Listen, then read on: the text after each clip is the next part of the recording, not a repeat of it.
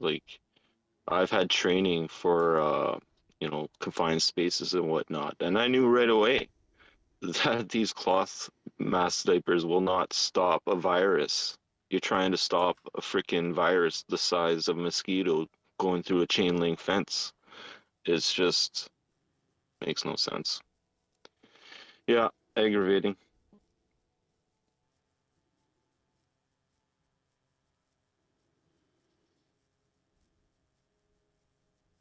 Meanwhile, in other countries, it's just life is normal. They don't have to deal with any of this nonsense. This isn't even a topic of discussion.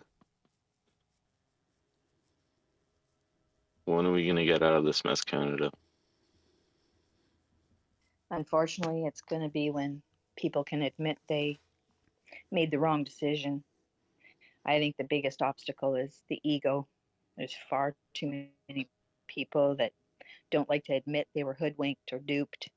They just struggle with that intently. It's a form of narcissism, I guess. I don't know, but we got a long wait before more and more people get over that hump. There's got to be a Well, lot more suffering. it's literally, Russian roulette every time you're injecting this shit into your body, right? So the long game here is not looking good for those who follow that Pied Piper tune. The most aggravating thing about the masks is when you go into a store and you got some fucking 18-year-old girl trying to fucking power trip. Can you put a mask on, please, sir? Get the fuck out of here. Fuck. I'm just here to buy dog food, man. How much fucking shit you think I'm gonna catch in here? Fuck. The only good thing about the mask is when I went to Fort Mac to get a job, I'm a stoner. Fucking.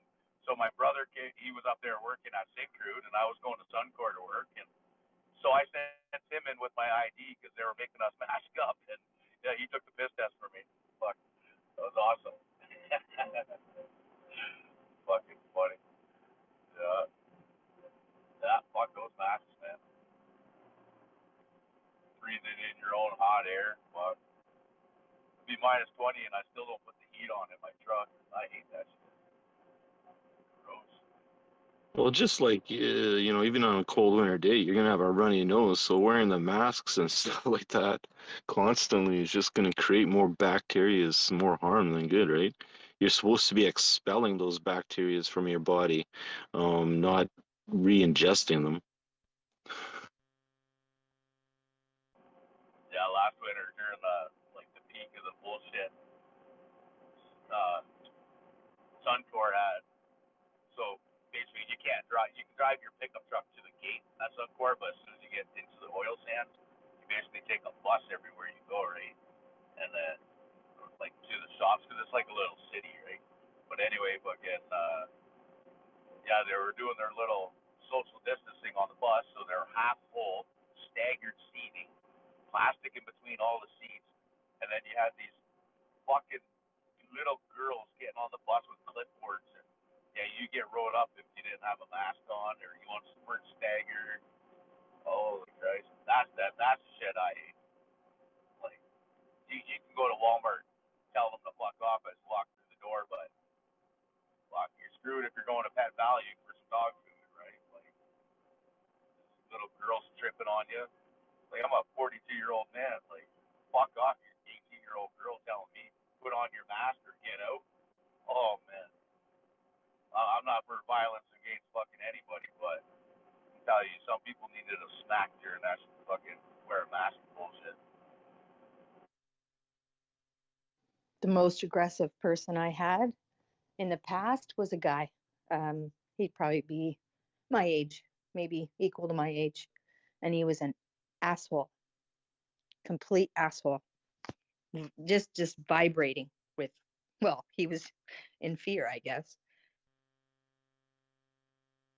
Yeah, it's doesn't really matter which it's not even a male or female argument at this point. It's just those people. It's just unfortunately, morals and ethics and humanity are just lost to them. It appears, And So, we could hope and pray all we want, but knock on wood, right? Go ahead, Zink. up in the nest, I have my 5 feeds, right, for all the video feeds I'm doing. And then the next tweet over, just a reminder, tomorrow, the book discussion about 1984. So, Right on, right on. Yeah, so today we're gonna run it like we have in the past few days there. Not yesterday, we had an open mic discussion. We're gonna have a good listen in just so we could have some real transparency. Don't let it trigger you guys, we know the song and dance that's being played, but it does give you some insights and gives us somewhat of a strategy plan on how to react to it, right? Ultimately. So this is very important that people but do if it listen does in get on these too hearings. boring, then we'll just go to general discussion, because sometimes they have been getting really boring. Yeah, but yeah, sure. Absolutely, we can do that. Room vote on that. For those who do notice the little icons on some of our icons here, that's because this is linked to our Four Amigos community page. If you'd like an invite, just follow myself or Zinc, and we'll be able to DM each other that way and communicate what your wishes are. I don't know if there's a request button or not, but I I think think there if is. you I aren't think if part you of the go up there and you click on the Four Amigos thing at the top there, you'll see that there's a little Four Amigos like logo up there. It's like a little bubble. You click that bubble and it yeah will the take you to the community. Yeah, in the original, if you aren't part of the community though at all, in Twitter, it doesn't really show up for you. I believe I you think have it to does. really I be. think it does. It does now. They fixed that glitch. I think so Yeah, because So yeah, like the spring side I of the report, but yeah, I yeah, used okay. So Gopgow because Gopgow didn't have the bottom thing, and so I tried it myself with that one. So I clicked it and it took me to the community, and then I said, you know, join community, and then I accepted it and stuff. And I think that's how I think it did okay, work. I'll have to all try right, again. cool, cool. Right on. Yeah, yeah. I know previously we had issues with other accounts not even access to Yeah, no, like for the communities, first strangely. So 3 months, I couldn't get access to community as on this account because I think it's being A/B tested. I had access to okay, the stupid Twitter Circles thing before a lot of people did. Because yeah, like for anybody who doesn't know, like it's often in software companies they'll do what they call an A/B test. So half of the people will be The given one Public Order feature. Emergency Commission is now in session. La Commission sur l'état all right, d'urgence est we're maintenant gonna get ouverte. going here, and I'll see you at the first break, everyone. Good morning. Bonjour. Just before we start, I just want to give a bit of a message as to the events of yesterday. As many of you know, we had to interrupt the hearing yesterday because our senior counsel, Gabriel Poliquin, suddenly became indisposed. He was seen by medical professionals and his episode was likely nothing serious. So he's expected to make a quick recovery after a few days of recuperation, and we'll be back with the commission next week. He wishes to thank all who have reached out to him with messages of support, and it's very appreciated by him and of course by the commission. So with that brief introduction and reassurance, we can go on to the next witness.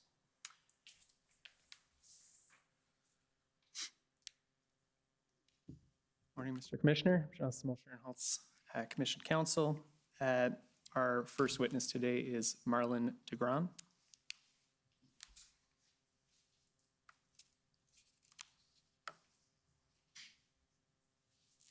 Good morning, right up here. Thank you, sir. Sir, will you swear on a religious document or do you wish to affirm? Swear, please. We have the Bible, the Quran, or the Torah available. Bible, please. Thank you.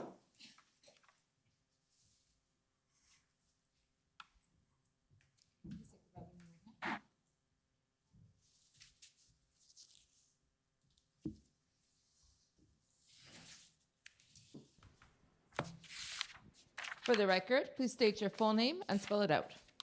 My full name is Marlon Armand DeGrand, Marlin, Arman, and the surname is Degrand. Do you swear that the evidence to be given by you to this commission shall be the truth, the whole truth, and nothing but the truth? So help you God. I do. Thank you.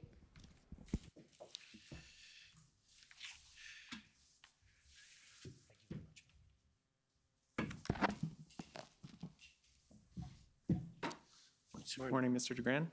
Morning, sir. How are you? Good to see you again. So, Mr. DeGran, you'll recall that you met with Commission Counsel on August 30th for an interview. Yes, I do. Remember that? And we prepared a summary of the evidence that you provided during that interview, correct? Yes. So I'll just pull up WTS 703. So this is your witness summary, which will come up on the screen. Do you have any corrections to that witness summary this morning? I do not. Great. And you can confirm this is the witness summary that you've seen, you've reviewed it? Yes. Perfect. So I'll have that entered into evidence. You also will recall that the province of Alberta, the government of Alberta, has prepared an institutional report. You've had the chance to review that as well. I have. And I also understand that you've sworn an affidavit attaching and confirming the content of that institutional report. I have. And so just for the record, the institutional report is ALB.IR.701, and then the affidavit is AFF.6015. Thank you. So, Mr. DeGran, I understand that you are Assistant Deputy Minister of the Public Security Division and Director of Law Enforcement for Alberta Justice and Solicitor General. Is that correct? It's correct. At the time that we spoke, we've since had a ministerial change, and our department is now sort of split to Justice on one side, and I'm with the newly created Ministry of Public Safety and Emergency Services. Okay, But the role stays the same. And you're still Assistant Deputy Minister? That's correct. And what was your, can you maybe describe your responsibilities at the time? At the time of these events, Yes. I was the Assistant Deputy Minister and responsible for the coordination. I have a number of duties as the Director of Law Enforcement. Primarily at that time was the coordination of law enforcement in the province. We also are responsible for oversight, research and statistical analysis, crime prevention, and a number of other matters under Section 8 of our Police Act. And who did you report to at the time? The Associate Deputy Minister, now Deputy Minister for our department, Dennis Cooley. Fantastic. And they reported to Minister Savage, is that correct? Yes, yeah, our minister at the time was Minister Savage, interim minister. Thank you. And so my understanding is that you would, one of your roles was to liaise with law enforcement on behalf of the government and the Solicitor General. That's correct. Liaise and coordinate with. Can you maybe start by providing us with a brief summary of policing services in the province?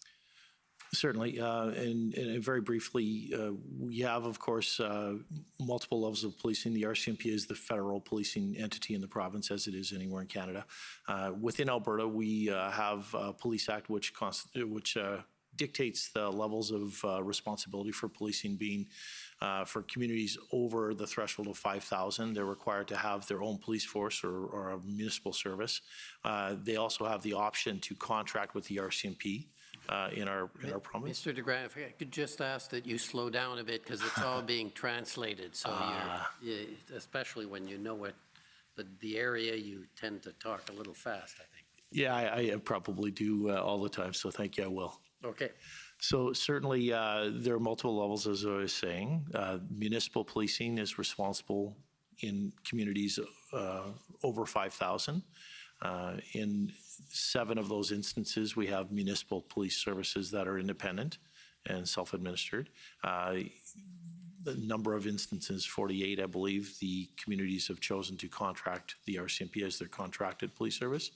The RCMP is also our contracted police service for the provision of provincial policing in the remainder of the of the province, including First Nations and Métis settlements, with the exception of 3 communities which have self-administered First Nation services. And so my understanding is in communities under 5,000, though, then the policing would be provided by the RCMP? That's correct, as the provincial police service. And so that would include, for example, Coutts? Yes. Okay. And I believe that's the K division of the RCMP? RCMP K Division, the designation for all operations in Alberta. Perfect, thank you.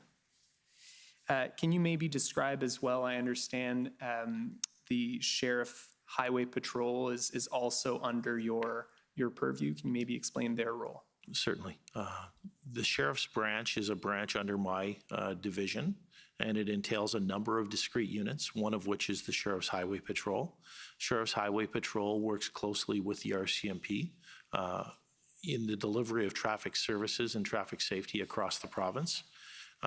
In their role insofar as the border dispute at Coutts was directly in support of the RCMP's operational response, and we provided a number of our officers to the RCMP to assist in any number of areas, including traffic control and checkpoint control, under their direction and within their operations. Ordinarily, the sheriffs work collaboratively and cooperatively with the RCMP, but independently from the RCMP as a peace officer organization. They are not police officers.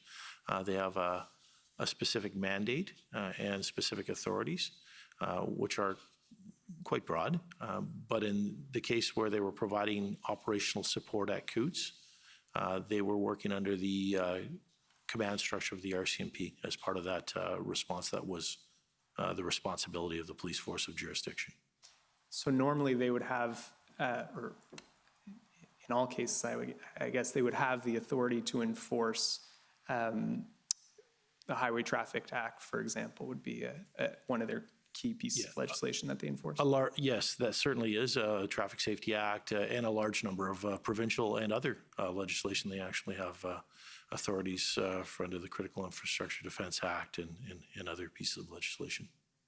And so maybe can you just explain a little bit more why in this case they would operate at the direction of the RCMP? Certainly. The event at the border specifically was obviously a policing event, and police are charged with the responsibility for administering or for overseeing and addressing public order events and cases of breaches of the law, et cetera. In that particular case, the police force of jurisdiction, being the RCMP, has overall command and control of the event, and it would be improper and problematic for an independent agency, such as the sheriffs, to operate in an operational manner in that, or an enforcement manner in that event, outside of the command and control of the RCMP, as you could conceivably come at cross purposes for some of the strategies that we're attempting to be embarked upon, both from a negotiation perspective or an enforcement perspective, et cetera. So you need to be coordinated, and there has to be one unifying command and one command and control apparatus for the response. Thank you. You mentioned briefly there the Critical Infrastructure Defense Act. Can you maybe explain for us what that is? What does that law do? It is a piece of legislation and I probably am the wrong person to give you a very detailed explanation on it, but it's in a sense it allows for police in the province to have another tool in their toolbox when dealing with matters that provide intrusions to or affect the operation of critical infrastructure in the province. It's not akin to, say, the Emergency Act, which is why we're here today, in the sense that there's no need for invocation. It's much like the Traffic Safety Act, the Criminal Code, or any other statute that's available as a tool to law enforcement every day, an act that is in place in Alberta. And is your understanding that highways are a piece of critical infrastructure under that act? That's correct. Okay, thank you. And who's able to enforce that act? I think you already mentioned the sheriff's both the sheriffs and the RCMP can enforce? Yes, any police service can in their area of jurisdiction. Municipal, yes, thank you. And so what kind of function, you've already mentioned you liaise with police. Do you play some sort of oversight function as well? We do have an oversight function. We have policing standards that we develop in a collegial manner within the province with law enforcement, and which we're charged with ensuring are met. We have audit programs that we are involved in, and then of course we are involved in policy development and giving advice to the government on legislative changes that may or may not be required. So I'd like to talk now about Coutts a little bit. Sure. So my understanding is that the province was aware that a slow roll was headed towards Coutts and scheduled to arrive on January 29th. Yes, we became aware of that through information that was provided to us through law enforcement and through our Provincial Security Intelligence Office. Where would you typically get your situational information on an event like this? We have a reasonably well-developed level of coordination between the law enforcement entities in the province, all police services, as well as our sheriffs and our Provincial Security and Intelligence Office, which allows for the sharing of information in as near to real time as possible between those entities so that we can, and of course through the use of the Criminal Intelligence Service of Alberta within our our combined forces law enforcement entity alert. Through those things, we receive information on a regular basis on any evolving situations that have an ability to impact any area of jurisdiction, or in this case, potentially multiple areas of jurisdiction across the province, and we ensure that it's shared not only broadly within the law enforcement community, but also provides insight for myself. And you would have received all those situational updates? I received situational updates from my folks for sure, yes. And was the province aware of the threats of a blockade prior to the arrival of the convoy at the border or near the border? The information we were receiving at the time through the RCMP was based on their conversations with organizers. Nothing that we saw indicated that, well, there's always the potential for a blockade, but nothing we saw indicated that that was the intent of the slow roll convoy.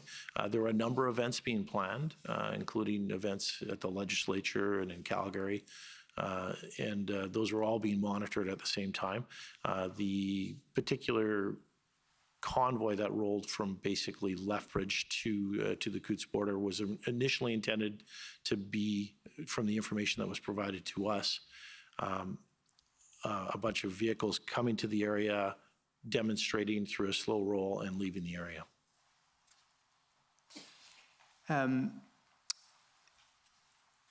Mayor Willett, I don't know if you heard his testimony I did not, a few days sorry. ago. He testified that he advised the Premier and Minister Savage on September 27th of the risk of a blockade. Maybe we can pull up COU 50183. I'm sorry, September? Oh, My apologies, sorry. I wrote up my notes late last night. So. I understand, yeah, no, thank you.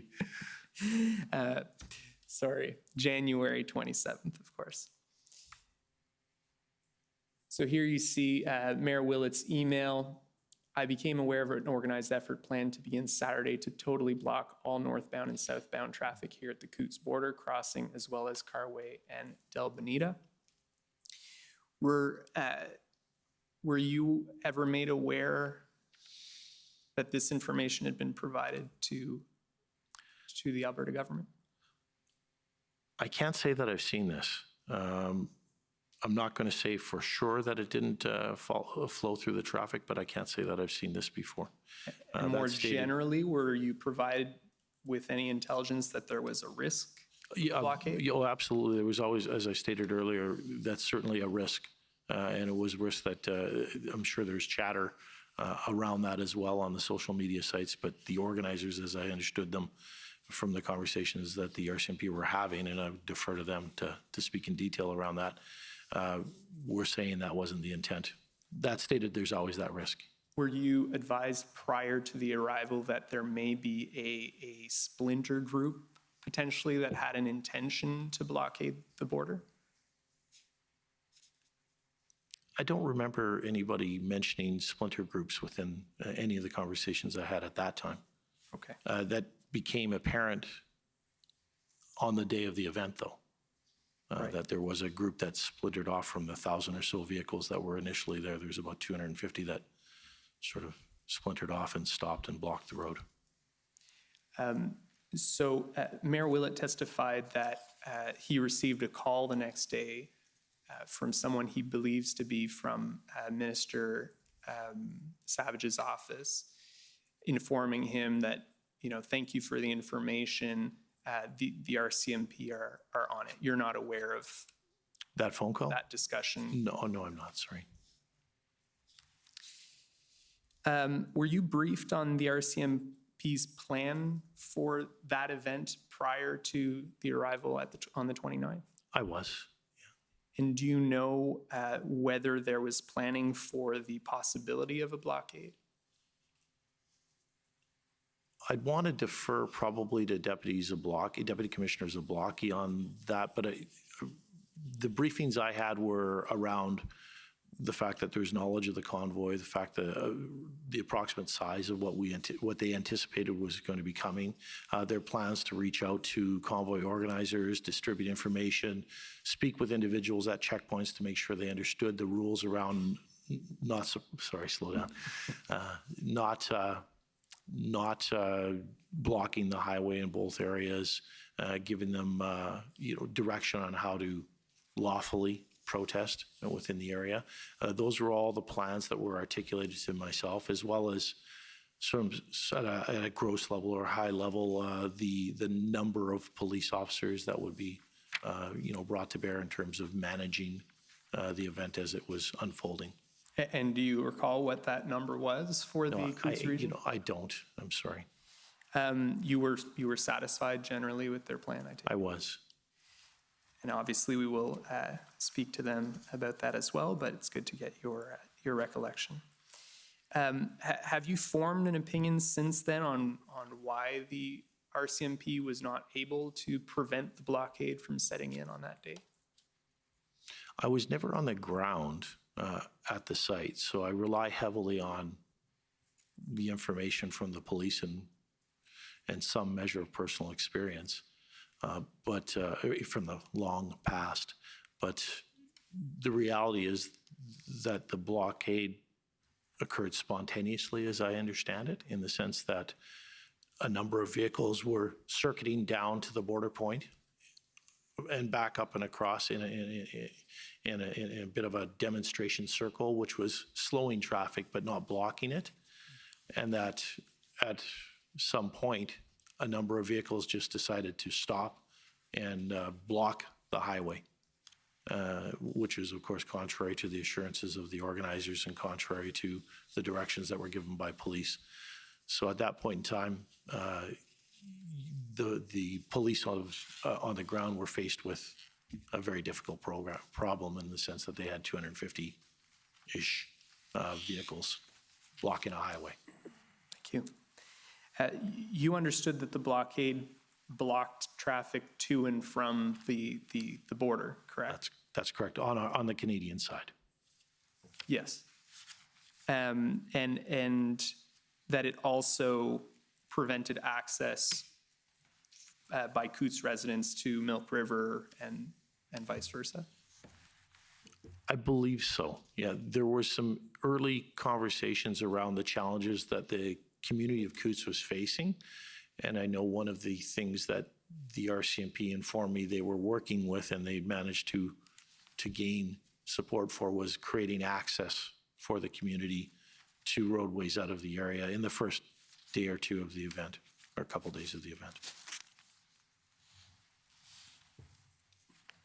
And you understood, I think what you're telling me is you understood it was a key artery for Coutts to get to essential services and milk. Certainly, yeah, certainly. Although I'm not as familiar with Coots to say if it was the only artery, but I believe it was certainly key.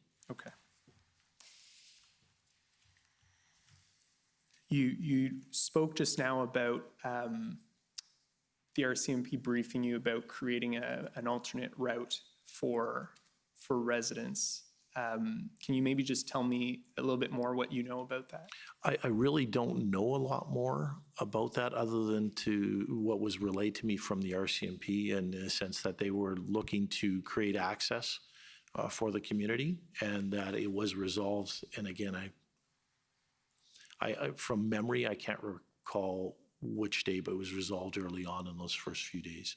In the first few days, Yeah. and that they would have successfully created some alternative route when the highway was fully blockaded for residents to get out. That's correct. And is your understanding that were you ever advised that that route was used for commercial vehicles as well? To cross the border? Well, not to cross the border, but once they had crossed the border to kind of get out. There was a number of, as the RCMP relayed to me, that there were a number of vehicles, truck drivers, sort of caught up in the matter that didn't want to be there, but had no way of getting out. And I'm going from memory, and I can't remember which day it was, but as again, on those early days, there was some progress made in discussions by the RCMP with the protesters to allow those that did not want to be there to leave. And I believe 25, 30 trucks were escorted out of the area. But beyond that, there was no real avenue for truck drivers to go through when all the lanes were blocked. Yep. I think it's important to note that throughout the duration of the event, which was a couple of weeks, there were, the majority of the time, there actually were one lane of travel open both north and south. So fair to say, to your knowledge, there was no alternate route available for commercial vehicles. RCMP was relying on essentially the good faith of the protesters. Well, through Coots, Sweetgrass border crossing, that would be accurate. Yes. There are other border crossings that very early on, efforts were made to ensure that those remained open, while the primary border crossing to the United States from Alberta is, of course, at Coots, at Sweetgrass. The Del Bonita and Carway crossings are also available. They have more restricted hours, and efforts were made by our Transport Canada folks, as well as the Transportation folks in Alberta, not Transport Canada, my apologies.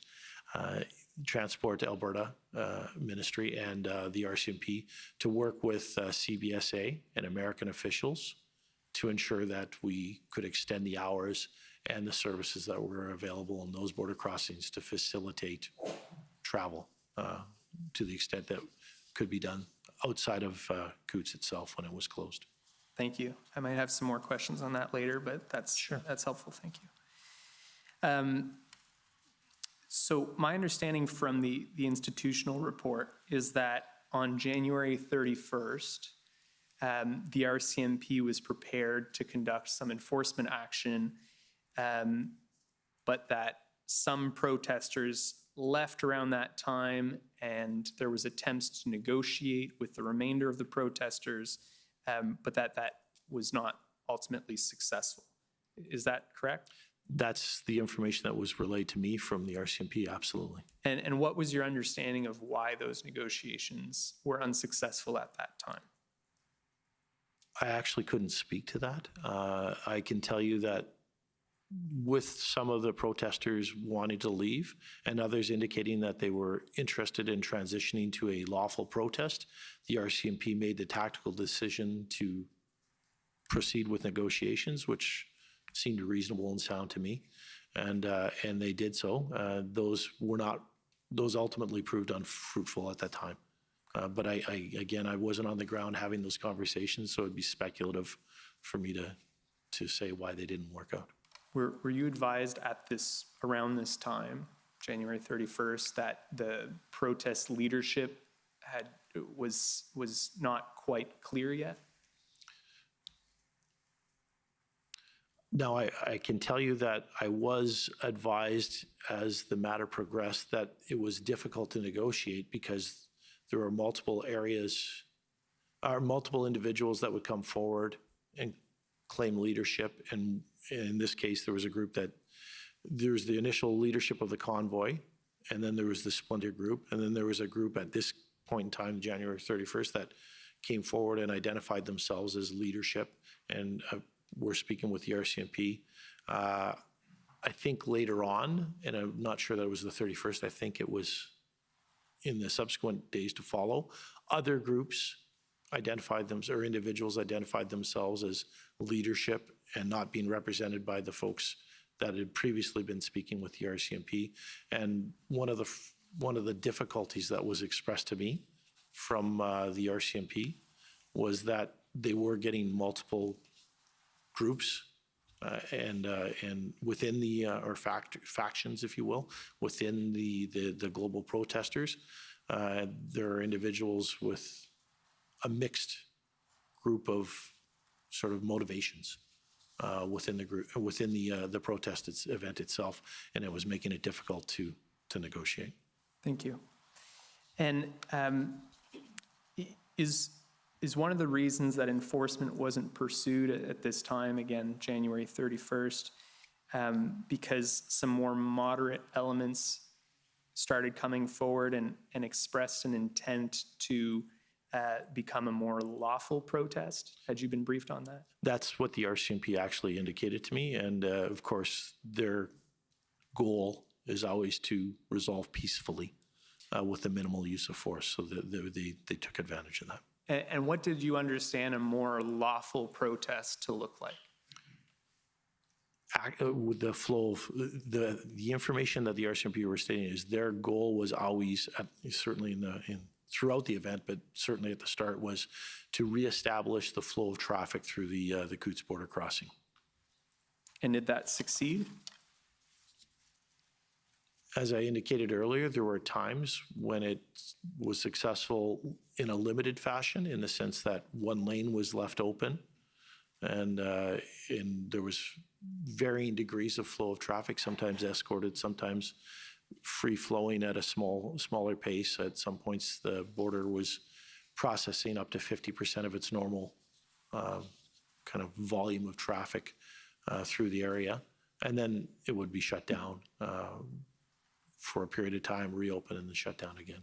And then ultimately was shut down until it was resolved for, I think, 2 or 3 days at the end. So around the 10th, 11th? 10th, yeah, somewhere in there, yeah. It was resolved on the, I think, the 14th. Yes.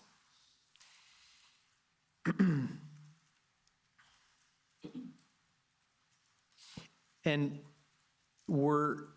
is your understanding that during this time, commercial vehicles were still using the Coutts point of entry, maybe in limited numbers, but there was still activity at the Coutts port of entry?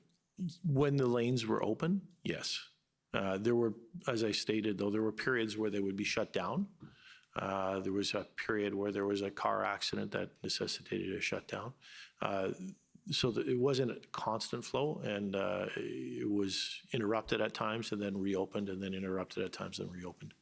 And maybe I just want to clarify, my understanding is that the blockade was, I don't have a sense of the distance, but maybe a kilometer away from the actual customs point of entry, and so that's why I'm kind of making a distinction between the two. Yeah, it's you're probably almost as familiar with the area as I am, having never actually traveled through that border point myself, but my understanding of it is the actual customs office is just south of where the blockade took place, which is on the two highways, two sections of Highway 4, which traveled down to it, and there's a bit of a crossover, and come back up to it, and that was where the blockade itself was, the primary blockade, and there was another one that actually sort of rose up the highway closer to the community of Milk River. Yes. Yes,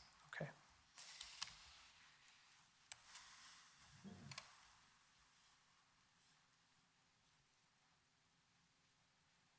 So you've already spoken about the contingency planning that was made with alternate point of entries. Do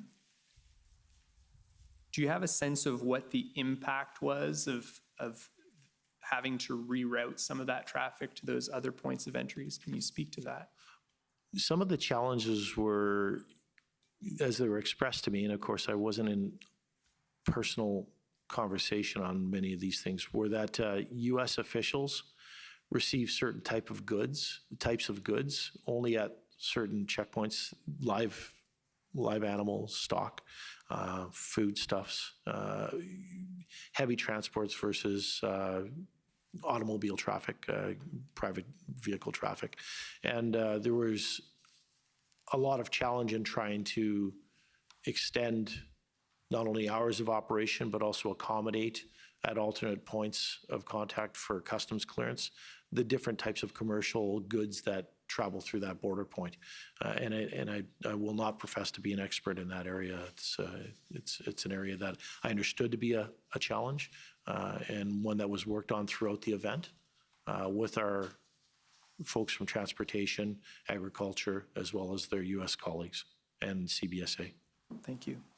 If we could pull up ALB 401573.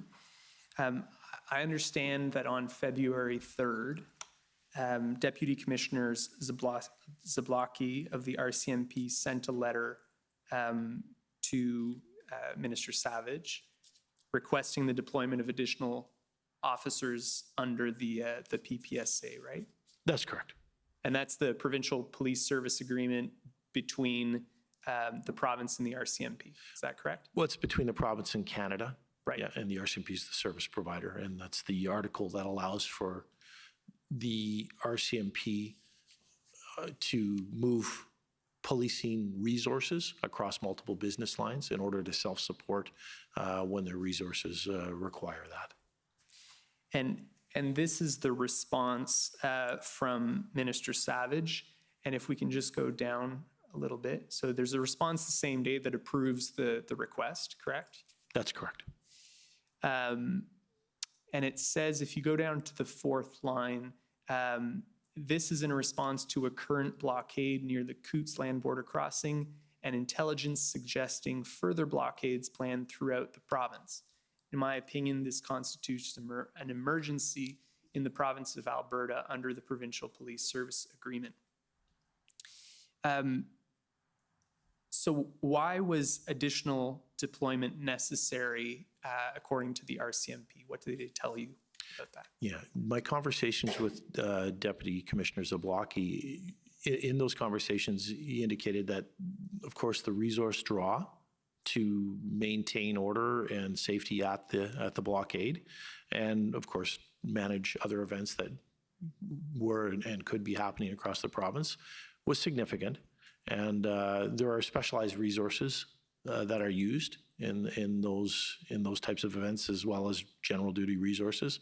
And his intent through invoking this article of the Provincial Police Services Agreement was to reach out to other provinces for extra resources so as to give his team relief, in the sense that he could spell people off for a period of time, get them through a rest period, and then put them back into their role.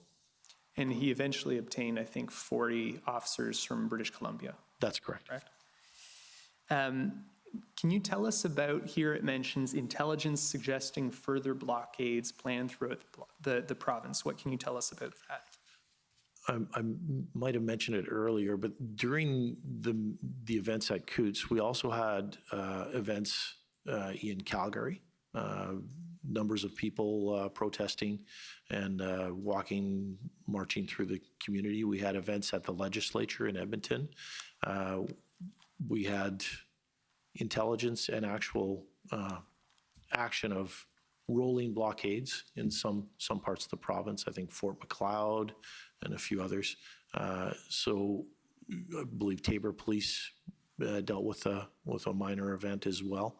And so there There were also tracking on social media at different times, calls from individuals to protest in other parts of the province and create other traffic snarls, slowdowns, that sort of thing. So those would have been the events that I believe the Deputy Commissioner would have been referencing, although of course he won't be able to speak to that himself. Thank you.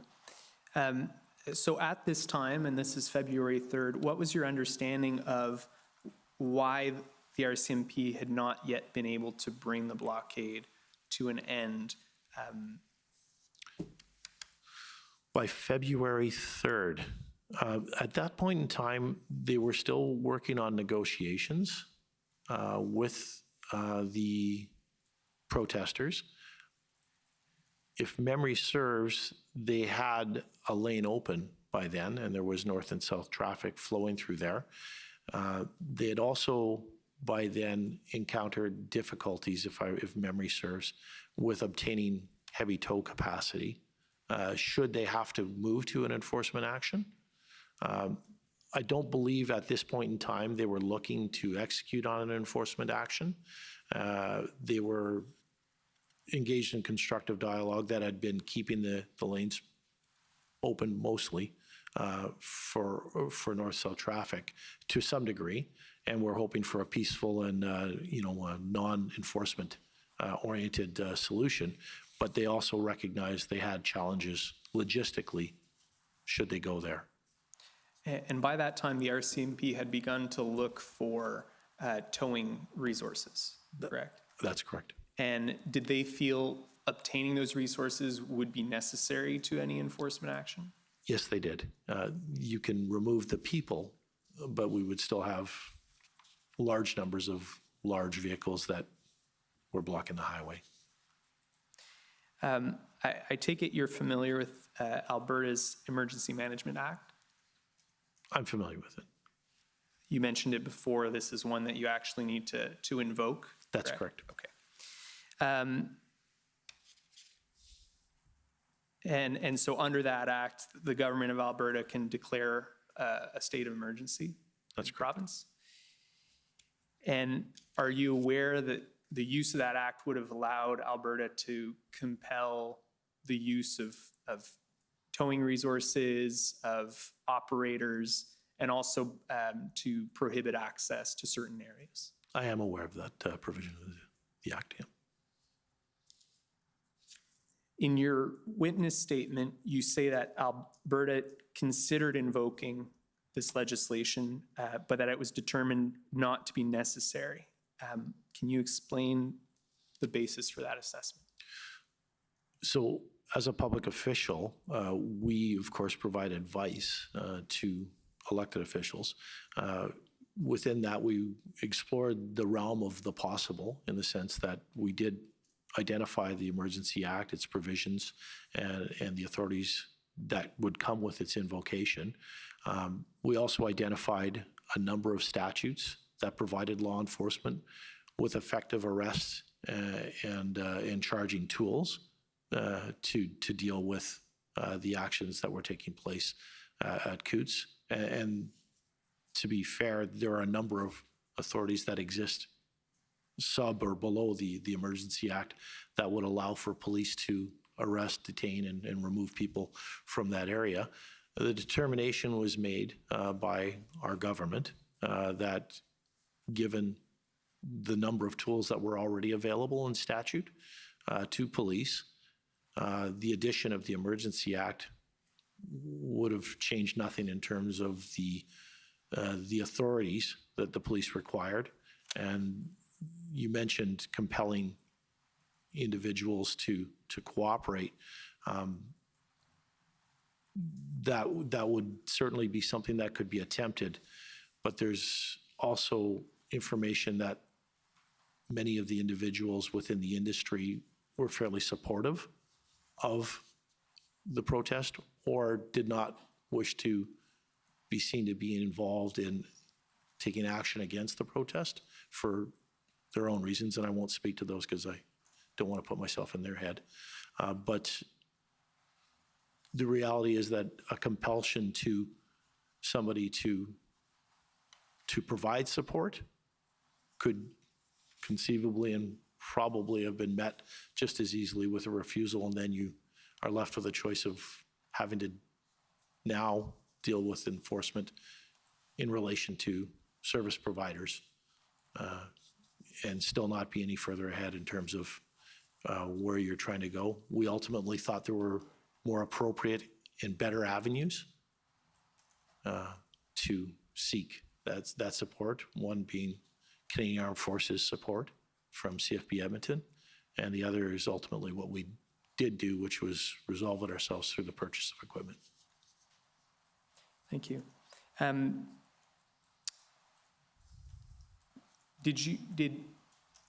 What was the basis, I guess, for the assessment that some people may not comply even if compelled?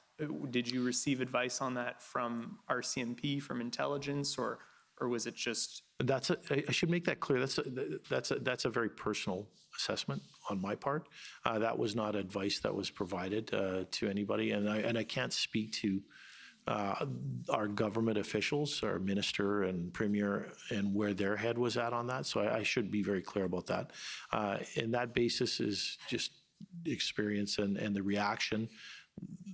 And this wouldn't have been February 3rd. This would have been much close to 8th or 9th that I was getting from my folks that were engaged in conversations with the industry when they were attempting to solicit support for the RCMP to use their equipment. It was categorically dismissed, and people were either not returning our calls point blank or telling us that they just would refuse to cooperate. Did the RCMP ever request that this act be invoked? No, they did not.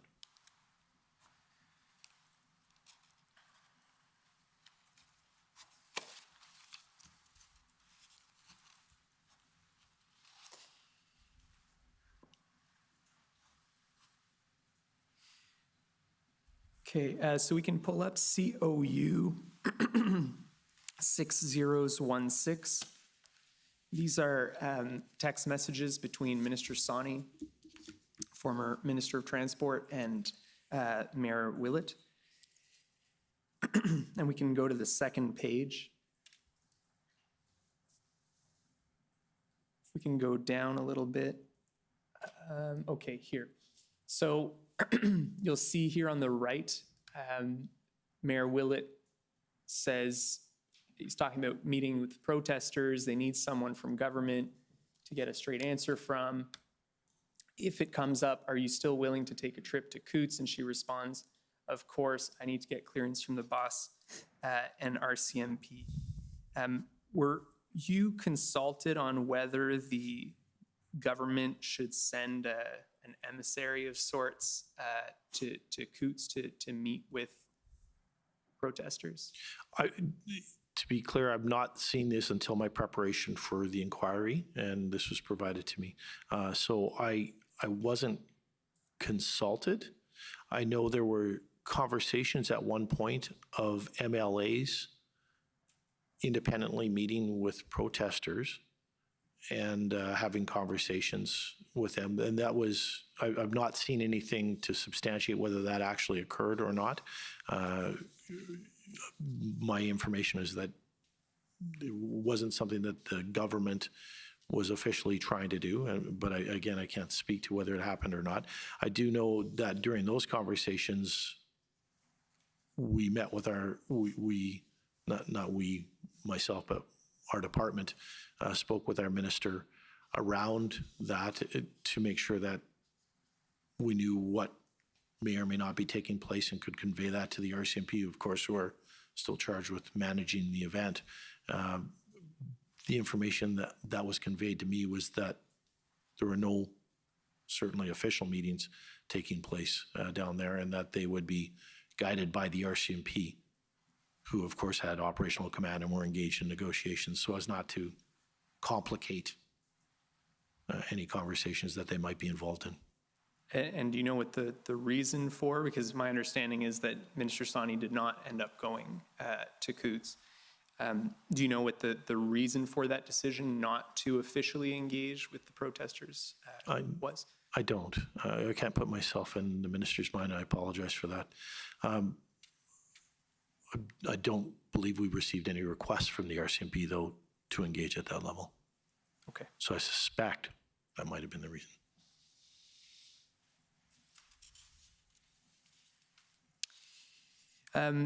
In the institutional report, it says that the RCMP asked the Sheriff's Highway Patrol not to take enforcement action until February 7th. Do you remember that? Yes, I do. Okay. And do you know why that was the case? Again, the RCMP, I believe, were asking that we make sure that our officers did not take unilateral enforcement actions outside of their operational plan. I can only surmise, and I will leave it to Deputy Zablocki to confirm, but that would have been to ensure that any actions that we took didn't interfere with any negotiations that might have been ongoing with individuals at the site. Okay. And so what changed on the 7th? Because I know after the 7th, there was a number of violations were issued. Do you know what changed? That would have been a time, at the time there was a sort of a very moderate or small enforcement, I guess you could term it enforcement initiative that the RCMP wanted to engage in, basically starting with information, if memory serves correctly, moving into, I think it was checkpoint 10 near Milk River, to have conversations with people, provide them with information, start charging vehicles, et cetera. So it would have been a coordinated effort based on the RCMP's operational plan and under their direction that our officers would have been involved in.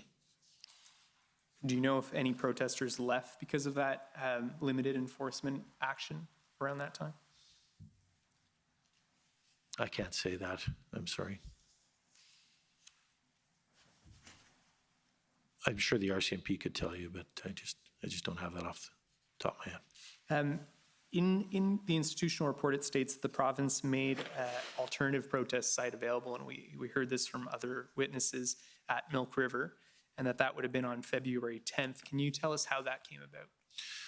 Absolutely. The RCMP actually suggested that it would be useful to them in their conversations with protesters if we were to make available a site that they could protest on that would meet their visibility needs but not obstruct traffic. We engaged with transportation and ourselves, but primarily transportation, in developing a site near Milk River which met the needs of the RCMP on property that we owned already.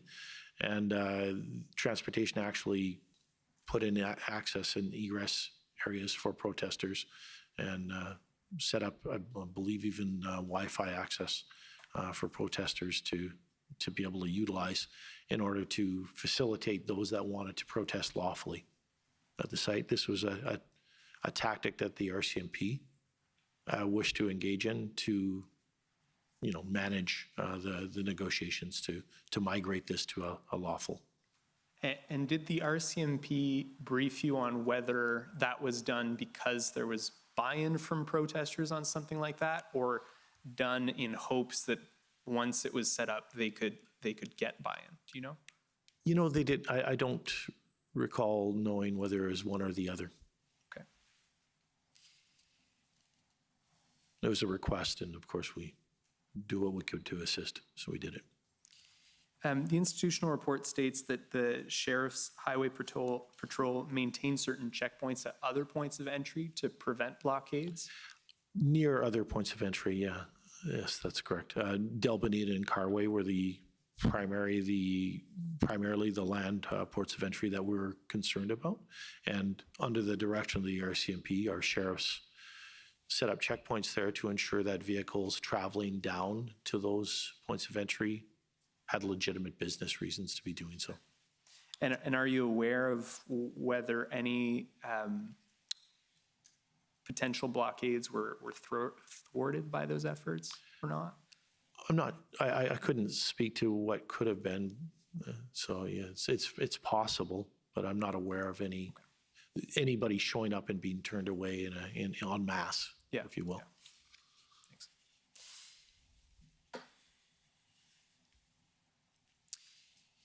I understand that on February 9th, I believe, a charge under the Critical Infrastructure Defense Act was laid against Pastor Artur Pawlowski. That's correct. Is that the only charge that was laid under that act? I don't want to misspeak here. Something tells me it was used twice, but certainly that's the only one that comes to mind. So you understood that the act could apply to the situation? Oh, absolutely, yeah. And certainly Commissioner Zablocki and the RCMP would have a lot more fulsome detail on the charges they laid. Did the RCMP ever explain to you why it wasn't utilized more?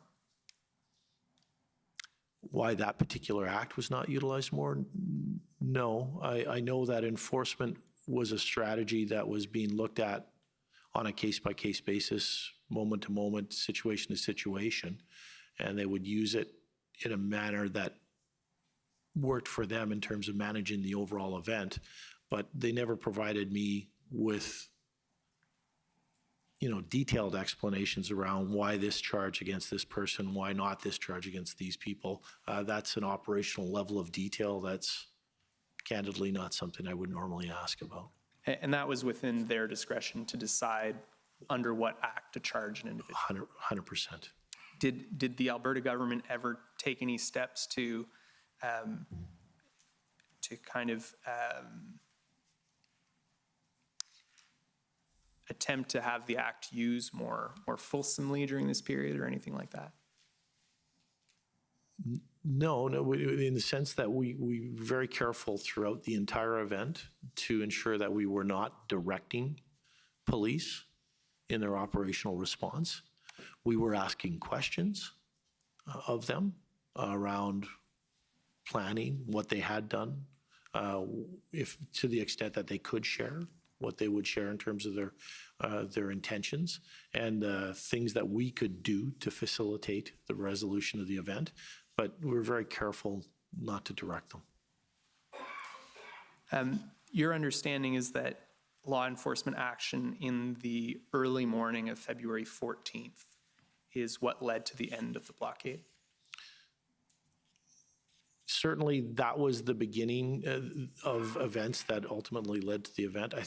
I would hesitate to say that that was the single event that was causal in that sense. There was a lot of work that was done by the RCMP and others in the days leading up to that to develop relationships, et cetera.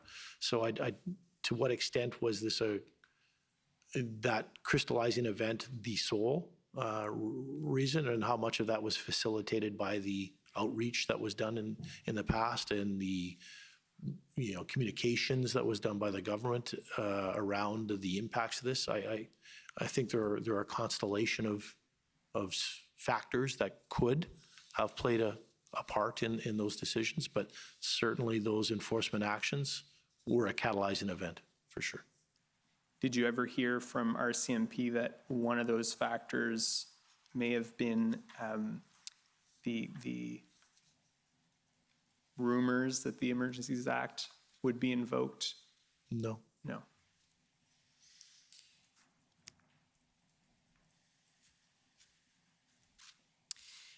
So when did you hear that they would, sorry, let me back up. The evidence we've heard is that protesters met in the morning of February 14th and decided they would be leaving the next morning. Were you advised on the 14th that they had made that decision? I was. And do you recall around what time you were advised? It was very early in the morning that I was advised of the enforcement actions, very early for me, sorry, 7:30. Now I'm struggling now to recall if it was at that particular conversation or in one of the conversations I had in the morning that I was advised that it looked like the protesters were now dismantling.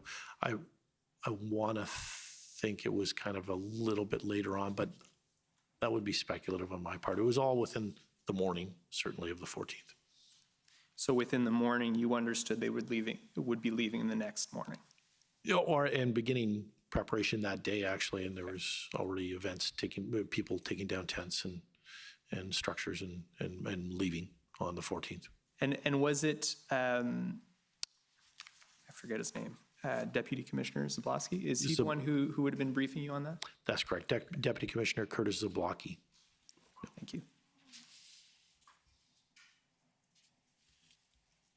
And your understanding is that the next morning they were all gone by early morning? For all intents and purposes, operations were resumed on the 15th at the border point. I think there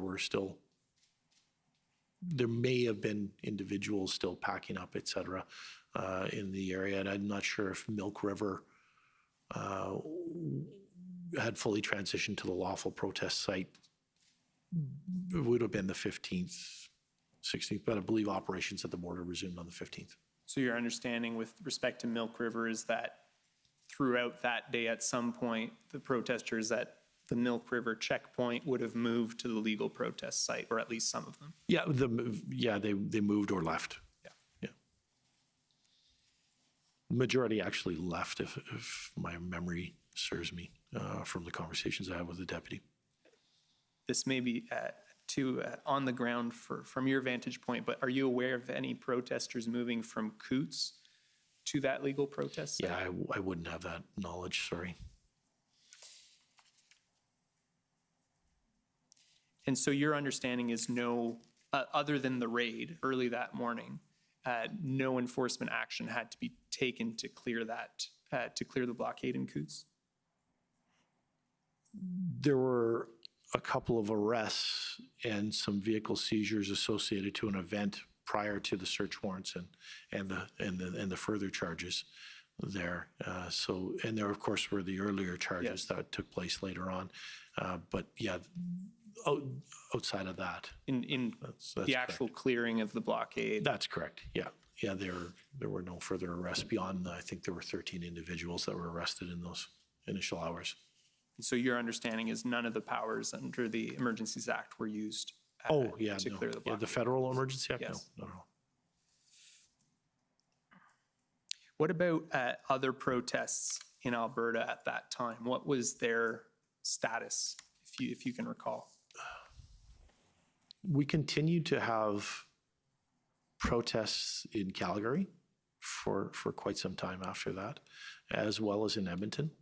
Around the legislature, and both the Edmonton Police, the Calgary Police, and the RCMP and our sheriffs were involved in those. We had protests at the Calgary Remand Center involving individuals supportive of Mr. Pawlowski.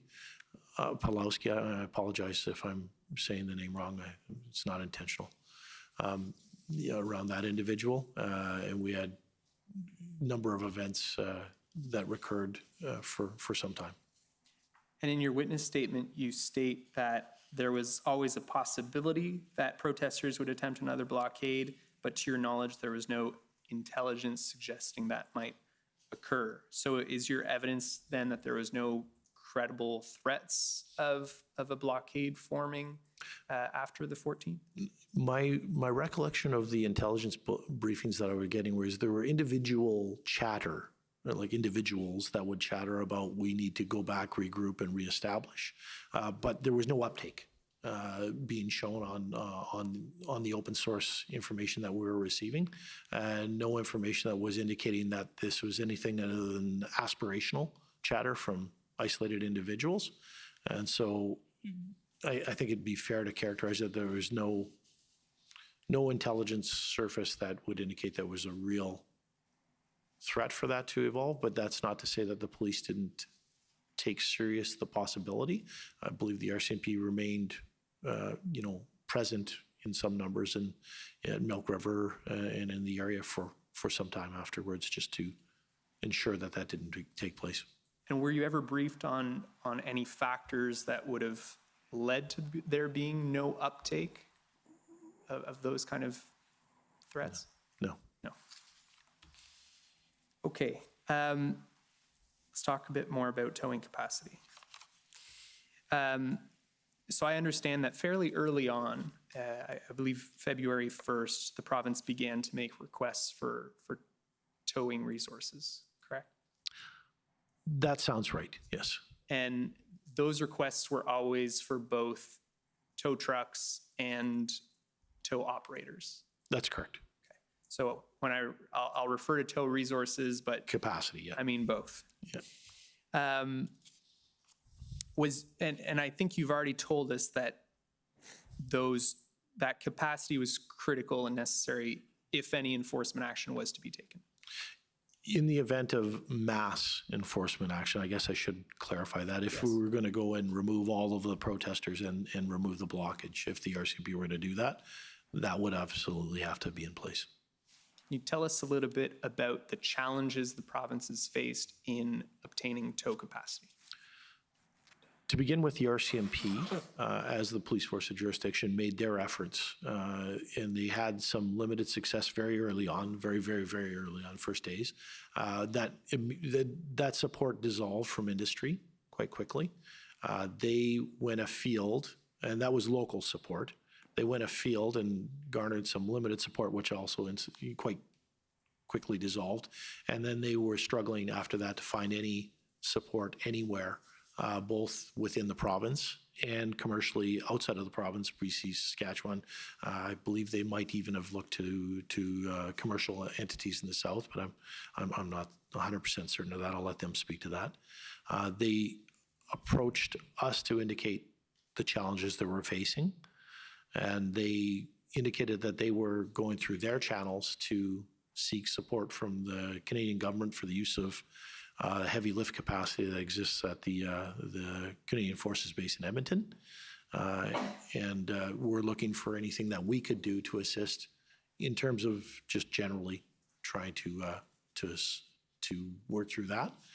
We initially, when tasked with trying to support them, supported their call for Canadian Forces logistical support. And we also embarked on a process, sort of an evolving process of attempting to secure that lift capacity for them.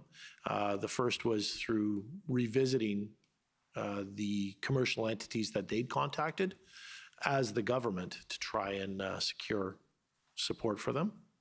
We were unable to gain any support that way. We looked afield to the City of Edmonton, City of Lethbridge, City of Calgary, industry, ATCO, those sorts of things, CNCP, colleagues to the south of the U.S. border, to try and look for any capacity that we could get there. We had some very limited success in the sense that we had one city that was able to provide us with a heavy tow truck and had some minor sort of like a loader type and small crane support from another city, but not the equipment that the RCMP required. So in support of our ask to the Canadian Forces, we had the RCMP actually set out exactly what they needed for equipment should they have to go to that type of enforcement action. And that was what constituted sort of our list of tow trucks and capacity that we sought out for them. Eventually, we determined that there was not going to be a commercial avenue there, and it was becoming apparent that we weren't going to get access to the tow capacity at CFB Edmonton. And we were able to, through a multiple number of sort of online sites, identify private vendors who had lift capacity, used tow trucks, if you will, for sale. The commercial providers of those entities, it was a long waiting list to get anything from the actual manufacturers. We'd explored that already. We did manage to secure a small number on the weekend of, I think it would have been the 12th. We had them in place down in Lethbridge and turned over to the RCMP. And by the 14th had identified, and we're closing the deal on the remainder of the list, save 2 items, which were all, I believe, in place on the 15th in the south for the RCMP at their disposal. Super, thank you. If we could pull up ALB 500153. So I'll have just a couple more specific questions on this topic, but you've provided a great overview, so thank you for that.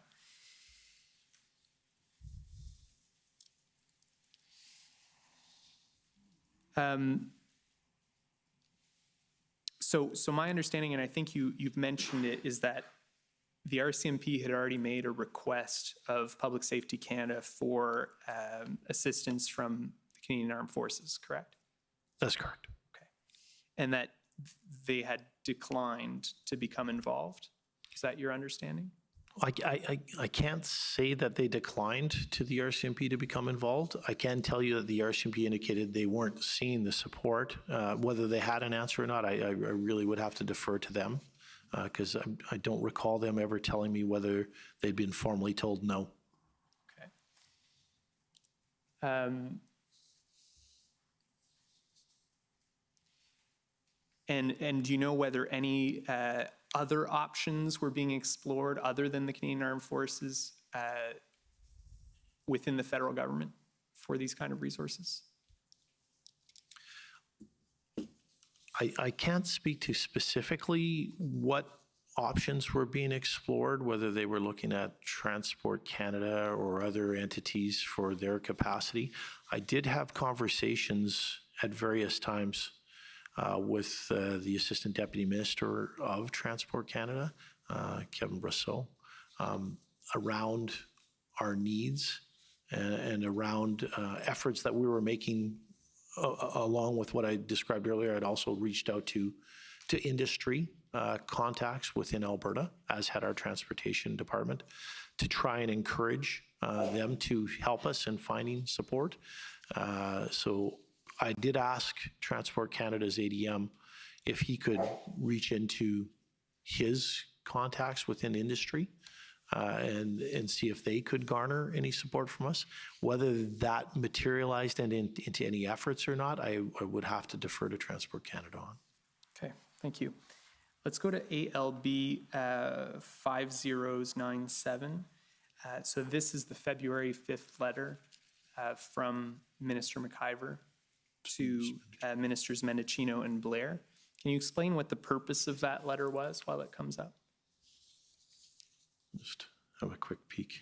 Oh, I believe this was the formal request for. There had been informal conversations, as I'm given to understand before this, but this is the formal request from our minister to the federal ministers for the deployment of those heavy lift capacity resources that the Canadian Forces possess in Alberta to assist us in removal of any equipment should the RCMP go to an enforcement action. This was a formal request for that support.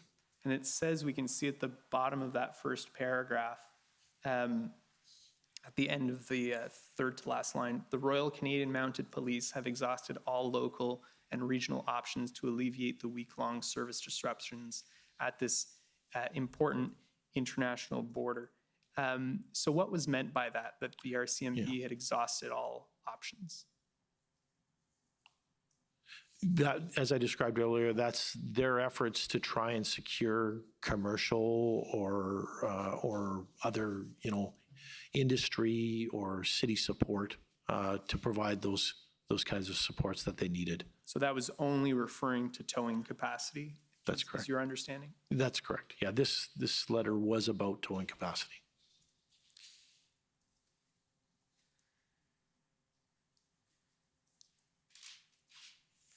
And then if we can go to the second last paragraph.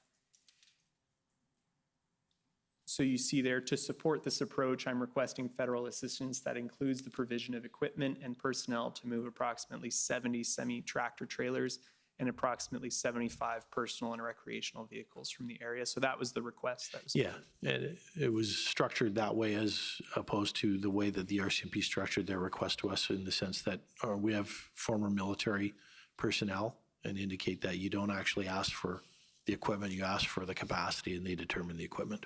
Okay.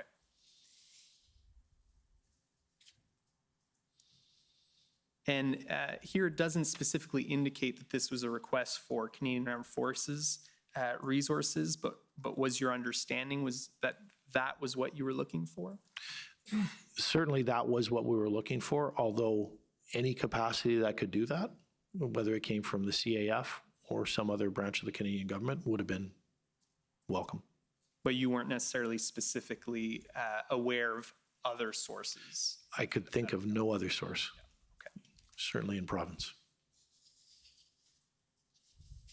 I understand that there was a conversation between Minister McIver and Minister Blair on February 7th, so 2 days later, following up on this request.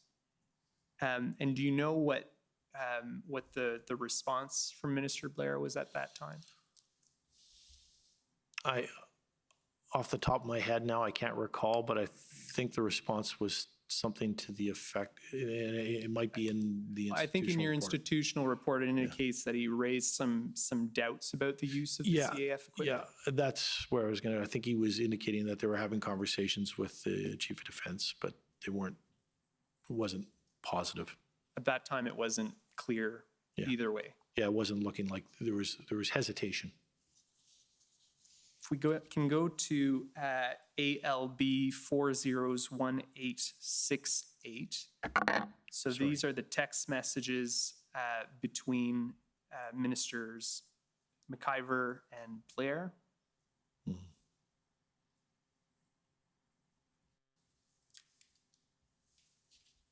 If we can go to page 2.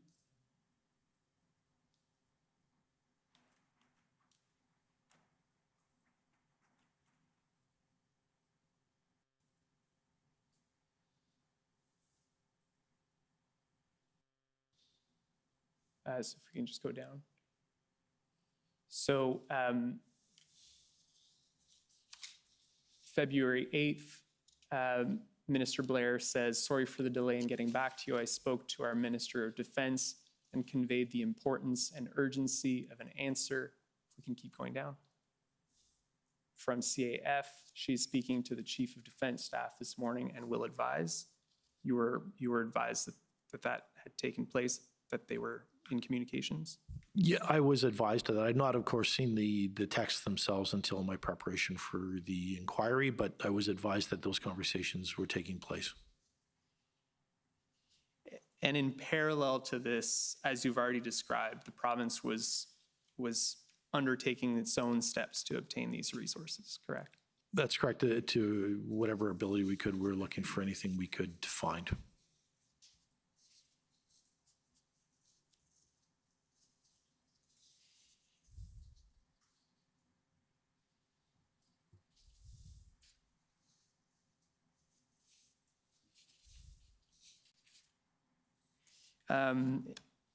We'll come back to this, but if we can go to ALB 401328.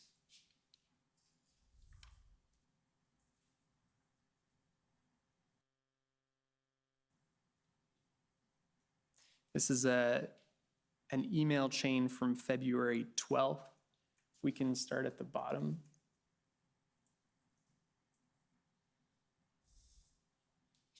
So who is Rayanne Lajeunesse? I believe at the time she was the deputy minister, if I'm not mistaken, of transportation in Government of Alberta. And so she writes to you that she's communicating with Transport Canada and that they've struck a working group and that it would be a good idea to loop you into that conversation. And if we go up to the second email, you advise, and the federal government, as you see, is copied on this exchange, correct? The Transport Canada specifically, Mr. Keenan. You say we're actually supposed to make several purchases today, as a matter of fact, with the number of vehicles identified for follow-up. So you were aware that you had communicated with the federal government that that was taking place at the same time? That's correct, yeah. And my apologies for the typo in there. I believe intended to say poised, but it was also Saturday afternoon there. I was Sounds good. busy. And you say our biggest challenge appears to be obtaining operators at this time, though we might be faster on equipment acquisitions if we can combine efforts. And so were you of the view that you were making progress on the equipment, but the operators were still the largest issue? That's correct. Yeah. We were making progress. By then, we'd acquired some of the list and were working on leads, some of which later fall through, but others that ultimately proved fruitful on the 13th. And that was one of the things you had asked the federal government for? That's correct. It was my hope that we were searching out with our team for commercial capacity that we could purchase, and thought that perhaps the federal government could do the same. And We could just go up to the top.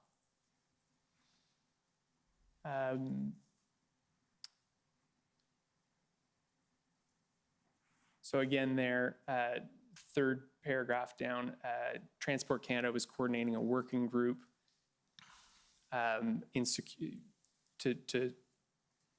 support local police, provincial authorities in securing truck and tractor removal capacity. So what was your understanding of those efforts? Maybe if you can describe that. I actually don't have a lot of information around the efforts that were being made at the federal level. We did have a follow-up conversation the next day with ADM Brasseau and PWGSC representative prior to us actually completing the purchase of the last group of equipment. But I'm not sure what efforts they were actually undertaking at the federal level. It was unclear to me. If we could go to ALB 401468. So that same day, you had communications with Kevin Brasseau. Who is he? He's the assistant deputy, at the time, he's assistant deputy minister for Transport Canada. And if we can go down, what were you providing him with here on February 12th? This was on the 12th. So this was the remaining items from the list that the RCMP had provided us, which we had yet to acquire.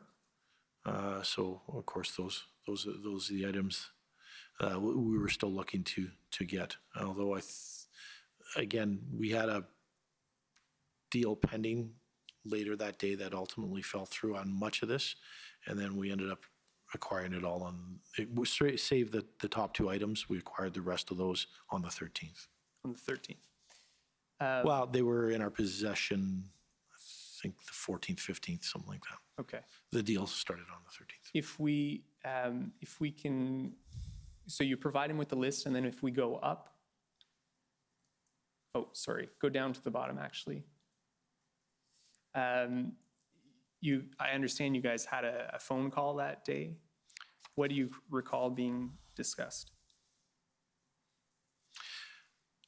I think that was just a touch base. And I'm going from vague recollection here, so please, know that this might not be 100% correct, but from my memory, the conversation was fairly generic in the sense that we were touching base, talking about the fact that we needed to combine resources and talking about what we had acquired and what we were trying to acquire. And that was the trigger for my following email to him, giving him the list of what was outstanding. And again, I'm going from memory, so I apologize if that's not 100% accurate. And your understanding at that time was that they were still working on the request? They're working on ways to support us, that's correct. Yeah, and in terms of the Canadian Forces request, yeah, yes. Okay. And did the Alberta government ever receive a formal response to the February 5th request? Not that I'm aware of. Okay. If we could go to pb.can.nsc 50690.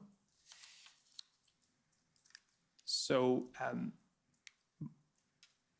my understanding, and we'll see this when the document comes up, is that this is a draft response to that request. Okay. If we go down a little bit, you'll see second paragraph below is a current draft of our RFA request response. If we go down, we'll go down a little bit further. Sorry, down more. Okay. Oh, I'm sorry. Okay, so my colleagues and I have given your request serious consideration. We have consulted key partners to assess our ability to assist you. Given the lack of commercial resources, the Canadian Armed Forces would be the only federal asset that might potentially meet this request. Unfortunately, discussions have made clear that the CAF have neither the type of assets required nor the expertise to do this without significant possible risk. Was that sentiment ever communicated to you verbally or in writing some other way? Not like that, no. I know there's, from personal experience, I know there's hesitance on the part of the Canadian Armed Forces to be involved in any police-type actions domestically. And I understand that's an issue of concern to them and to the government of Canada, of course. I obviously not received this. Yes. It was a draft, so I don't think it was sent. We have former significantly high-ranking Canadian Armed Forces officers who are now within the government of Alberta, including lieutenant colonels, brigadier generals, major generals, and a lieutenant general who have experience in command of Canadian Armed Forces based in Alberta. I'm surprised to read that they thought that the assets, they don't have the assets required to move those vehicles, given that, you know, the Armed Forces base in, from my personal knowledge in Alberta, has the assets to move tanks, Leopard tanks being very large, so they can recover, lift, load, and move tanks. Would have thought they would have capacity for this, but I'm not with the Canadian Armed Forces. In terms of risk, one of the things that we made clear in our conversations internally, and that the RCMP, I'll let them speak to it, but I'm hoping made clear as well, is there would be no use of any Canadian Armed Forces personnel in an enforcement capacity. They wouldn't be meeting protesters on the ground. The RCMP would be responsible for clearing and making safe the area, and any heavy equipment movement would take place after that had taken place, and the CAF would have been there dealing with equipment, not people. So I'm not sure where the significant risk part comes from, but again, I can't speak to the CAF's response or the Government of Canada's response, so I'll let them explain their thinking on that. Okay. I just want to look at this paragraph that starts with further. It says, I understand that Alberta has the required legal authorities necessary to enforce compliance, as a highway is considered essential infrastructure and it is unlawful to willfully obstruct, interrupt, or interfere with the obstruction, maintenance, use, or operation of any essential infrastructure in a manner that renders the essential infrastructure dangerous, useless, inoperative, or ineffective, as per the Critical Infrastructure Defence Act of Alberta. There are a number of contraventions or other applicable legislation that may also be enforced by Alberta and its police forces. I encourage you to look at the actions taken in Nova Scotia, New Brunswick, and Ontario who have used new or existing authorities to safeguard critical infrastructure. Had this type of sentiment been communicated to you in your discussions with the federal government, that Alberta ought to be making better use of the enforcement authority at its disposal? It had not been communicated to me, but candidly, it's a little off point to the request. in the sense that the request was not for assistance in bringing laws to bear that would enable our officers to conduct enforcement actions. We had, as I indicated earlier, considered all of the legislative authority that was available in the toolbox for law enforcement to deal with this, and felt that there was sufficient. I would agree with the statement that there are sufficient legislative authorities within existence at the time to give the police the authority to act. The challenge was that to support their actions in that manner and to ultimately remove those vehicles, we required a logistical capacity that the police lacked. Not a legislative authority, but a logistical capacity. And we were looking to the Government of Canada and the Canadian Armed Forces to help augment that logistical capacity gap. Candidly, the police already knew about this legislation. And the police didn't request any additional enforcement authorities? No. If we can go to pb.can 401514. So this is a call, notes notes from a call on February 13th between Assistant Deputy Minister Dal Kebab and Brosseau. I believe you participated in this call, and there was ADMs from Manitoba, Ontario, Alberta. You recall this? Yeah, I recall the conversation with Talal. And if we can just go down, there's a bullet marked Alberta in bold, and I'd like to look at the second bullet under that. Alberta requests CAF support. Alberta requests for CAF support have been denied, but they are surprised that their request to access reservists with operational skills needed to drive towing trucks was not accepted.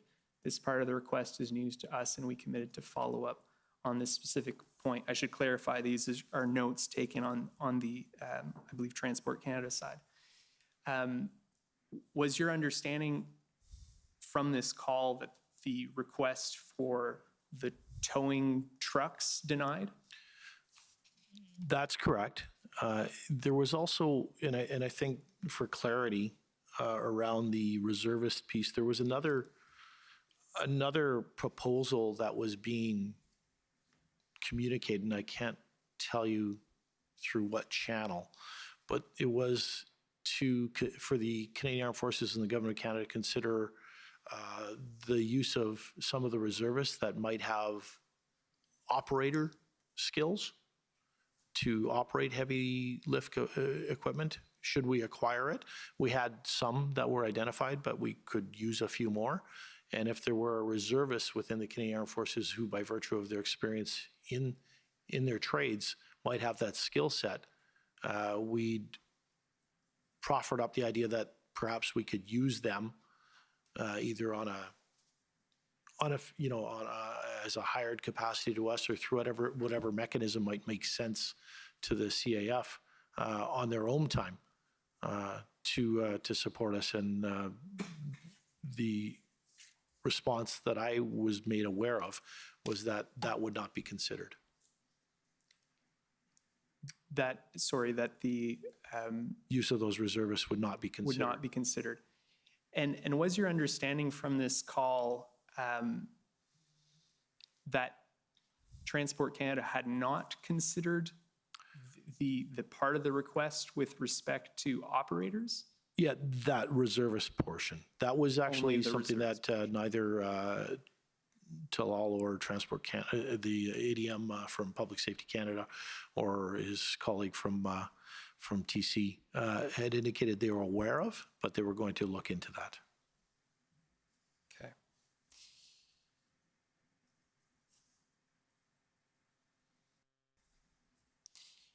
If we can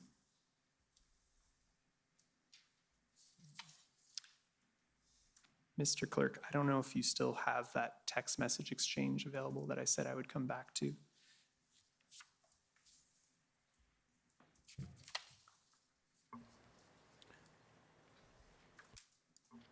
Were those the texts from Coots?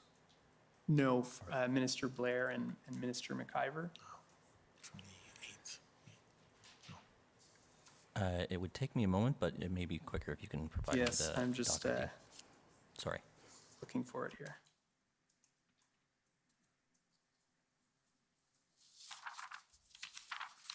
Maybe it's ALB 1868, maybe? Yeah? Sounds like there's a consensus. Thank you, Mr. Commissioner.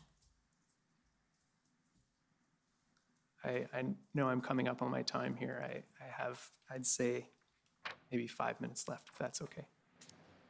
Okay. Thank you. If we could go to page 3.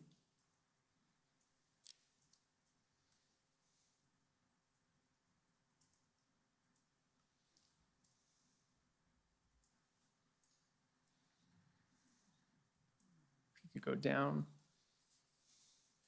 So there was a follow-up on February 10th and February 21st, and your understanding is there was no answer from the minister before the invocation of the act, Yeah, based on the text exchange that I see here, yeah. but you had, in the call on the 13th, you were aware through Transport Canada, they would not be providing the tow truck resources. They had not been able to provide that, and I was aware from other conversations that the CAF were not Okay. looking to assist. And so I'll just look at the response here from Minister Blair on February 21st. You may be aware that we invoked the Emergencies Act on February 15, which addressed the tow truck issue quite effectively. Happy to answer any questions you may have, although, and we can continue. I'm sure the RCMP can advise you on how it works. A letter will be forthcoming. You can keep going. I understand Prime Minister spoke to Premier Kenney about the Emergencies Act, but you can keep going. Will ensure correspondence follows to you. And then Minister McIver responds, we received no help until after Coots' issue was resolved, and you know that. Disappointed to hear you say otherwise. Keep going. To the next page. As I was disappointed to learn of your reaction to our efforts to respond to the threat to critical infrastructure and the integrity of our international borders posed by these illegal blockades. Fortunately, the CACP, the OACP, and RCMP, and the Ontario Provincial Police have been clear and unequivocal that these measures have been essential to their efforts to solve the criminal blockades and occupations. We are all grateful that the RCMP was able to resolve the very dangerous situation at Coots safely. Keep going to the next page. What is true is that Coots was resolved on the 14th, and we got our own tow trucks after you could, no, not help, I guess. Continue. Your letter speaks for itself, as does your lack of response until too late. Getting to the end. To be clear, is your point that we should have invoked the Emergencies Act earlier? No, you were too late and did the wrong thing. My point is saying nothing now would have been better than not telling the truth. I wanted to ask you about this last text from Minister McIver. You were too late and did the wrong thing. What is that in reference to? If you have an understanding. Yeah, it's difficult. What that would be in reference. Yeah, it's very difficult for me to put my head directly into the mind of Minister McIver. Candidly, though, my understanding and inference from this, based on our global conversations within the GOA, were that we didn't require the legislative authority of the Emergency Act to resolve our issue. We required logistical help that was available in province, and it was denied to us. So we found a different way to address it. That is, bought the tow trucks ourselves. Thank you. That's again, in the absence of being able to have spoken to him directly on this. That's my sense of it. Understood. Thank you. Just a last topic here that won't take me very long. My understanding is that a first ministers meeting was held on February 14th, where the federal government consulted with the premiers of the provinces on the potential use of the Emergencies Act. You're generally aware of I'm aware that that took place, yes, that there was a meeting of the first ministers on the 14th. And do you have any knowledge of whether Premier Kenney was provided with advance notice of that first ministers meeting? No, I personally was not involved in the conversations, but I'm aware and have viewed information from our Premier's office and his Chief of Staff that outlines the fact that the Premier was not provided with advance notice. There's normally a process for engaging in the setting of First Minister's meetings, which will often be a week or more in advance with agendas and topics. The information provided from our Premier's office is that there was no advance notice, and there was no advance notice of topic. There's no time to gather information or brief the Premier on the Emergencies Act because it was unclear. We didn't have notice of that being the meeting on the 14th. Thank you very much, Mr. Grant. Those are all my questions. Thank you. Okay. Well, I think we can take the morning break at this point. So we'll take 15 minutes and come back to proceed with the further examination and cross-examination. So 15-minute break. Thank you so much. The commission is in recess for 15 minutes. La commission est levée pour 15 minutes. My apologies, I'm used to Good morning, everyone. What, wow. It's interesting the language they use. I don't know why he keeps on going global, global, global. If anyone else noticed that as well. When it's an international issue. So, yeah. Some other things there too. So, what are your thoughts, everyone? What are your thoughts? Good morning, everyone. Hopefully, you're having a good morning here. And things are going well this Thursday. Feel free to grab a mic and join the conversation if you have any input, ideas, or any conversation you want to add. Now's our chance during this 15-minute break to be interactive. And yeah, right on. If you could also share with the space, that'd be fantastic as well. How are you making out, Zinc? Are you around?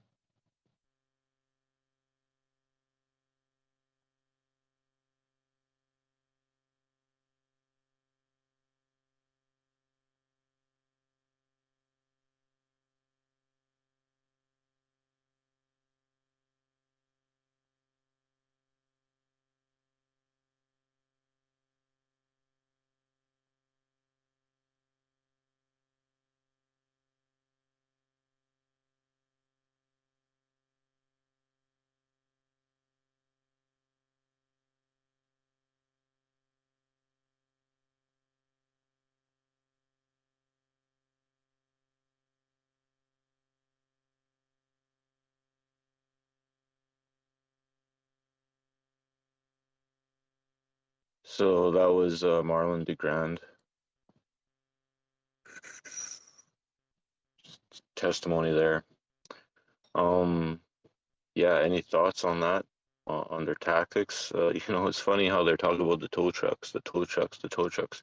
Yeah, because no one else wanted to assist them in removing this, right? That's the heart of the truth there. None of the towing companies wanted to help them illegally remove, rightfully so, protesting Canadians, right? So what are people's thoughts? Anyone have any thoughts on that? Good morning, Rich, everyone. Alberta, hopefully you can hear now. I know, is anyone having any issues? I know we aren't kicking anyone from the room, so if you do get kicked from the room, kindly find us again and we'll get it going again.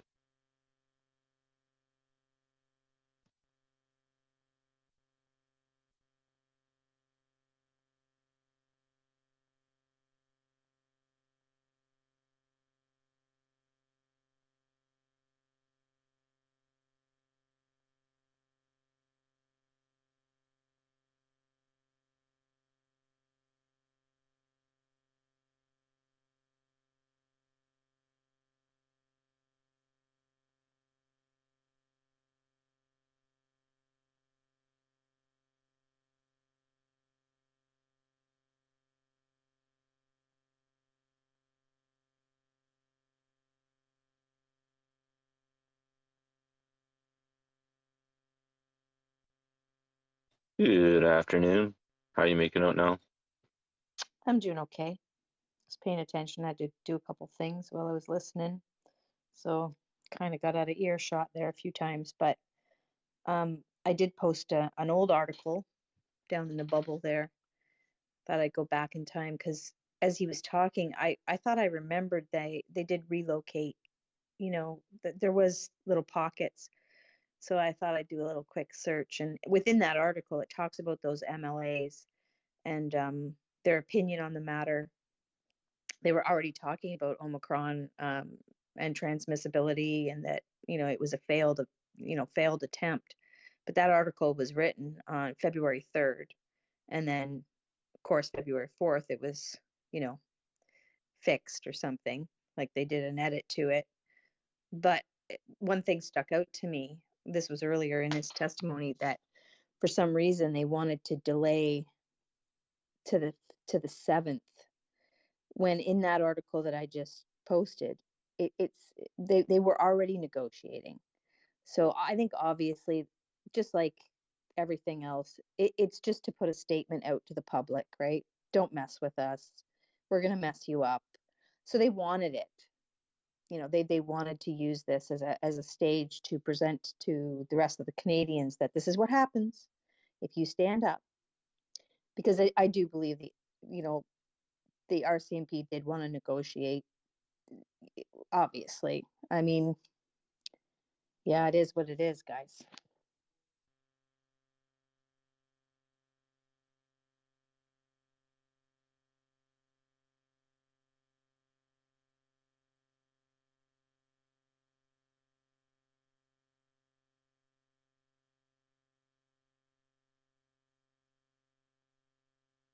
Yeah, this could be somewhat mind-numbing boring too, right? Just because the audacity of it all, right? Um, they're trying to stay in a little bubble that's been protecting them for so long, right? And slowly but surely, the air is leaking out of that bubble, and the plastic's getting closer and closer to their faces because they have nothing to stand on, nothing to stand on. And hopefully, at the end of this, people will gather enough common sense to understand that, and maybe it'll generate another force of good, you know, to make real change, and hopefully that will inspire others also too, right?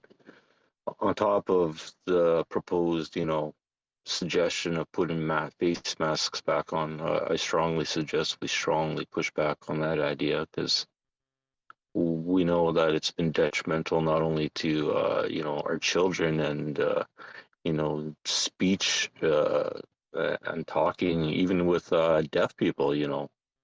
How are they supposed to read lips if everyone's faces are masked, right? No one takes into consideration the bigger ripple effects these actions have, right? So it's time to correct the course of history here and make things right. Absolutely, Mike. This is everything, right? All of this stuff is happening because humanity has to learn. We've got a lot to learn. I mean, this is just a little component to a larger story. We know that most everybody knows that something's wrong, but we just have to stand up. Like these things there's no common sense to a lot of these things. Yeah, it's about our future. It's there's a bigger picture here. I don't know. Like Andrea says, it's just it's a consciousness, right? We collectively need to elevate our thinking 100%. It's not going to change until we realize that we are more than what we've been. I don't know. It's hard to get across. Yeah, well, it's mainly because no one knows where we're going, right? And so many uncertainties at this point. And yeah, It's hard to really grasp and understand that once you become aware of the truths out there and all the deceitfulness that has gotten us here. One, you'll become really, really freaking pissed off. You'll want to be so enraged, and yeah, you'll think some very evil thoughts, just like what they're kind of oppressing us with, like all the death and all the destruction, right? But once you come through the anger and the frustration, I find myself to be more clear of in my thoughts. I don't want to cause any actual harm. I don't want to continue the pain of this, right? Um, Definitely, there has to be accountability for those who enacted all of this and continue on, right? But once those are taken into equation, once we get those, everyone else, the Pied Piper tune will be over, right? That's the key of all this. And all 338 members of parliament, funded all this. Our feds, had they not funded all the provinces and territories, we wouldn't be anywhere far down this insanity as we are, right? So it's our due diligence to step up and keep going, right? Because now they just want it all silenced. They want this lull period for people to just simply forget and move on, right? Well, we can't let that happen because this is still not over, and they're still pushing it, and they're calling for fake amnesty, for not even standing up for their own accountability first, and it's got to stop, right? The way we do that is get informed, be informed, and unite with one another, and let all the divisive stuff that is separating all of us, whether it be religion, gender, all the stuff that has everyone divided and pulled away from the root of all of our problems, right? We have to set those aside for a time being and go directly at our governance with the Charter of Rights and Freedoms in our hand. It protects us from all those divisive things as Canadian citizens. And, let's make the change that's needed, right? But it takes a lot of work. It takes everyone following, everyone supporting everyone, moving in the right direction though, right? I'm tired of spitting my feet and not moving forward. So much potential in our nation here. We're the second largest country in the world. Small population of 38 million. So much space, so much natural resources, so much real wealth. How do you think Justin Trudeau just outspent every single prime minister in existence in Canada? It's on an individual level too. We all have to sit back and just evaluate how we dealt with this. Especially for those that haven't really figured this out yet. When they opened this session this morning, his words about the commissioner that had collapsed the day before, yesterday, and that he was doing fine and he was in the hospital, and he sends his gratitude for everybody reaching out to him. I did notice a post on his page, which was a screenshot that he had given his daughter a birthday present, even though his daughter was too young to notice it. But she got her first vaccine or something along those lines. And I couldn't help but think, I wonder what is going through his head. And let's say he comes out of this, in a week or two, and then, of course, we'll be, tweeting again or communicating again. And where his mindset will be, I'm curious, because when something like this happens to an individual, like it's him. He's laying in that bed by himself. I've been in the hospital many times, and I can tell you, all you can do is think. And I really wonder what battles he's got going on in his head, and how he's going to deal with it publicly, because it's time. Really is. I think sadly part of our human condition is, when we put so much effort and believe in something so much, like totally believe in it, And then when that paradigm gets shattered, it's still hard to actually admit to it, right? So sometimes people do admit to it, and hopefully they learn and grow from their experience. But others, no, they won't, right? They just simply won't. Especially people that are so dedicated that they're publicly speaking and putting their names out there and throwing everything at it and all the rhetoric on top of it too, right? All the hate, all the divisive stuff, right? Yeah, it's tough to say, but the long game of this is really almost like a death game if you're going to continue down the same path, right? So can't when we're already passed on, right? Can we? So what's going to be left if we're still here and those who comply just simply fade away, right? So the long game, I don't understand. That's still a spin in my head. I do not understand the long game of this, but definitely we'll be around to see it, right?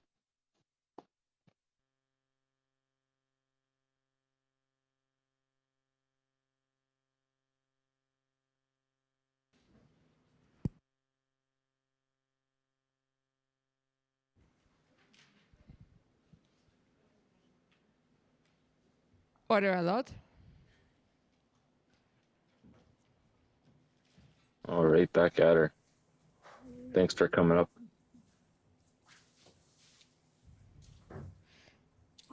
The commission is reconvened. La commission reprend.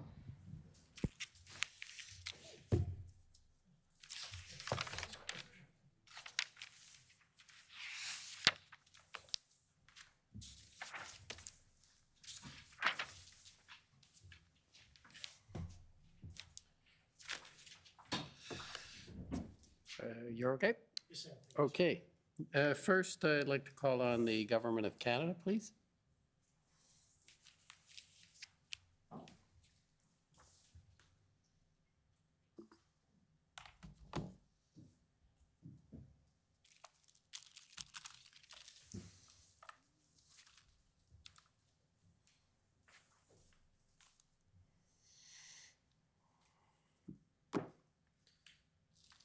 Thank you, Mr. Commissioner. Mr. DeGrand, my name is Brendan Van Nieuwenhuis, and I'm one of the lawyers for the Government of Canada in this matter. Good morning.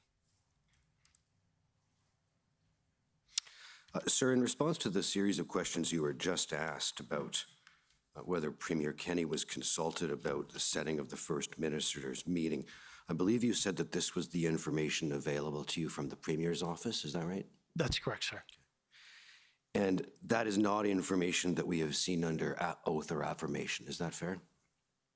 I will assume that's the case. I've not been following all the proceedings. My apologies. You're not aware of that? I'm not aware of that, yeah. And you yourself were not, I take it, present at the First Minister's meeting? That's correct. And likewise, you were not personally present for Premier Kenney's telephone conversations with the Minister of Public Safety, for example? That's correct, sir. Or the Prime Minister, right? That's correct, sir. And there's nothing you're aware of that disables former Premier Kenney from swearing his own affidavit about these matters? I'm not familiar enough with the proceeding to even comment on that, but no. You're not aware of anything that disables him from testifying before this commission should he have wished to do so? This is Stephanie Bowes, Counsel for Alberta. I think we're getting into asking this witness a legal question about whether or not there's anything that prevents a former Premier from swearing an affidavit. I'm not sure it's a legal question. I'm wondering if the witness is aware of anything that disables the former Premier from doing so. Well, and actually, all due respect, actually would suggest that I'm not a lawyer, and I wouldn't actually probably be qualified for that. I'm not aware of that, but I could very well be things there that I'm not aware of. Okay, fair enough. Let's turn to you, sir. You were an assistant commissioner of the RCMP until 2018, is that correct? That's correct. And so you understand well here what Deputy Commissioner Zablocki and the other RCMP officers involved in the Coutts blockade went through, yes? I have a sense of it. I was obviously not on the ground, and it was not operational at the time, but I have previous experiences that would certainly inform on that. And you respect Deputy Commissioner Zablocki and his service in the discharge of his duties in respect of Coots? Absolutely, yes. And everywhere a division of the RCMP policed the province of Alberta during these events, right? Yes, I have a great deal of respect for Commissioner Zablocki and his command team. You became an assistant deputy minister with Alberta Justice in 2018, right? That's actually not quite correct. I started as an executive. No, my apologies. You would have no way of knowing this, sir. So I started as an executive director. I reported to the assistant deputy minister at the time, Bill Sweeney, and I became the ADM in 2021. Sorry, just wanted to be factually accurate. No, I appreciate that. Just going with yeah, no, of course, you would have no way to know that. So, you swore the province's institutional report in this proceeding as well, right? Yes, I did, sir. Okay, and we'll come back to that. Now, in the province of Alberta, this situation, if I can call it that, began really on January the 29th. Is that accurate? Yes, from memory, that's... In terms of the beginnings of yeah, the Coots blockade? the slow roll, yeah. And if we go to ALB 401010 at page 2, just pull up the initial report about it to you. Sure, thank you.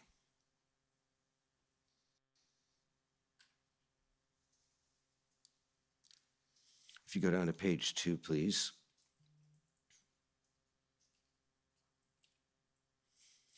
You see that I take it it's Peter Tufik, I think, reporting to you about the blockage of the roads north and south to the Coots border, right?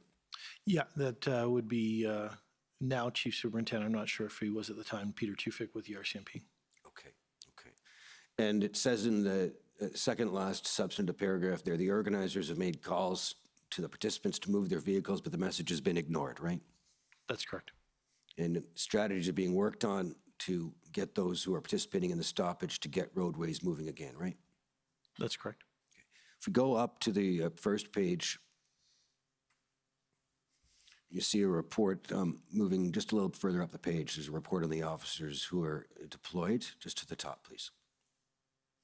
There we go. And you see the report from Jason Delaney to Rick Gardner is that from the Alberta Sheriffs, you've got 12 members deployed at Coots? Yeah, that's correct. Yeah, that's on the 29th. And 3 of them have been reassigned from Coaldale, 2 reassigned from Redcliffe, and 2 are sent in from Lethbridge on overtime, right? 3 from Coaldale, 2 from Coots on the first day shift, and then the evening, yeah, 3 from Coots, 2 reassigned from Redcliffe, and 2 from overtime. That's correct. Okay, and the RCMP supplying 25, CBSA a dozen, and this Canadian Pacific Railway Police a single officer. Yeah, that's what it says. Yes, correct. Okay. Could we go to ALB 401312, page 2?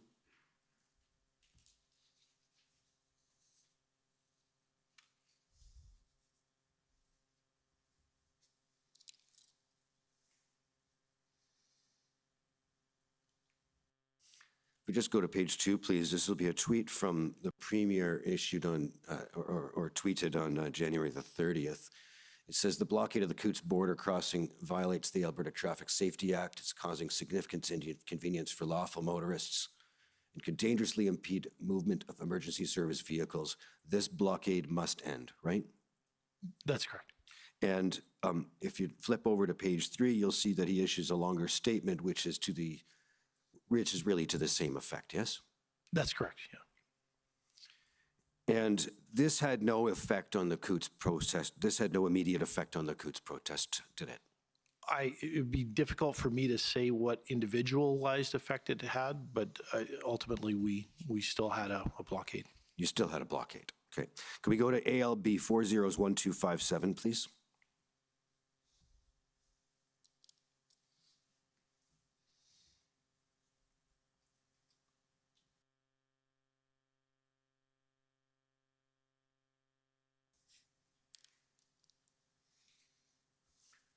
And this is a report which comes to you. If you could just move down the page, please.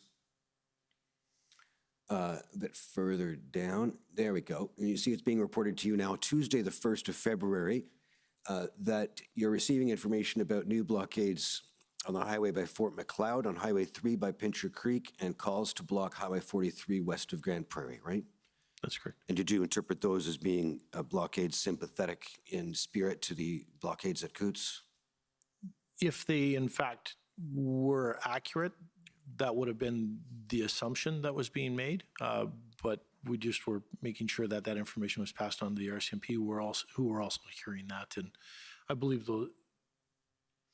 at least 2 of the 3 might have had some activity, but it was resolved reasonably quickly. We go to ALB 1263, please. ALB 401263. This is a February 1st intelligence assessment provided to you, sir. Thank you.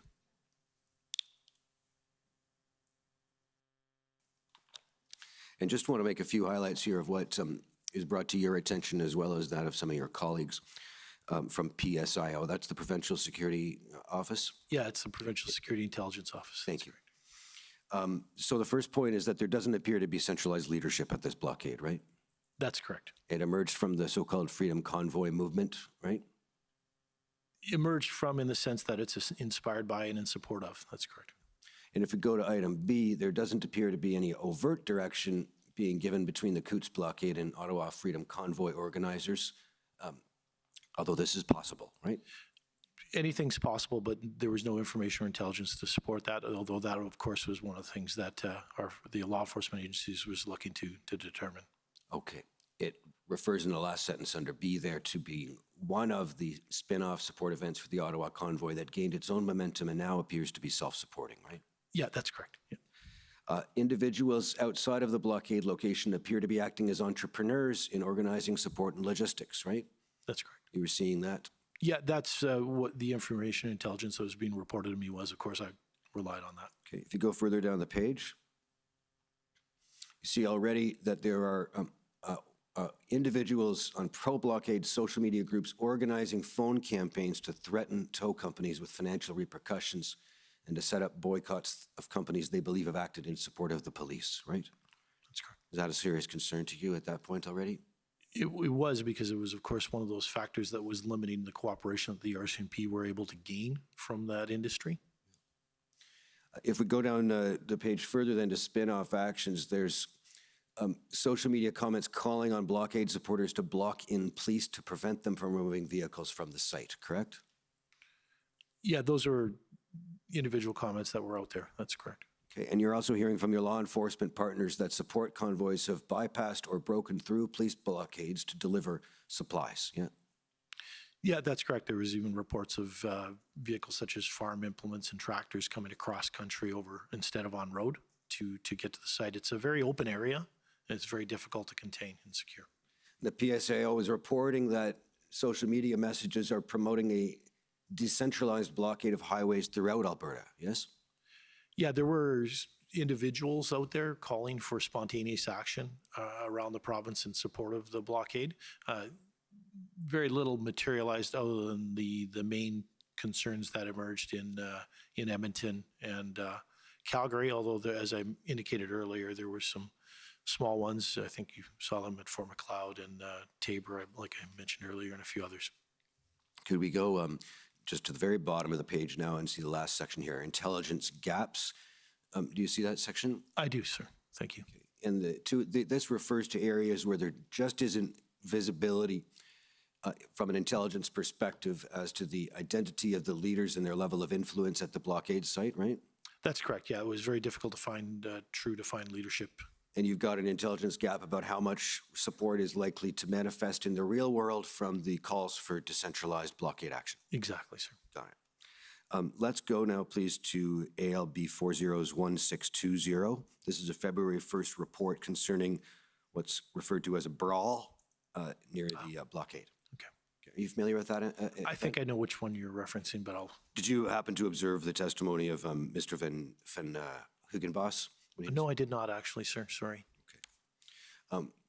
If you go down the page, it says you're reporting here that you assume others are well aware of this, but if you go down the page, we'll just see what's reported out to you. There we go.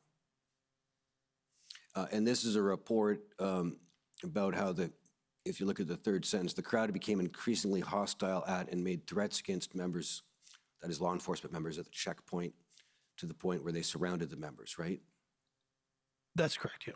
And the protesters pushed through the barricades with their vehicles and collided with vehicles traveling northbound on Highway 14. Yeah, that's is my understanding of it is the officers at the checkpoint moved their vehicles to avoid any collision, and then vehicles from the checkpoint began to traverse southward. At least one was in the northbound lane and collided with another vehicle that was northbound in the northbound lane.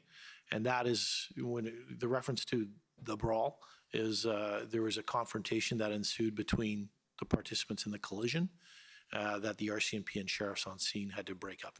Yes, and I know you didn't have a chance to observe it, but when we were here with Mr. Van Hugenbos, I believe he watched a video of that incident taken by the driver. Oh, okay, interesting. Yeah, sorry, I haven't seen that. Well, you can go back and watch it. I will, thank you, sir. Could we go now, please, to ALB 401313?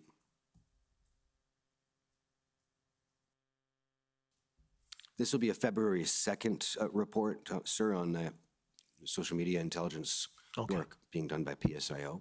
Okay, thank you. In this case, you'll see that you're being informed that from a web and social media perspective, the term bear hug is a rising search query. Do you see that? Yeah, that's correct. I think that was information from other ministries. Deputy ministers were receiving intelligence that over various social media platforms, I think Facebook and others, that people were calling for a bear hug, which was a call to sort of obstruct traffic throughout the province. If we go to ALB 401611, this is still on the 2nd of February, and it's reporting on events in Calgary, also associated with this phrase bear hug. Okay, thank you. Just go down the page. There we go. So this is a report coming in with respect to an Operation Bear Hug calling for truckers to block major highways in Alberta. And at the top, there's an Operation Bear Hug in Calgary intended to support the convoy on the 5th of February, which is this upcoming weekend, right? That's correct. Yeah. I guess it's important to ensure that this is characterized as aspirational intelligence. These are people that are trying to develop these things. I don't think we ever developed significant intelligence in this area, but certainly there were some sporadic and small-scale events. You'll see in that second paragraph that there's, whatever you want to call it, forward-looking intelligence, that there's a plan to gather near the minister's house. Yep. Okay. That's correct. And if you go down the page a bit, just to scan through it, you'll see that there's events being reported on in the Southern region, North Central, Fort McMurray regions, and Peace region, right? Yeah, if you're looking at the North Central region, those are unconfirmed reports, and then Peace region, again, unconfirmed reports of activity around there, or planned activity. Calls to block every road. Yeah, those are calls. Yeah, that's correct, sir. This term bear hug, are you familiar with that term as having been promoted by an outfit called Canada Unity and a gentleman named James Bowder? I'm not actually. No, I'm sorry. I've been at a bit of a disadvantage there. Sorry. That's fair enough. At any rate, it's clear by February the 2nd, when you're receiving these reports, that there's the potential for police resources becoming somewhat stretched in the province. Is that fair? Oh, absolutely. Depending on how things manifest themselves and evolve, but that's certainly the point of the intelligence, was to make police aware. And the RCMP, as police of jurisdiction under contract with the province of Alberta, are responsible to police the whole of the province, and not just Coutts, right? That's correct, although there are, as I indicated earlier, municipal forces in Lacombe, for instance, in Lethbridge, Medicine Hat, et cetera. Absolutely, fair enough. Aside from the municipal police services. Yeah, and the First Nation services, that's correct. If we go to ALB, go back to ALB 50543, please.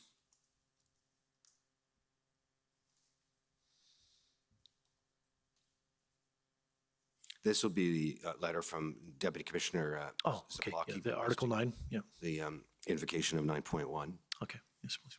Okay, so we just moved down the page. And the end of the first paragraph, you see, well, you told us that you greatly respect Deputy Commissioner Zablocki's judgment as a police officer, fair?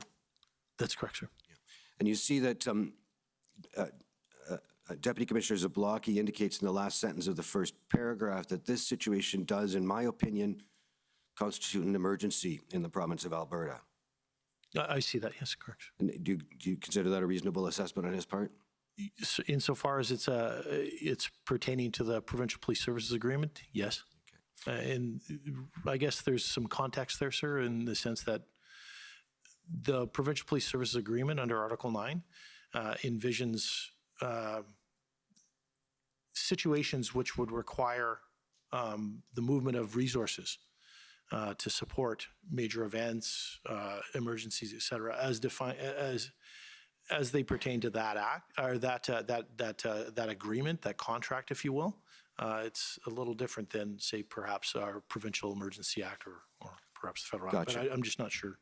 Gotcha. I just don't want to conflate the two different definitions. No, that's fair enough. If you look at the second paragraph, he refers to this urgent and critical situation being what warrants him requesting the extraordinary application of the emergency provisions in the agreements, correct? That's correct. Yeah, you betcha.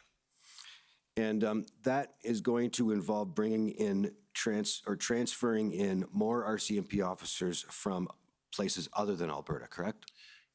Not only that, but also movement of officers within Alberta from different business lines because there are provincial policing business lines. There are also municipal business lines and federal lines.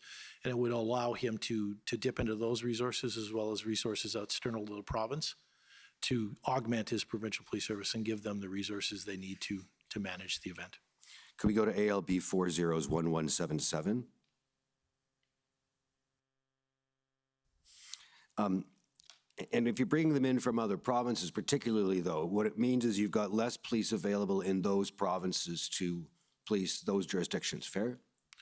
That's correct. When we receive such requests for our officers as well, one of the first questions we ask is, of course, what is the impact on core policing? And it's up to the commanding officer of that division that's sending them to determine whether those can be sent in a manner that's safe.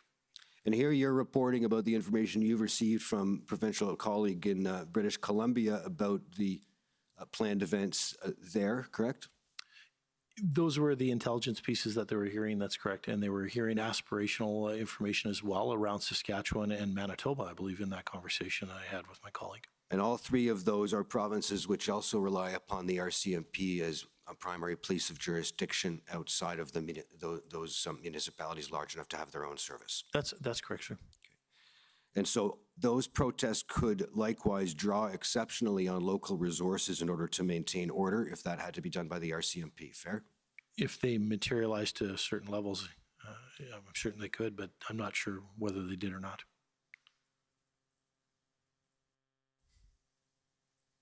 Can we go to ALB 50528, please?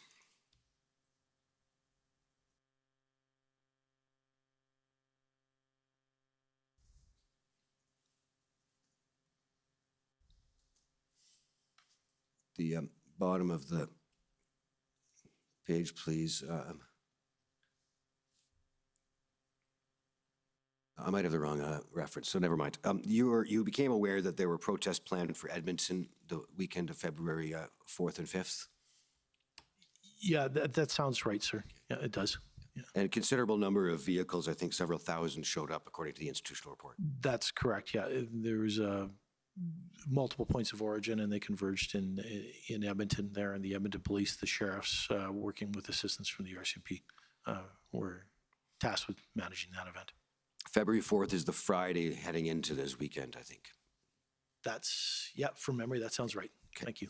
Now, did you have an opportunity to hear Mayor Willett testify yesterday? I did not, sir. I've been kind of careful to avoid too much because I didn't want to color my own opportunity here. And I'm sure you have other things to do as well. So let's go. We heard from Mayor Willett. If we could call up COU 6016. We heard Mayor Willett testify yesterday about his perspective on the ground, really from the ground level at Coutts. Okay, Okay. thank you. And this will be a text exchange with Minister Sani that he tendered into evidence yesterday through Commission Council. Could we go to page 7, please?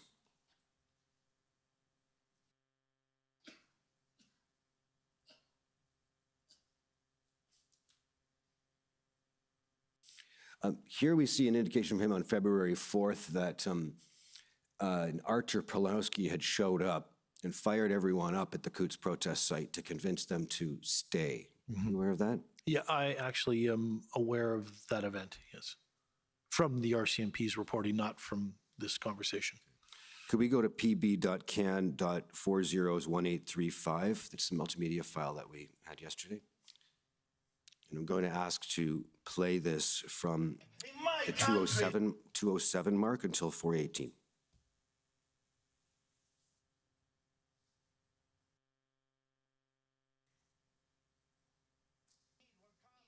Thousands upon thousands of people are coming. They don't have enough RCMP officers to deal with that. That's right.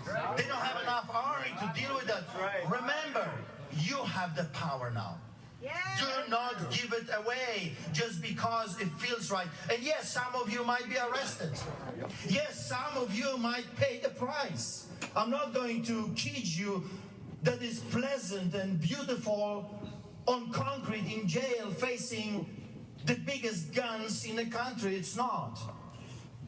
They don't treat us well over there, especially when you're a pastor. 3 days on concrete and 2 nights. Every half hour they banged on my door. They did not allow me to sleep for 3 days and 2 nights. They roughed me up. They stripped naked me. They put chain on my leg. And yet I'm still here with you. Yes. Those people don't play fair. They're coming here with their badges and they're telling you that they represent the law. No, they represent lawlessness.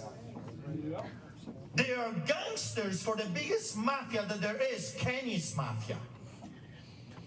And it's up to you now, for the first time in 2 years, to rise up, to stand up, and to hold the fort. That's right. And if this is our Alamo, so be it. And if you don't want to be here, no one is stopping you. You can take your car or your truck and you can go. There is a huge rally in Calgary. There is a huge rally in Edmonton. You can join them. No one will think of you as a coward. Everyone has to face the giants of the lands. But I'm telling you, there is this huge opportunity right now that we have been given. God has given us this moment in history. Why? Because international media are watching you right now. That's power. Exactly. Yes. During 1980, there was. Thank you. Have you seen that that speech before by Artur Pawlowski? No, I haven't actually. Thank you. Do you hear that he is singling out Premier Kenney as the source of the problem? And I believe he referred to Kenny's Mafia. Yeah, that's what I heard, yes. And he said, this is our Alamo, referring, I take it, to the standoff at the Alamo in Texas. That's, I assume, the reference. And he points to the international attention that has been gathered and says, that's power, right? That's correct. Could we go to COU 6016? This similarly we heard from Mayor Willett about, and it is the same series of text exchanges. And I just want to address one other factual issue that was circulating. Oh, thank you. At page 9.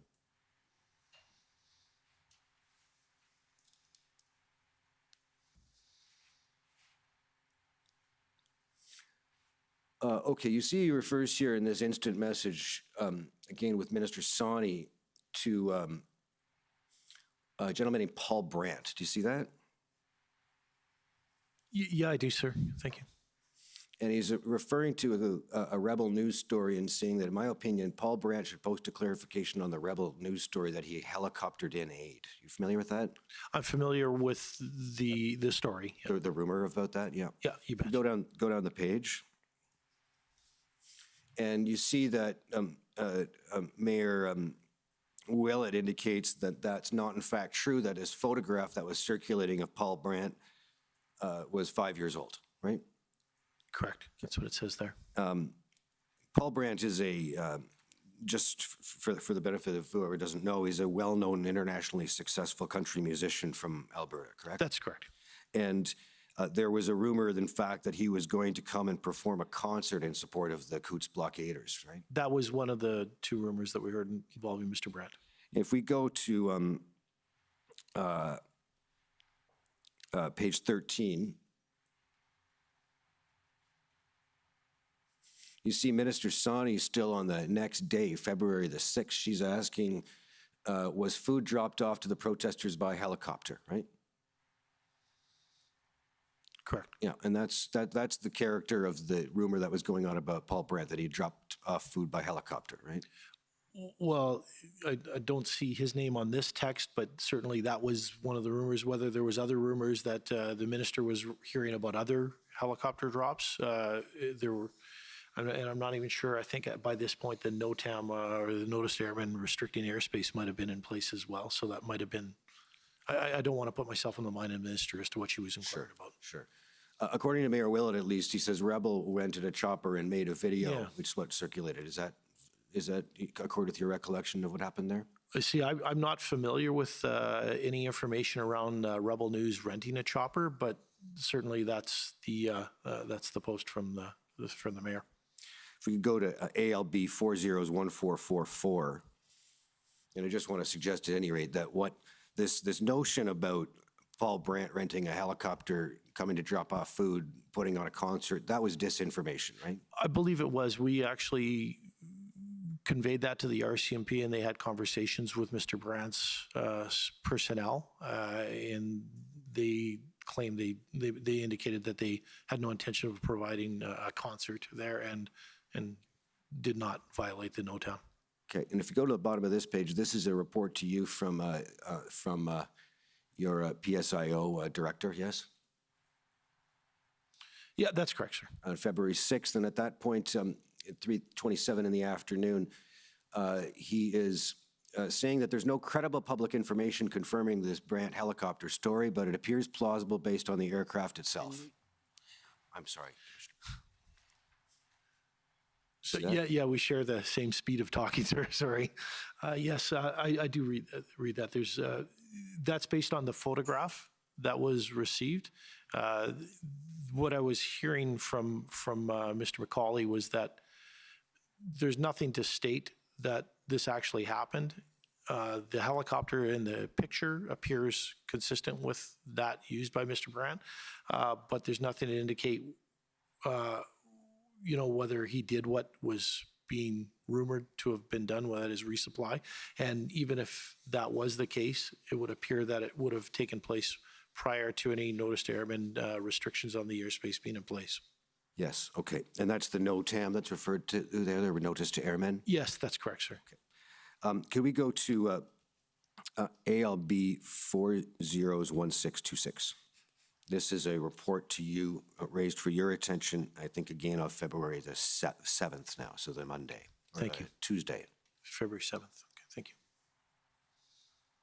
Monday it is. If you go down to the bottom indications being forwarded up to you, a regional stakeholder raised the following concern. There's the risk that many of the protesters, referring to Coutts, are armed with firearms kept in their tractor trailers and trucks. Violence is possible, right? Yes, that's what came to me from ultimately through Mr. Bruffin. And that proved to be the case ultimately, did it not? I'm not sure where the firearms were found, if there were any found in trucks and cabs, but certainly ultimately firearms were found and seized there.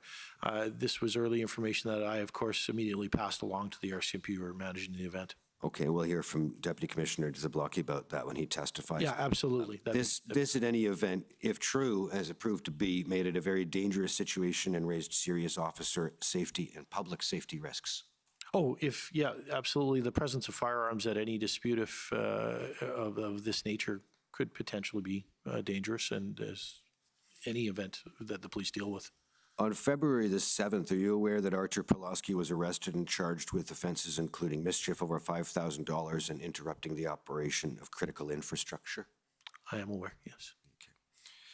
Could we go to ALB 401087? This is February the 9th.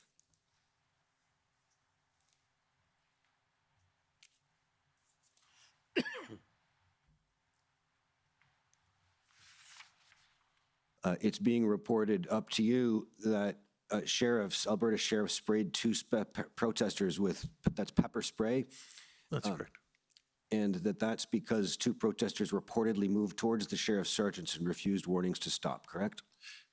That's correct. I do have a bit more information that was developed since that initial sort of heads up, if you will. It did appear that the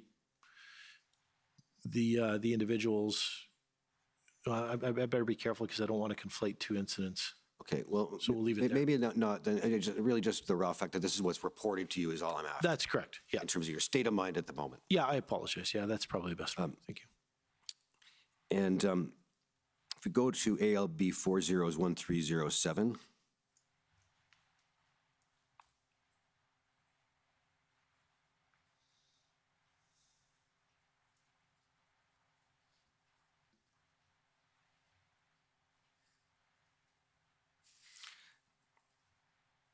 Can we go to the bottom email, please? This is an email reporting in on protests occurring that Friday night and over the weekend at the Calgary Remand Center. Sorry, the very bottom, please, of page 4. Okay, scheduled protest at the Calgary Remand Center. Are you aware of those protests in sympathy with Artur Pawlowski? Yeah, it was in relation to Mr. Pawlowski. And they ended up continuing for 7 straight days. That sounds right. I don't have that specific number in my memory. Could we go to the institutional report, ALB.IR.701?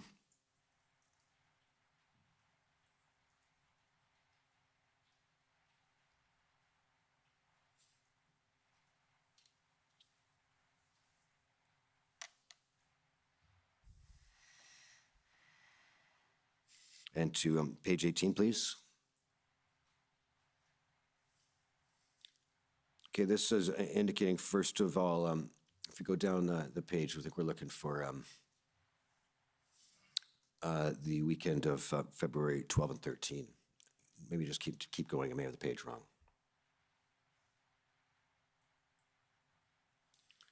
Yeah, please continue to go. There we go. February 12 and 13. The City of Edmonton obtained an injunction for the weekend of February 12 and 13 as a result of the prior weekend's events. Yes?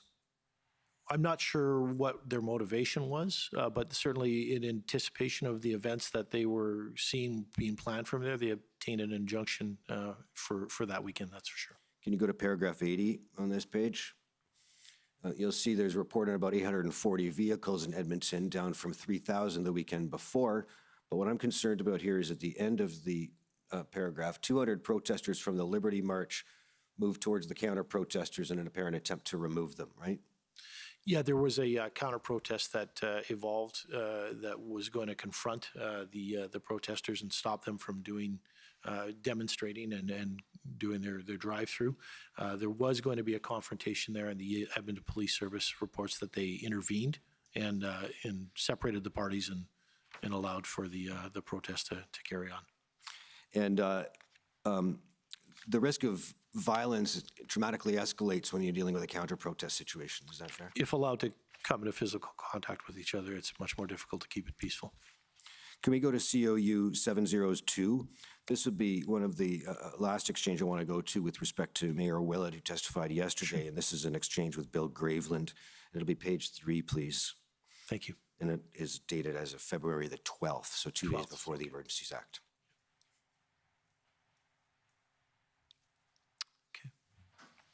Move down the page. All right. You see there, Mayor Willett says, morning, Bill, and he refers to, you need to find someone in a protected position to call these guys what they are, domestic terrorists. You see that? I do see that, yes. And Mr. Graveland says, honestly, I had a number of run-ins several years ago with the Freemen on the land. After an unpleasant exchange with some of them at the saloon, I realized that's likely what they are. Sorry you're going through this. Do you see that? I see that, that's correct. And do you know what Freemen on the land refers to? I'm familiar with the term in the movement. It's been found, I think, by Associate Chief Justice Rook and described as a organized method of disrupting court operations and frustrating the legal rights of governments, corporations, and individuals. Yeah, the tactic is organized, that's for sure. Yeah, Justice Rook's deliberation is very accurate. Yeah, he is a very well-known decision that you may be familiar with from 2012 on that point. That's correct, sir. Meads and Meads, I believe. I'll take your word for it, sir. That's fine. You can take my word for that. I believe you to be accurate. Could we go to pb.can.401834?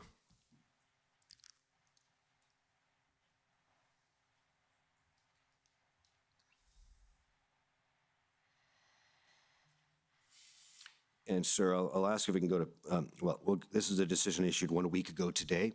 Oh, yes. By Associate Chief Justice Rook. And if we could go to the last page 16 at paragraph 69 and 70. Thank you. I just want to point out to you for your reaction that the view of Associate Chief Justice Rook expressed last week in paragraph 70 is that the litigation abuse he's describing here is part of a broader pattern and that the law in Alberta is not adequate to control abusive litigants. Do you see that? Paragraph 70 in the middle. 70? Okay. Yep. Yes, I see that, yes. Okay. And that's I won't ask you to comment on your agreement with the court. Could we go now to February the 14th? You understand that on February 14th, the arrests occurred at Coots, right? That's correct. Approximately 2:00 p.m. that day, Mountain Time? I thought it was 2 a.m., sir. Okay. So like into the evening of the 13th and then, into the approximately 7:00 a.m. Mountain Time, Premier Kenney attended the First Minister's meeting, which you referred to earlier. Okay. Could we go to SAS 50120?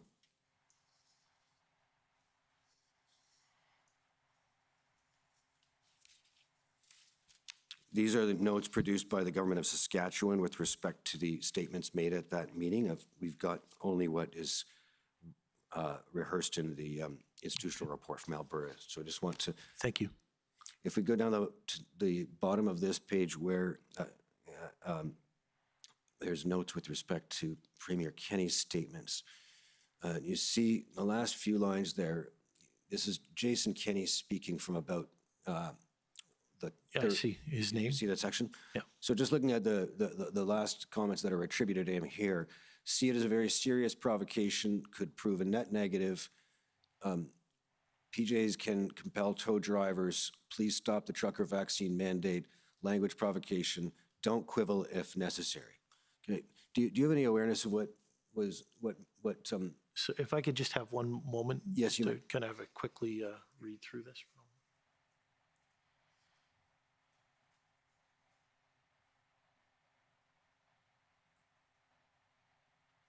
Okay, go ahead, sir. Okay. And if we can then go to ssm.nsc.can 402941.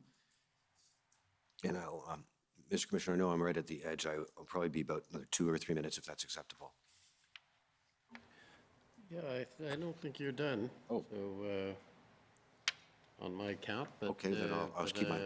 I do appreciate your honesty with this. I'll keep my mouth shut in the future when I guess wrong. Apologies, Council. Could you please repeat that doc ID? I have you having another 5 minutes. Okay. So you know. All right. And so it's ssm.can. Another. I'll just see. Oh, another 4 minutes. Sorry. ssm.nsc.can.402941. And this is another set of notes produced from Mr. Clow, who will testify in front of this commission. Yeah, thank you. If you go to page 22. And I'm sorry these are sideways. It's a limitation of the It's okay. product, I think. You scroll down the page. Oh, there we go. Well, thank you. Do you see on the right-hand side of Mr. Clow's notes with respect to Mr. Kenny's statements during the first minister's meeting? You want to take a look at that for a moment? Thank you. So we have the luxury of 4 minutes. Yeah, no, I understand. Yeah, please. Go ahead.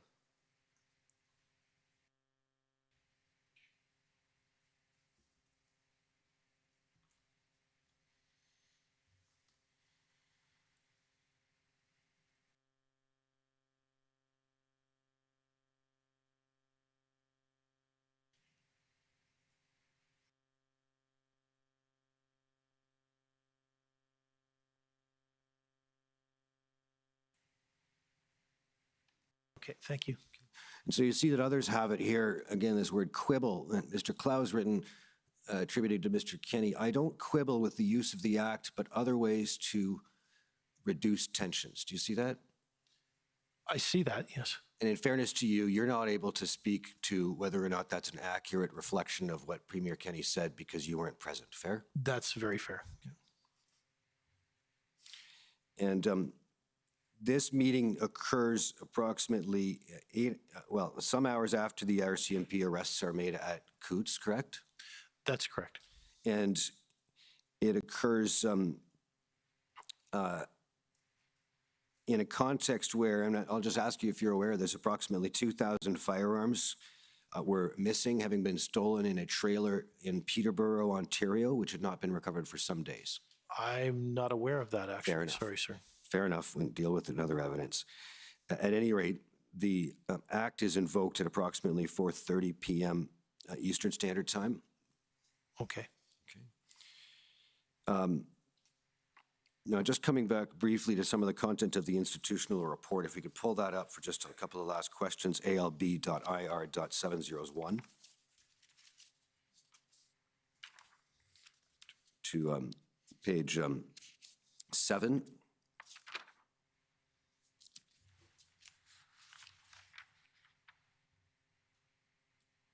Paragraph 34. I think there's a disjoint in the numbering. You can't speak to, and we're not present for Premier Kenny's calls with Minister Mendicino, correct? That's correct. And we'll look at page 8, paragraph 38. You likewise, I take it, were not present for Minister McIver's call with Minister Blair?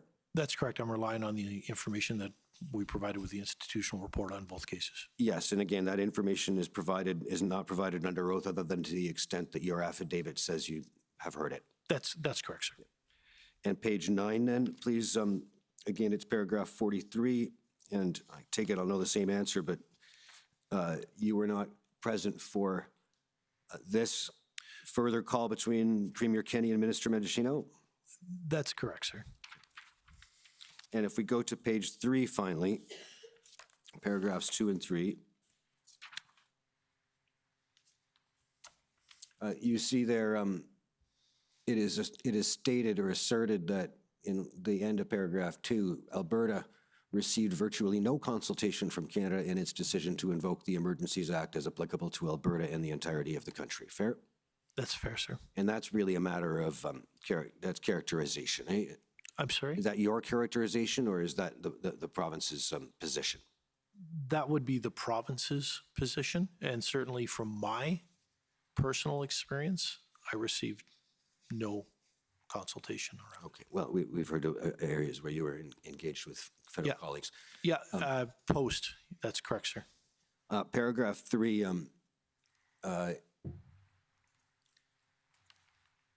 you say Canada, at the end of the paragraph, Canada failed to provide any assistance upon Alberta's request to simply borrow equipment from them. And is that how you would encapsulate the dialogue that you were engaged in with Transport Canada and others?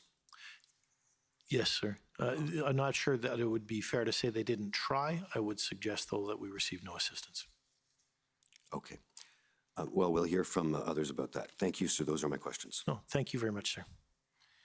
Okay, thank you. Next, I'd like to call on the convoy organizers.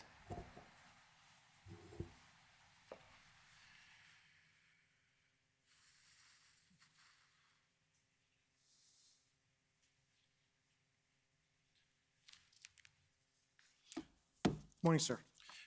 Good morning, good afternoon. How are you? Good afternoon. Right. I had to check. Sorry, sir. My name is Brendan Miller. I'm counsel for Freedom Corp, which represents the protesters that were in Ottawa only, nobody at Coots, between January and February Pleased to meet you. of 2022.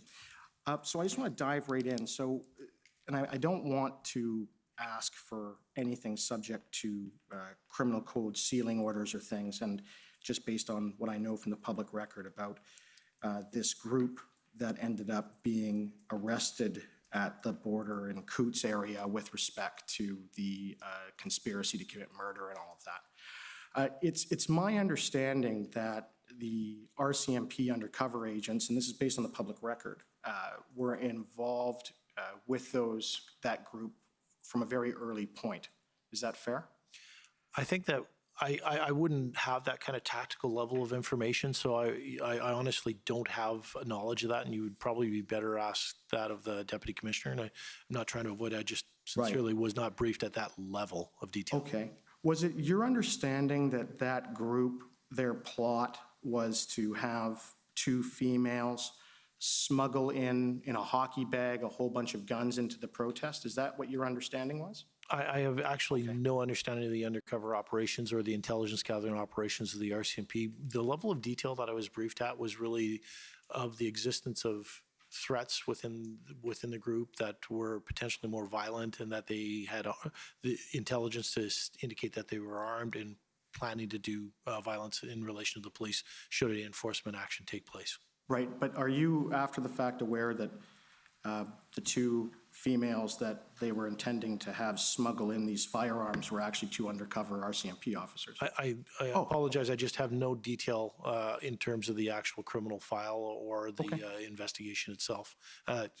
Quite carefully avoided that level of interaction with the police and kept it at a higher level. To your knowledge, before the invocation of the Emergencies Act, was this investigation and this operation with respect to these gentlemen who were arrested at Coots for conspiracy to commit murder, was it ever relayed to the federal executive political branch, that is cabinet? Are you aware if that was before the invocation? Was that information that this group was there relayed to the federal executive? Yeah, the federal executive branch in the sense of the political branch of government with respect to elected ministers. Yeah, I wouldn't have any knowledge of that. That would be a conversation probably at the federal level of the RCMP, and certainly not one I was privy to or was briefed on. Thank you. And it's fair to say that with Coots, of course, none of the provisions under the Emergencies Act that were invoked in the subsequent orders in council, none of them were used in respect to Coots, were they? That's correct. And to your knowledge, none of the protesters at Coots had any of their accounts frozen or anything like that under the orders? I don't have any knowledge of that. I can't say that it didn't happen. I just don't know that. Right. Now, to your knowledge, were you aware of when the RCMP finally mobilized their national public enforcement units to go to Ottawa? They actually brought in other officers from BC and other folks. Were you apprised of when that happened? There was a, similar to the Article 9 provisions that we spoke to earlier, there was another request for support to the national response to the situation in Ottawa. And that came right after the weekend, so I want to say 15th, 16th, somewhere in that range. And I was aware that the RCMP, along with the Calgary Police and the Edmonton Police, were providing officers to support the Ottawa Police Service in their efforts. And you agree with me that that request, it doesn't require the Emergencies Act to be invoked. This is a thing that can be done. And it could have been done at any time between when the protests started in Ottawa to when it was asked, right? That's correct, yeah. And for It's what- used at any time. Right, and for whatever reason, the RCMP in Ottawa never asked for all of these units, which could have easily been made available and sent to Ottawa to assist with resources. They never asked for them before the 15th, did they? I was not aware of any requests at all before that. Yeah. And you've watched some of this hearing. The biggest issue in Ottawa was resources. And it was some of the evidence from poor Chief Slawley, who had this thrown on him, that he was asking the RCMP for resources. And Commissioner Lucky said that you've got what you've got. But at all times, is it fair that Commissioner Lucky could have asked, made a request like that was made on the 15th, and asked for these officers to come to Ottawa to assist him? The provisions of the Police Services Agreement remain in place to this day and have been since 2012 when we signed the agreement, so they could have been asked for. I won't speculate as to what our response would have been. Yeah, thank you. Yeah, thank you. Okay, next is the JCCF and yes. Good morning, sir. My name is Alan Honor. I am a lawyer from the Democracy Fund. Good morning. Pleased to meet you. And pardon me, it's good afternoon, as yes. my friend just pointed out. Can we please pull up ALB.40.383.0001? Just while we're waiting for that to come up, you were asked about former Premier Jason Kenney earlier today.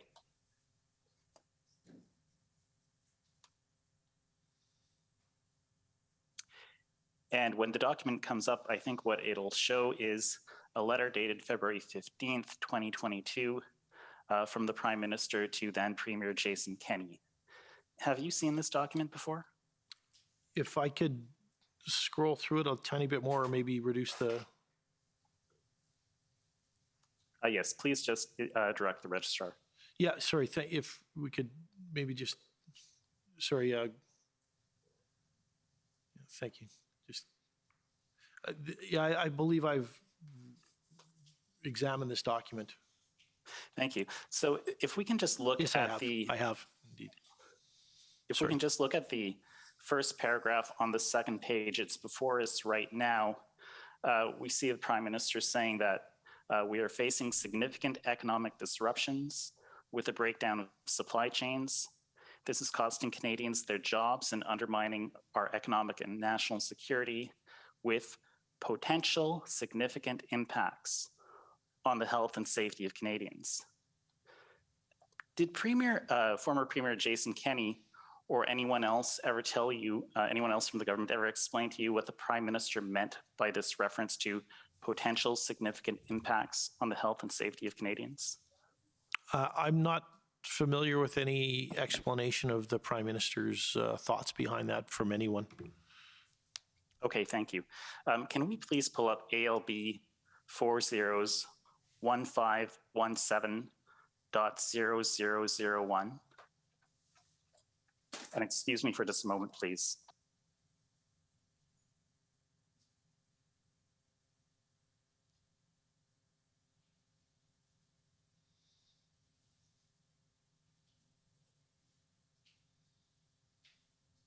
My sincere apologies there. I just had a slight domestic emergency. I don't here. believe, there we go. Can we have your audio now, sir? Go ahead. Okay, thank you. So earlier you told us that Alberta had formally requested assistance from the federal government, but did not receive any formal response. And eventually, this is in respect to tow trucks, and eventually Alberta just obtained its own equipment. That's correct, sir. So we're looking at an email here from Peter Lemieux to you and others about equipment Alberta procured to support the RCMP operation at Coutts. Okay. And who is Peter Lemieux? Peter Lemieux is the acting executive director of the Provincial Security and Intelligence Office, and during this time he was the individual who I tasked as the lead in the procurement of that equipment. Okay, and this equipment was procured on February 13th, 2022? It was procured over a couple of days, and I think ultimately all of it was in place by the 14th or 15th. I think 14th, but Well, if you just scroll down a little bit, it says here, yeah, on February 13th, 2022, Government of Alberta procured the following equipment. yeah, I saw that in the note from Peter earlier. I think a better term for on February 13th would have been by February 13th. We had actually acquired a small amount of that equipment earlier than that, and the last of it was procured, and then it was all in place, I believe, on the 14th down south. Yeah, ready for deployment. Is this list of equipment reflective of the equipment that the RCMP needed? Save two specialty vehicles, this was the exact equipment that we were told that by the RCMP that they required if they were to have to execute an enforcement plan and tow all of the vehicles at the border crossing. And what were those other two vehicles that are not listed here? Sure, there are some other documents that speak to them, but one is a tire service truck and a number of tires, and the other is a heavy-duty mechanics truck with tools. Okay, thank you. And if we can just pull up pb.can.401514. We saw this document earlier today. Just while we're waiting for it to be pulled up, it is an email to Rob Stewart. Okay, thank you. You recall seeing this email, correct? If we can just scroll down a little bit. Yeah, I've seen this earlier today. That's correct. Okay, and if we can just scroll down a little bit more to where it says Alberta. So under the heading Alberta, it says that the biggest operational challenge to date is procuring, towing, wrecking equipment and skilled workers to operate the equipment. That's correct. By this point, you had most of that equipment at least. Could we scroll to the top again so I could confirm the date? Yeah, of course. This, yeah, if I remember correctly, this is a review of a conversation that we had earlier on in the day on the 13th. That being the conversation with myself, ADM Dakalbob Talal, and the Public Works Government Services representative. I can't recall who was there on that call. And at that point in time, we were in the process of procuring the equipment that we ultimately, later on by the 13th, by the end of the day, we had actually procured. So when you see the reference from Peter Lemieux to by the 13th we had it, the information that that Talal in this message was referencing came from a point in time prior to us having finalized the purchase of the last of the equipment. So we were still looking for trucks when he and I had a conversation, and his reference to our conversation contained in this email to Rob Stewart is based on that sort of time dated information that we were still looking for it.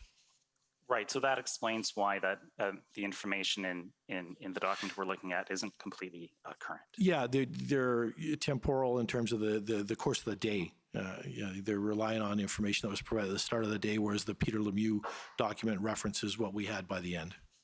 Of course, and by that point on February 13th, you had no idea that the federal government was about to invoke the Emergencies Act. That's correct, sir.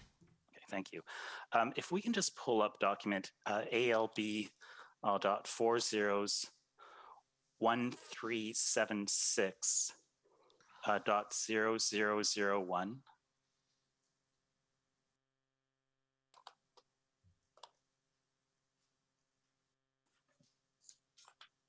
And what we're looking at here is an email from Daniel Lavie or Laville. I'm not sure how to pronounce his name. I'm sorry about that.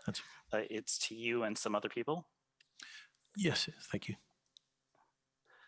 And I think it's actually, it's being forwarded to you, and it's dated February 15th, 2022. That's correct. Dan LaVille was the communications director for our ministry at the time, and was forwarding to me a copy of an Alberta RCMP news release.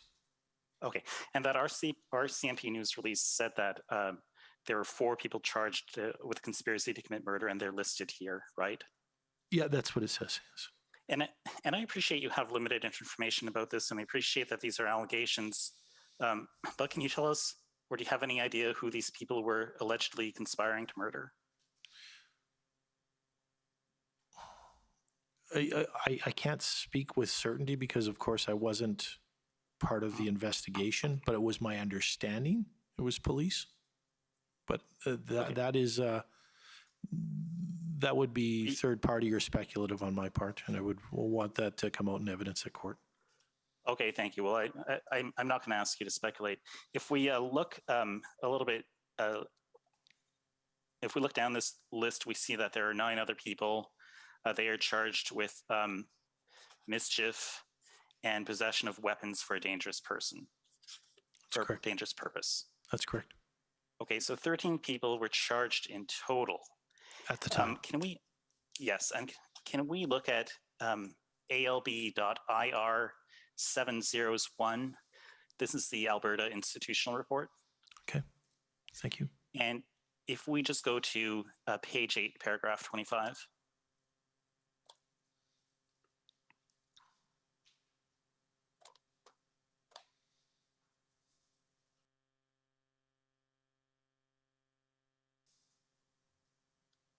Okay, thank you very much. So this paragraph describes how the RCMP executed a warrant on 3 trailers leading to the arrest of 13 individuals. That's correct, sir. And those are clearly the same 13 individuals we just discussed. Yeah, that's the reference. Yes, that's correct, sir. And it says here that the warrant was executed before dawn. Do you happen to know if it was executed before the First Minister's meeting, which took place on February the 14th? Now, I have to be careful and caveat my response in the sense that my understanding of the First Minister's meeting is that it was, as articulated by Counsel for Government of Canada, somewhere around 7 or 7:30 in the morning. I was not party to that event. If the timing was as indicated by Counsel, then it would have been before, because my conversation with the Deputy Commissioner indicated it was in the early morning hours, 2:30 or so in the morning, that the arrest took place. Oh, I see. Okay, thank you. And earlier in your evidence, you mentioned the hour of 7:30 a.m. That's when you found out about the warrant being executed, right? Yeah, see, that was me having a conversation with the Deputy Commissioner. That's correct. Got it. Okay, and 7:30 is a rough estimate. I probably could go back on my phone and try and find the call, but it was before normal business hours. It's okay. I just wanted to make sure I understood. If we look down to paragraph 27 of the institutional report, it also says that the Emergencies Act was announced on the afternoon of February 14th. And based on your evidence and on the report, that was well after the RCMP successfully completed the seizure and arrests of these 13 people and the offense-related property. That's correct, sir. Okay. And you didn't have any other information about threats at the time? At the time, just the intelligence I was receiving from the Deputy Commissioner around the fact that there was a volatile presence within the group that they were examining, and they proved a threat or a risk. It was very generic or at that high level, the types of conversations that I had with the Deputy Commissioner. The Deputy Commissioner of the RCMP, of course. That's correct. Yeah, Deputy Commissioner Zablocki. I think so nothing pretty specific. well out of time, just so if you could wrap up pretty soon, I think you're out of time.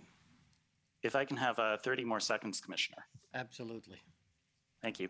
So just one last point.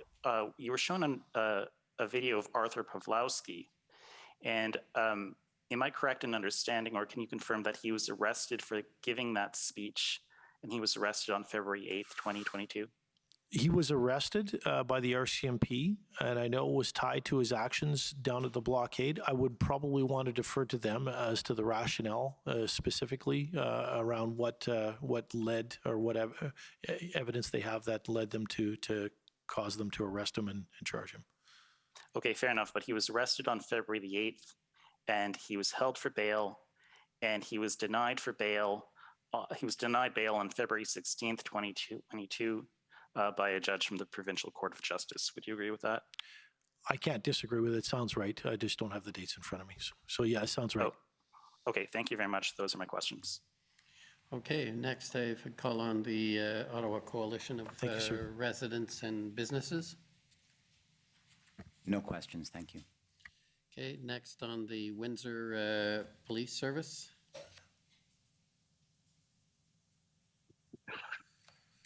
So I apologize. No questions for Tom McRae for Windsor Police Service. Okay, next is the Government of Saskatchewan. Good morning, sir. It's Mike Morris, Counsel for the Government of Saskatchewan. I'm saying good morning because it's still morning here, and I think your internal clock's probably still set to Alberta time. Yes, good morning. Pleased to meet you. I just have a few questions for you. Sir, I understand that in February of this year, you represented Alberta on the FPT Crime Prevention and Policing Committee. Is that correct? At the ADM level, that's correct, sir. Okay, and that would be a committee which is composed of officials from the federal, provincial, and territorial governments, correct? That's correct, sir. And as such, that committee would include representatives from the Government of Saskatchewan then, correct? That is correct, sir. My understanding is that the committee met several times before the public order emergency was proclaimed on February 14th. Is that correct? That's correct, sir. And my review of the material indicates that the committee met on February 1st, February 7th, and February 11th. Does that accord with your understanding?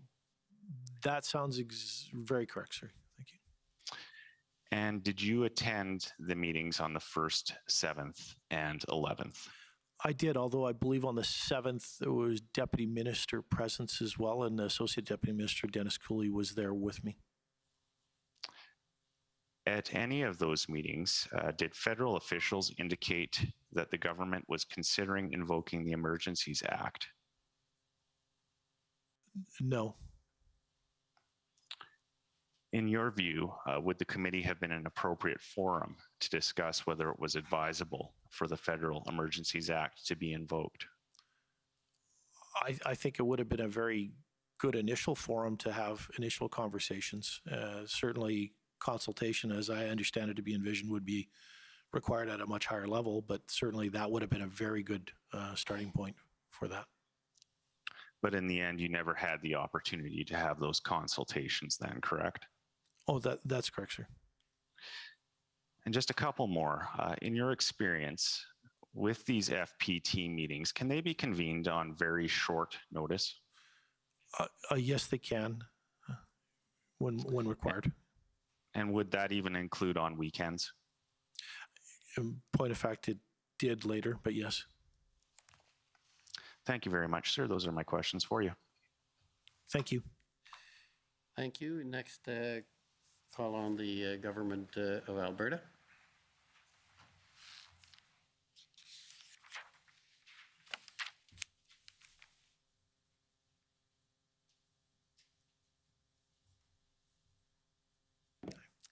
Good afternoon, Mr. DeGrand. Good afternoon, Commissioner. My friends have covered quite a lot of ground with you. There's just a few areas I want to cover off, and one of those areas deals with the timing of the execution of search warrants and arrests in Coutts, Alberta. I'll ask if the clerk can please turn to ALB 401522. Thank you.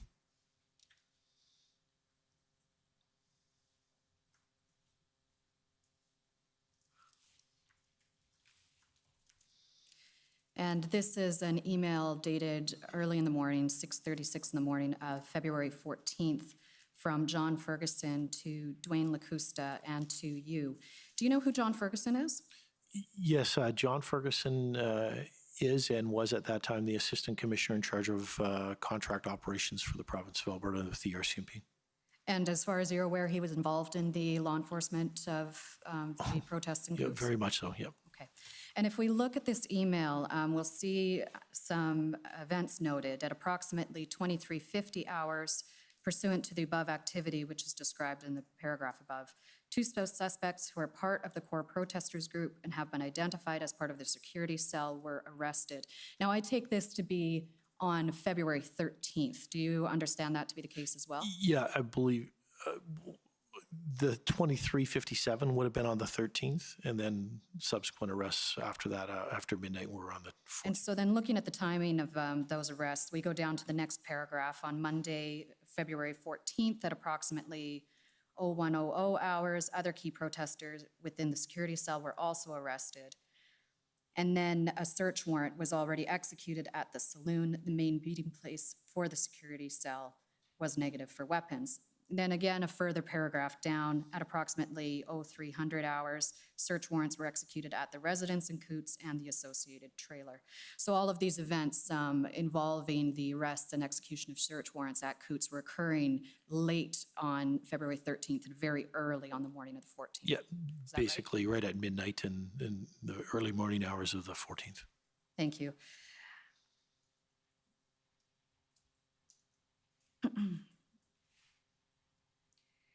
Now, I'd also like to turn back to record ALB, I believe it's 401573.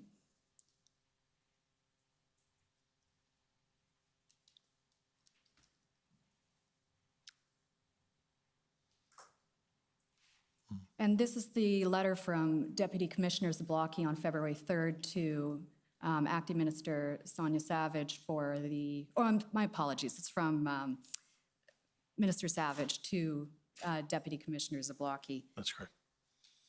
Now, the last sentence of that first paragraph reads, in my opinion, this constitutes an emergency in the province of Alberta under the Provincial Police Service Agreement. Now, the Provincial Police Service Agreement is included as a document referenced in Alberta's institutional report before this commission. I take it you're quite familiar with that record. If you could try and slow down a bit for the translators, please. For sure. I'll take it you're quite familiar with that agreement. I am, yeah. Is there a definition of the word emergency in that agreement? I actually have a copy of it with me, but I don't have it readily available, and I can't recall. You can't recall, okay. Yeah. It is in our institutional report as well. Right. I take it that your understanding is that the definition of the word emergency as contemplated under the Provincial Police Service Agreement is different from the word emergency under either the Federal Emergencies Act or Provincial Emergency Management Act. Absolutely. And the contemplation under the Provincial Police Services Agreement is around resources and the ability to marshal sufficient resources to manage extraordinary situations, whether they be, in this case, protests, but it could be fires, floods, or major events such as a G8 or a G20 and the security events that come around that. So it is very different than an emergency as would be entailed under, say, the Alberta Emergency Act or the Federal Emergency Act. And you used that word extraordinary, which is a word that was also used in the letter from Deputy Commissioner Zablocki to Minister Savage, asking for the deployment of RCMP officers under Section 9.1. To the best of your knowledge, was this the first time Article 9.1 had been used in Alberta for the deployment of RCMP officers? No, not at all. What other types of circumstances has that occurred before? I believe we had that invoked during the fire response in Fort McMurray. We brought in officers from Newfoundland, BC, Saskatchewan to support the provincial operations. I believe it's been used in the past for jail strikes and other natural disasters as well. It's been used for G8, G20 deployments across the country, Olympics, etc. Okay, thank you.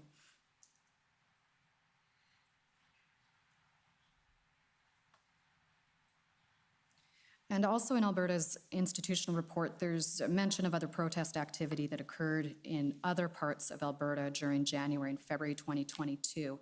And you've discussed that to some length with my friends already.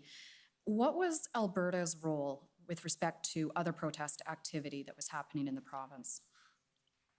So with the exception of protests around the legislature itself, operational response is solely with the police services of jurisdiction, and we provide support through our sheriff's branch when requested and as needed. Our role is around coordination and intelligence sharing and monitoring, providing advice to government, and ensuring that to the best of our ability, every law enforcement agency is connected with each other and with ourselves and not caught at unawares with any intelligence that might exist in any one of the law enforcement entities in the province. And you mentioned, with exception to protest activity was taking place around the legislature. Why is that? The sheriff's branch of my division is a specific task around security on the legislative precinct in the province, and work very closely with the Edmonton Police Service on that, but they're charged with sort of the direct security on the ledge itself. And so any protests involving activity, whether they be dismounted or foot activity on the legislature and on the roadways within the precinct, are primarily managed through the sheriff's branch until such point in time as it becomes clear that the protest is going to be non-peaceful or unlawful, and then the Edmonton Police comes in and assumes responsibility while our officers continue to work with them. But we do have a much more robust participation in matters on the legislative precinct. Did you become aware of any incident involving these protests at the legislature grounds in January and February that the sheriff's branch was not able to handle? Not that the sheriff's branch, with the assistance of the EPS, could not handle. They were all managed quite, I think, appropriately. Okay. And one final record to take you to. That's ALB 402402.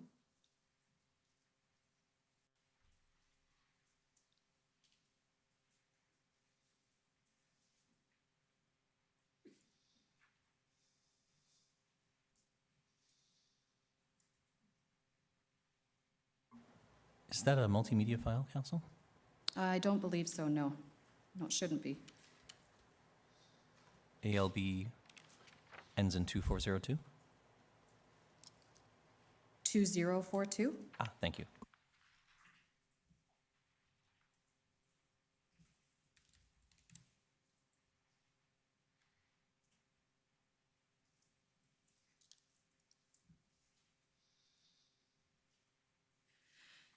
This is an executive notification, developing situation, the Alberta Legislature, Freedom Convoy, February 26, 2022.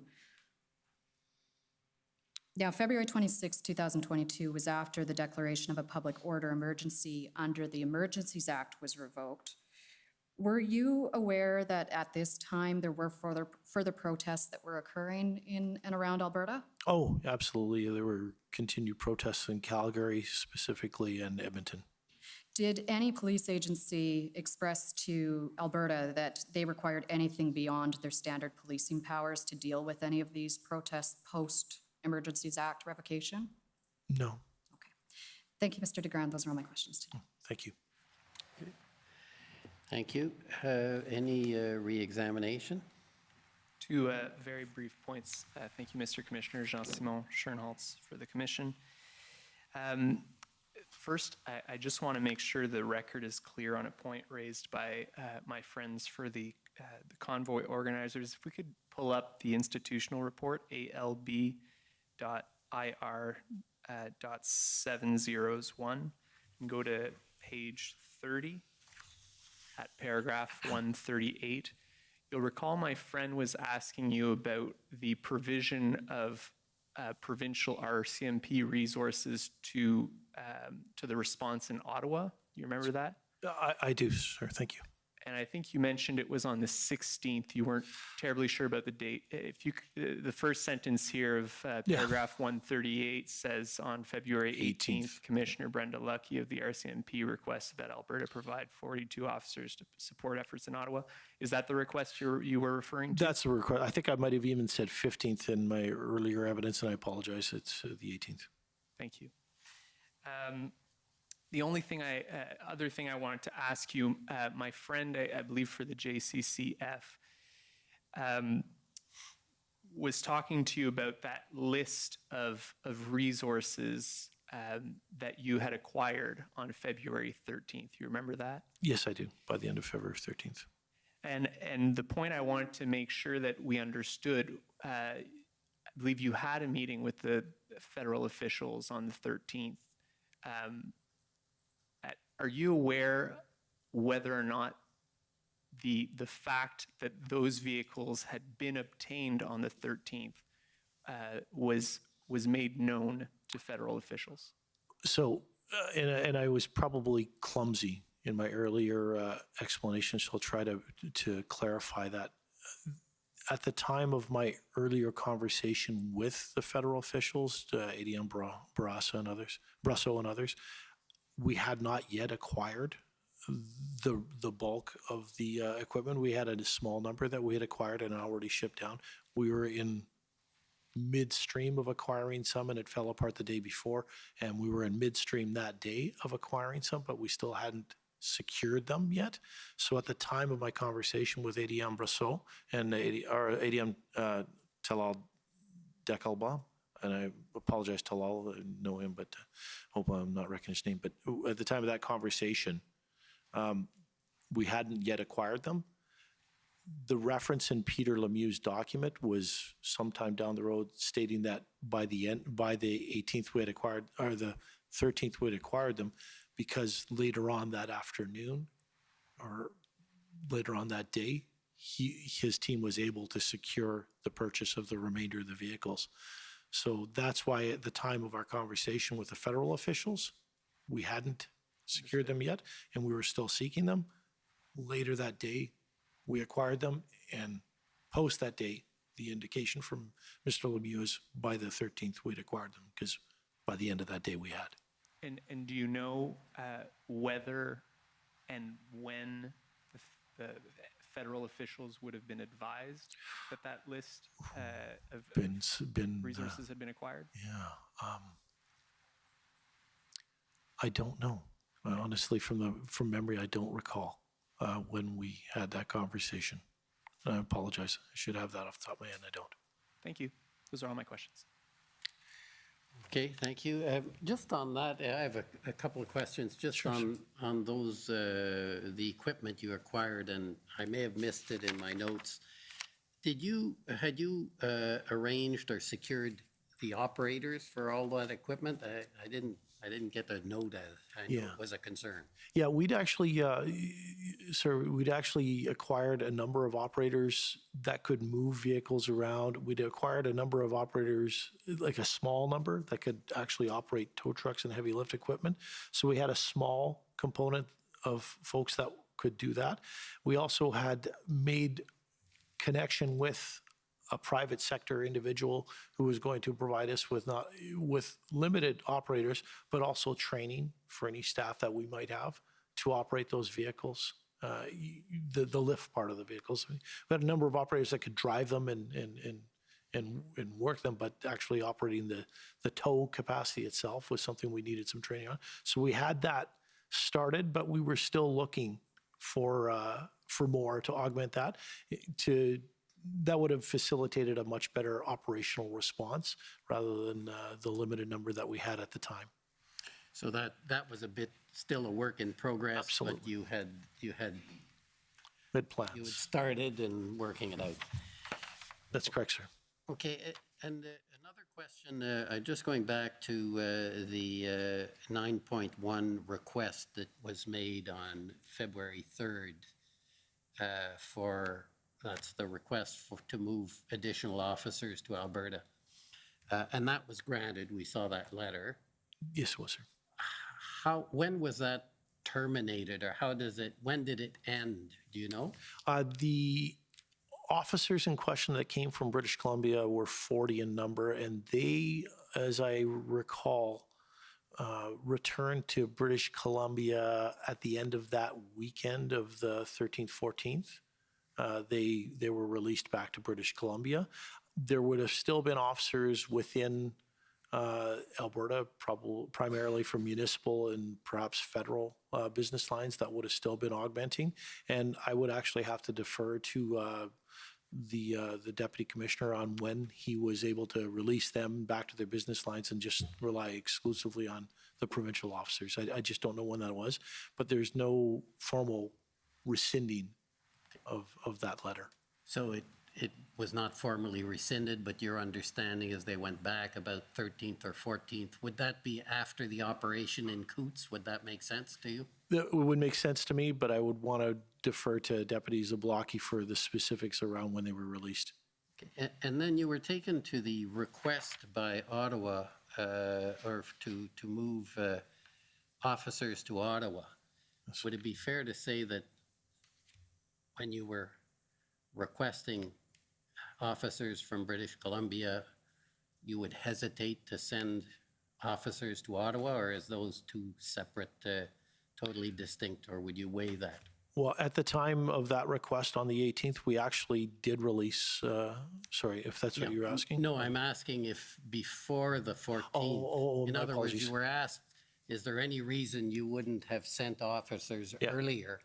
And I'm just asking, and I may be wrong, but it seems common sense to me. Yeah, no, it's a very much a common sense question. And what would happen is what did happen on the 18th, it would have happened on the 14th. I would have looked to Deputy Zablocki to ask him what is the nature of the request. In this case, it wasn't for just general numbers. It was for specialty officers on the, they call special STO officers, special tactics and operation officers, certain special units. I would have asked the question, could you realistically release those given what you're dealing with in the province? And I would be guided by his advice on that. I would have been surprised had he said he could, but there are other provinces in the Maritimes, et cetera, that they could have pulled from.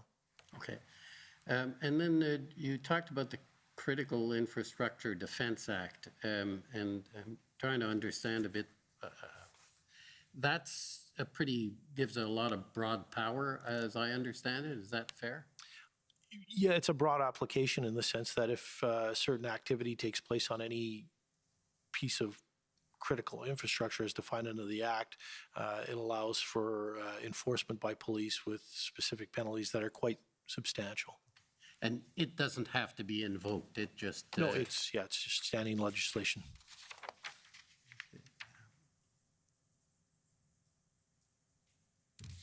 And then this may be the last one. I'm just going through my notes. I apologize. You mentioned something about, and I think it was maybe February 13th, but I'm not sure, a request for reservists to be used, I think, to operate equipment. Did you ever get an answer on that? Yeah, and the February 13th reference was the conversation I had with the ADM and Public Safety Canada and other federal officials, where I raised to them my surprise that we did have an answer back that was indicating that, and this is an earlier request from earlier in the week, where the Canadian Forces indicated that they would not allow their reservists to participate in support of our operations in the manner that we'd asked. So we'd already had that answer, and I was expressing to the ADMs my surprise that at least that level of support couldn't be approved. And maybe I've got it wrong, but I thought in that note there was a suggestion that he would look into it. Yeah, that was my question, whether after looking into it, anything further came. My apologies. Yeah, he did indicate that he was not aware of the request. He would look into it, and I did not hear back from him. It was a busy time for him, though, I understand. Okay, because it was the looking into it that I didn't know whether... We received no feedback after that, sir. Okay.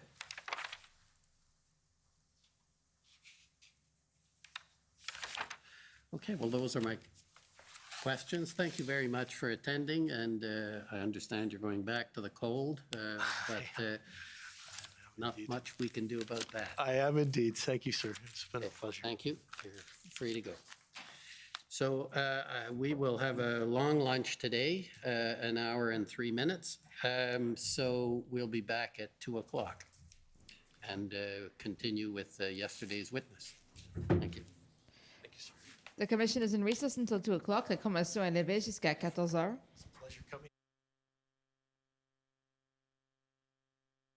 There we have it. Good day, Wog. Yeah, buddy. Lots of little nuggets happen here. I've just been in here for about 15 minutes, but this guy was very disappointed that we couldn't use the army against our own citizens.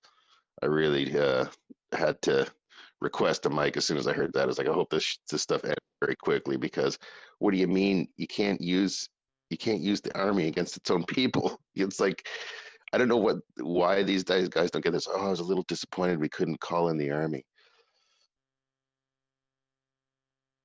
Oh, you should have heard them complaining. No one wanted to tow the trucks out of the way. So, like, it's been all morning like this. It's just been nonsense how they couldn't get any tow truck companies to assist them. And, he's been talking military. He's been saying the word global, like really key words out there if people haven't really noticed that. His grin. I've been watching it on my iPad. And at one point, his grin was just, oh God, I wish I had a screenshot it. What a son of a bitch.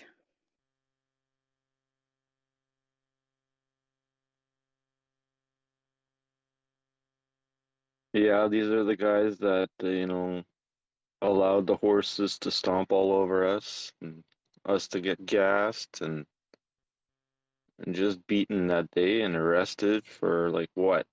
For what? There's no justification here. Shame on them all, really. They're like a sleeve. That's all they are. They're just a sleeve. Yes, sir. Thank you, sir. No problem. Nice to meet you, sir. It's been a pleasure. See what he said at the end? It's been a pleasure. My God. Oh, absolutely. Even the little ad that Justin Turd put out today, it's ridiculous. It's beyond, like, if people can't realize the propaganda there, it's very, very, very disheartening. So let's do a little bit of a summary, because I only caught the last 15 minutes. I've gotten some tweets from Noah Chartier where he said that basically they admitted that the people that were trying to smuggle arms into the thing was 2 female undercovers, correct? Oh, he didn't know anything about that, of course. Oh, he was not privy to that, of course. But I'm super glad that that was brought up. The other part was they did before the Emergencies Act was invoked, they went in the wee morning hours and confiscated. Now, the first lawyer, guys, who is the guy that's got Boris Johnson's hair? What's his name?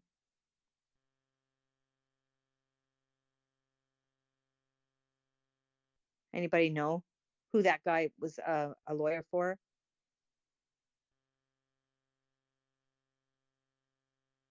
I'll have to look that one up. But I think I know who you're referring to. Yeah. Kind of looks like a mad scientist kind of looking dude.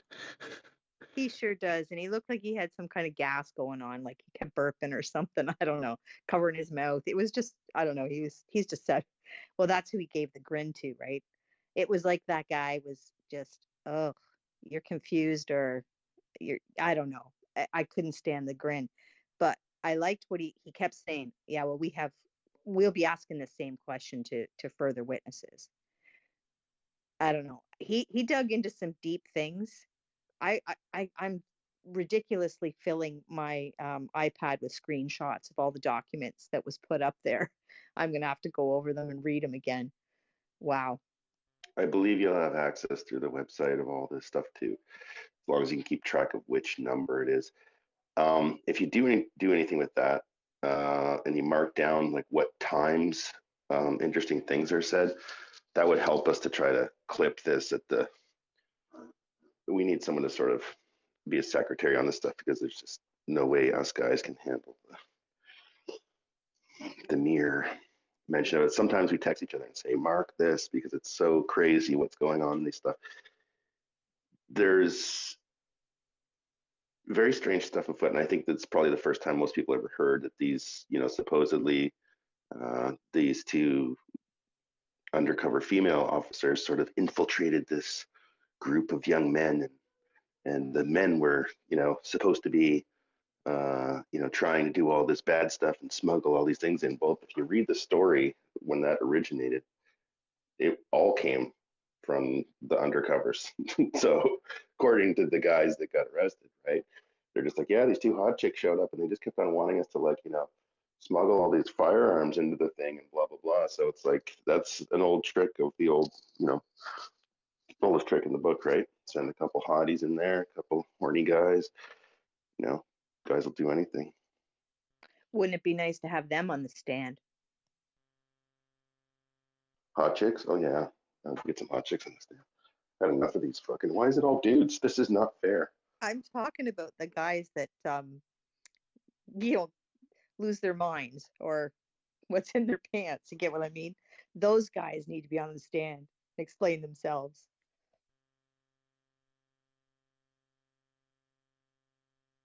No, by far, this is like CSIS's biggest shame of national security by far, like to enact this, and the government, ridiculous, right? Ridiculous. Was this guy CSIS? No, I'm just broadening it, but he was a commissioner. Well, I know the CSIS came out against all this shit. They said, no, none of this stuff was going down the way you guys were saying it. They were backing it up the other way, as far as I understand it. Oh yeah, no, it's the RCs and the civil well, that's police. the whole accountability of everything, right? And who's right hand to the prime minister, right? National security is not a big portfolio of the government, right? So yeah, but they came right out and said no. The whole that they aren't accountable is just say no. But well, it's because everyone wants to pass the buck now, right? But to make this decision, but don't forget, Mikey, that's what changed the tide to this at the very first. Because remember, we were all sort of looking at it like, oh fuck, I wonder how biased this thing is going to be. And like one of the first things that came out was a bunch of documents from those intel agencies saying this is bullshit, right? And there was no threat to community. There was very low threat to it. The only threat there was to the Freedom Convoy in Ottawa was basically bad actors coming and trying to stir shit. They called it exactly what we felt. Well, yeah, to point that out, to date, none of the council has said there hasn't been justification for it. So nobody has actually said there's been justification for this to date in all these hearings as well, too. So that's something to take note of it, right?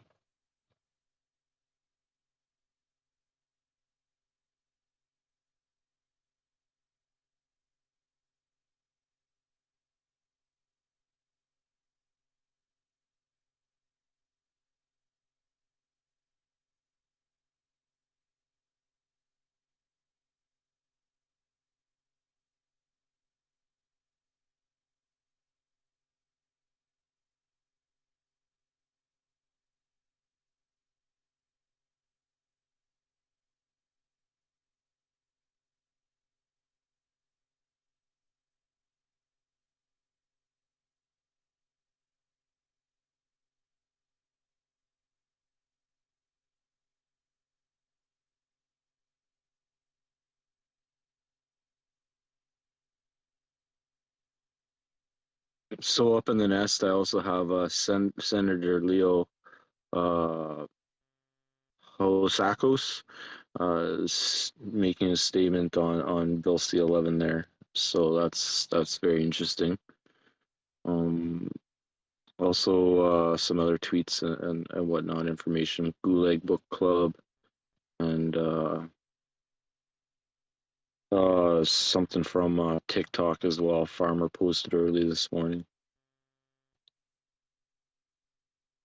And that's with Chris Barber and the council and and I believe Chris Barber's wife, if I'm not mistaken. So keep people in tune. You know, this is how we're gonna maybe get a 2.0 here, because if people get pissed off enough and we don't get the right vindication from this or anything comes of it, damn rights that should enrage people enough to really take strike, right?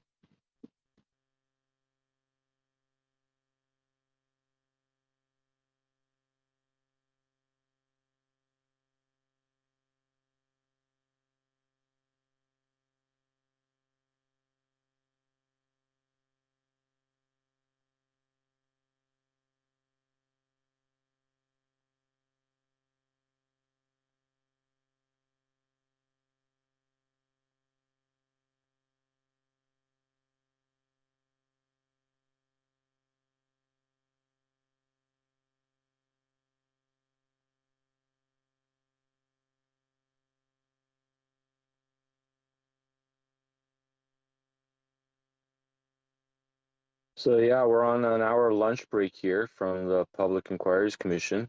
Feel free to grab a mic, be interactive, and tell us how your day's going, whatnot, and give us a download.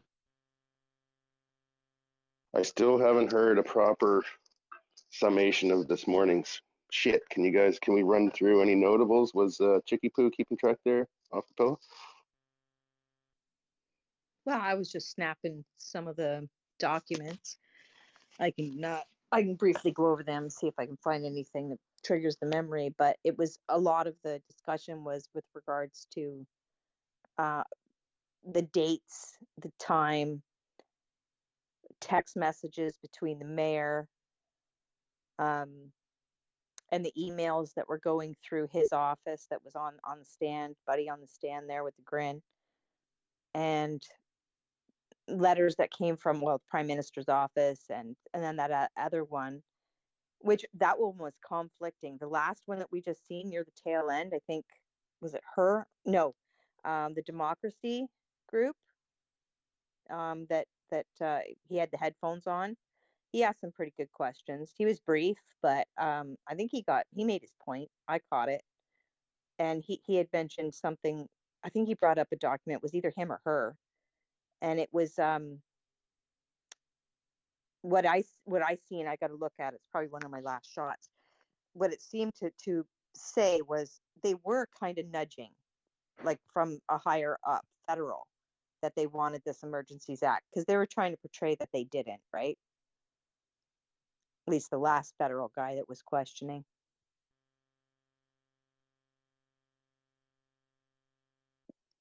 So, yeah, okay. Boys, I'm looking down here. It seems like there's quite a bit of freaking community members. So don't forget that we do have the Four Amigos community thing. Any idea where TR6 is there, Mikey? No, not at all.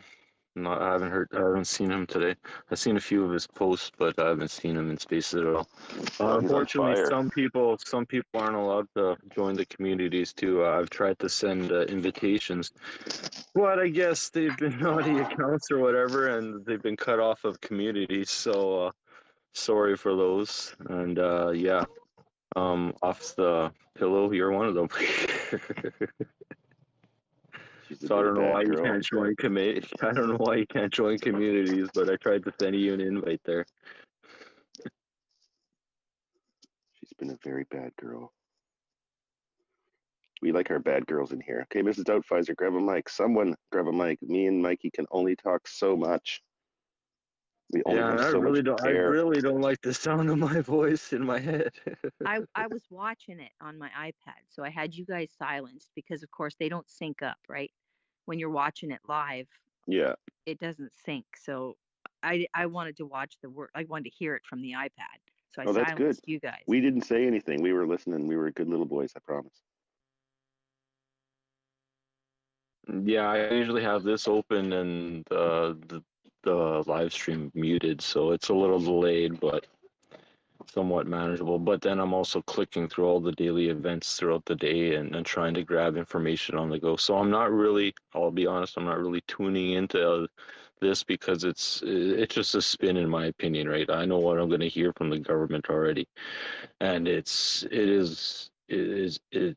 already proven by a shadow of a doubt the justifications were not. You can't convince me otherwise, period. There was no justifications, right? So this is just part of the procedure we all have to go through, and get our stories heard too, right? That's really key, and it's really good to hear and get the discernment too, right? Really understand how the other side's framework is kind of in their heads, right? I can't stress the misunderstanding of this functionary and his disappointment that a democratic army would not be deployed against its people. It's, I did only tune in for the tail end of that, the last 15 minutes, but when I heard him say that he was a little, crestfallen, like, oh geez, we can't get the reserves in here. Like, what are you trying to pull here? That is seditious. Okay, they're talking about sedition on the Conway was going over to take over Ottawa.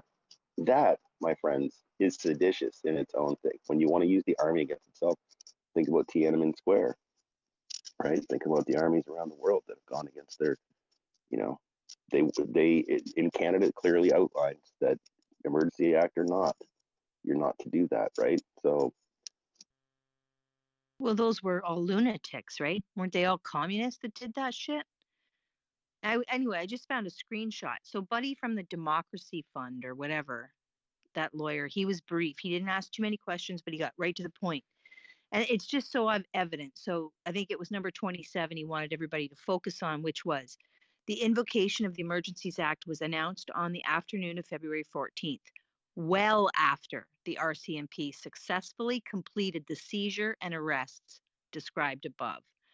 So they went in, they got the threat. They removed the threat. That's what he's basically, mum's the word. He's just telling it like it is and then moving on. So this is Coutts. Is this Coutts we're talking about here, or Ottawa? Coutts. Yeah, so it's already done by the time that they got the EMA enacted, correct? Absolutely. That's what. And that was a RCMP action, or that was negotiated by the cops talking to the protesters, right? No. This is what this guy wanted to specify within the document is number 27. The invocation of the Emergencies Act was announced on February 14th, well after the RCMP had successfully already arrested and seized these particular guns, right? Like they've already removed the threat that they were trying to claim they needed to invoke the Emergencies Act in the first place, right? Okay, yeah, no, now I get what you're laying down. Sorry, it's I need to drink more coffee here. Okay, so what you're saying is that they used that as an excuse to invoke the EMA, but that it was actually already taken care of before. Well, don't forget though that could have been in like an entrapment moment. These two hot babes show up, and these 5 country bumpkin dudes are like, oh, what's Jenny and Kathy doing here? I mean, what was? Yeah, but I think the two babes were a different incidents, right? They were claiming that the two babes were gonna hide them in like hockey bags, duffel bags, and walk across the thing. Yeah. So but those chicks were involved. This wasn't just, they just didn't show up that morning, right? Like these chicks were involved with these dudes with the whatever. That's where all their stuff rests on. So we need to hear from those chicks. But the seizures were out of trailers. Yeah, so these chicks were hanging around, right? So you imagine like 2 hot chicks like drinking and smoking weed with you, and you think you're gonna get your noodle tended to, right? Your pan antler, right? How many hot chicks could there possibly be in a small town of, whatever the population of Coutts is, right? 300 or something max. Like, what I'm trying to say is it reeks of entrapment. Is what it is. It reeks of entrapment.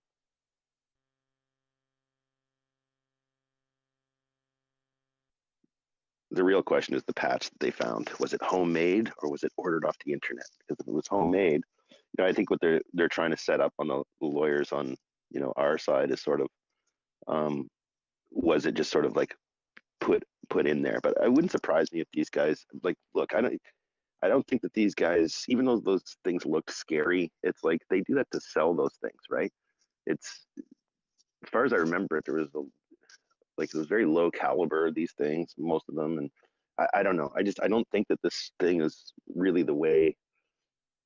And perhaps it was, let's get to the bottom of it. I don't know, but this is why the young guys have to be reined in on this stuff, right? We don't need any of that shit. It was a bad move on their part to be screwing around.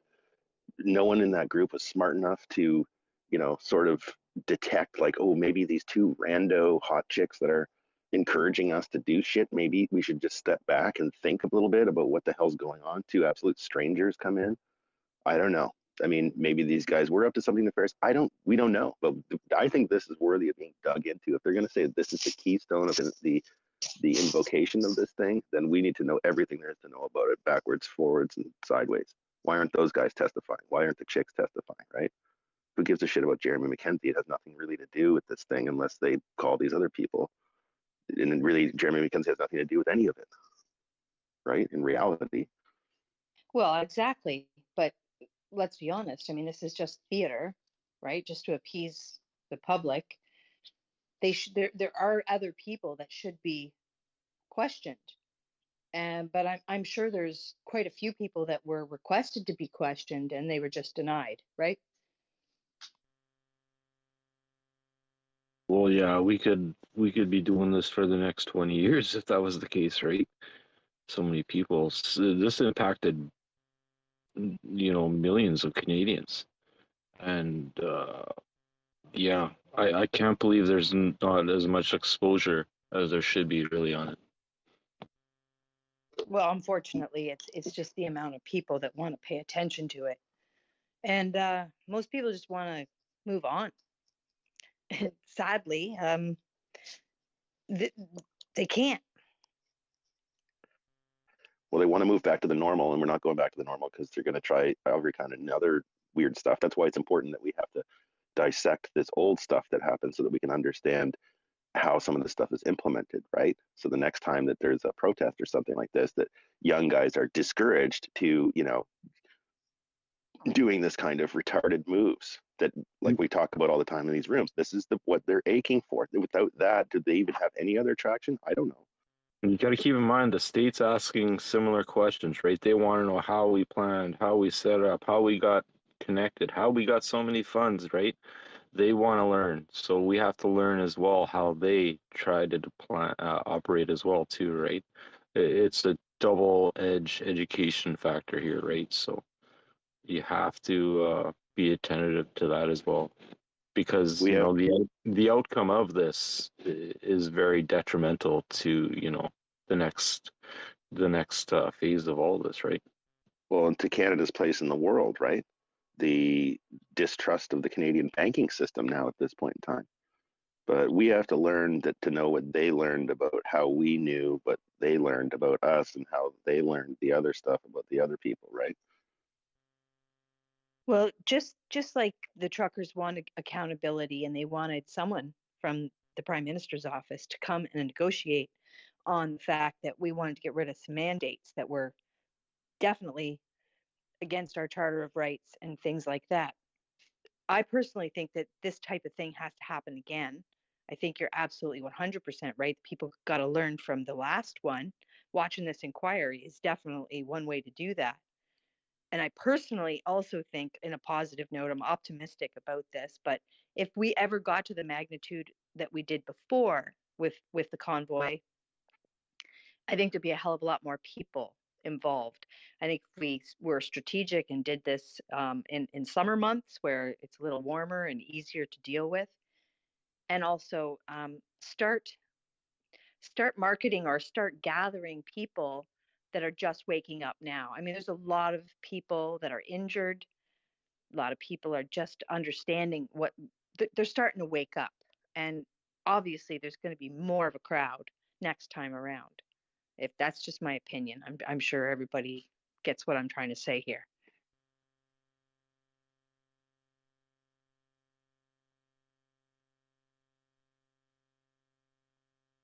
We need to bring the camps together.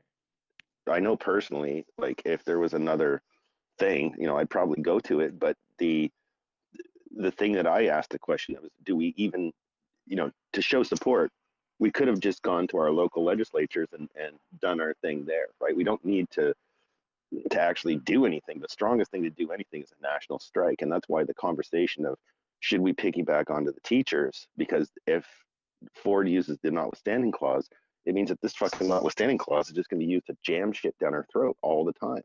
So should we get behind these guys? Not about the specific cause of what their problem is, but should we get behind them if they have the momentum to get, the idea of a general stay-at-home strike on Friday? I mean, should that not be something that we support?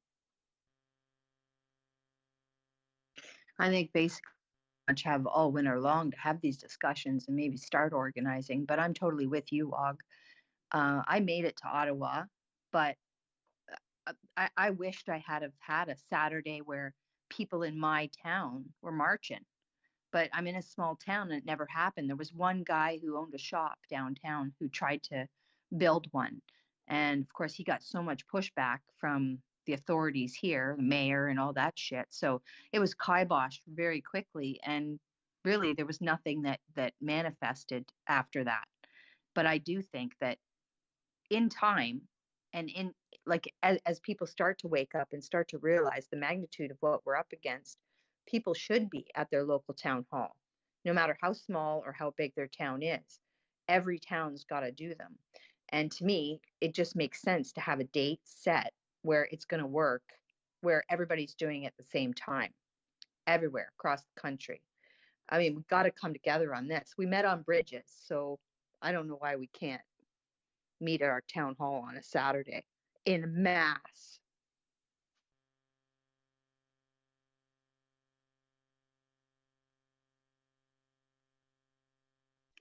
Well, personally, I think we need to have a lot more chicks involved in this and a lot more pillow fights. I think that's, the great Canadian pillow fight.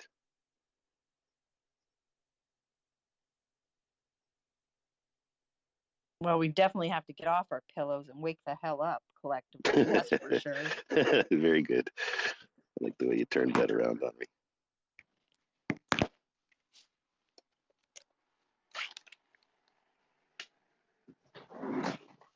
Yeah, you definitely learn a lot of patience.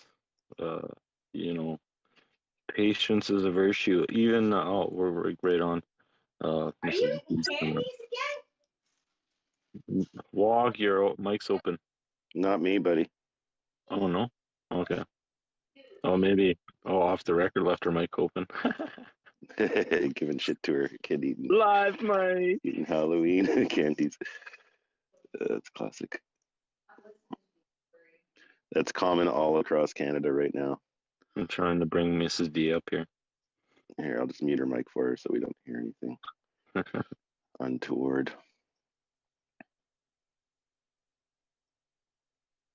Mrs. D is gonna get mad at me again. She likes to tear me a new strip nowadays. She's my biggest critique.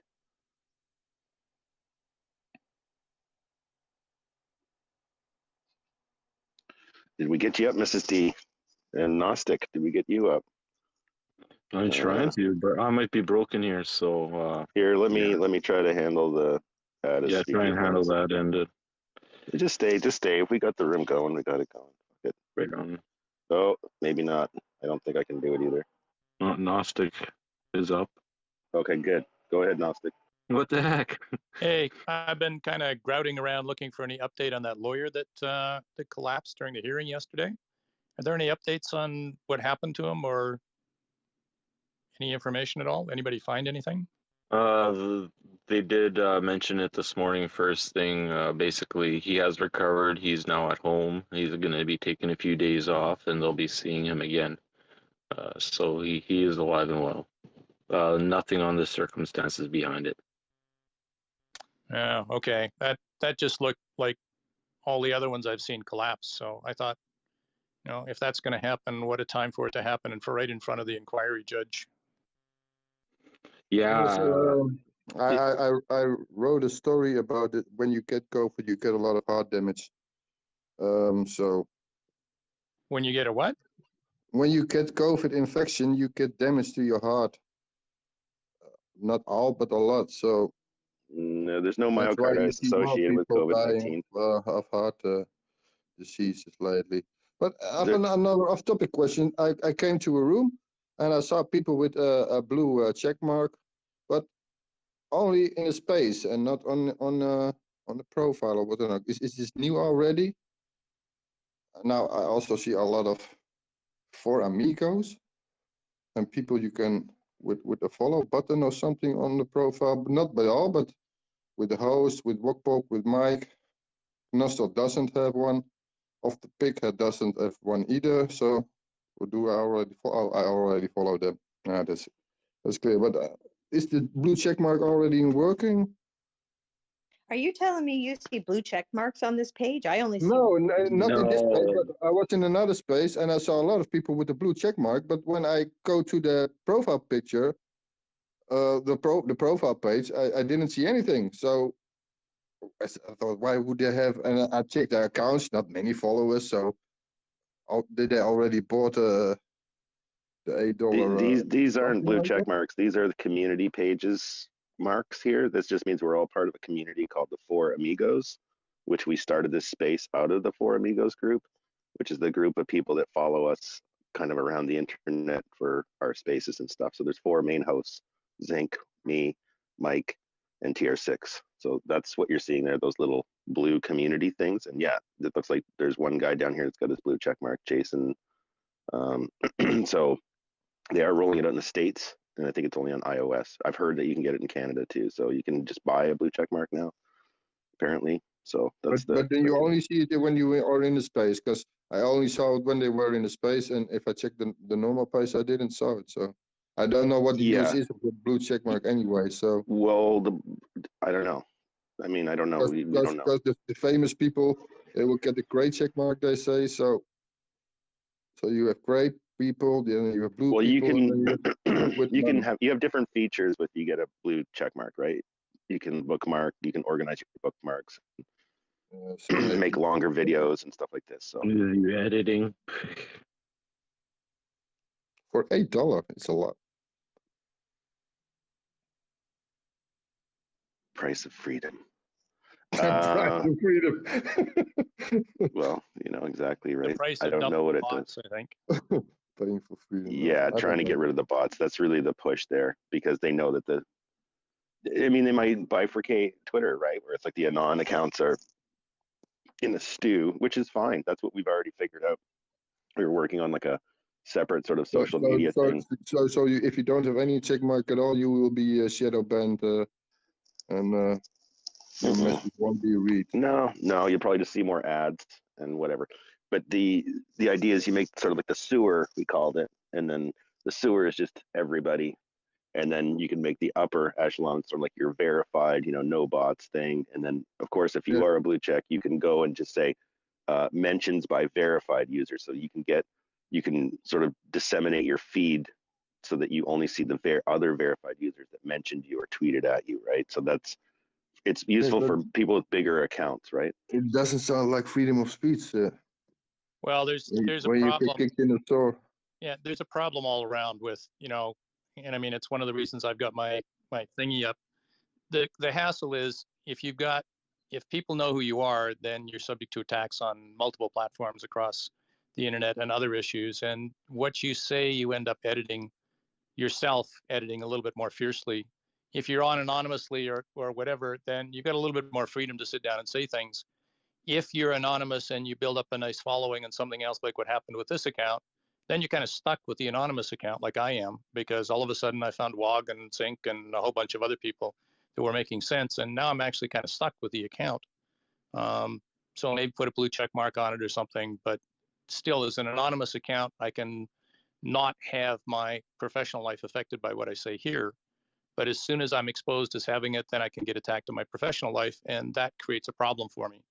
So it's having the difficulty is having anonymous accounts enables that, which enables much more free speech, so to say, especially in the cancel culture where you get canceled at a moment from everything else and you attack from that one. So free speech is multiply sided and has an issue when the cancel culture just takes effect.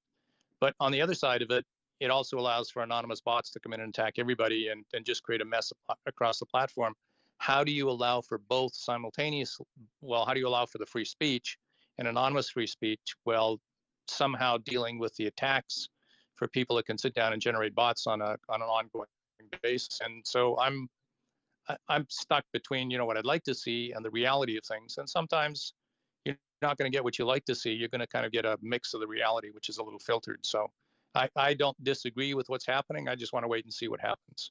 There's other ways to verify bots out, though. You know, you can just have every 10 minutes on Twitter, you have to do a little skill testing question, and that just burns up enough time in those bot farms that they just can't deal with it, right? That's a good one. I like that one, Wog. I do. Yes, Yeah, well, we've been talking about a this. lot of retweet and like bots.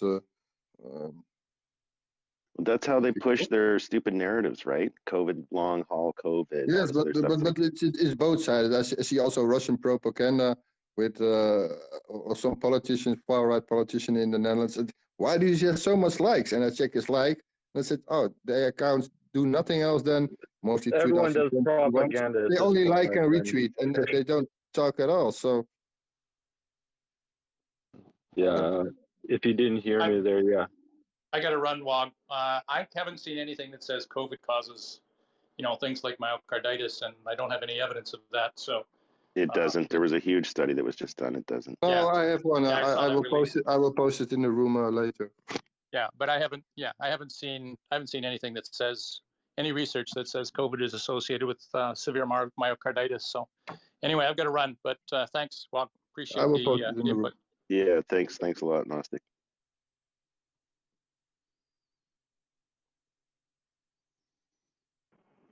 Yeah, I read somewhere this morning that nobody gets the blue check mark if you weren't verified before November or whatever.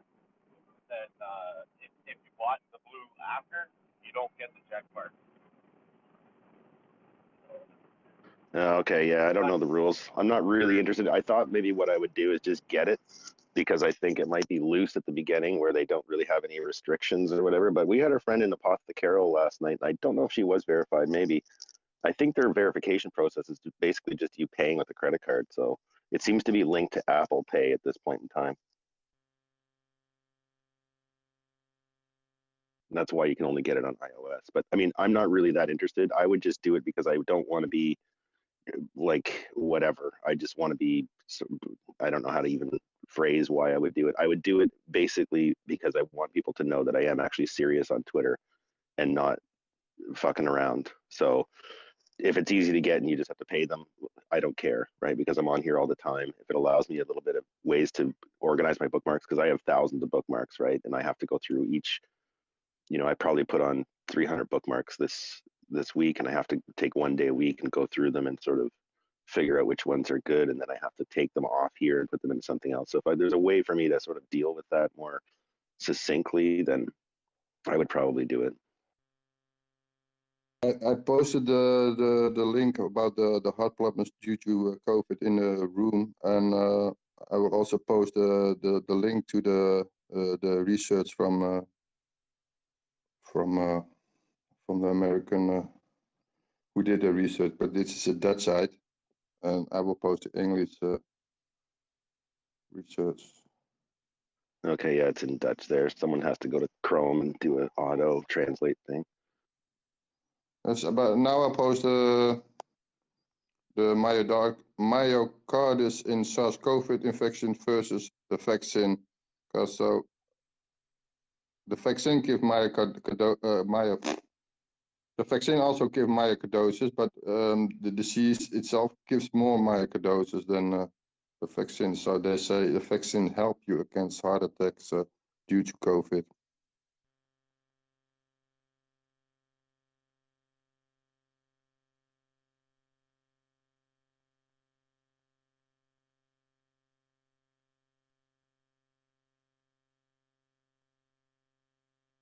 Just trying to fish up the one that I read a couple days ago, where it just basically was a huge study, and they say no. So let's see here. 500,000 person study. So I'll put that up in the nest for you. I don't know if anybody's able to sort of do the Chrome disambiguation of his. Oh, it looks like it's in English. Let's see. Okay, well, I'll go through this a little bit for you guys. So. Put this baby to bed.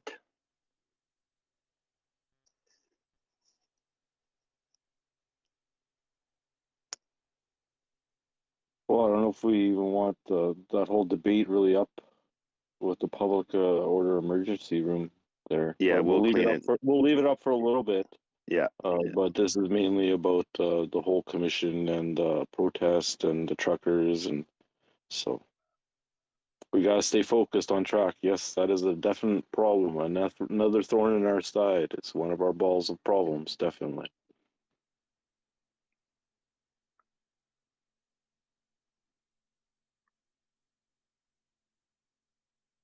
Yeah, I'm seeing what they're saying here. They did. They're just basically using the official databases.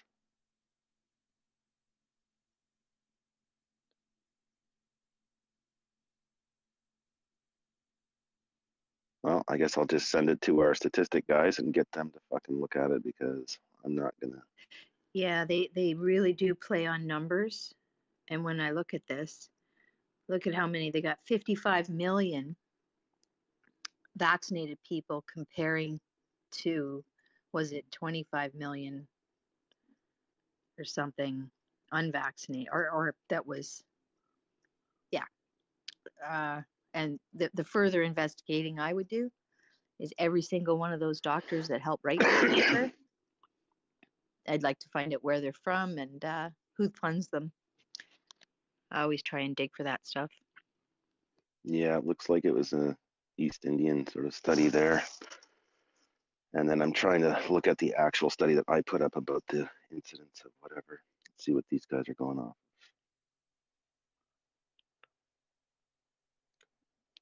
Retrospective cohort study.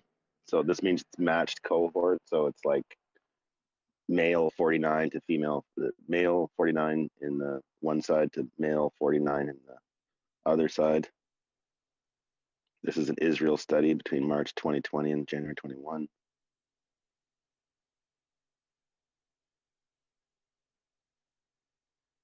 Yeah, so this is a little bit more granular than what the other one was. The other one is just going at databases.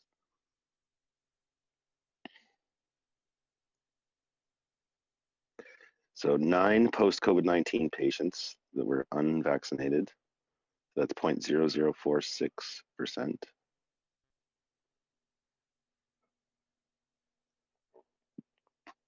Let me see here.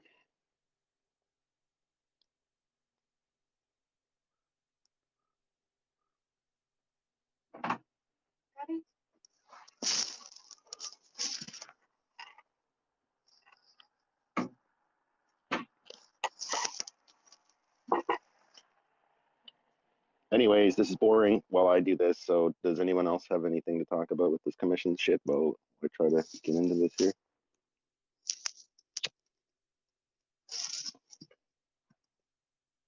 Do we know who's next, for example?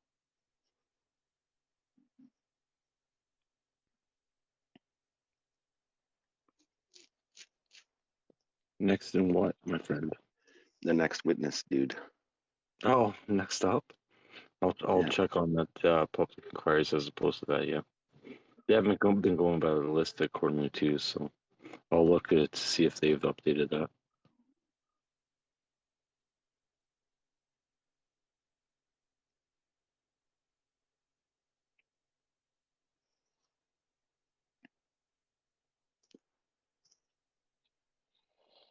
It's very interesting, actually. I found I haven't paid a lot of attention this week, but last week it was like they're all trying to cover their asses. But what I think is going to be interesting is to see what this judge or whatever he's called, adjudicator or whatever, his final report. It's going to be very interesting because we know he's a supporter of Fancy Sock Boy.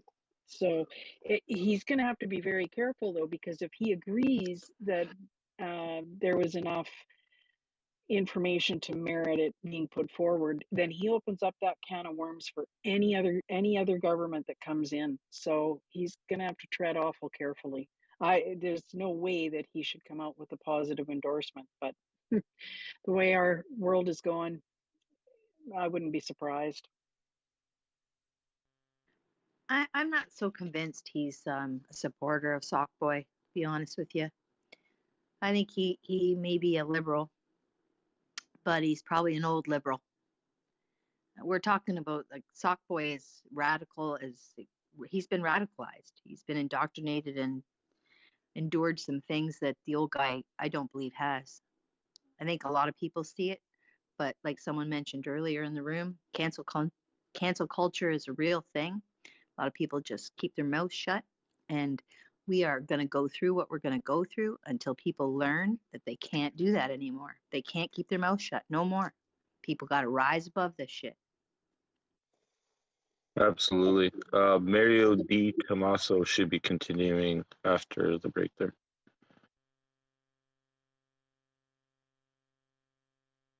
Who is who? What's that person represent or whatever? Was he the bear or something? Big Bear, the Indian guy? No. Oh, Indian? Is he an Indian? Oh, the guy that's called Big Bear or something? That guy? I don't think so. No. This is, I don't know. I don't know. Staff superintendent. Superintendent of City of Toronto. Oh, okay. Hey, did we hear from Canadian Trucker? Did he have something to say? Canadian Trucker, you got something to throw in the ring here?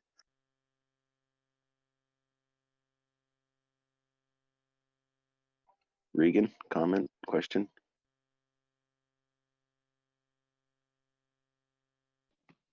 No, I'm just enjoying listening. All I can say about the myocarditis thing is I know several people that have it. Yes, if you ask them, they'll say they got it after COVID. But then if you ask them another question, how many shots have they had? They'll all tell you they've had 3 shots. So that's my experience. Yeah, I don't know any anecdotal people that have had long COVID or whatever. But we know that long COVID is associated with people that have anxiety. So who knows? Well, we'll send it to the guys that are statistical. Fucking. No, why don't I have it then, man? Fuck, I have so much anxiety. Because you got the placebo. No, I didn't get a shot. I didn't even take it. I lost my career and livelihood though, so it's all right. Well, me too. Well, me too, but that's okay. I'm just getting into microgreens. What the hell? There you go. That's thanks to WOG. I blame him.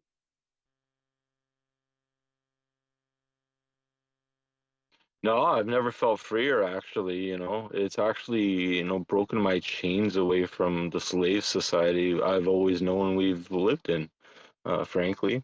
So this is kind of ironic, They've given me my freedom by firing me and taking my career away, right? So I kind of thank them for this, because now it's a true signal that the government wants to go toe-to-toe with enlightened human beings that know better, right? So bring it on. And if you take that integrity and those with such honor to sacrifice their careers and livelihoods, like step away from it all, right? That's what everyone needs to really do to get control of this. It just simply takes every single Canadian stepping away, stepping back for a moment and taking that power. And I still have the power within me, and so do 6 anyone who's not working and taking part in society, right? We're spending our savings and whatnot, but we're wisely doing it as well too, because you could last a long time here in Canada, even on $100,000. So this is a long war, and once the money runs out for myself, well, then I guess I go on a starvation strike right on Parliament Hill, right? Then maybe people will start listening. That's my last stand. I've had enough. I've known for far too long in this country that it's not the way it's supposed to be, right? I've known since I was like a child.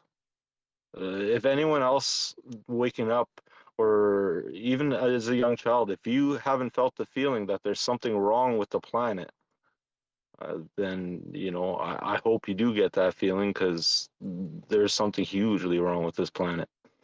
And once you do get in tune, you're gonna notice things that are so amazing about this planet too, right? So you're missing out on a huge experience, I think, because wow, what a hell of a ride! And now here we are, empowered to take on the forces of evil.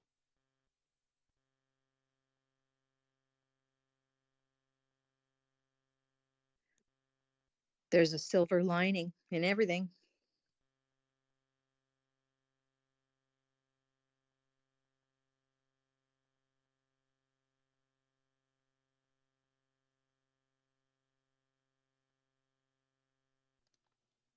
Hey, Mike, I like what you had to say there, buddy. I got a question though. I wonder how many Canadians are already kind of on uh, a forced starvation here. I mean, I keep hearing people can't make their bills. People are eating less, buying less groceries. I mean, fuck, there's a lot of Canadians that are their backs up against the wall. And it's only going to get worse as those prices increase, right? And that's where it's really going to hopefully hit Canadians and say, hey, make them have a second look. Why am I paying $10 for a tub of butter that cost $2.99 last week, right? Only at the end of the day, it is money that's the judgment of all of us that pushes us all to desperation at times, right? If there was no need for money, we wouldn't have to steal food to feed our families, or medications to prescribe, all that stuff in dire need situations. So we obviously see where this monetary system's gotten us, right? And I know a lot of us, I don't know. There's too much money in the system, and too many people have money, and too much wealth, and I don't know. But a lot of people are going to suffer on the way down here. If not, we've already lost so much to mental illness, right? So mental health is at an all-time high, and that's that's the real pandemic and epidemic that's going to hit us really hard as we learn more and more deaths coming down, right? So what's it going to take? What's it going to take? I worry about the kids. I mean, I got a daughter that's 14, so we've been doing this for 3 years. She probably only remembers back to the time she was 3 or 4. So I mean, that's a third of her life that she's been dealing with this bullshit. I mean, what kind of impact does that have on a kid? I mean, I let my kids do what they want and try to talk them through this all, but can you imagine if I was a lefty liberal, what my daughter would be thinking right now after 3 years of fucking being locked in the basement or whatever the hell they do with their kids?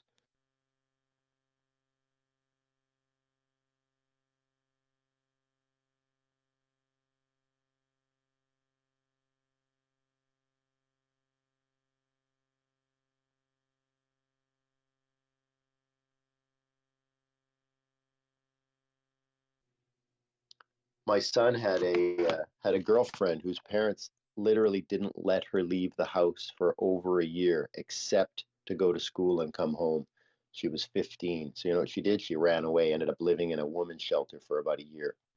Then we took her in here for a while, and now she lives with another friend. But that's how bad it gets, man, for these kids. So you and I, we can navigate through this. We might be okay, but these fucking kids, man, I'm telling you, if I was one of them, I don't know how I would have managed. The detrimental harm that's been placed on our next generation, it's insane. A lot of adults know that is wrong, and even the kids know. And it's our responsibility as adults to correct this shit. Kind of pissed off at my father's generations for handing this shit to us, because whatever, right? But let that be. I learned a lot, and I'm not gonna put down the gauntlet here because it's time to get your armor on stronger than ever now, and get ready, because this is not stopping. We have to keep going, and never give up, because this is a true battle against good and evil. And here in Canada, the potential to spark something to go global is very easy. And that's why I'm the bigger picture, right? If we could get our act together here in Canada, 38 million people could impact the billions around the world, just like we did with our trucker movement, right? So that's the bigger picture, right? Because once we're done in Canada, we can't stop. It's a world global problem here, right? So that's my bigger idea there. And the population we have, the strength of it, look what we did during the world wars, right? Enough said. This is our time to rise, and if not even for our veterans, right? Look at how they're treated. Watch tomorrow in November and say what Justin Trudeau is going to be up to, right? Just the photo ops, but every day should be like, I've been wearing this poppy on my icon since I started this last year, right? I haven't taken it off, and I still wear one in public. So if you see me in Moncton, New Brunswick wearing a poppy on an off day, chances are it's me. Listen, Sherry, you're not allowed to talk about that poppy, buddy. You can't encourage that poppy, or they're going to take away your ability to wear that poppy these days. No, I'm just having fun. I know I actually spoke to you in WOG and sent you a couple DMs on the things that I have found out and done my own little digging. Things that, if you don't know, you have to actually figure it out for yourself, or heard through a party like myself. I won't really get into discuss the details, but maybe you guys can share that amongst yourselves and share that information that I shared with you. I, dug as much as I can. That's the information that I found. And as a Canadian, I am very, very moved by all of these conversations that we've been having. I've only joined this group yesterday, and I'm so proud to be a Canadian in this room right now. And that's all I can say, because again, things are really interesting right now. And by the way, Reagan, thank you for retweeting that yesterday. I do believe it was you. The child was found, I heard. I retweeted, there was a Amber Alert that went off in Ontario, Toronto, and I literally went into every space I could find and shared it. So that's the kind of person that I am through action. I've, demonstrated this, and I'm just a writer, not even a writer, I'm just just a regular person, concerned Canadian. And listening to the bitter end of that conversation, I don't even know who I was listening to, but it was disturbing. And I didn't know that, well, I saw that they wanted to use the military during that protest, to freeze bank accounts on top of that, and just I didn't even know actually about the, it was undercover that were bringing in the, they were talking about that. You guys were talking about that earlier, that the two women or so forth, about bringing in weapons, and it was the police that were doing it. That sounds like a coup in itself. I don't know much, again, I've been working my entire life. And I told you all yesterday that I just have a very low education. I'm just a regular guy, but I just pay attention and I read, and I try to do as much reading as I can. I've always paid attention as a child. I'm not here to incite any crazy, stupid shit. I'll say that on the record. I'm not here to incite anything violent. I'm not here to incite anything less than peaceful. That's all I want to do, is be peaceful, be kind, be respectful. I wanted to touch base on the protest because I was watching video feeds that were regular people on YouTube, not what they were reporting on the news. And it was very disturbing, the images and the videos that were literally live, just the tactics that they were using. Here in Toronto, I was actually, there wasn't much going on at that time, but I was working downtown, and they were ready to just, there were police. So down University in Toronto, University Street, which is, I call it Hospital Corner because that's where all the hospitals are, and I understand that. They have to keep those people safe, 100%. I'm not, against that, but it's right beside our, our own major buildings, right? So I just found it very interesting, the kind of things that I saw even firsthand for myself during this. I didn't even know what to do when I was seeing this. Part of me wanted to support, and then they said, oh, you know, we're going to cut the bank accounts of people or freeze the bank accounts and assets of Canadians for supporting a peaceful protest. At the time it was peaceful. There was no violence. There was no violence. What are you going to do? Freeze our bank accounts? What the, you know, that's actually literally does go against our Charter of Rights, if I'm not mistaken. Again, I'm not educated, but I'm sure there's something against freezing your fellow Canadians' bank accounts. And the Army, I remember hearing about that too. The Army said, no, we don't want to get involved. You know, like that's my understanding. It was the Army's choice to actually, that's kind of said no, if I'm not mistaken. Don't quote me. But they didn't want to partake in this. So that made me feel a lot safer as a Canadian and better as a Canadian. But it's still a very interesting thing because I've been paying attention to Canadian politics my entire life. Like I touch base, you know, the other day a little bit, and I don't really want to get involved in the politics. That's how you get, you know, canceled. And all I just want to do is write my own life that has nothing to do with Canadian politics.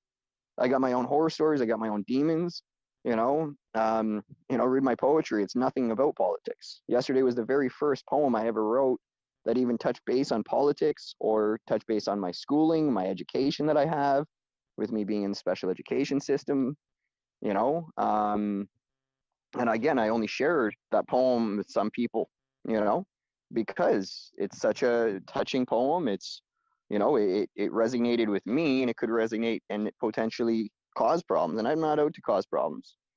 But I don't think I'm the only one in here, even in this room, that was pushed through the education system.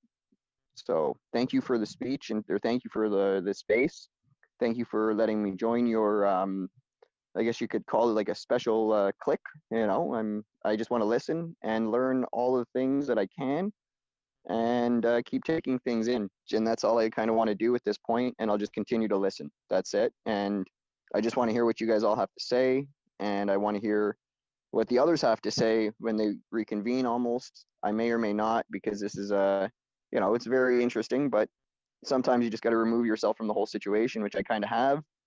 And that's what I've had, you know, again, I don't know if it was out of fear or common sense or just anything crazy. Just, you know, that's the whole part where you were saying that Canadians have to actually just speak up at least a little bit. And if all of us can speak up just a little bit, for, you know, all of us that feel this way, just a little bit, we are the change. You're right. World War I was no joke. World War II, we ended those wars. Canadians walked in, you know, like we were there from the beginning, but it was the Canadian Army in both of those wars that were like the champion. We champion the battles because we are so, I don't even know, we're just so strong-willed. I think it's our willpower that will walk into hell and go, let's go. We're willing to die for what we believe in as Canadians. We understand that we have our own past, like every country has their own ugly past, but we're willing to die for something more than just the scheme of things, let's say, you know, just to go with the flow. I don't think you know, many Canadians, at least my age, maybe the younger ones, are just more worried even, you know, more worried about it because they don't want to be prosecuted or, you know, persecuted. But I've been nailed to a cross on multiple occasions, so I'm not really, figuratively speaking, I'm not too worried about the flack, you know. I don't, you know, so it doesn't bother me because I don't think I'm doing anything wrong by just having a speech. You're just talking how I feel, and I hope it, you know, me talking how I feel doesn't actually end up in, you know, to do something wrong, you know. So I just wanted to share that with you guys and say thank you for your space. I look forward to joining more of them. My phone is about to die. I've got another phone, but I'm probably just going to go on my own little Twitter account or my own little, you know, this is my Twitter account. I'm saying just on regular Twitter, and just try to take a step back from these conversations just for now, because it's very, very serious. And I noticed even when I walked in how serious this conversation was. I noticed that these are real people who are in power and in charge of certain things. And it's just very interesting to listen to what they have to say. Thank you. Yeah, good point. We're all in the short bus in this room anyway. We're all socializing here. You're muffled up again, brother. Mic check. No, my mic wasn't even on, guys. Check that out. Not you, Mike. Walkpog. Walkpog's mic. Or is it me, Walkpog? Can you hear me good? Or Sheila, how about that? Are you hearing No, us? it was And Wog. I maybe can, we'll I hear It can you. was, hear. it was Can you Wog. hear me? It was like, Yeah, yeah, we can hear you. Okay, because I can hear you I'm in guys. a little bit Order of a hurry alert. here, so I'm just gonna make this quick thing. I heard something yesterday that happened in my city here and The commission is upset me reconvened. La very commission much. reprend. And what I want to tell you is this: 3 kids passed out in the Remembrance Day Good Assembly afternoon, at my Commissioner Natalia grandson's high Rodriguez, school. Senior Commission Counsel. And I hear the show And is starting again, the but I Commission just would want like to to tell you call that. again Mr. And it's DiTomaso. making me sick. Okay, well, hopefully we'll pick that up. Or do we? Where's Zink at? He's probably tied up. So, Yeah. Sheila, you were saying someone collapsed at a Remembrance Day thing, a young person? 3 children. Welcome back, Mr. 3 DiTomaso. children. Thank you. Not just You've been one, sworn in, 3 of so them. I don't believe you'll have to do that again. You're And they under all oath, as passed you were out at the yesterday. assembly yesterday at my And grandson's I'm Natalia school. Rodriguez. As I said, I'm taking over for my colleague, Mr. Polican, who was examining you yesterday. And I'm going to continue where he left off. Want me to play it till Zink gets back? He took you to your notes, and I will take you to your notes as well. I'm good. ONT. Just let everybody know that. And 5153. this is getting serious, folks. Love you all. Welcome back, Mr. DiTomaso. Thank you. And it's at You've been page sworn 2. in, so I don't believe And you'll you'll have to do that recall again. You're these were your under oath, notes as you were from a yesterday. call that you Thank you. had with And Deputy I'm Minister Natalia of Public Rodriguez. As I Safety, Rob said, I'm Stewart, taking on over February for my 3rd. Do you colleague, recall Mr. that? Polican, Yes. who was examining you yesterday. And yesterday, I'm going my to colleague continue. took you to some Hey, text we're getting it messages twice, guys. with Commissioner Creek, in which you On kind of it. agreed that the tenor of those Yeah, there was an open mic. It's text all good. messages was essentially that things seemed to be under control. Do you recall that? I do. Okay. So now looking at these notes, again, this is a call with Deputy Minister Rob Stewart. And these are the notes you took from your discussion. You wrote 300 500. 500, okay, excuse me, 500 CMV in Ottawa, and that is commercial motor vehicles. Yes. 3,000 people, noise in all caps there, verbally assault. Does that say RCMP or people? People. People. No outbreaks of violence. Political are very exposed. Stalemate. Nobody really in charge. Some who claim to be.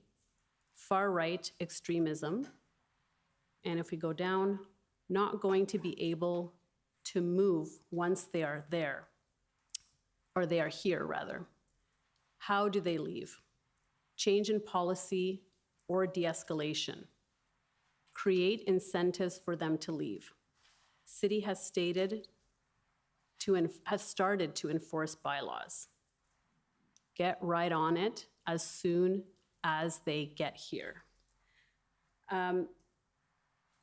Did that accord with the tenor of the types of information and the discussion that you were having with Commissioner Creek in terms of the public safety issues or what was happening on the ground? It did.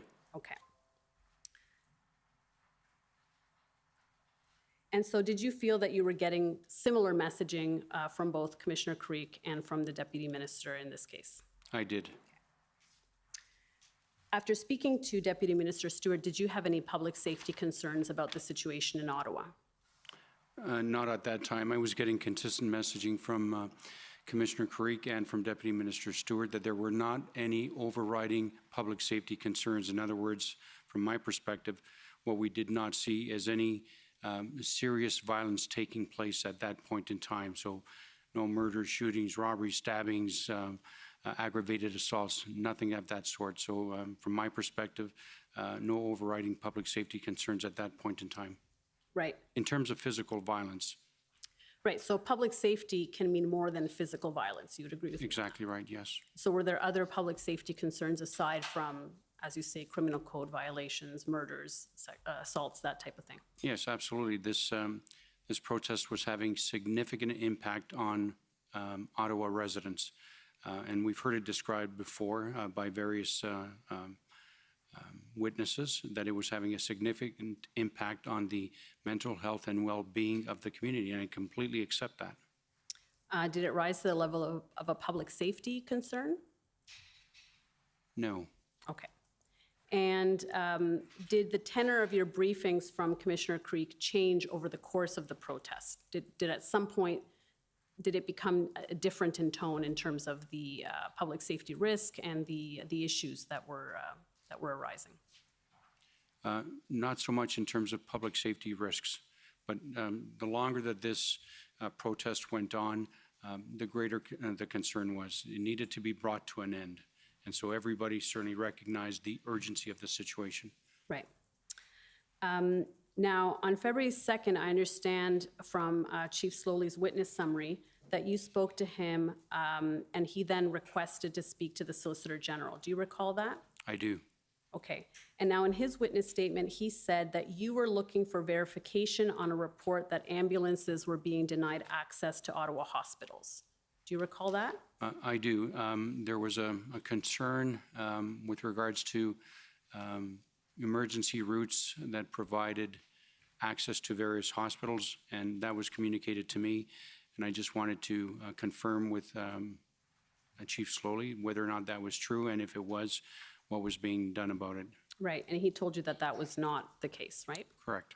And would that have been a public safety concern if in fact, ambulances were not able to get to hospitals? Yes. And why were you looking specifically for that information? Why was that important to you? I had a meeting earlier on in the morning, I believe, with the Secretary of Cabinet and other deputy ministers unrelated to this issue, and the matter came up from the Deputy Minister of Health. And so I committed to looking into the matter. And so, independent from that, would that have been a concern for you in terms of your role with respect to public safety in Ontario, if that had not been raised to you by the Deputy Minister of Health? Yes. Okay. In his summary, Chief Slowly also said that in that call with you, he asked you if you were aware of the public safety implications that the Freedom Convoy situation in Ottawa posed to the rest of Ontario. Do you recall him saying that? I'd have to check my notes, I'm sorry. Okay. Do you recall him telling you that there were some public safety implications to the rest of Ontario with respect to what was happening in Ottawa? Once again, I'd have to check my notes, but I was certainly alive to the issue. Okay. And was this the only call you had with former Chief Slowly during these events, like a one-on-one discussion with him? No, there were other calls. Okay. Now, it looks like during this call, he indicated that he wanted to speak to the Solicitor General, and it looks like he did manage to speak with her on February 2nd. Were you on that call? I was not, but I arranged that call. Okay. And did you prepare the Solicitor General for that call? Did you brief her ahead of time? The only information I provided to Minister Jones was that Chief Slowly was interested in speaking to her with regards to the Freedom Convoy. Okay, and are you aware of what was discussed on this call? I was not debriefed, no. Okay. Now, on February 2nd, former Chief Slowly said that there may not be a policing solution to this demonstration. Do you recall hearing that at the time? I do. And what was the reaction within the Government of Ontario to this statement, if any? Was there any concerns or questions raised as a result of this statement?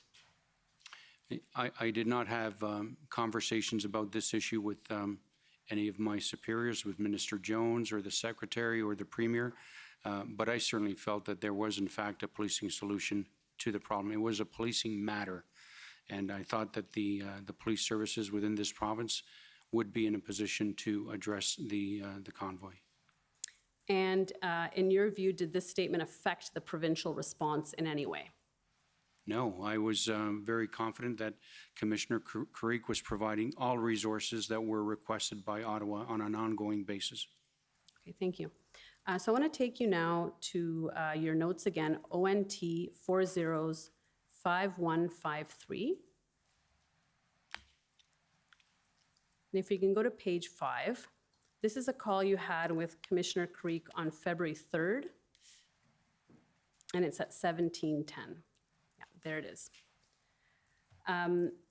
So Commissioner Creek says no POU. What did you take that to mean?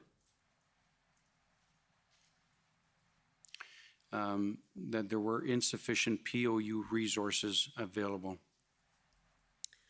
And then if we look down, it says chiefs very concerned about slowly, as is RCMP. Still haven't pulled together his plan. Federal government expressing his concerns about his ability to lead. So you're hearing at this, in this call that there are some concerns with respect to Chief Slowly's ability to lead, as indicated in these notes, correct? This is what was being communicated to me. Yes, and who was, and Commissioner Creek was communicating that to you? Yes. And was this the first time you were hearing that there were concerns at the RCMP level and with respect to Commissioner Creek about Chief Slowly? Yes. Did you relay this discussion to the Solicitor General, let her know that the OPP and the RCMP have concerns? To the best of my knowledge, I did, yes. And do you know what her response to that was? I do not. Now, what is available to you? What can you do if, you know, the two commissioners of Ontario and the OPP and the RCMP have lost confidence, as is what it seems like, in one of their, a local chief of police? Is there anything in your toolbox to be able to respond to that?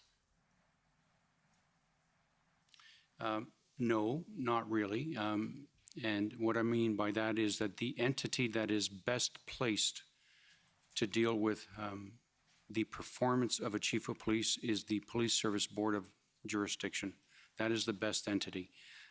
If, for example, there was a concern that a police service board was not providing adequate and effective police services, there is a provision in the Act for the Solicitor General to act and ask OCPC, the Ontario Civilian Police Commission, to start an investigation under Section 25 of the Police Services Act. And to your knowledge, was that ever considered in this case? It was not a viable option. Why? From my experience, the Solicitor General would have to write to OCPC at a point in time where she is satisfied that adequate and effective police services were not being provided by the board.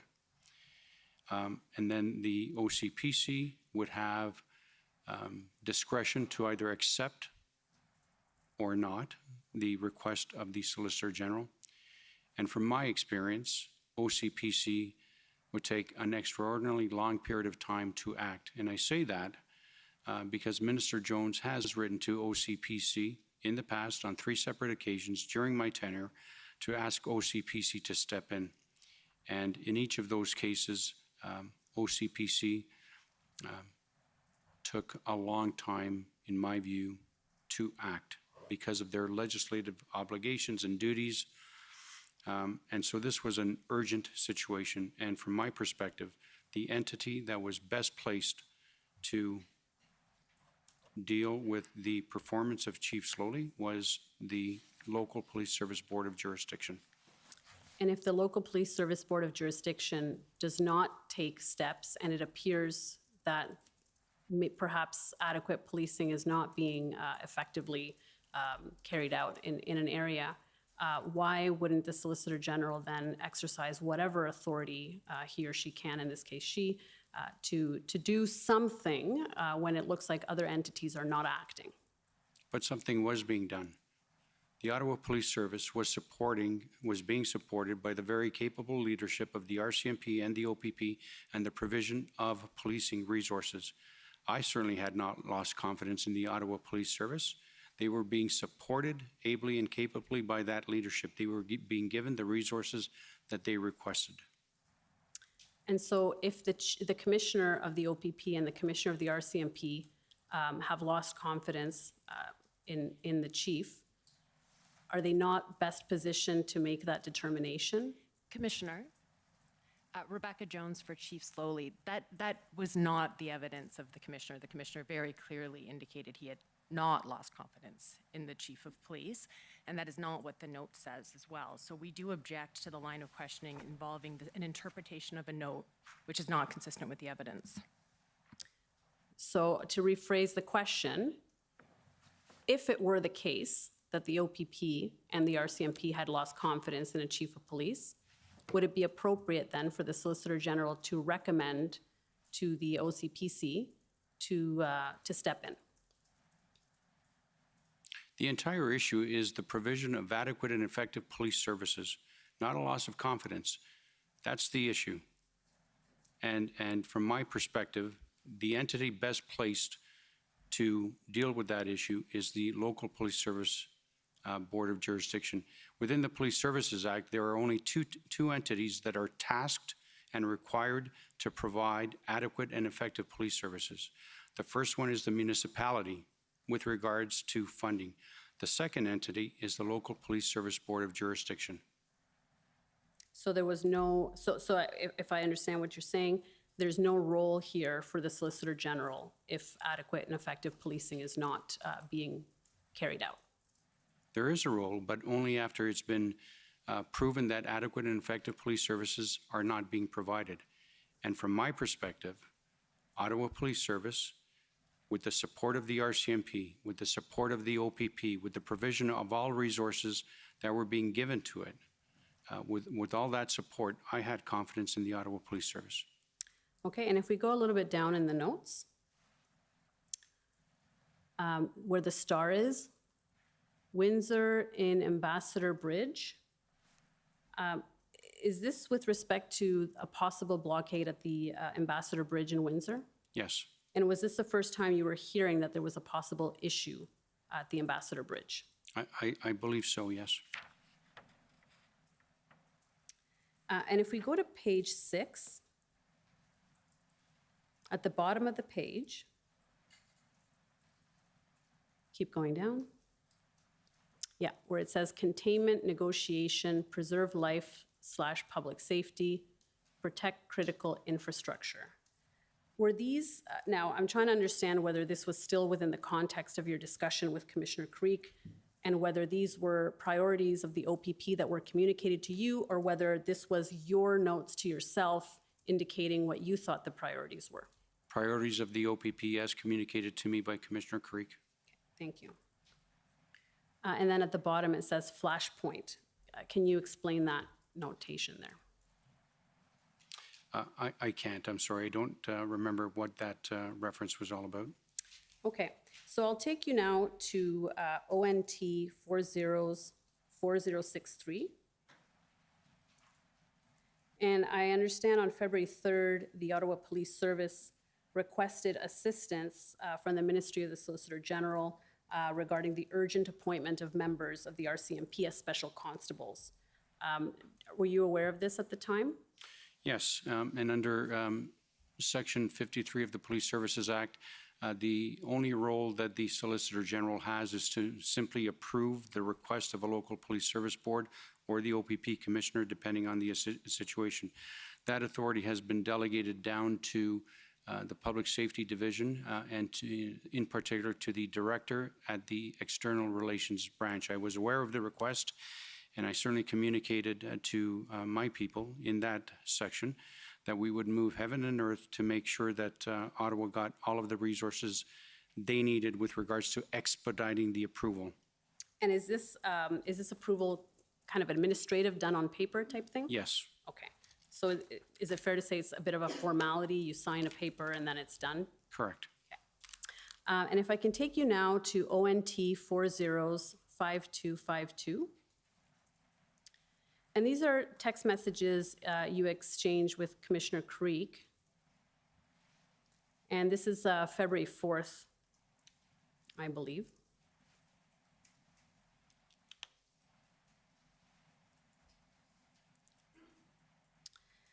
And it says there, I believe Commissioner Creek is in the white and you're in the green. Is that correct? Yes. And so in the white there, it says, I spoke with Commissioner Lucky, Chief Slowly, and Chief Raymer last night. And that's the former chief of the Toronto's Police Service. Is that right? He's still the chief. Okay. Oh, I thought somebody else had been appointed. My mistake. Okay, so it says there, all have access to the necessary OPP resources. So what did you understand to be the status of the provincial resources in Ottawa on February 4th?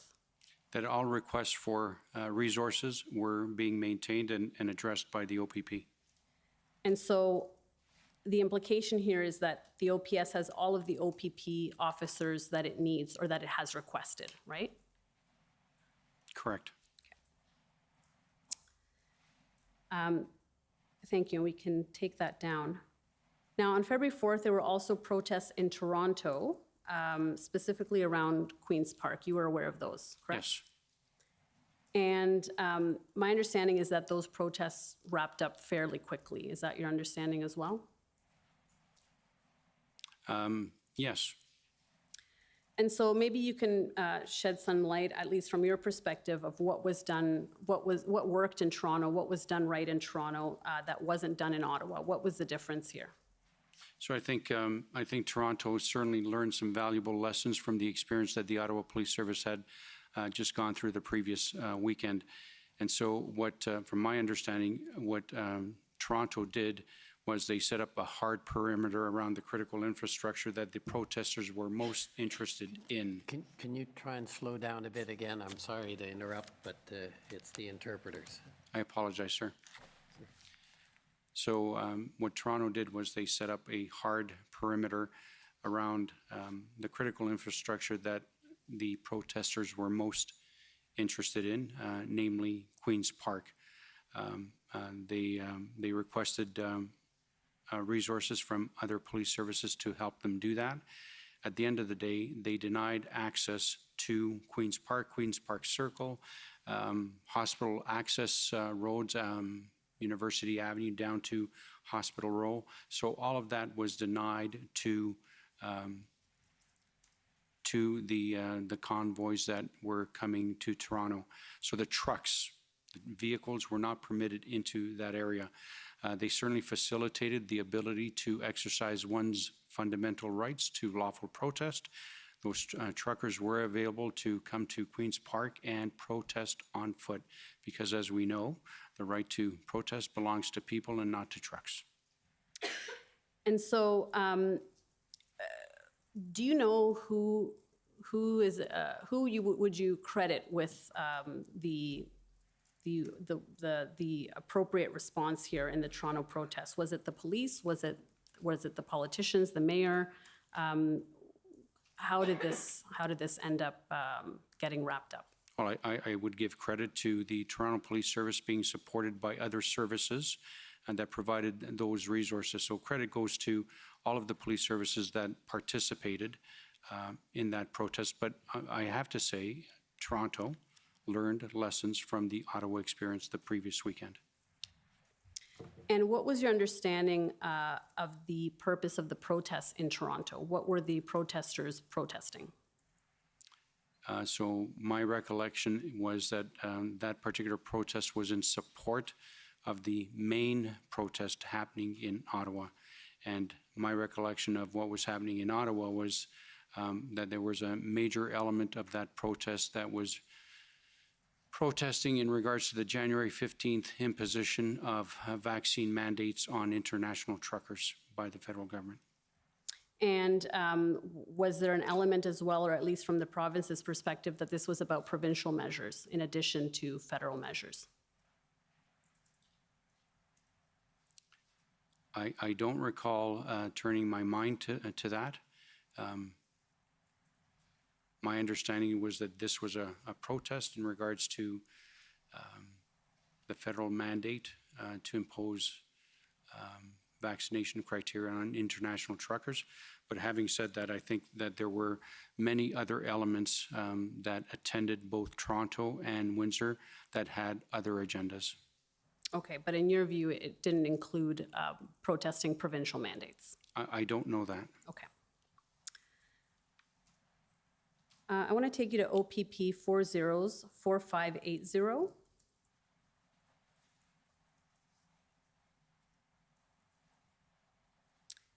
And this is, I'll take you to page 56. These are more text messages between you and Commissioner Creek.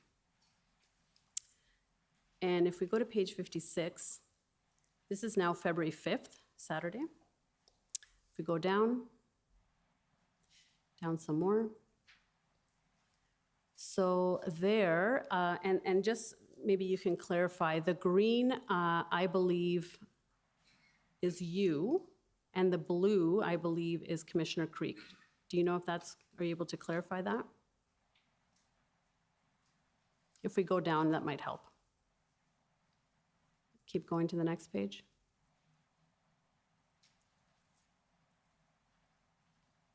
Not helpful.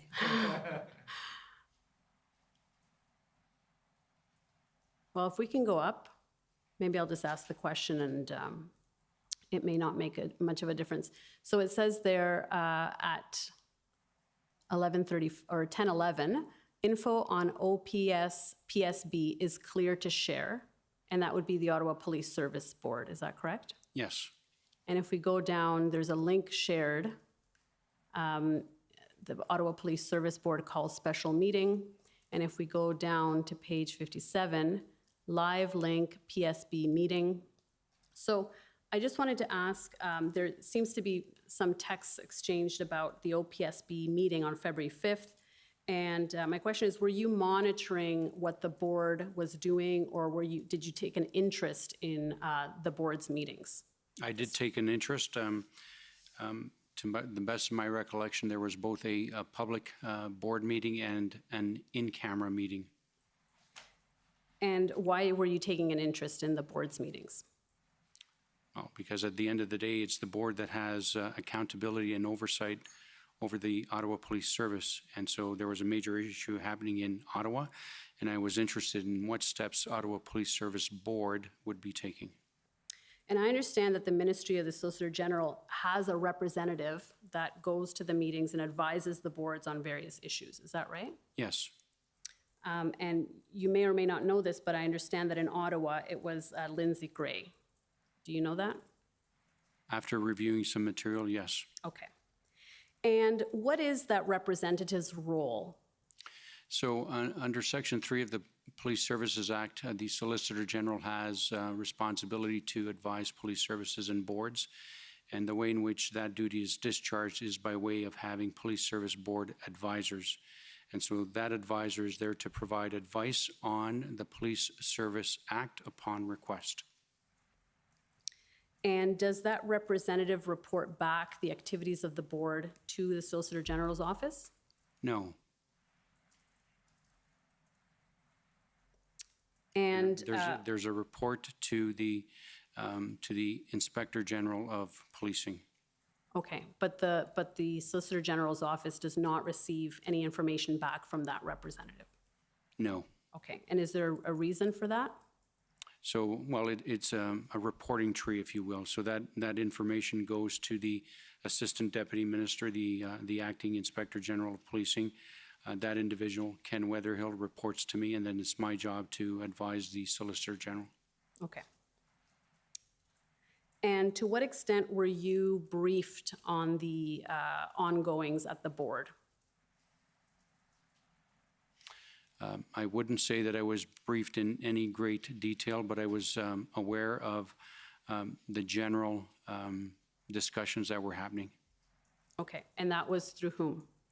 Just from watching the board meetings that were public, or was there another source of information? A combination of watching the public board meeting on TV and the advisor that was present in the in-camera session as well.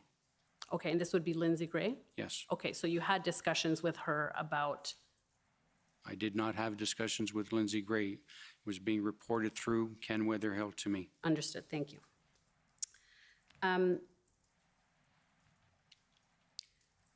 I want to take you now to, we're moving on to February 6th, to a summary of a call. It's ONT 50311. And this is a call with the City of Ottawa. There were representatives from the federal government that were there as well. You were present. I believe on behalf of the Ontario government, it was you and the Deputy Minister of Transportation, Laurie LeBlanc, who were the two attendees for the province. Is that correct?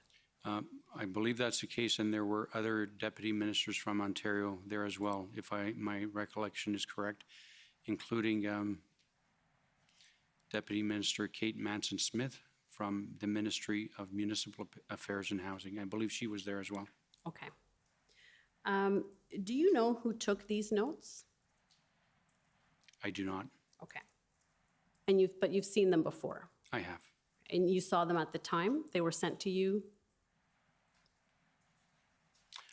These notes, the first time I saw them, I believe was sometime after the convoy in Ottawa was resolved. I see, okay, thank you. My understanding is that Deputy Minister Rob Stewart convened this meeting. Is that right? I would agree. And before attending this meeting, did you have any instructions from the Solicitor General, from the Premier, on what your role was to be or what you were to contribute to this meeting? No, but I certainly prepared for this meeting. And how did you prepare for this meeting? Well, one of the things that I did, and I'd have to check my notes for this date, but one of the things I did was I quickly reviewed the Emergency Management and Civil Protection Act and its provisions. And what was the purpose of doing that? Well, in the event that the discussion turned to the EMCPA, I would be prepared. And what did you see as your role in this meeting? My role was to receive a situational update and then discuss what the art of the possible is with regards to resolving the convoy in Ottawa. And what did you see as the province's role in trying to bring these protests to a peaceful resolution at this time?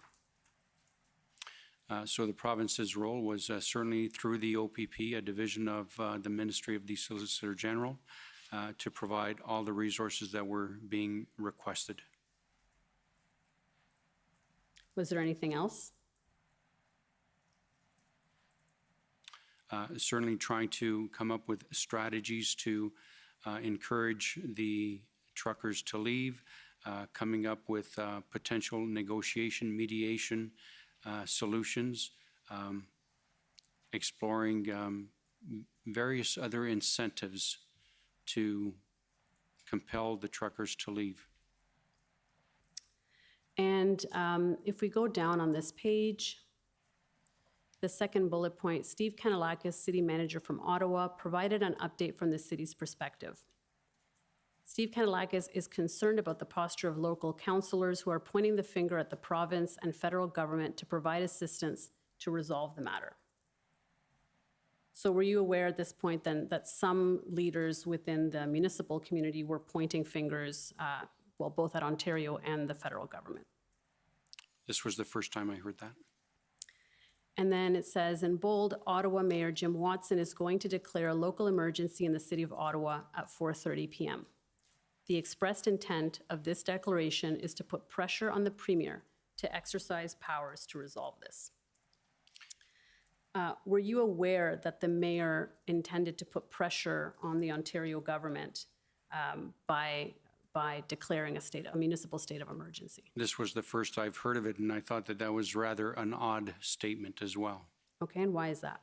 Because when you look at Section 4 of the EMCPA, the intent to put pressure on the Premier to exercise powers is not one of the authorized reasons for declaring a municipal emergency. Right, and so what did you understand the exercise of provincial powers to resolve this to be in this case? What did you understand the municipality to be looking to the province to do? Additional resources. Okay, so you understood this to be additional resources? Yes. And that's articulated in the next bullet point, because City of Ottawa will also be looking for what the province and federal governments can do to provide additional assistance. Right. Although it says we'll also be looking, so it seems like this is something separate from the bullet point above. You could agree with that interpretation? I would. And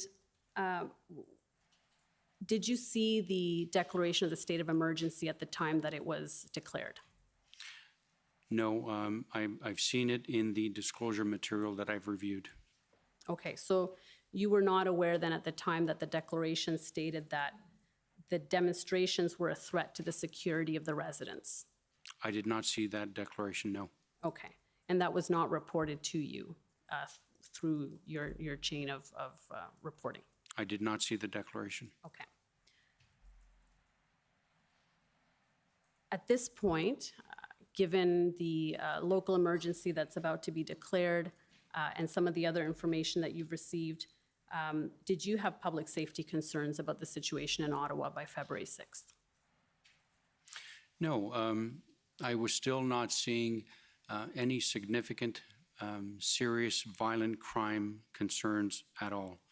At no time did Chief Slowly or Commissioner Creek communicate to me that there were significant public safety concern from a violence perspective. And I knew that the Ottawa Police Service was being well supported by the RCMP and by the OPP as well. Right, but I think you can agree that public safety encompasses more than just violent crime, correct? Yes. Okay, so were you aware at the time that there were open fires in barrels on the streets and fireworks going off and open fuel that wasn't properly stored and diesel fumes that were entering people's homes? Were you aware of all of those circumstances on the ground? Yes. Okay. But in your view, that did not pose a public safety concern? From a violent crime perspective with regards to the criminal code, yes. Right, but from another perspective, it did, right? Yes.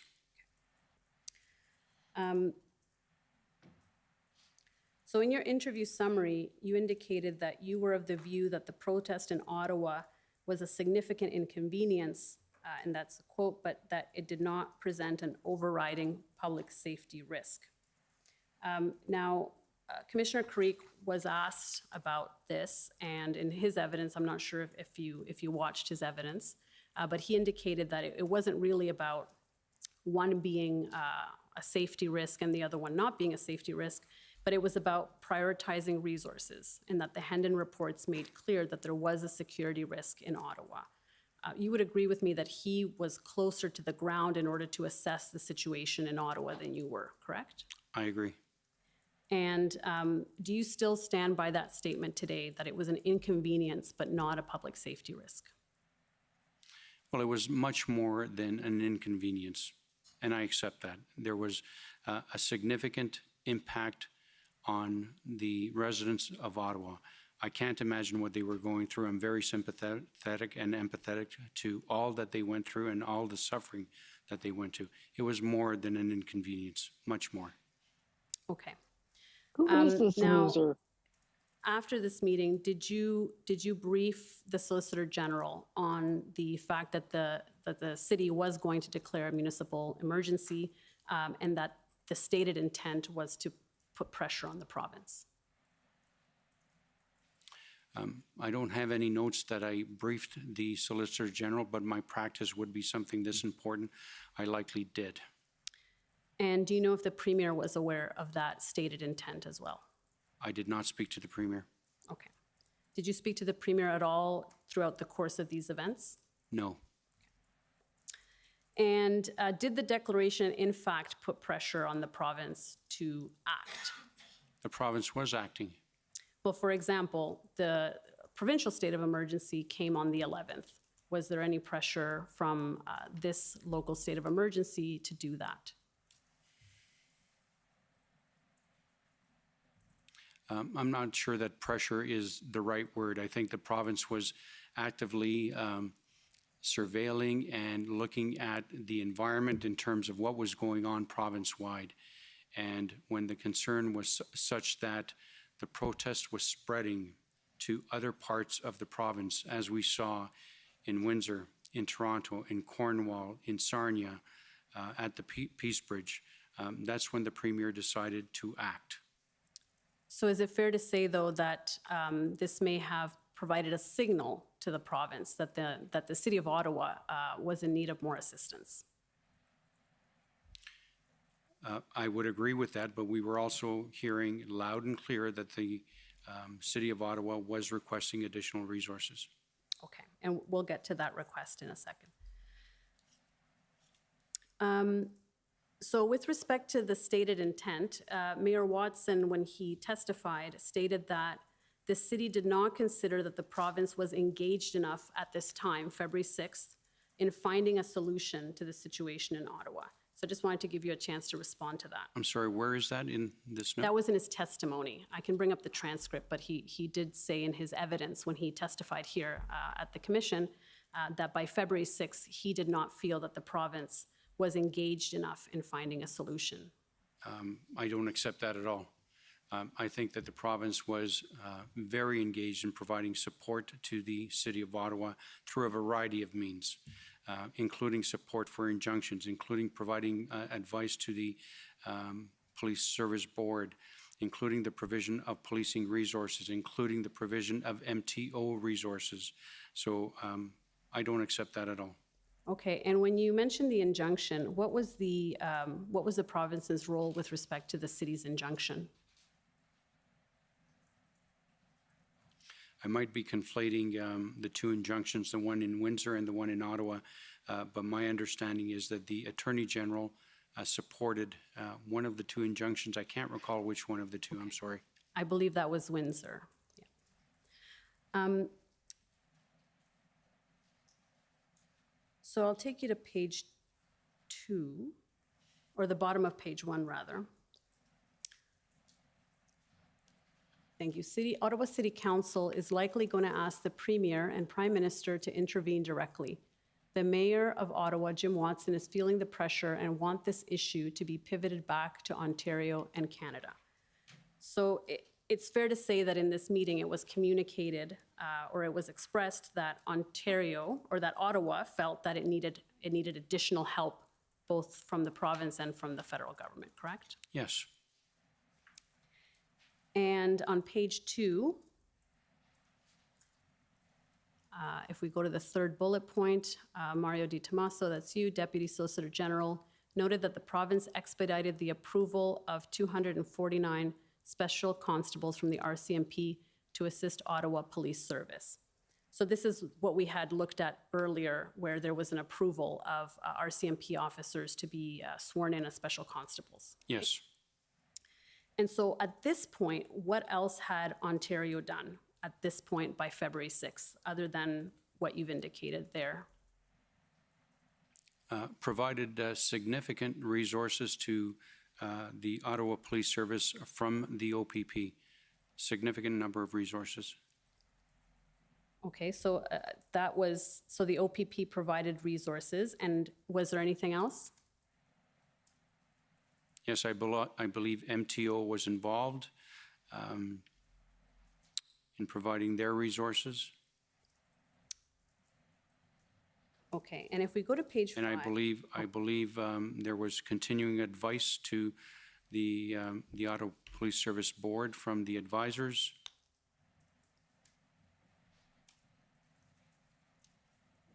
And I'd have to check my notes, but the province was heavily engaged at this point in time. Okay, but you can agree that Ottawa doesn't seem to think so. They're expressing that they don't think there is enough engagement, right? Whether or not that's accurate, that's their sense that they're conveying. Yes.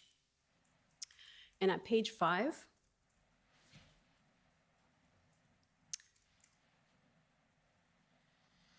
if we go to the first black bullet at the bottom, keep going, yes. Question from Mario Di Tommaso, Deputy Solicitor General. Has Ottawa Police Service been working with the Ministry of the Attorney General to explore your options and in relation to position of the Crown for summary offenses? What were you suggesting here?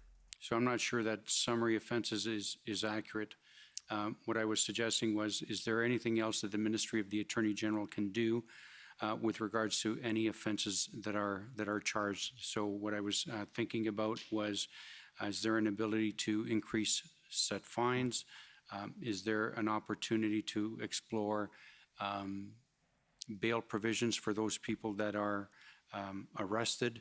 Is there anything that the Attorney General can do to better support the Ottawa Police Service? And if we go to page 9, Jody Thomas, National Security Advisor, in the subpoint, the black subpoint, would the province be looking to the federal government if this protest was happening outside of the city of Ottawa? For example, happening in other places like Kingston.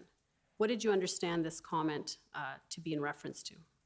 So this comment was certainly not aligned with the comment that Deputy Minister Stewart made previous, where he was suggesting that the federal government did have a role, in particular with regards to finding interlocutors. So from my perspective, this question was all about, from my perception, the federal government wanting to wash its hands of this entire thing. I didn't think that was appropriate at all. I thought that the federal government did have a role. At the end of the day, these protesters were in Ottawa to protest mainly the imposition of a vaccine mandate on January 15 on international truckers. They were on Parliament's doorstep. They were in the National Capital Region. The federal government, Public Safety Canada, does have a memorandum of understanding with Ottawa Police Service with regards to the provision of policing resources in and around Capitol Hill. The OPP is not a signatory to that MOU. So from my perspective, the federal government did have a role to play, just like Ontario had a role to play in the provision of resources. And so I made that known to Jody Thomas. I felt that some of the options that were available to the federal government included the possibility of meeting with and listening to the protesters, the possibility of amending their vaccine mandate, the possibility of providing additional resources to the Ottawa Police Service. So there was a range of options available to the federal government, and it was my position that the federal government certainly had a role to play in this. Okay. And as you said, the provincial government did as well. So it was really the responsibility of both levels of government to come together and work together to find a solution.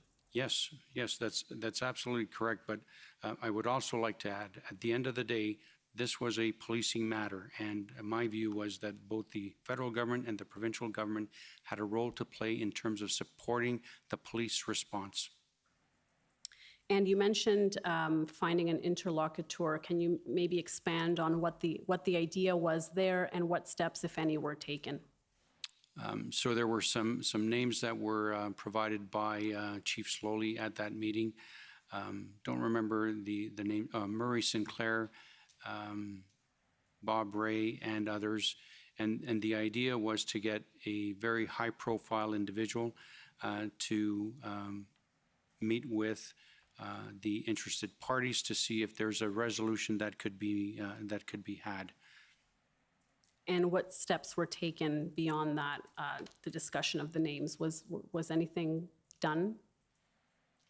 Not with regards to those names that were provided, but at the end of the day, there was a request later on from the provincial liaison team that was communicated to me through Commissioner Creek with regards to the potential to have ministers of the federal government and ministers of the provincial government to intervene, to provide a forum to listen to the protesters, to see if those protests could be de-escalated. But that happened later on, certainly not at this meeting. I see. Okay. And that was through Commissioner Creek, you said? Right. He made a direct request to me, which I communicated to Minister Jones. Okay. And what was Minister Jones' response to that? Well, at the end of the day, she did write a letter directed to Commissioner Creek, where she would certainly make herself available to, and this was in relation to Windsor, to make herself available to meet with the protesters if they left the protest and if they denounced this protest activity. So I'd have to refer to the actual letter.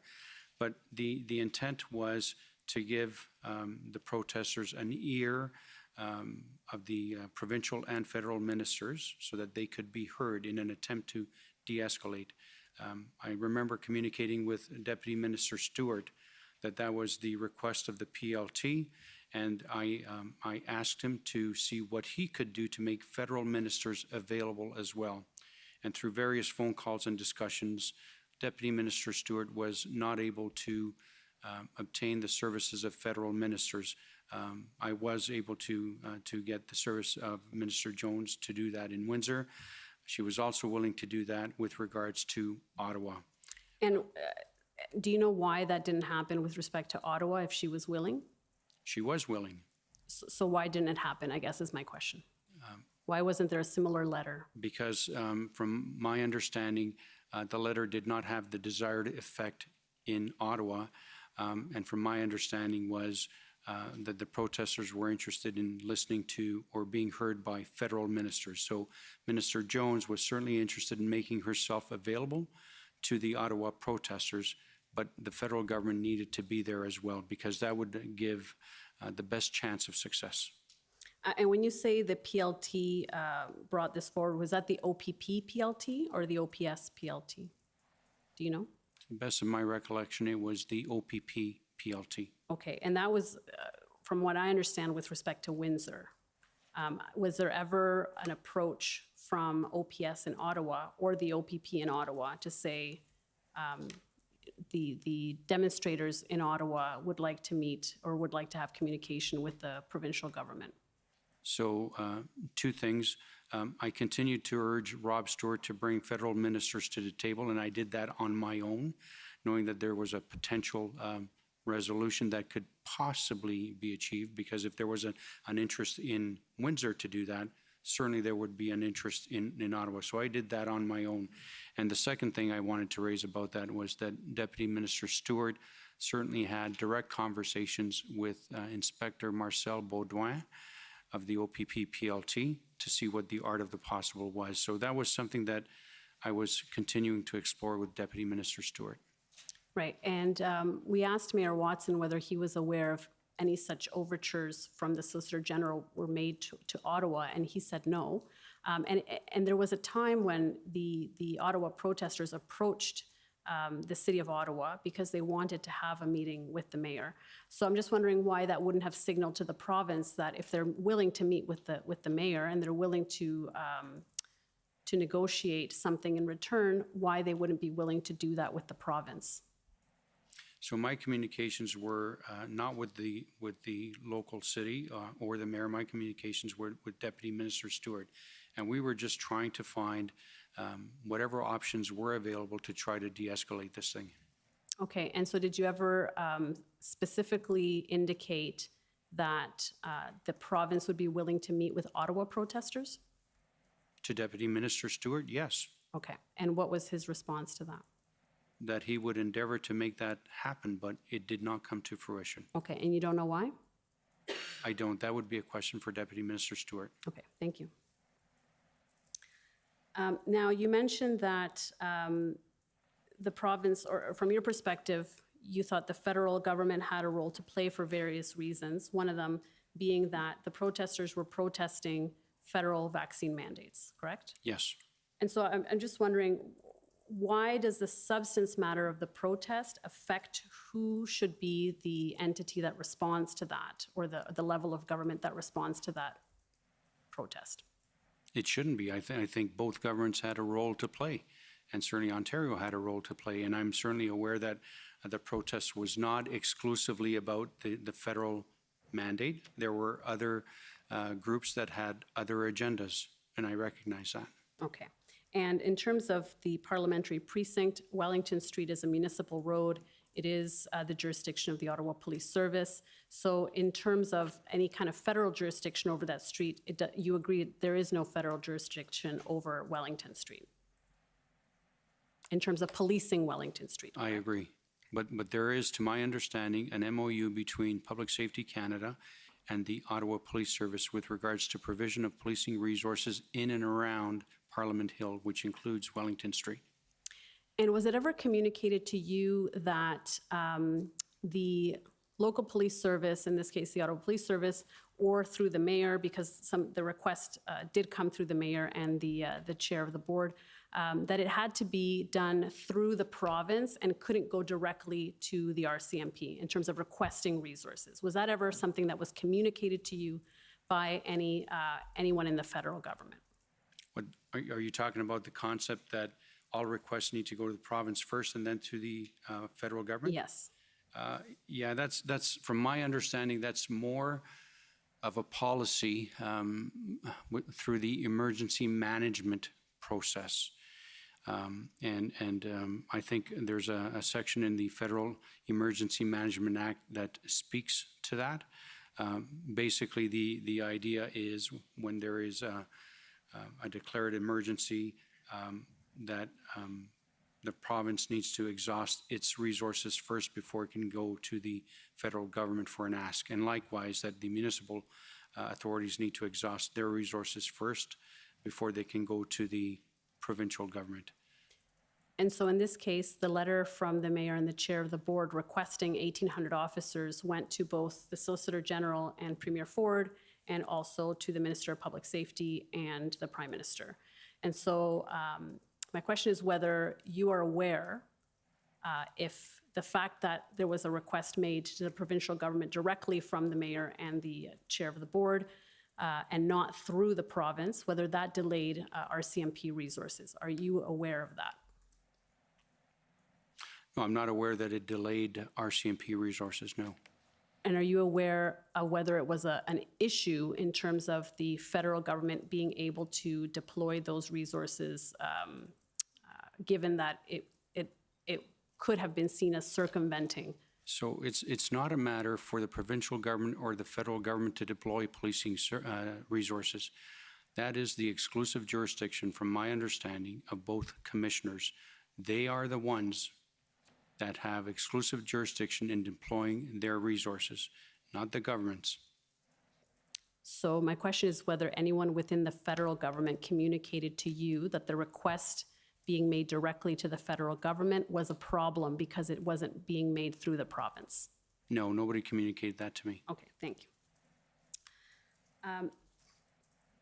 Now, at the end of this call, this was a lengthy call among various people at different levels. Did you have any concerns at the end of this call? Were you satisfied that OPS and the chief were taking the right approach? What were your takeaways from this call?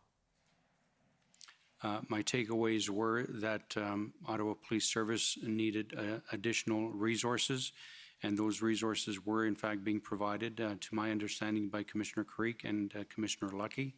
The main obstacle at this point in time was that there was not a plan by the Ottawa Police Service to dismantle the actual occupation. That was the critical problem. And was that something that was discussed in this meeting?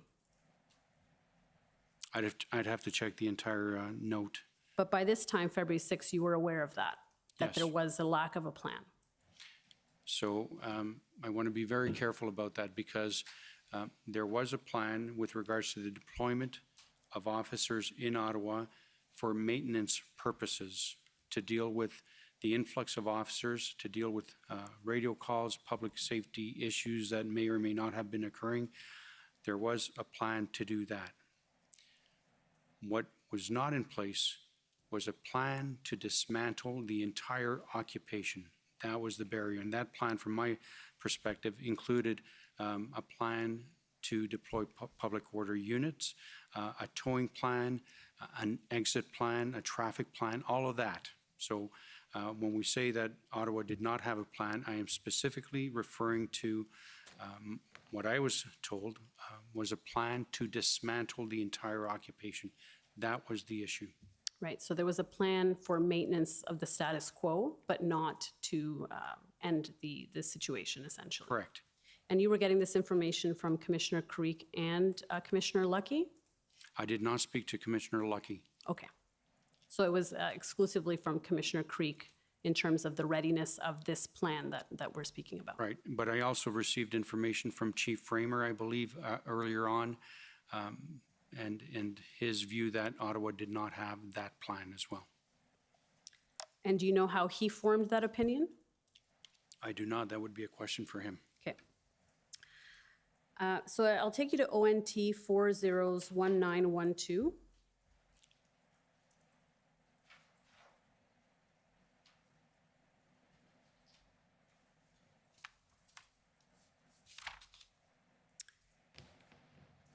And if we go down to the bottom, 5 bullets from the bottom, let's see, there it is. So this is some public remarks that were made, and I believe this was made by the Solicitor General. To be clear, since the beginning of the protest, more than 1,500 Ontario Provincial Police personnel have been deployed to the City of Ottawa, providing a range of support to the Ottawa Police Service. This was a press release, I believe. Are you able to confirm that? Yes. And did you or your office participate in drafting this press release? No. And I'll take you now to ONT 405345.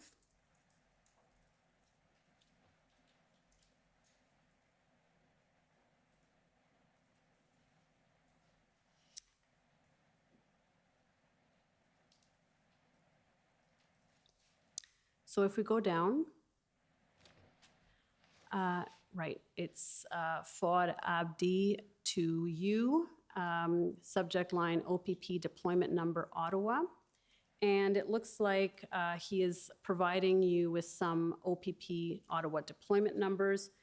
My understanding is that these numbers were requested by the Solicitor General's office from the OPP. Is that right?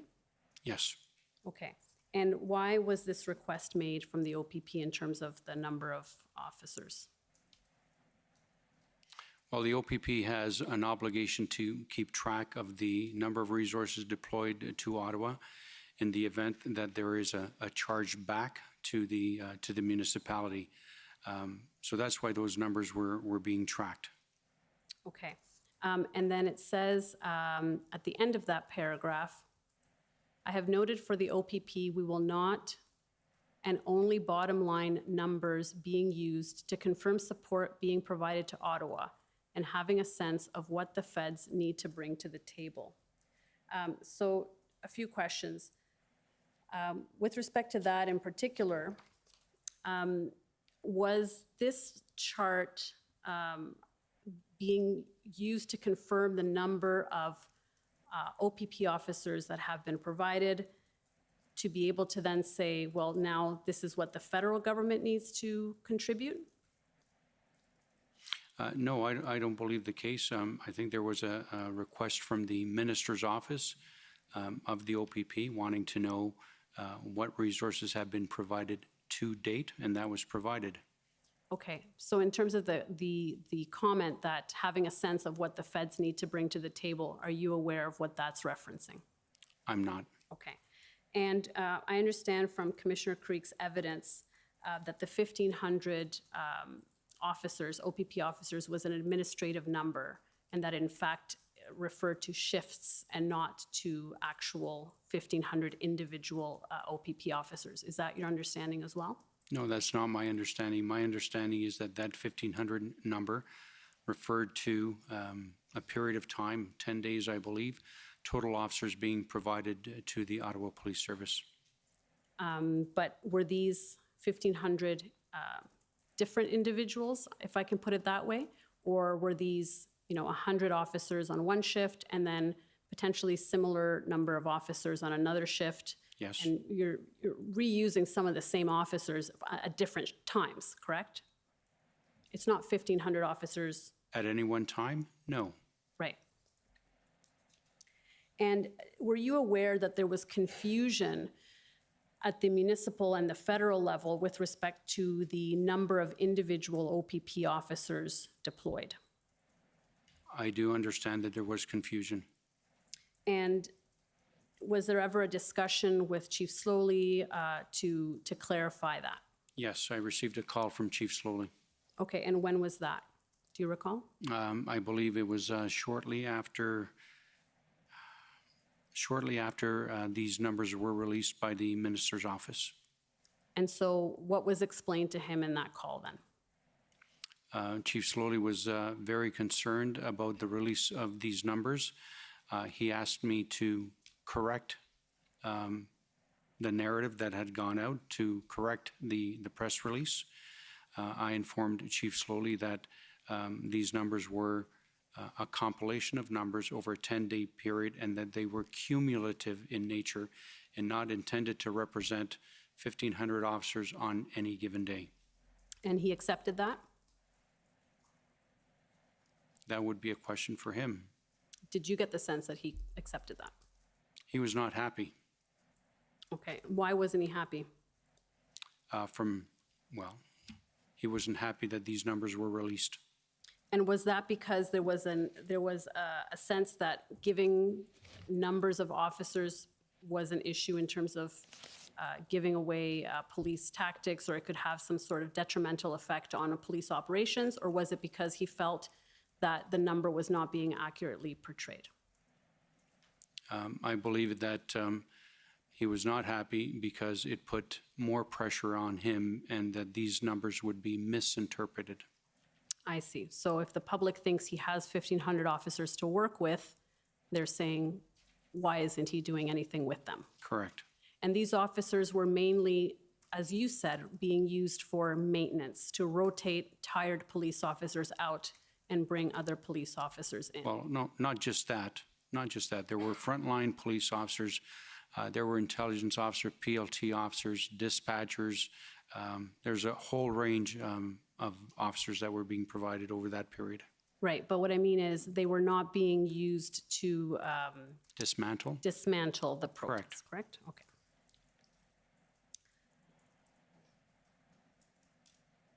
Was there any concern that revealing the number of officers deployed could be harmful to operations? From who? From Chief Slowly. I don't remember him talking to me about that. Did you have that concern? Yes. If so, why were the numbers made public then in the press release? I did not make those numbers public. Okay, so you would have been against doing that, is that what I'm understanding? If you had been asked, you would have said no? I think it's not wise for anyone to make numbers of deployed officers publicly available. Okay, so you weren't consulted on it, and so you weren't able to give that advice, right? Correct. If I can turn to ONT 403843.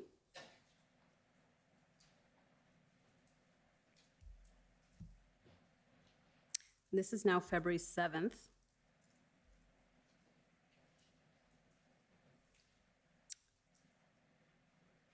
And if we, there it is. So you have a call, you say briefing this AM, and then it says call with OPCCC. That should be OPP, I'm sorry. Okay, so that's OPP. Okay, so this would be Commissioner Creek. Yes. Okay. Briefing this AM would be asking for twice the number of officers he requires. Can you explain this notation? Yes, my understanding was that Commissioner Creek was communicating to me that at a briefing that had occurred that day, Chief Slowly would be asking for twice the resources that he required. Did he give you any more context other than that? Why or what the purpose of that would be, whether he agreed with it, whether he had concerns about that? Whether Commissioner Creek had concerns? Yes. Well, both he and I had concerns. I had concerns about why that would be done, but I was not privy to that briefing or that conversation. But as explained to me by Commissioner Creek, at the end of the day, that issue was irrelevant because there would be a planning team that would test whatever numbers were being asked for by the Ottawa Police Service, and that planning team would be staffed with subject matter experts, so they would test whatever plan. So given that Commissioner Creek had communicated that very fact to me, I had a sense of comfort in knowing that this is just, looking for the right word, this is just noise. I was comforted in knowing that whatever the Ottawa Police Service would ask for would be tested by the planning team. You put a star there, though, and underlined the twice. It Yes. seems like perhaps you were expressing in your notes some concern. Yes, I was concerned that if accurate, that Chief Slowly would take that approach, but I was also comforted by the comments of Commissioner Krieg that whatever numbers were asked for would be validated and tested.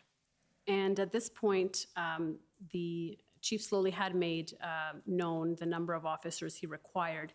Were you made known by this time, February 7th?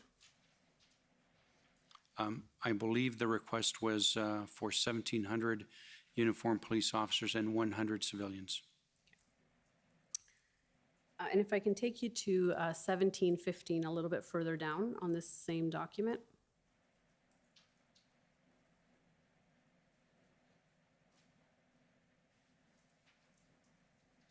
And can you just, for the record, indicate who the individuals in this meeting are?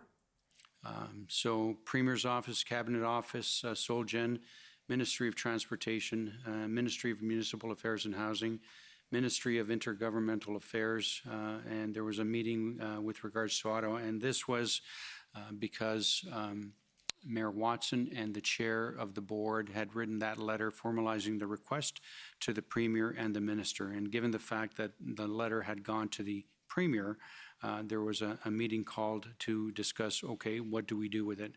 And my advice was that we give it to the OPP Commissioner because it's his exclusive jurisdiction to determine whether or not to deploy resources, for how long, and what numbers. And so, so the discussion was that we would refer this letter to the OPP Commissioner for his assessment. We were not in a position to direct the Commissioner to say, you know, we've got a request for 1,700 and 100. Please supply these resources. We don't have the ability to direct the Commissioner. That's his exclusive jurisdiction. And so we referred it to the OPP Commissioner for assessment only. Okay. And if I can take you now to ONT 401141.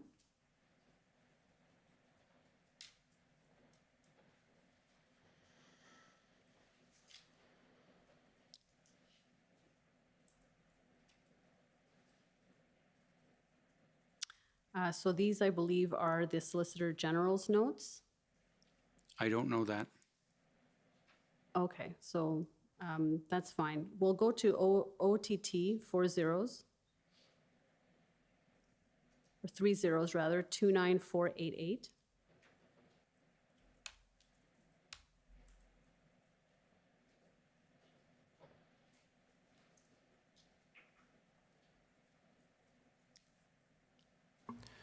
Sorry, Council, could you repeat that document ID, please? OTT 3 zeros, 29488.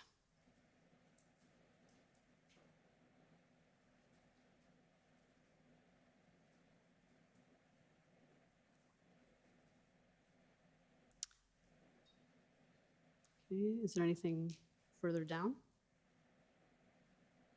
Okay.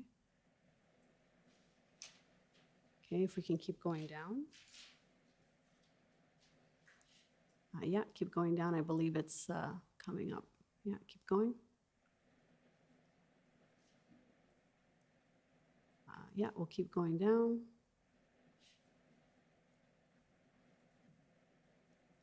Yeah, keep going down. Okay, yes, so there it is. If we can just go up a little bit more.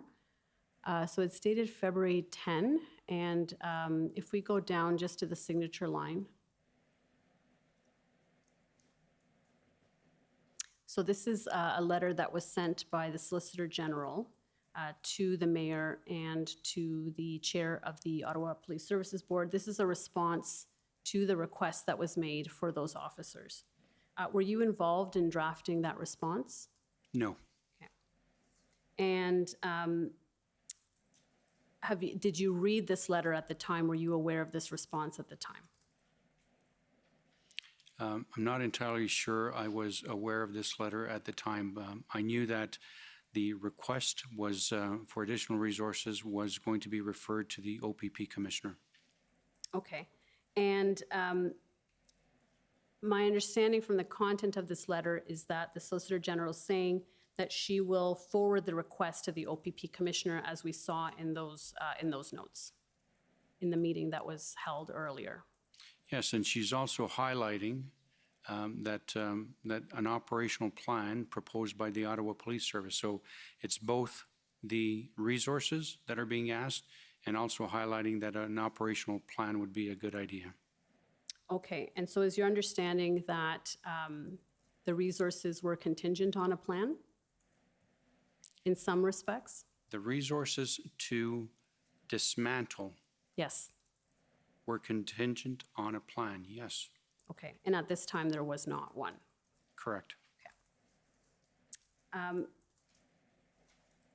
Mayor Watson testified. And when I say that, I'm sorry. And once again, the exclusive responsibility to deploy those resources were not of the government, were not of the minister. They rested with the OPP commissioner. Right, but the government can help to bring that request forward and to encourage the OPP commissioner to deploy those resources. No, the OPP are not to be directed. They are independent. They have discretion. And independence and discretion is not to be trifled with.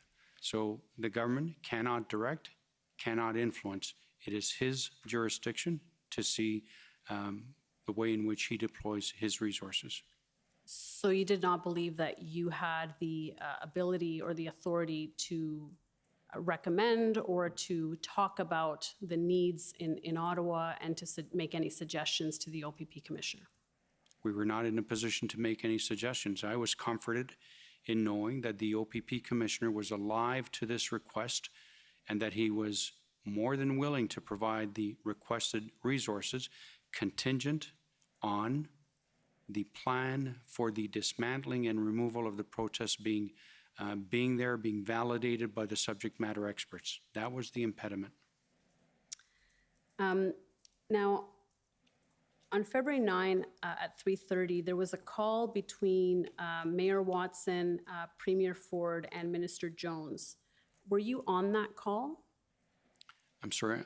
There was a call on February 9 with the Mayor of Ottawa, the City Manager, Mr. Kanellakis, and Solicitor General Jones. Were you aware of that call or were you on that call? Not aware and not on it. Okay.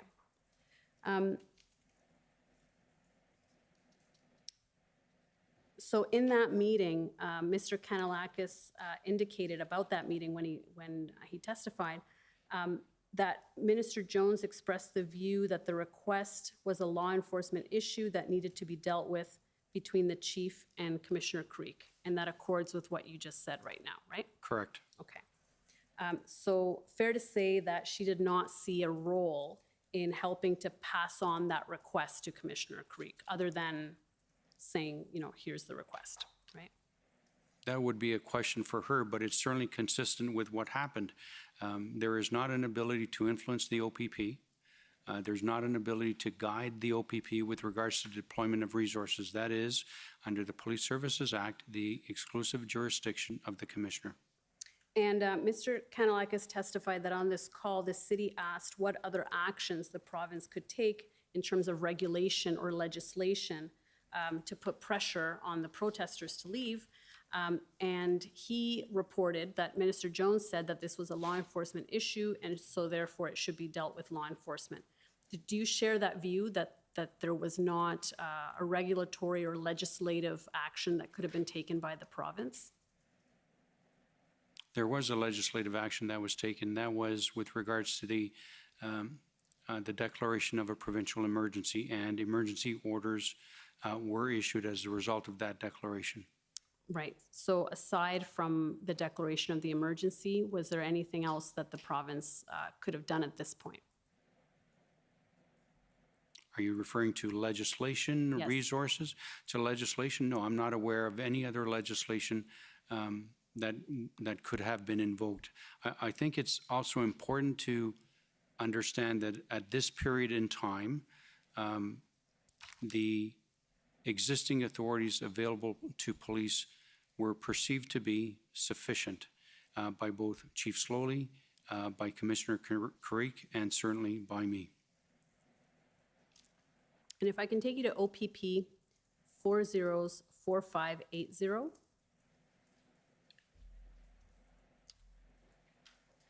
And these are some text messages with Commissioner Creek. And I'll take you to page 70, the bottom of page 70.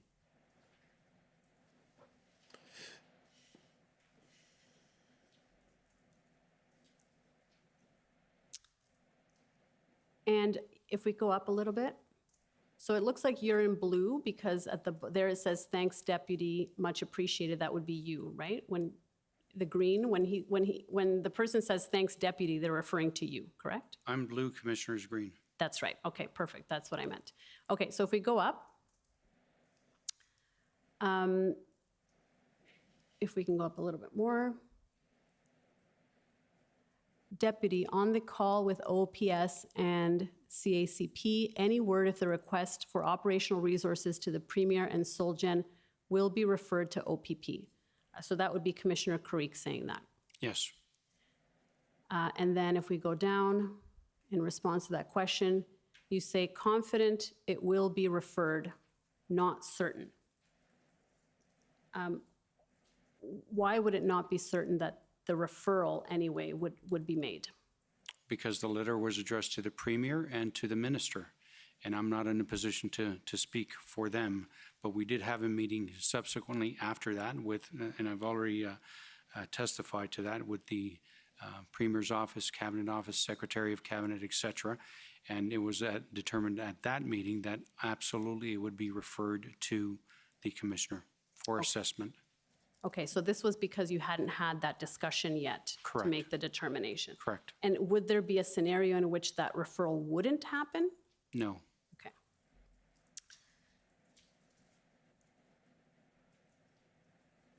If I can take you to ONT 405154, and we're moving ahead to February 8.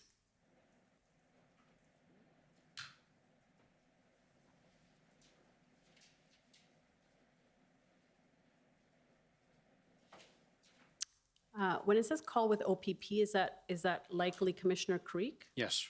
Okay. And if we go to page 4, now a noon meeting with feds and City of Ottawa. Yes. If we go down, we see all of the participants of that meeting. If we go down, and this is a staff level meeting, is my understanding, with provincial representation, federal representation, also municipal representation. Is that right? Yes. Okay. So if we go to the bottom of the page,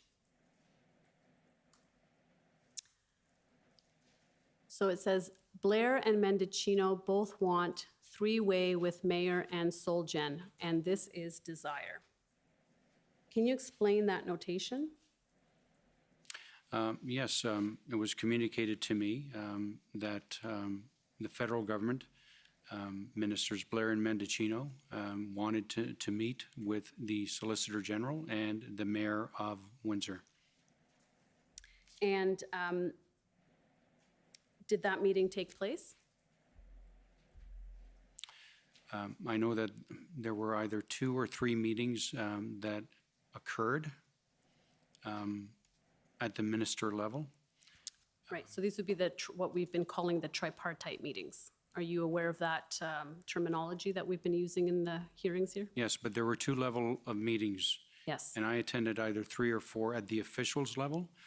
This notation is with respect to the ministerial level or the political level. Okay. And at this time, at this meeting, did you have a sense of whether this was something that was possible and that could happen? Did you give a response to that request? Yes, my response was that I would communicate the request to Minister Jones. And you did that? I did.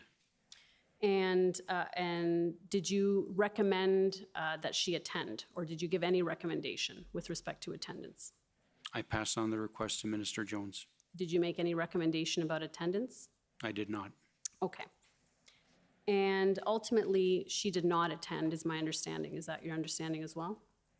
There were, to the best of my recollection, 3 meetings. I don't know whether she attended one or not, but certainly 2 of the 3 she did not attend. Okay, and my understanding too is that they were looking for some provincial representation, if not the Solicitor General, then the Premier, and he also did not attend. Were you aware of that? Yes. And I'll turn now to document ssm.nsc.can 403019.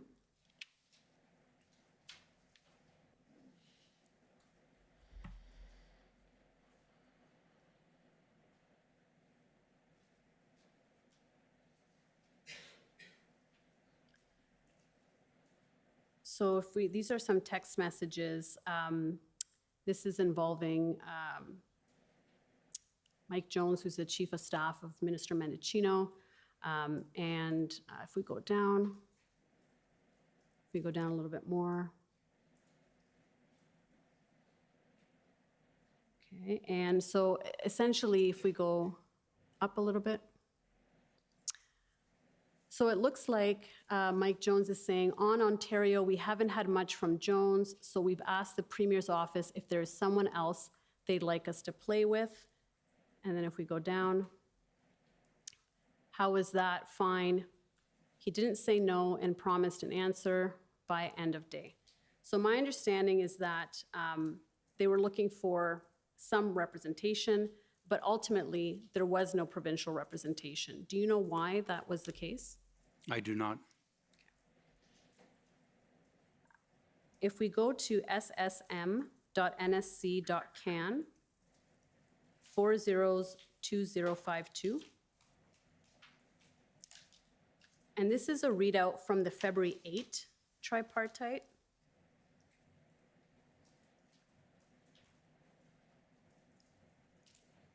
And if we go down to where Minister Blair is speaking, we go down.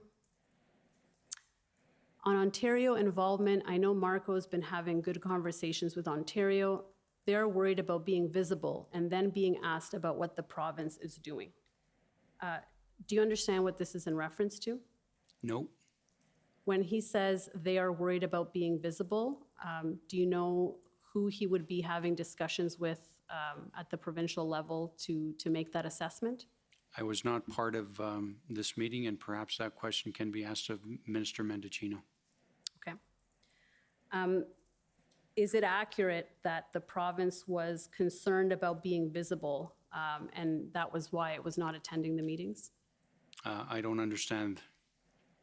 The province was concerned about being visible. We were visible. The province was providing all sorts of support and resources to Ottawa, so I don't understand the substance of the question.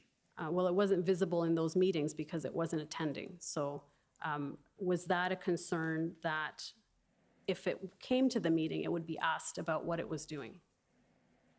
I don't have any information on that. I'm sorry. Okay. I'll take you to ssmcan.nsc 402837.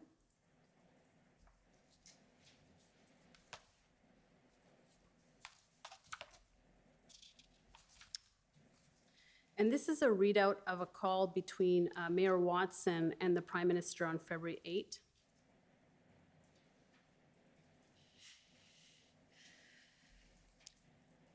And if we go down, keep going. Keep going. Yeah, we'll keep going down. All right, so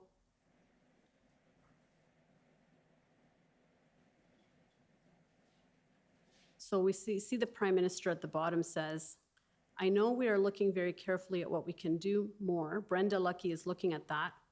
One of the challenges is that it goes in steps. The first step is to go to the OPP, then RCMP. It's difficult for us to say what we need to do directly until we have a better idea of what the province is doing. That's why this table is so important, but we are there to give more support as needed. So were you aware that the purpose of these ministerial meetings was to kind of sort out who's providing what resources and in what order, essentially? That was being done at the officials level. That was being done between commissioners and chiefs of police as well. I was not aware of this call. I was not aware of the contents of this call. Right, but in terms of the notion that having the three levels of government present at a meeting where resources can be discussed, official numbers can be clarified, the Prime Minister is indicating that that would be helpful. And I'm asking whether you would agree that that would be helpful. No, it would not be helpful because politicians ought not to interfere with the deployment of policing resources. So here, it looks like the politicians are in fact discussing resources, how many have been deployed, how many are required. We saw the Mayor of Ottawa send a letter for resources. Is it your position that those actions were improper? It is my position that the only people that are authorized in law to deploy resources are the Commissioner of the RCMP and the Commissioner of the OPP. They have sole jurisdiction. It's enshrined in legislation. I don't know what the Prime Minister was thinking with regards to influencing and having either the RCMP and the OPP provide additional resources. That is not their role. So short of deployment, I don't think anybody's arguing that the Prime Minister should be deploying resources. But in terms of passing along resource requests, in terms of sorting out the numbers that have been provided and what's needed, and what the order of operations should be. Should the province be providing all OPP officers first and then the federal government and then the RCMP? It's unclear, and so my question is whether there is a role short of deployment that the politicians can play. The resource requests were made, they were made public, they were made to the OPP Commissioner for assessment, they were given to the RCMP Commissioner, so those resources were being acted upon. So is there a role for politicians in assisting with these with the resource matters? How? Well, my question is to you, sir. I don't see a role for politicians to be involved with regards to deploying resources. And those resource requests were quite clear. The RCMP and the OPP understood what those resource requests were, and they were best placed in law to provide those resources. So that said, you would not have considered it important for a provincial representative to be at these meetings, if I take what you're saying then? I didn't say that. I just said that politicians do not have a role in asking police services to deploy resources. That is not an appropriate role. And is there a role in helping to coordinate? The OPP Commissioner, the RCMP Commissioner, Chief Slowly were in fact coordinating. And that's where the coordination belongs. This was a policing matter. It was a police response. So then if these meetings are in order to try to coordinate a solution and to come up with solutions, would you agree then, aside from the resource request, which I understand your position, I take your position on that, there is a role though outside of the resources that politicians can play, and these meetings could be a helpful venue for all three levels of government to be speaking to each other about those other measures that can be taken. About the other measures, the other solutions, what the art of the possible is, absolutely. Okay.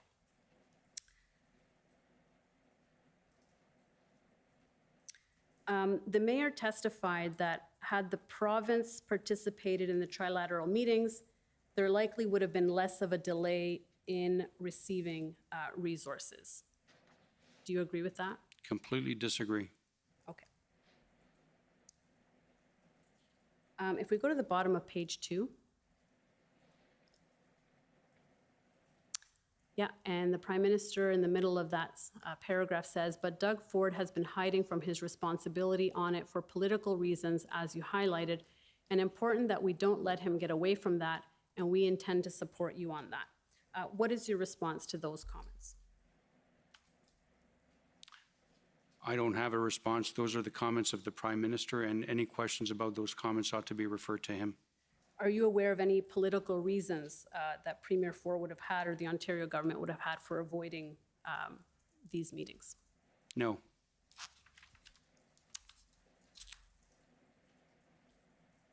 Now, my understanding is that there was a commitment by the Solicitor General to participate in these tripartite meetings. And in fact, in a call with Premier Ford and Minister Mendicino, Ford appears to have committed to asking Jones to participate, but then later kind of withdrew that. Do you know what caused this change? I have no knowledge. Okay.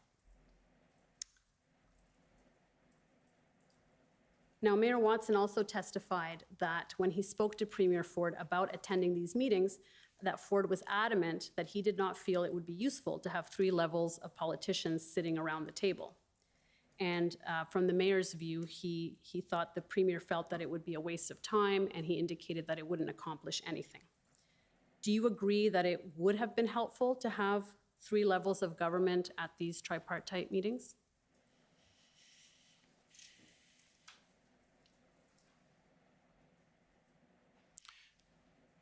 Perhaps. Perhaps it would have been helpful to have discussions to see what the art of the possible is with regards to other solutions. And what about to help kind of coordinate the flow of information and align positions? Would it help for that as well? Potentially. Now, the Commission may hear evidence that the perception was that Ontario did not want to participate because they wanted the City of Ottawa to lead the response, and basically that it was a municipal response and that it should be limited to the city, and because Ontario viewed this as a federal problem. Are either of these reasons accurate to your knowledge? Are you aware of these? There's a lot to unpack there. Ottawa Police Service is the police service of jurisdiction, not the OPP, not the RCMP.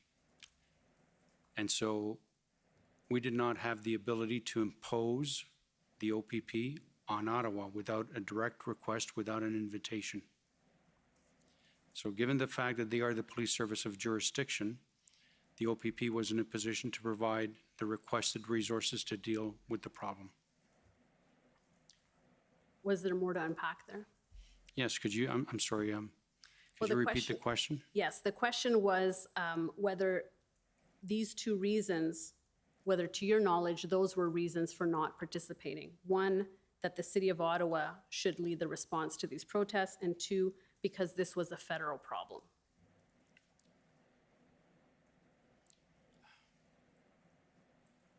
I'm sorry, I just don't know how to answer that.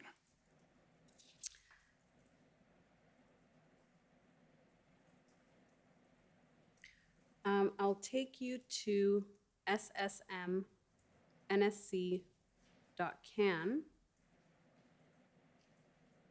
403104.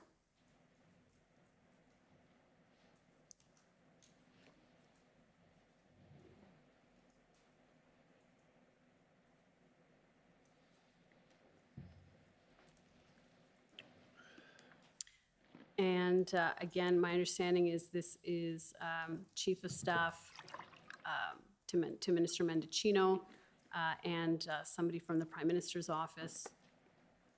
If we go down, Samantha Khalil, I believe. Keep going. Keep going down. Okay, so from Chief of Staff, Mayor, about the Mayor Minister Jones' call. It did not go well. She told him she had no interest in being part of a political roundtable. Were you aware that that was Minister Jones' position? No. But I have to say, Minister Jones was in fact engaging in conversations at the political level with Minister Blair, with Minister Mendicino, with Mayor Watson. Those calls were in fact taking place. And did you have discussions with her about participating in these calls? No. Were you ever present on calls between Minister Mendicino and Minister Jones? No.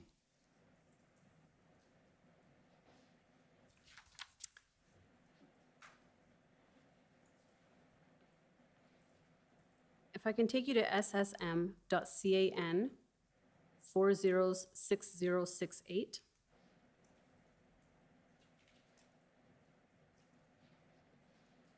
And this is a readout of a call between Premier Ford and the Prime Minister on February 9.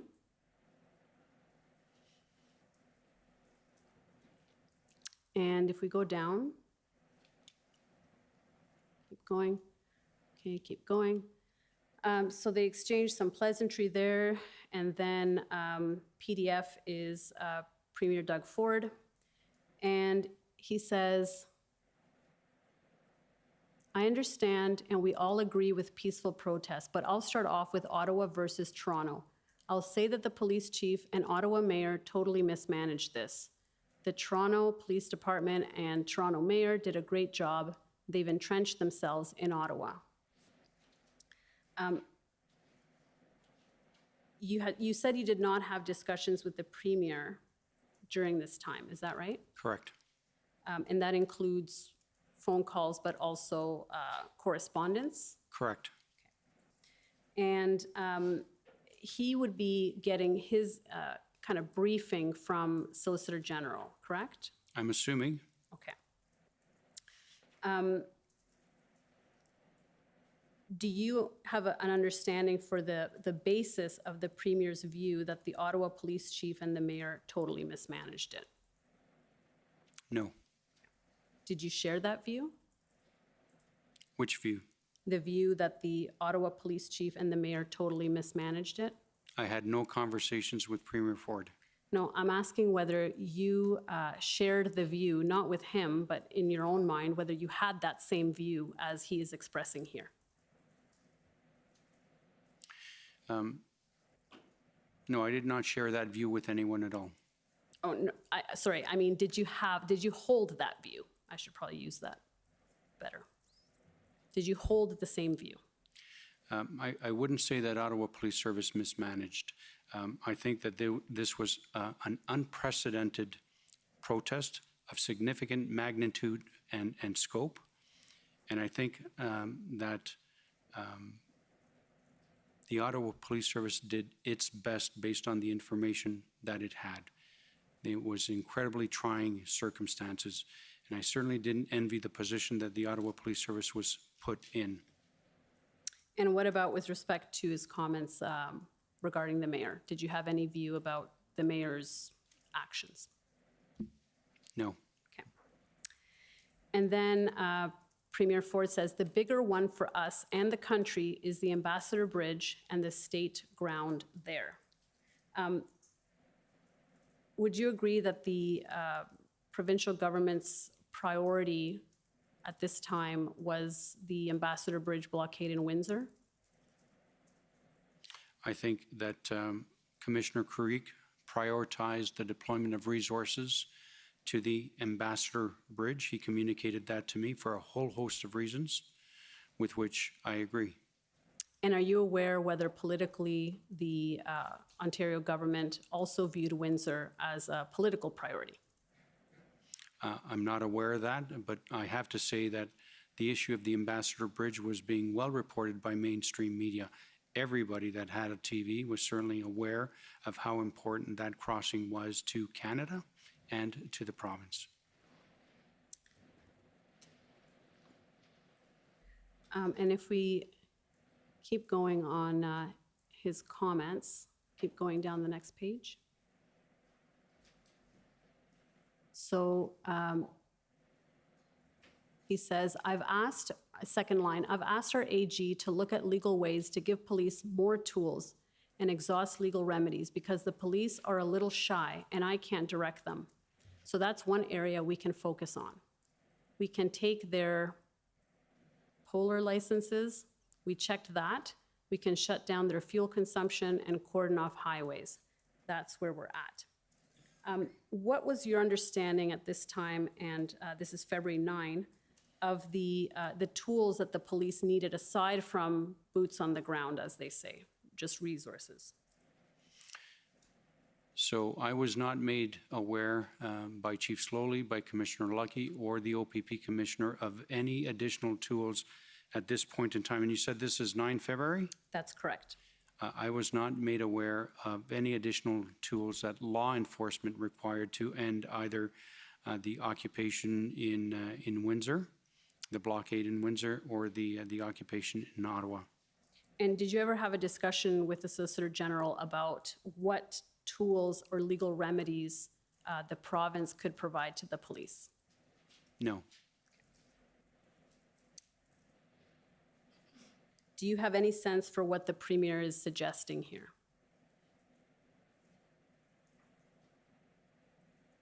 Can you refer me to a specific sentence, please? Sure, the last two sentences of the first paragraph.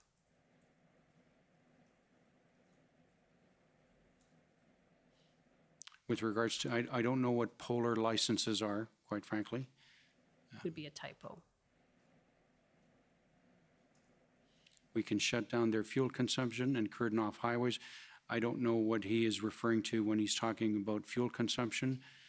With regards to cordon off highways, that's quite evident, the ability to block and close highways using existing authorities in the Highway Traffic Act. Okay, thank you.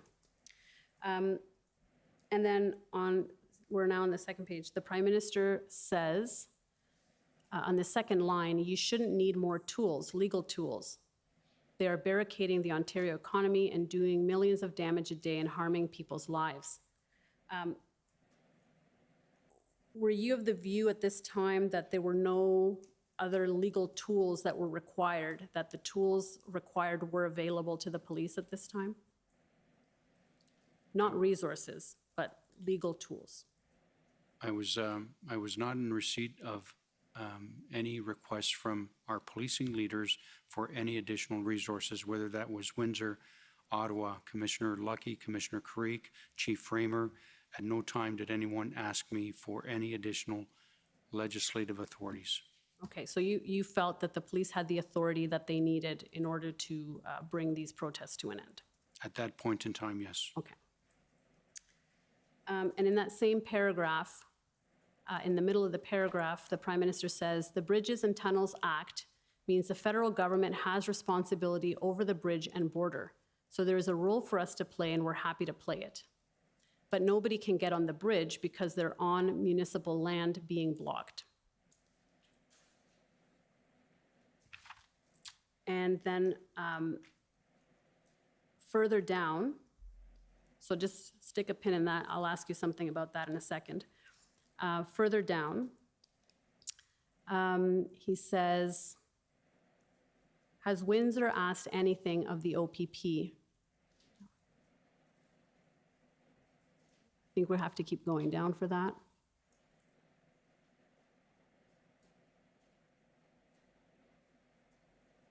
Okay, there it is. Has Windsor asked anything of the OPP? Have they made a formal request to make a request to support them? And the Premier says, they've put that request in through the Solicitor General. I spoke to the Mayor, and that was the plan. Solicitor General was in touch as well, and I understand the request is going forward. So at this time, it sounds like the Windsor request has gone through. Had the Ottawa request gone through at this time? Yes. Okay. And on page 3,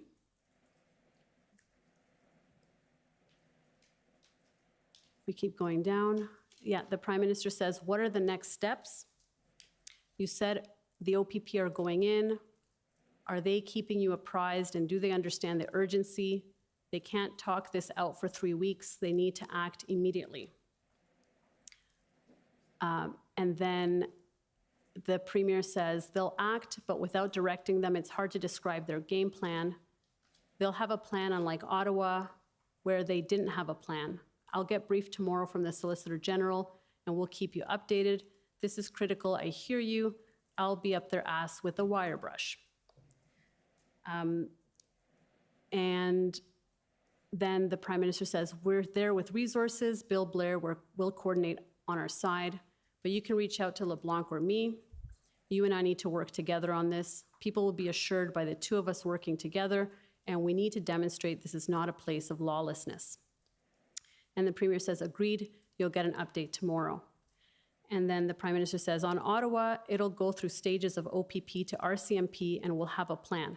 City of Ottawa has been struggling, but as soon as OPP leans in a bit more, we'll have more clarity on things. The federal government has no jurisdiction over Wellington Street, so it's an area we need to work through together. If the Ottawa residents have to go through another weekend like the past few weeks, it won't go well. So in this discussion, there's been some jurisdictional issues that have been identified. For example, the federal government doesn't have jurisdiction over Wellington Street. The RCMP doesn't have jurisdiction over Wellington Street. The federal government has some responsibility over bridges and tunnels, but policing is a provincial matter under the Police Services Act. So I just wanted to get your views on some of the jurisdictional challenges or issues that have been brought to light, as we can see in this discussion, and how you see the different levels of government working together to come to a resolution to specifically the events in Ottawa, which brought together many of those jurisdictional issues. So from my perspective, both the municipal road that leads to the Ambassador Bridge, municipal jurisdiction. And so the police service jurisdiction there is the Windsor Police Service, and in Ottawa on Wellington Street and the surrounding area, obviously, Ottawa Police Service is the police service of jurisdiction, and they are the two entities that are responsible for resolving both those issues. Do they need support? Absolutely. Is there a role for the federal and the provincial government to play with perhaps identifying interlocutors, with providing opportunities for mediation, for sitting down with protesters to negotiate? Absolutely. But it's ultimately a policing matter to resolve, and the police services of jurisdiction have that responsibility. And once it becomes beyond the abilities of the local police service, how then do the other two levels of government work together to try to come to a solution, specifically with respect to Ottawa, which has those issues that we've identified? Well, those discussions were in fact happening. They were perhaps not happening on a political level at a tripartite table, but they were happening between Minister Jones, the Premier, the mayors of both Windsor and in Ottawa, and certainly Ministers Mendicino and Blair. So those discussions were in fact happening. And so do you see the provincial government's role in a city like Ottawa to be different than, for example, as somebody raised in one of the meetings, a city like Kingston that is not the national capital region and that is not the capital city? So both Kingston and Ottawa have their own police services. Both police services are the police service of jurisdiction. The province is there to provide the necessary support upon request. Okay, so those would be treated the same from the provincial standpoint? Yes. Okay.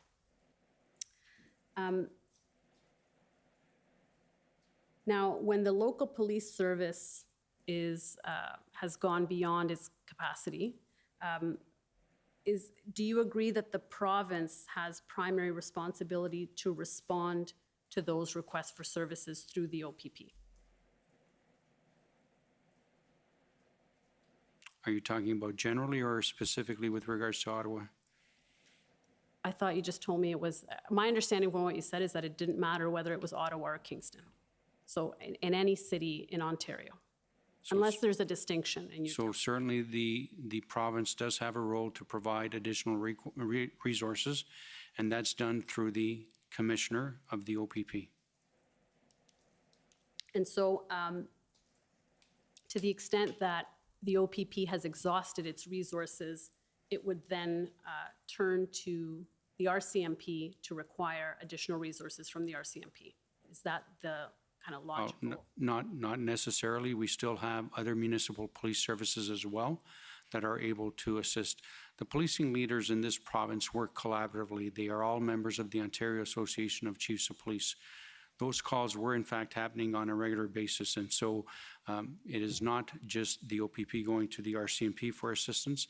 The OPP would have the ability to ask for resources from municipal police chiefs. A municipal police chief has the ability to reach out to other police chiefs to ask for resources as well. So certainly the province has a role to play through the OPP, but so do municipal police chiefs as well. Right. And in your view, the RCMP has a role to play as well. Is that fair? Yes. Okay. So it's really a coordinated response among all three levels of government. Yes. Depending on the situation, and we heard that Ottawa was an unprecedented situation requiring all three orders of government to participate. Now, at any point, did Commissioner Creek, who I understand was mainly who was briefing you throughout this process, make any suggestion or ask about a provincial state of emergency? No. Did you have any discussions? Did you ask him whether he thought any of the measures under a provincial state of emergency would be helpful for him? I did not, but I was certainly thinking about the EMCPA. On or about that point in time, what we saw was an escalation in terms of protests. We saw protests in both Sarnia, Windsor, the Peace Bridge in Toronto and Cornwall. So I had a growing concern about the escalation of protests specifically designed to thin out police lines to prevent police from responding in Ottawa. So did there come a point where you considered that a provincial state of emergency would be helpful as you see these resources being spread out thin? I was certainly thinking about it, yes. And in terms of declaring a provincial state of emergency, that's within the purview of the Premier, is that right? And Cabinet. And Cabinet. And does the Solicitor General have a role in briefing or advising the Premier with respect to that? Yes. And what's that role? The Solicitor General is certainly free to provide that advice. Okay. But it's not at the Solicitor General's recommendation that the Premier would do that. Is that right? The Solicitor General certainly has the ability to provide a recommendation to the Premier. Okay. And are you aware of whether that recommendation was made by the Solicitor General?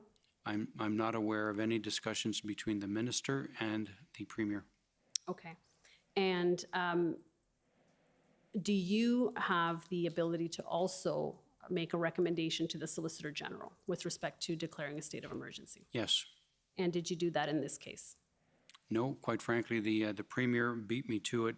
He signaled on the 10th of February that it was his intention to declare a provincial emergency. And given that signal, that intent on the 10th, several ministries started working together to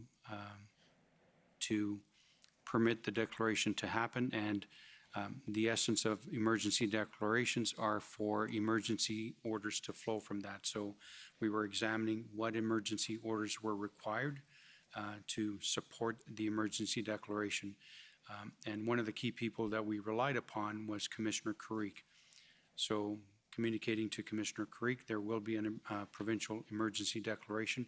What tools do you need to more effectively resolve the situation in both Ottawa and at the Ambassador Bridge? And so that communication was ongoing between various legal departments, between my ministry, the Ministry of the Attorney General, Cabinet Office, Premier's Office, and Commissioner Carrique.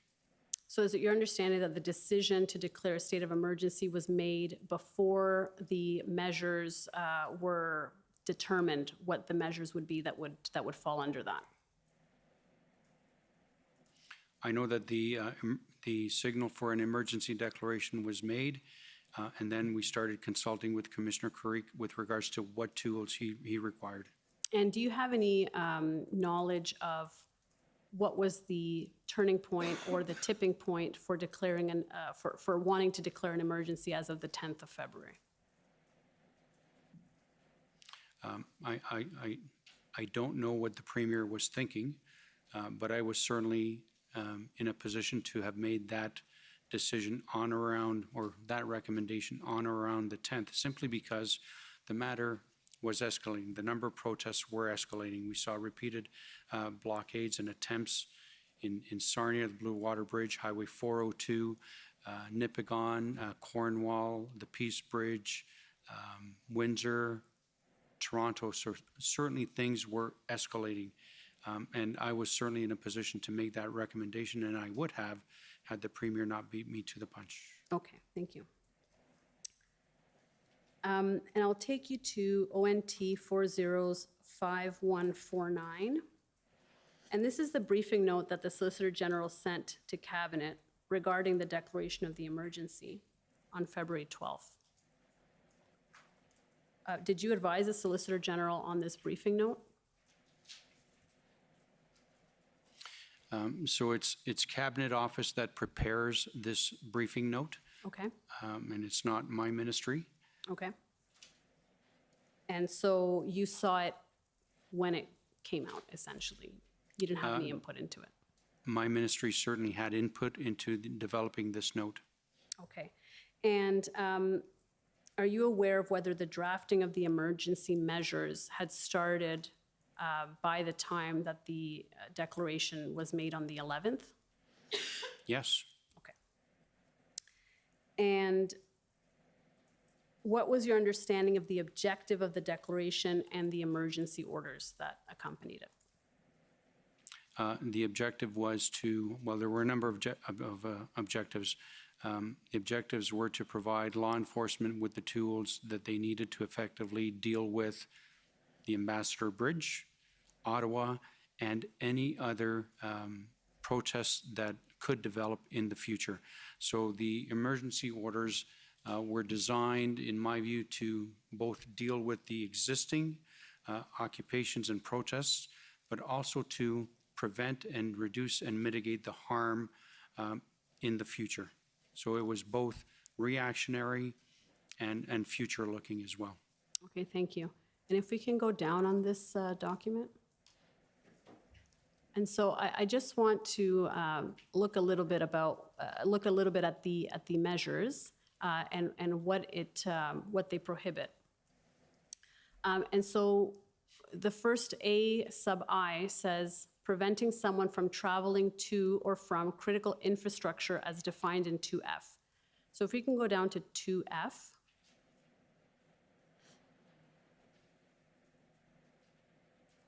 Yes, there it is. And so we see there from I to X, or 1 to 10, the different elements under what is defined as critical infrastructure. It's interesting to note that the parliamentary precinct is not included under critical infrastructure. Do you know why that was excluded from the definition of critical infrastructure? Yes. And why was that? The Emergency Management Civil Protection Act has a limitation in it, and that limitation is that all emergency orders need to be as minimally intrusive as possible. Given the fact that lawful protest is a charter right, there was a concern that if we included the parliamentary precinct, that people that are protesting some other issue would be impacted by that. And so we did not want to be overbroad with regards to including the parliamentary precinct. Okay, and if we can go back up to the beginning of that, of those measures, keep going up. So if we go then to, so as you mentioned, then the parliamentary precinct would not be part of the definition of critical infrastructure. However, if we see one in number 5, A sub 5, that the measures also prevent individuals from preventing someone traveling to or from walkways, bridges, and highways other than 400 series highways, which are already captured as critical infrastructure, if doing so would, and there's 3 conditions. Can you explain that particular measure and maybe explain what the purpose of that was? So that particular measure was specifically designed to deal with the situation in Ottawa. We see that it refers and references highways. The definition of highways is taken from the Highway Traffic Act, and according to that definition, that certainly includes all the residential streets, including Wellington, in Ottawa. So this measure was specifically designed for Ottawa. And when we look at number 3, if doing so would seriously interfere with the safety, the health of or well-being of members of the public, so specifically designed for Ottawa. And as you mentioned, highway in this case means essentially any road.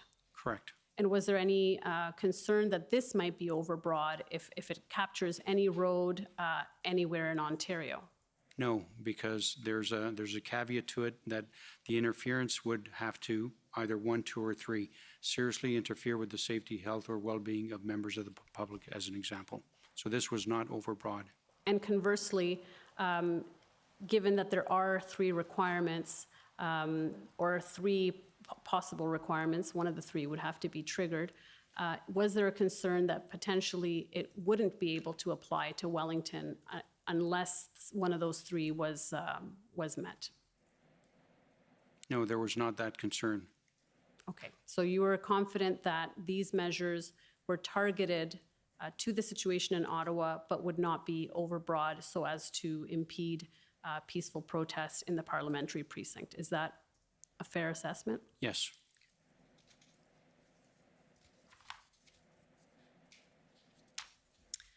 If I can take you to ONT 405152. Can I just interrupt for a moment? Yes. I just want to check on the witness. Or do you want a break?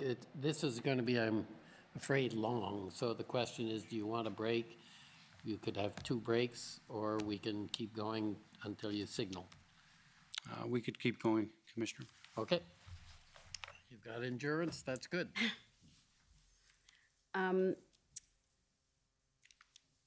So it was ONT 405152.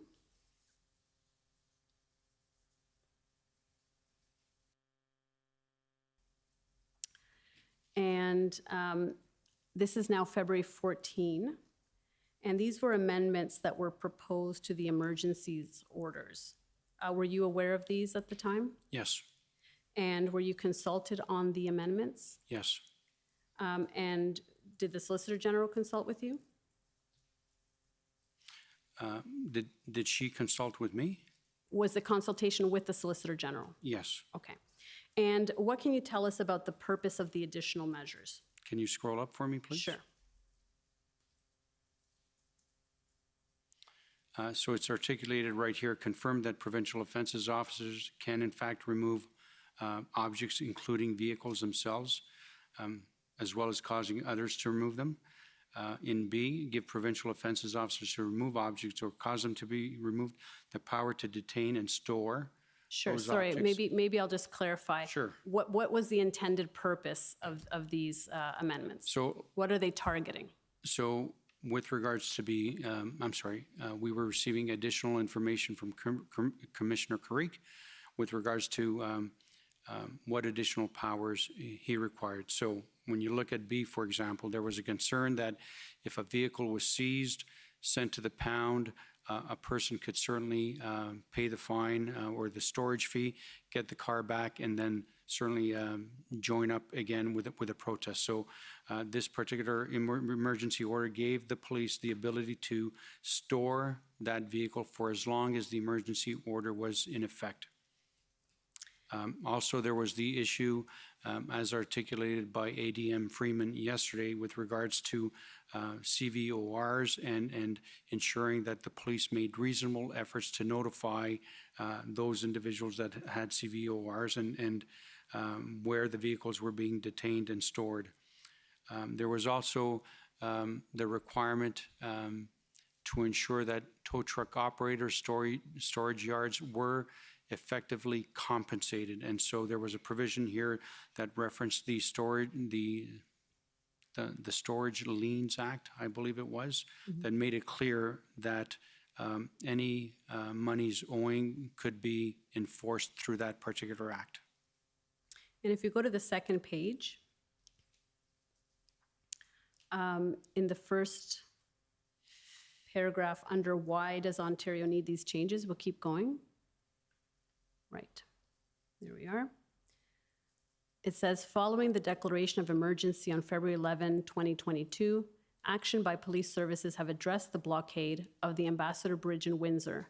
However, as the bridge has just begun to reopen to regular traffic, there remains a threat of impeded access to or egress from the use of it and other critical transportation infrastructure, including essential trade corridors. What was your understanding of the continued threat of impeded access to or egress from the Ambassador Bridge at this time? This is February 14. So there was information of various convoys coming to the Ambassador Bridge potentially from Ottawa, potentially from other parts of Ontario. I know that the Commissioner informed me that there was a call by protesters to come to Ontario to assist. And so that concern was real. And so that's one of the reasons why this emergency order was declared and put into force. There was a concern that there would be continued attempts to block Highway 402, the Blue Water Bridge, the Ambassador Bridge, the Peace Bridge, Toronto, Nipigon, Cornwall, etc. And was there any coordination with the federal government on the tools that might be needed in the measures, in the provincial measures, to end the situation in Ottawa? Was there ever a discussion with federal counterparts about the measures? Not to my knowledge. I did not discuss this with Deputy Minister Stewart. I don't know whether Commissioner Creek had that discussion with Commissioner Lucky. Okay, so to your understanding and to your knowledge, neither did the Solicitor General and neither did the Premier, correct? I don't know that. Right. In your view, was the provincial declaration of emergency helpful in resolving the situation in Ottawa? Yes. And in Windsor? Yes. And how so? Well, it certainly provided the ability to tow vehicles and other objects that were blocking the roadway. And it certainly provided the ability to immediately suspend driver's licenses, permits, and CVOR registrations. It gave the police the ability to remove vehicles themselves and provincial offences officers themselves if necessary. It certainly gave police the ability to store seized vehicles for a long term so that they could not be reused in a protest. And it certainly imposed significant fines on individuals. As an example, violating one of these emergency orders, to my knowledge, the maximum penalty for an individual was $100,000, for a director of a corporation, $500,000, and for a corporation, I believe it was $10 million. So these measures were significant. Yes. And to your knowledge, was any other level of government consulted on this provincial declaration or any of the emergency measures under it? I certainly had discussions with Deputy Minister Stewart after the declaration of the emergency, and we just did discuss some of these provisions. Deputy Minister Stewart informed me that at one point in time after the federal government while the federal government was discussing the Emergencies Act, that the provincial declaration of emergency certainly had more teeth than the provisions in the Emergencies Act. And you mentioned that you also spoke to Commissioner Creek about what measures would be helpful. Correct. Did you have any similar discussions with Commissioner Lucky? I did not. Did anyone ask the province, anyone meaning within the federal government, the municipal government, OPP or RCMP, was anybody requesting that the province declare a state of emergency, to your knowledge? No.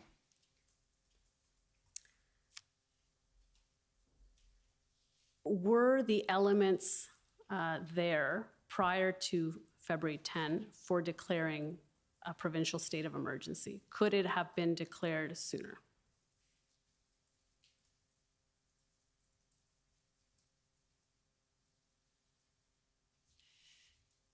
There's a two-part test in the EMCPA that has to be met. So I think an analysis would have to be done to see when that two-part test could have been met. And were you doing that analysis in your mind as time went on? I was thinking about it, yes. And when, at what point did you conclude that that was, that had been met? On or about the 10th, when the Premier signaled that he had the intention to declare. Okay, so prior to that, it was your assessment that the conditions were not there, is that right? And that was primarily based, well, I wouldn't say that the conditions were not there. That was primarily based on not receiving any direct requests from any of our law enforcement leaders. For the declaration? Correct. Okay, so had that request been made, you would have considered it sooner? Yes.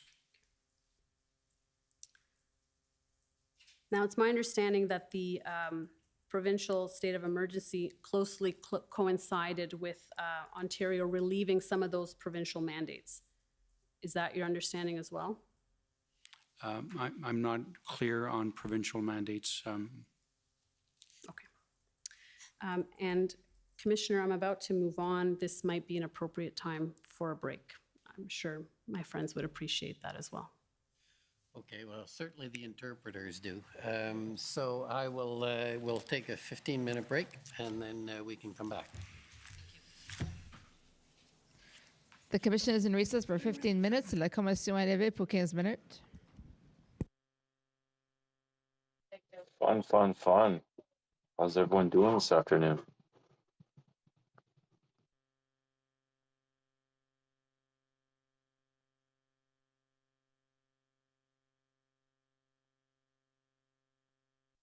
Well, I want to punch that fucker in the face. Tell you what.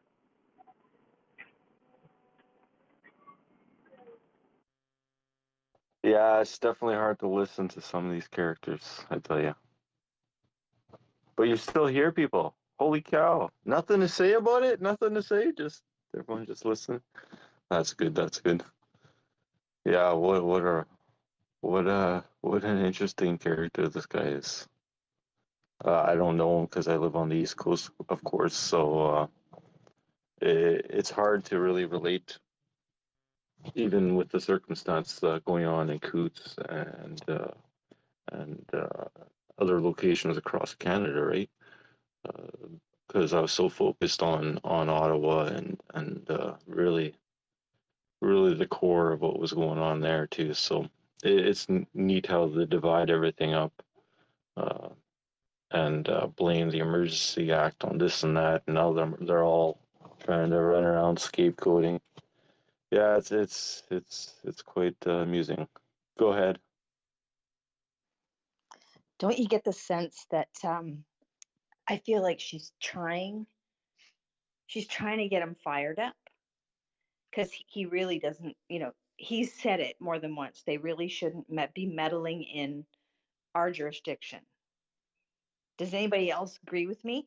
Oh, they were playing a mental mind game throughout this whole jousting. She grabbed some water there, took a couple sips, and then right after he grabbed the water.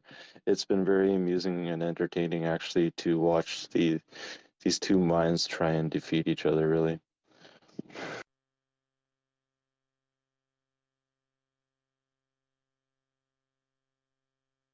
Yeah, just open. Anyone can talk. It's just we have hardly anyone. Equity, how you doing, buddy? Hey, not bad. How are you guys? Not too bad. Sounds like you're on the road. I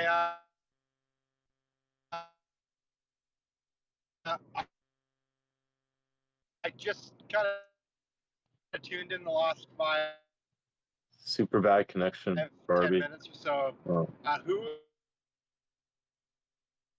was the gentleman being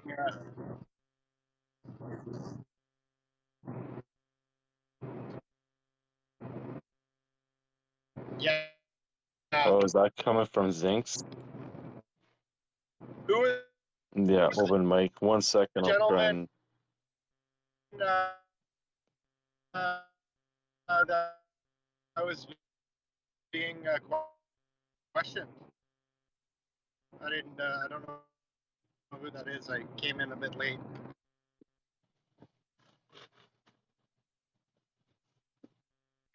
I'd like to know some deputy. What's his name, Mike?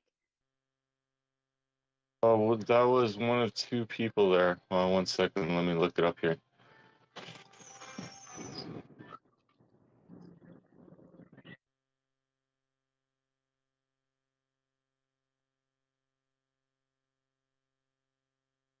I believe that was Mario Di Tommaso. It's hard. It was hard, or yeah, because I believe Marlon DeGrand went first, and then Mario. Yes, so I believe that was Mario Tom Asco. I'll have to really double. Yeah, I believe that was Mario Di Tommaso. Picking up from yesterday because we were. Dun, dun.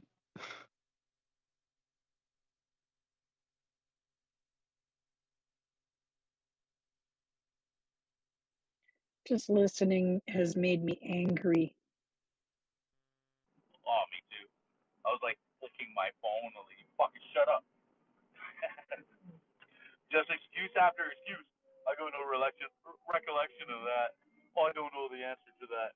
Oh, you would have to ask him. Fuck off. And when, instead of getting so angry, equivalent it to children, right? And adolescents, and how we react to them and their behavior like this, because that's ultimately the way they're behaving, right? Instead of getting enraged and super, that's what they want you to do, right?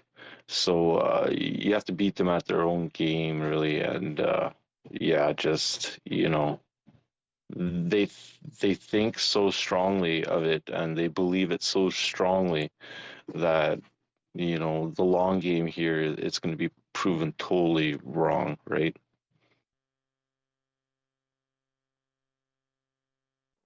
Yeah, I agree. No, yeah. I wish. Well, Go ahead. He keeps using the words occupation and, oh, we want to safeguard and make sure people can have peaceful protests. And, the scope that they're looking through on the protesters, and they were for 90% was peaceful at the bridges, in the cities, in the various cities, people were peacefully protesting. And so how they're twisting it to make it look like just there's 6 million terrorists in Canada, that's what's making me angry, is their refusal to look at what Canadians were saying, and they were saying it peacefully, and they just won't look at that. They've got their narrative, and they're going to stick to it, and they're not moving off of it, and this just is pissing me off.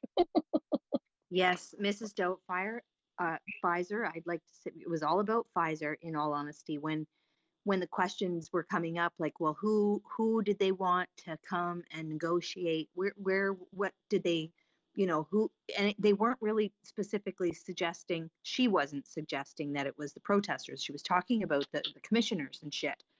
And he reminded, well, there was different groups there. Nowhere, like, I haven't heard it come up. You guys probably have listened more than I have, to be honest. But we wanted, like, at one time it was like the peak it was the very peak of it, because this is when the world started to pay attention. Well, we got these serious doctors there, and they're calling on the health minister of the government to come with their science and prove and have a debate with other scientists. They wanted to have this discussion, and they were not having that. They didn't show up. But that was a faction, and that was, to me, the faction that was supporting the rest of the world. Where's the science? Because they really haven't. They have not come to a debate. They've not, you know what I mean? Yes, and that's where the anger gets in me too. It's the politicians. I'll explain. If you're watching this stuff and you listen to these people and it's his fault, their fault, well, I wasn't involved in that meeting. But there's sort of the mindset of many, many politicians that they don't want to talk to anybody because we know. Yesterday, I think it was yesterday, the Coutts mayor, and I think I posted something, I took it out of our paper today, that, he was, rather than getting the pulse of his constituents in his town of 250, he was right against it. Call them. They are domestic terrorists. They have to be told that. They got to be told this. Well, when he even admitted that 70% of his 250 size town, 70% of them supported that. So he didn't want to talk to anybody. Trudeau didn't want to talk to anybody. Ford didn't want to talk to anybody because they were all right, and they just don't want to talk to anybody. So we're right and they're all wrong.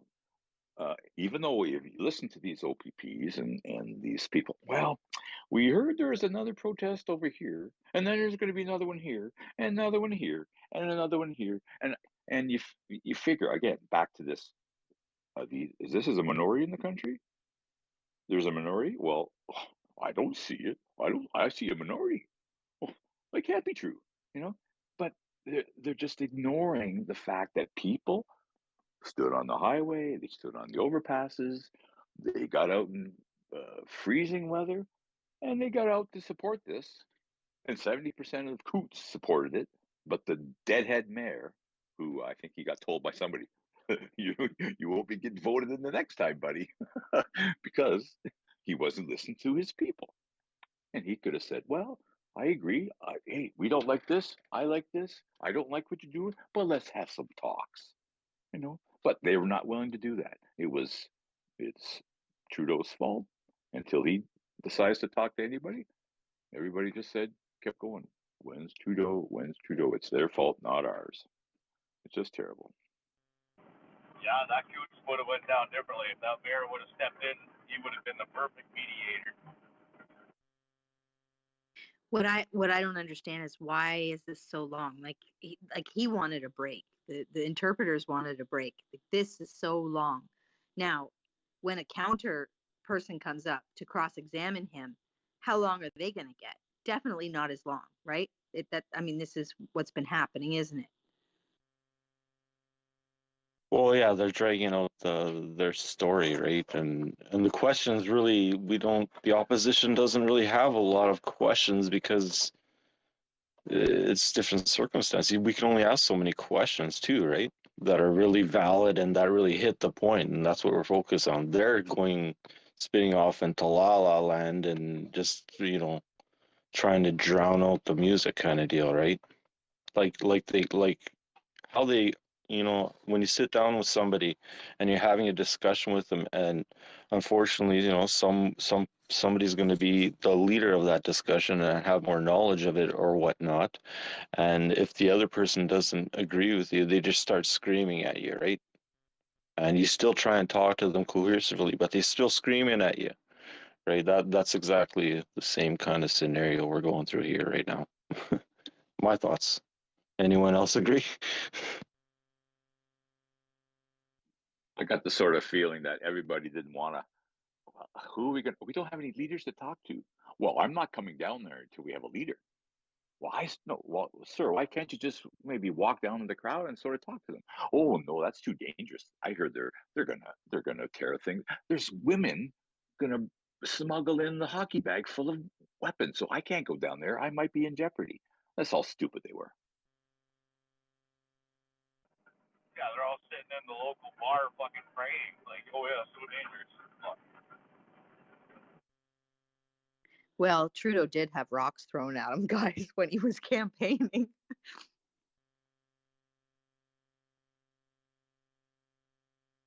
And that'll happen again, except this time they'll be boulders. Well, he's getting shamed now wherever he goes, like he should be. But yeah, people have to snap out of the ideologies of you know, I don't know, following these people like they're something special because they're just Canadian citizens, and other than their bank accounts and their silver spoons and their you know, sociopathic ways, you know, we should be nipping this stuff in the bud. Yeah, I didn't notice that in the documents. Anybody else notice that in the documents where they could suspend our bank accounts? Haven't seen that written there yet.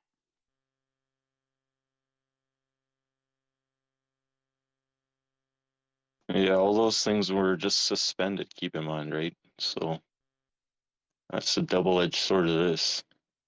They're already talking about bringing back masks, right? No, no, no, no, no, no. Not this time.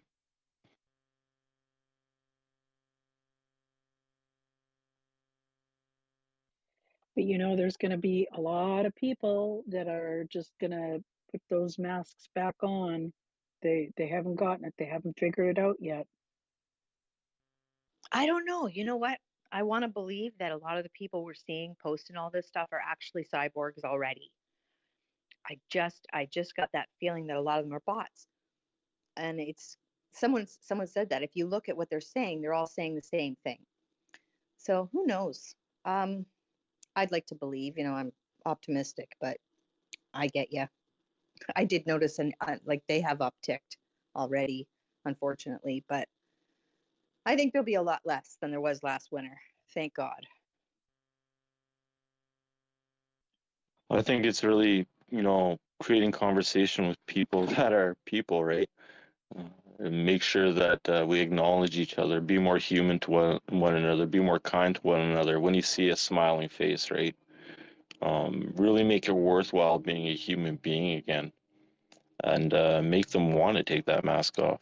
That's the only peaceful way of doing it, other than, you know, getting into some argument, which is kind of pointless because nobody really listens to arguments, right?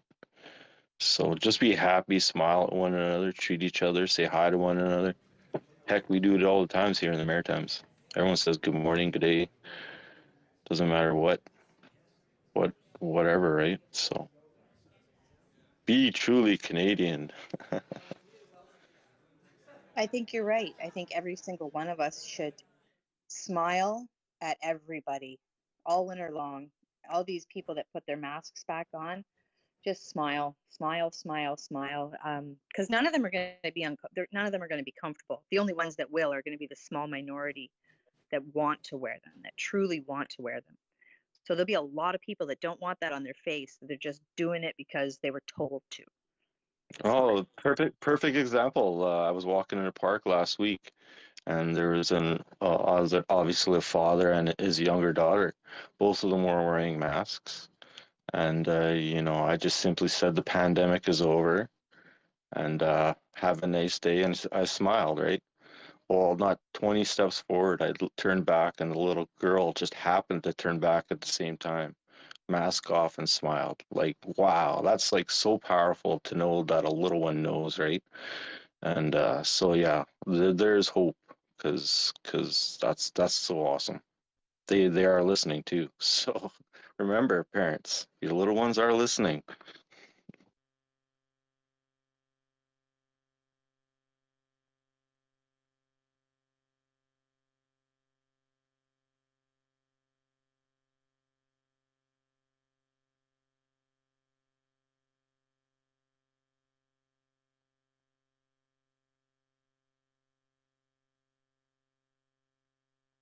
Are we just talk, or? I think they're coming back right away, but yeah, we could talk, open talk until they come back there. Hey, I just have a real The quick commission is comment. I was reconvened. La watching. commission reprend. Okay, I'll on the box of masks, it actually says that it doesn't protect against COVID-19. Thank you. That is correct, my friend. Mr. Di Tommaso, I want to take you to ONT 405157. And this is now a call you had with Deputy Minister Stewart on February 13. Do you recall speaking with him about the emergencies, the Federal Emergencies Act at that time? If you can go to page 10. Yes. And the third point, also Federal Emergencies Act is being discussed, is on the table, but great reluctance to invoke, primarily because provincial penalties under EOs are much greater than what is available under Federal Emergencies Act. Advise both Minister Jones and SOC of above. So what did you understand Deputy Minister Stewart to be telling you about the relationship between the provincial and the federal measures? Well, we didn't discuss the difference between the two measures in any great detail. The discussion was about the fact that the federal government was considering the invocation of the Federal Emergencies Act. And was this the first time you were informed of that? Yes. And did you understand him to be saying that the provincial emergency measures were greater than the federal emergency measures, based on those notes that you made there? The penalties, yes. The penalties. And did he give you a sense for why it was being considered, if that was the case? No. I'll take you to ONT 403847.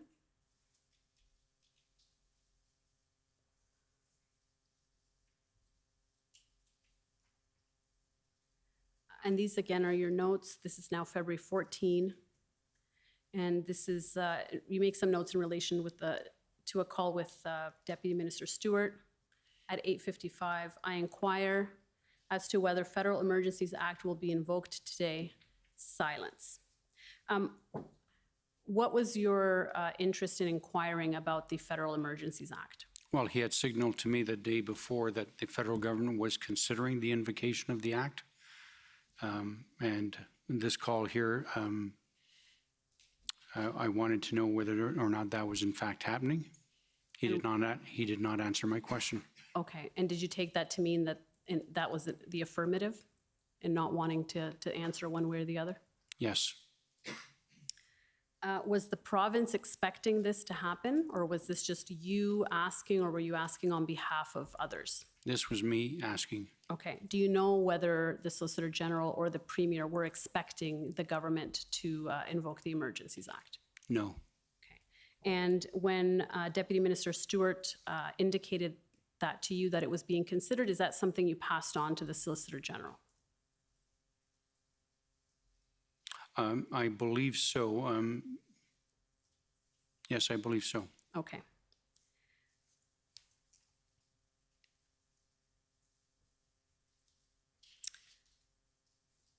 Now, the Federal Emergency Act measures were put in place to help solve what you've indicated was a policing matter, so a law enforcement issue.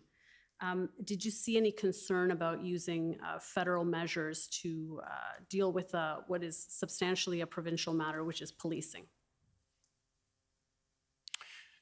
No, because the Emergencies Act invocation, from my view, was national in scope. And so not knowing what the federal government concerns were Canada-wide, I wasn't really in a position to have those concerns. And there was a First Minister's meeting on the morning of February 14. Were you aware of it at the time? I found out later. Do you know whether Premier Ford was given advance notice of this meeting and what the topic of the meeting was? No idea. Are you aware of whether he was briefed on the Emergencies Act prior to that meeting? I don't know. Did the Solicitor General seek your input or advice on the Emergencies Act prior to that meeting? No.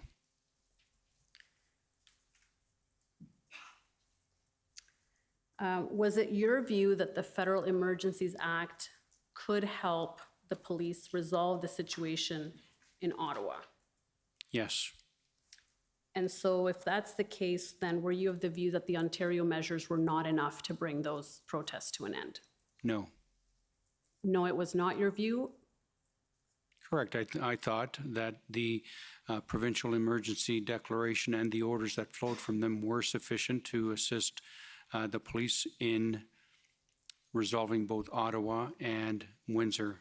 Having said that, the emergency orders that flowed from the federal emergency declaration were certainly helpful, and I know that they were used by law enforcement.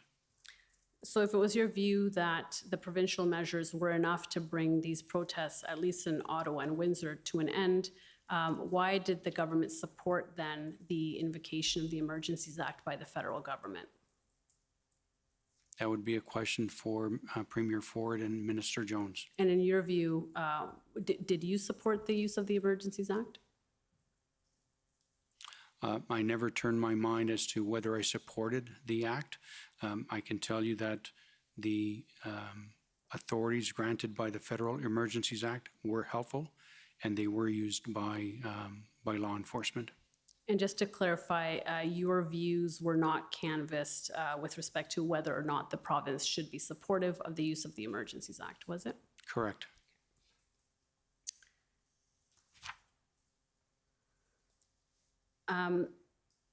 Now, we've heard testimony earlier this week about the blockade at the Ambassador Bridge. We've spoken a bit about that briefly as well.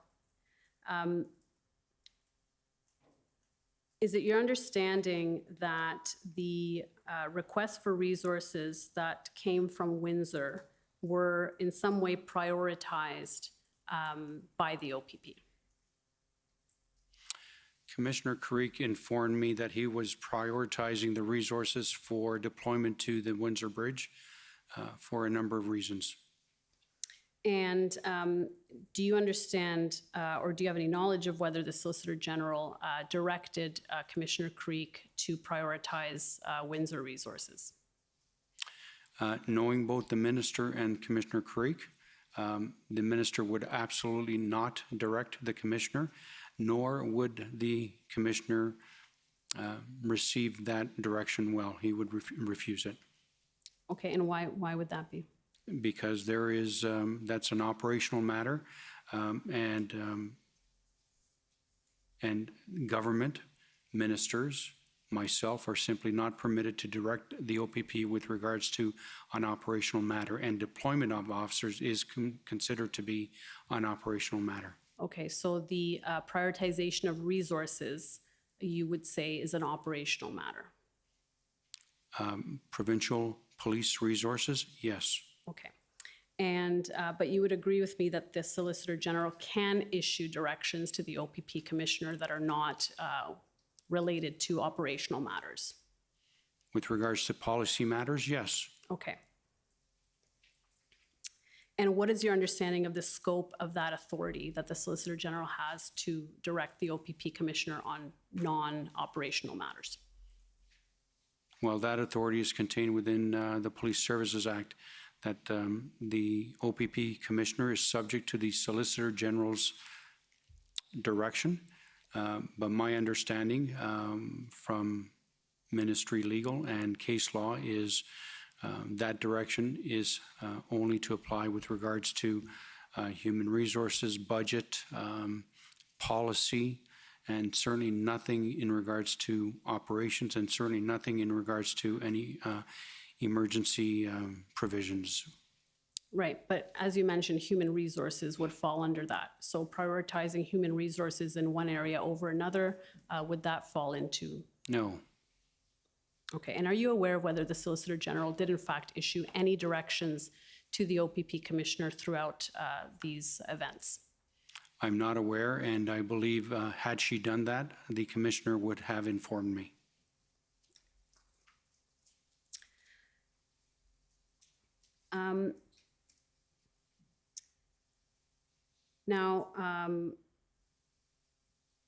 We see in the institutional report that was filed on behalf of the Government of Ontario that the business sector became quite activated with respect to the Windsor blockade. And I think you mentioned something along those lines as well, right? Yes.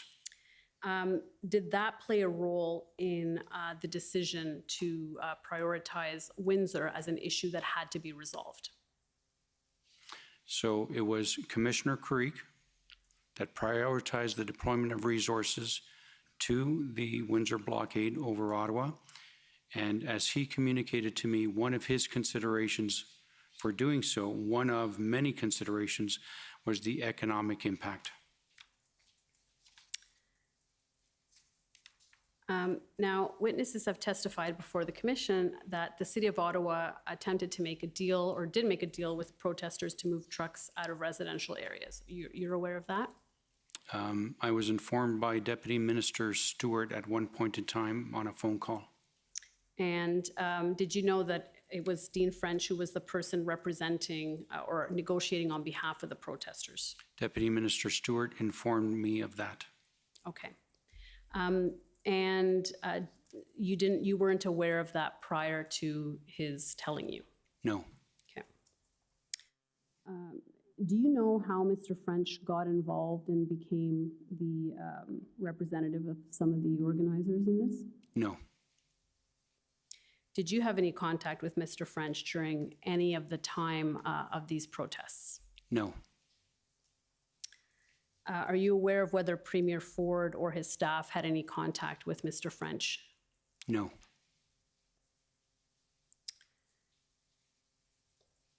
Are you aware of whether Mr. French was acting under the instructions of the government, the Ontario government, to broker this deal to find a resolution? No. Now, we know the Emergency Management Ontario and the Provincial Emergency Operations Centre were both engaged in the Windsor situation. They were not engaged with respect to Ottawa. Do you have a sense for why that is? They were engaged in Ottawa. There was a field officer from Emergency Management Ontario that was embedded in the Ottawa Emergency Operations Centre. And what about the Provincial Emergency Operations Centre? The Provincial Emergency Operations Centre was in full activation mode on the 11th of February. In Ottawa? The Provincial Emergency Operations Centre is located in Toronto. Yes, but I mean, it was activated with respect to the events in Ottawa on February 11th. Is that what your evidence is? Okay. But not prior to that? So there are three levels of activation with regards to the Provincial Emergency Operations Centre. There is routine monitoring, there is enhanced monitoring, and then there is full activation. And the PEOC went into full activation on the 11th of February. Before that, it was in enhanced monitoring mode. Are you able to tell us when it went into enhanced mode? I'm sorry. I am not. Can I take you to pb.nsc.can 407378? This is a letter from Commissioner Creek on February 22nd to you.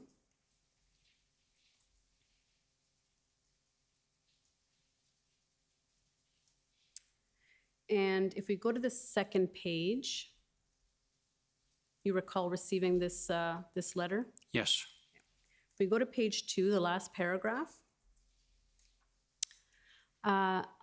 Commissioner Creek says, while this situation is unprecedented, the OPP worked with legal and determined that because we are engaging companies under the provisions of the Emergencies Act, not as procurement, contract, or agreement, that we should work within the reasonable compensation provisions consistent with the terms of the regulations. Now, my understanding is that the tow truck operators were indemnified under the Emergencies Act. Are you aware of that? Yes. And were you involved in discussions around what indemnification could be provided to tow truck operators? No. And my understanding is that the OPP was delegated power under the Emergencies Act to compel tow truck operators. Is that right? Yes. And was that done? Were tow truck operators compelled under the Emergencies Act? That would be a question for Commissioner Carrique. Okay.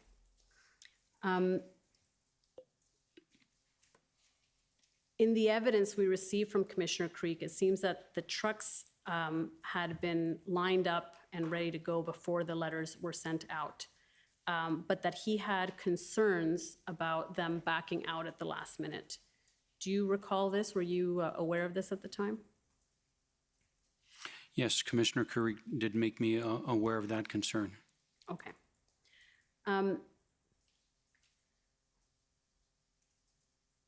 Now, just to go back to a point regarding the day-to-day enforcement operations, which, as you have testified, the Solicitor General can't direct. In your view, was the OPS providing adequate and effective police services at the time when the convoy became entrenched?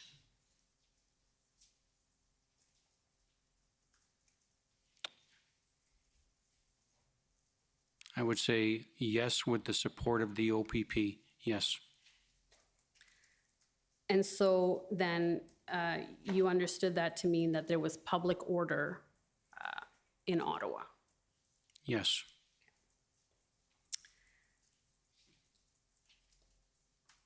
Now, the Police Services Act provides that if the Ontario Civilian Police Commission finds that a municipal force is not providing adequate and effective police services, it can communicate that finding to the board of the municipality and direct the board to take the measures that the commission considers necessary. Do you have any views on whether the Solicitor General's office should be able to recommend to the commission to take such a step? I understand that right now that's not contemplated in the Act. I'm asking whether something like that would be helpful. So the Solicitor General does have the ability to write the OCPC to ask it to investigate the provision of adequate and effective police services. And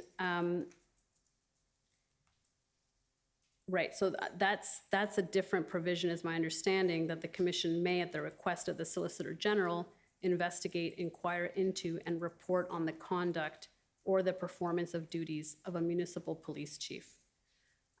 Did the Solicitor General, to your knowledge, consider making such a request from the commission?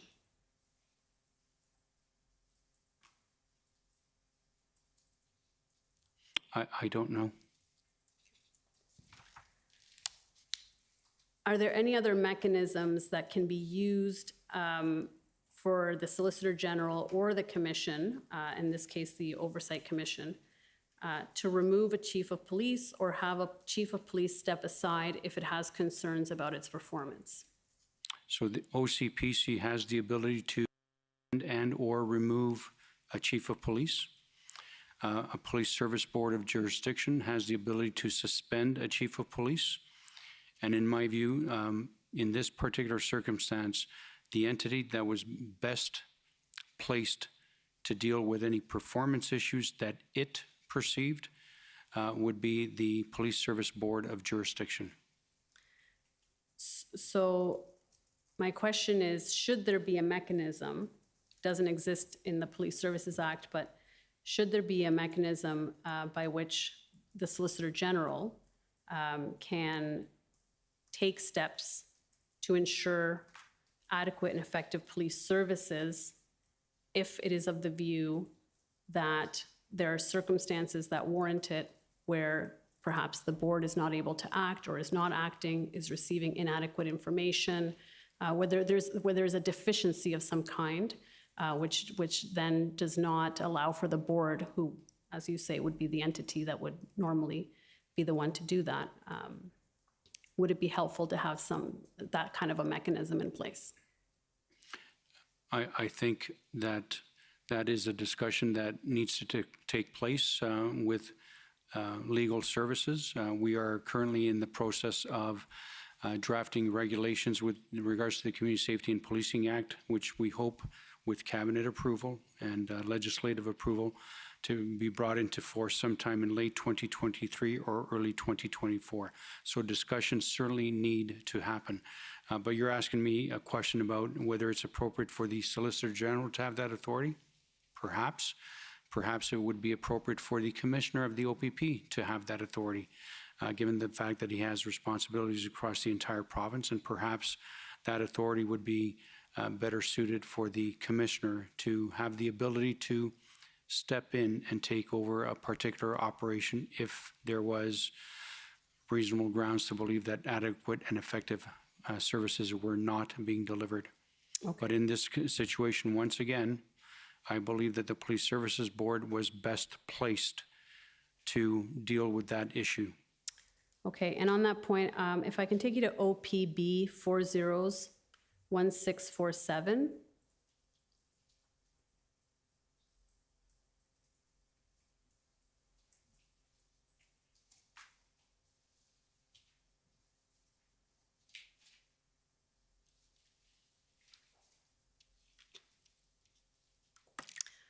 So these are the meeting minutes of a meeting of the Ottawa Police Services Board on February 5th.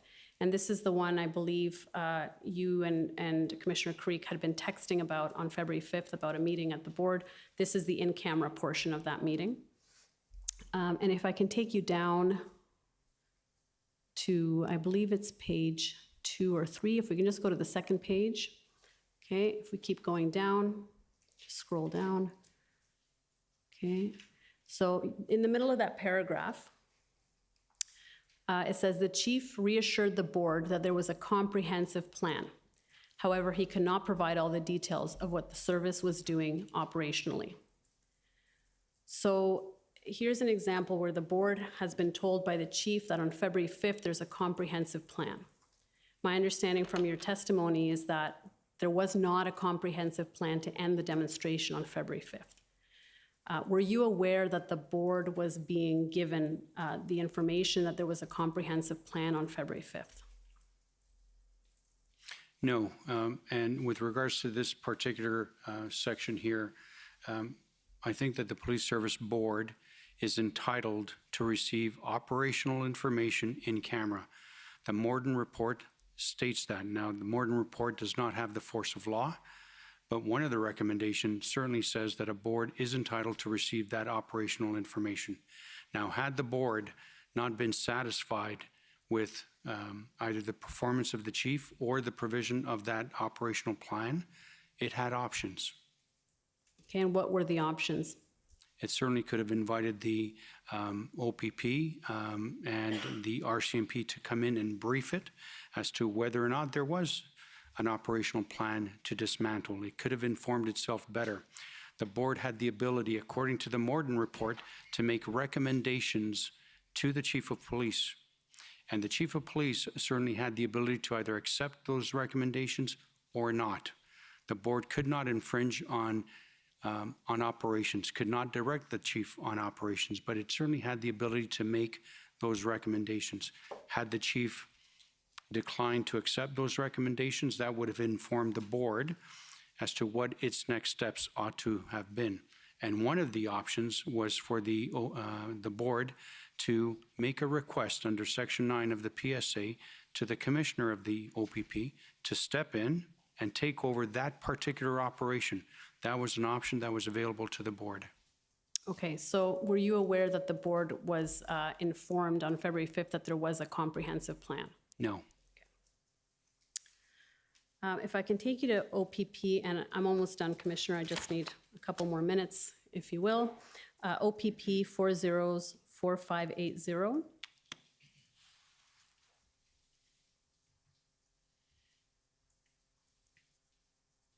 And if I can take you to, these are text messages, again, if I can take you to page 128. And this is between you and Commissioner Kariq. And at 3:59, if we can find that. So we hear, so again, we said the blue is you and the green is Commissioner Kariq, correct? Yes. And so you say to Commissioner Kariq, in a confidential board meeting, I'm hearing Slowly tendered his resignation and external chief will be hired, still confidential as meeting is going on. And he says, interesting, this will be very important to confirm. How did you learn about what was happening in the confidential board meeting as it was happening? So there was a police service board advisor from the ministry in that confidential meeting. Lindsay Gray? I believe so. And how were you receiving information about what was happening at the board meeting? Through Ken Weatherhill. And was that through text messages? I don't remember. May have been phone calls, text messages. Don't remember. And sorry, what was the name of the person you indicated? Ken Weatherhill. And who's Ken Weatherhill? He is the current acting assistant deputy minister in charge of the Inspectorate of Policing Division.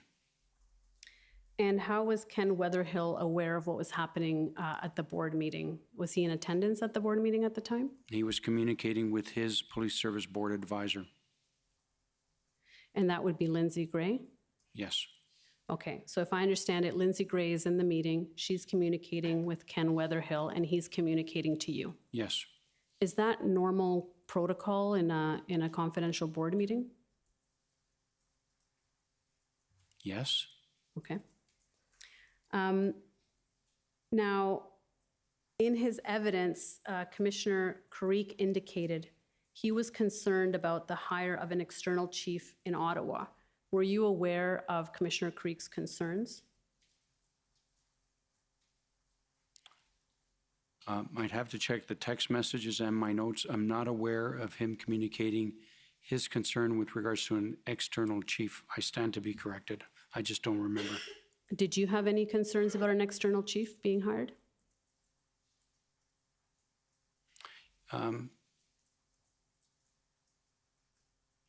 No, what I was most concerned about was that the impending decision for positive action not be interfered with. That was my main concern.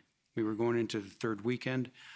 There was a decision for positive action. The resources were in place. And my main concern was that if there was a new chief, that chief would have to be briefed up, would have to review whatever plan there was, and that would slow things down. Okay. And if I can take you to my last document, OPP 404583. And I'll take you to page 52.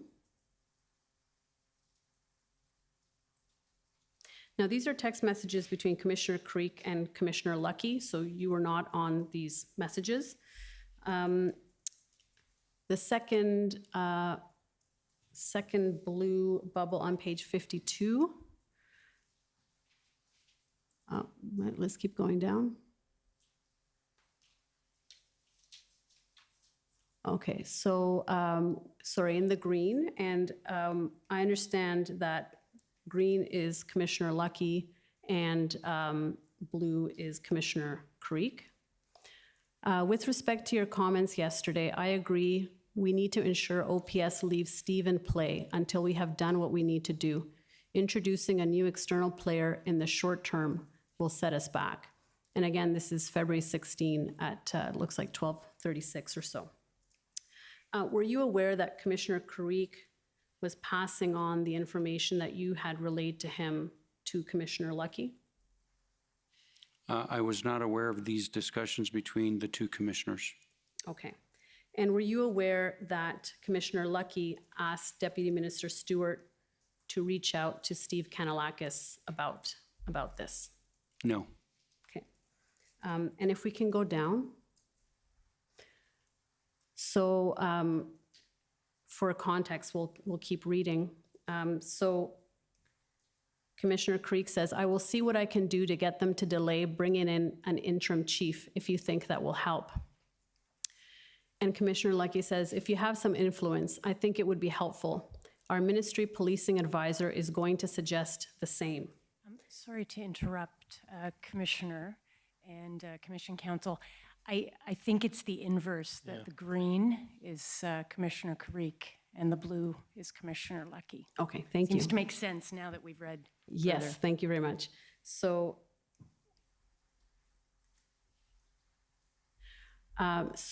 then with the new color coding, Commissioner Lucky says, I will see what I can do to get them to delay bringing in an interim chief if you think that will help.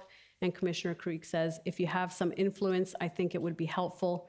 Our ministry policing advisor is going to suggest the same. And then if we keep going down, 10-4. And again, this is Commissioner Lucky said, had DM Stewart reach into Steve Kay, Ottawa City Manager, he assures that they are very sensitive to this, keen for the ICC plan to proceed, and don't want Bell to be displaced. Rob got the sense that there's a lot of political infighting going on. To what extent were you aware of these discussions that were being had with respect to the chief of police in Ottawa? Not aware at all. And what my position was with regards to the selection of the next chief, that was the exclusive jurisdiction of the Police Services Board. And I certainly didn't want my advisor to interfere with that at all. Okay. And the discussions that are being had here, would you agree that this is impermissible kind of political interference in something that is in the exclusive purview of the board? I don't know whether anyone followed up with these actions at all, but I made it clear to both Ken Weatherhill and the advisor that they were not to interfere with the exclusive jurisdiction of the board. It was the board's sole responsibility to select the next chief, full stop. So if these actions had been taken, is it your view that this would have been improper? Yes. Are you aware of any communications between the province and the city with respect to this issue? No. Was the response to the Ontario government's response to the events in Ottawa and Windsor adequate in your view? I'm sorry, could you repeat that question? The Ontario government's response to the situation in Ottawa and Windsor, is it your view that that was an adequate response? Yes. And was there more the province could have done? I think that the province did all it could have done. I think it did. In your view, was the federal response adequate in this case to Ottawa and Windsor? From your vantage point, of course. From my vantage point, the emergency orders that flowed from the federal emergency declaration were helpful. As an example, it provided indemnification to tow truck drivers. That is something that the provincial EMCPA does not permit. For example, the federal emergency orders permitted the tow truck drivers, as an example, to be compelled. That is not something that the provincial EMCPA permits. The only thing that the provincial EMCPA permits is protection from liability, whereas the federal orders certainly go further. So they were very helpful in resolving the Ottawa situation. And from your vantage point, was there more that the federal government could or should have done or done earlier? No. And same question with respect to the municipal response, again, from your vantage point. In terms of the emergency declaration? In terms of what could or should have been done differently in order to respond to the events in Ottawa? From a municipal perspective? Yes. So, yes, I think one of the things that the municipal emergency declaration, when you look at Section 4 of the EMCPA, it is exceptionally broad. And so, in addition to declaring the municipal emergency declaration, it was open to the head of council to issue emergency orders. And that did not happen. Options available at the municipal level included increasing maximum fines for bylaw offenses. Now, I know that they requested the regional senior judge to increase the out-of-court settlements. That was done, great, but certainly not the maximum offenses permitted. They could have done that. They could have prohibited, they could have issued an order preventing all sorts of activities. They could have leveraged Section 444 of the Municipal Act. They could have issued orders to stay out of a certain area.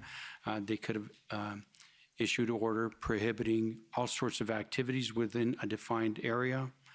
So there were all sorts of tools that could have been provided by the municipality.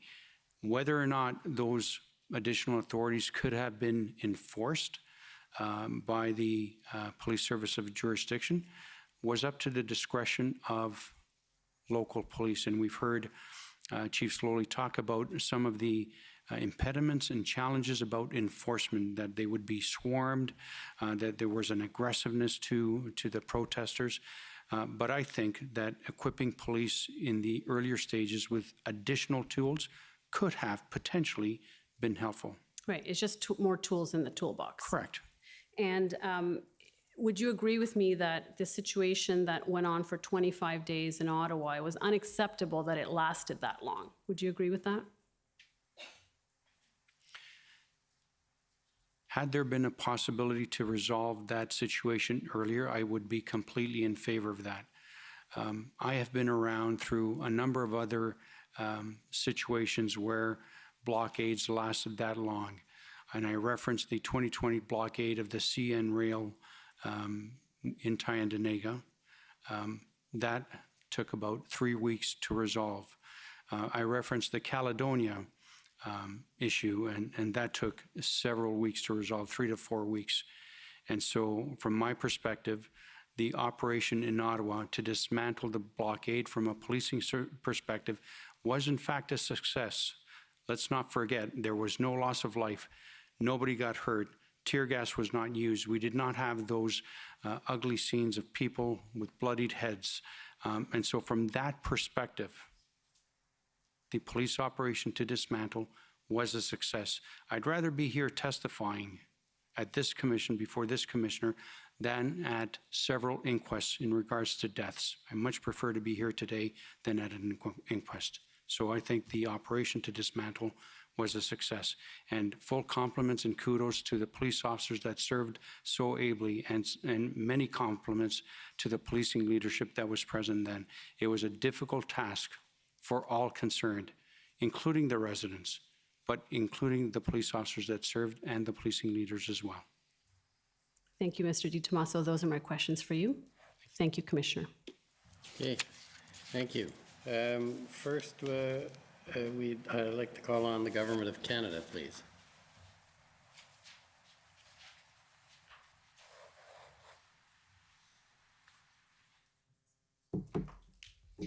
Thank you, Commissioner. Good evening, Mr. Di Tomaso.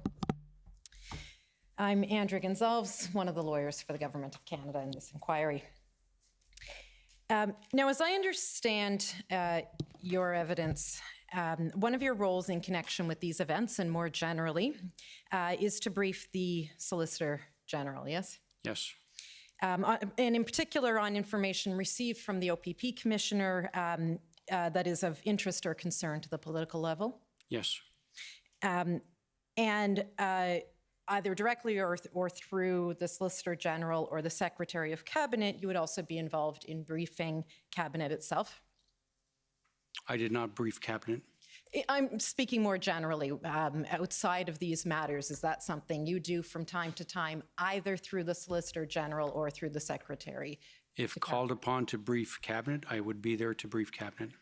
So is it fair to say that your role is as a conduit from the police to the political level?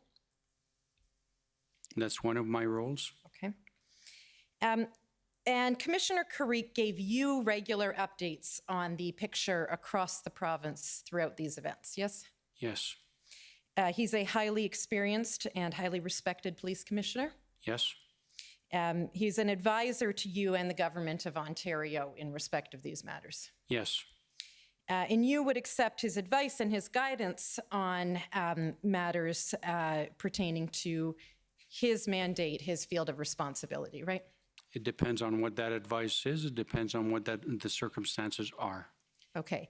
And in respect of the circumstances that we're talking about here today, these events, you trusted the advice that he was giving to you and the government, yes? Yes. Now, there were a number of protest activities across a vast geographic area in Ontario, correct? Yes. You've listed a few. It was not only Ottawa, Windsor, but also Sarnia, Toronto, the Cornwall area, Nipigon out in the Niagara region, correct? Yes. I gather you shared a concern with Commissioner Carrique about spreading police resources thin across these many areas, so vastly spread out, yes? Yes.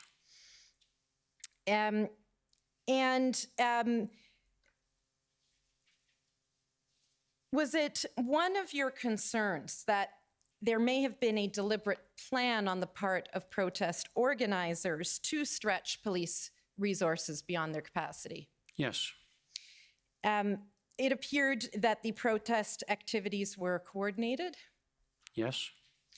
And I gather you were aware that among the organizers were former military and police officers, yes? I learned that at some point in time, not entirely sure when. At what stage? Okay. And former police officers and perhaps also former military would have a unique understanding of the logistical and resource challenges that police would face, especially the OPP because of the large geographic area it covers, in responding to simultaneous protests and blockades, yes? They would have better understanding than most. Right. And I want to, let's go to ONT 405153. This is one of your notes. It's dated February 3rd.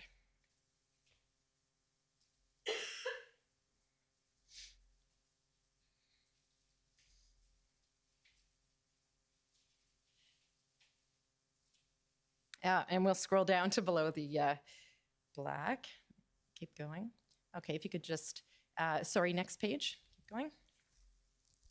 Okay, and stop there. And this is the call with Toronto Police Chief Raymer that you had that day. Yes. Right? And down at the bottom of the page there's 3 lines: coordinated, tactically trained, dispersed POU assets. You recall Chief Raymer talking to you about that? Yes. Fair to say that one of his observations as well is that these protests were being influenced, or part of the tactical planning were those with training in tactical operations. That was my understanding, yes. And there's another note, ONT 405155.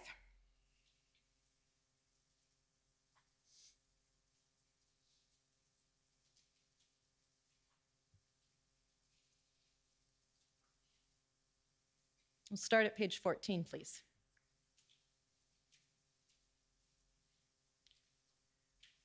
This is the 10th of February. If we could keep scrolling down. They have the page number wrong.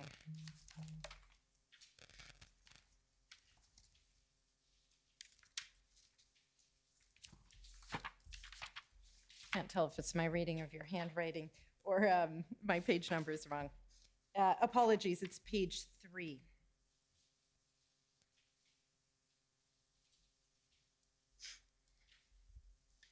Yeah, and just under the line that says Intel there, if we keep scrolling, you see the 3rd bullet point speaks of former police officers as well as one Intel officer. So at least by February 10th, you had that information? Yes.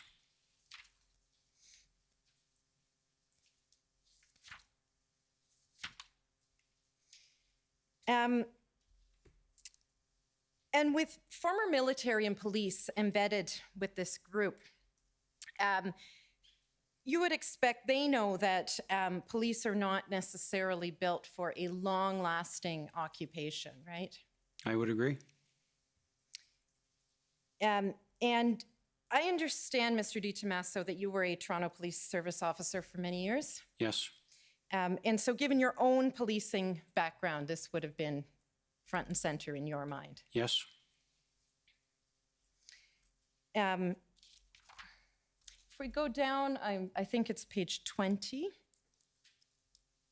Got my reference right.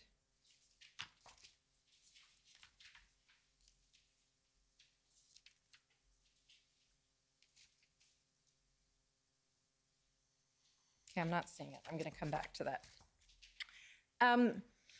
Now, because these protest activities were connected, I take it another concern you had is that activities at one location could have effects in other areas across the province, yes? Yes. And if the police and government authorities didn't get it right in their response at one location, that could have an impact throughout Ontario, yes? Yes. And indeed in other parts of Canada. Yes.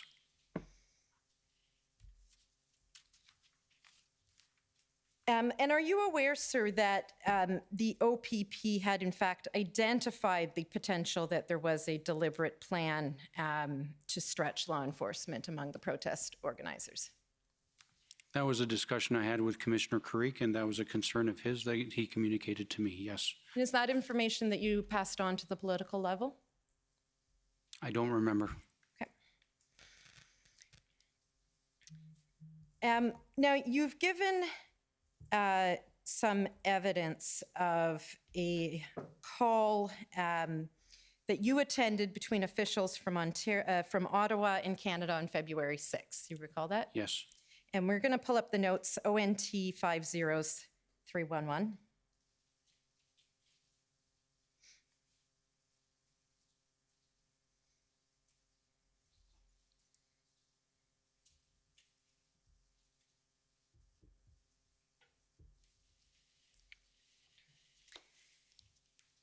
And in participating in this call, you understood that both Ottawa and the federal government were eager to have the province come to the table to talk about the protests in Ottawa, right? Yes. You were provided with important updates about the situation in Ottawa on this call? Yes. And you would agree that things were volatile and evolving rather quickly? They were volatile. And I take it you briefed, and I apologize if you said this in response to questions from Commission Counsel, but you briefed Minister Jones on the information that was conveyed to you in this call. I did talk to her about this call. To what extent, I don't remember. Okay. And so I would not want you to think that I briefed her completely on the contents of this 6-page report. Okay. But you likely would have passed on to her at least the information that stood out to you as being important for her to know. Yes. Okay. Commission Counsel took you to the comments of NSIA Jody Thomas at the end of the document. I'd like to go there as well. It's on the very last page. And again, she had put to you, or she asked you, would the province be looking to the federal government if this protest was happening outside of the city of Ottawa, for example, in Kingston? You took from this question that certainly NSIA Thomas thought that the province was looking to the federal government to respond to what was going on in Ottawa. My response was that the federal government had a role to play in this. Yeah, sorry, but before we get to your response, I'm asking about what you understood from her question.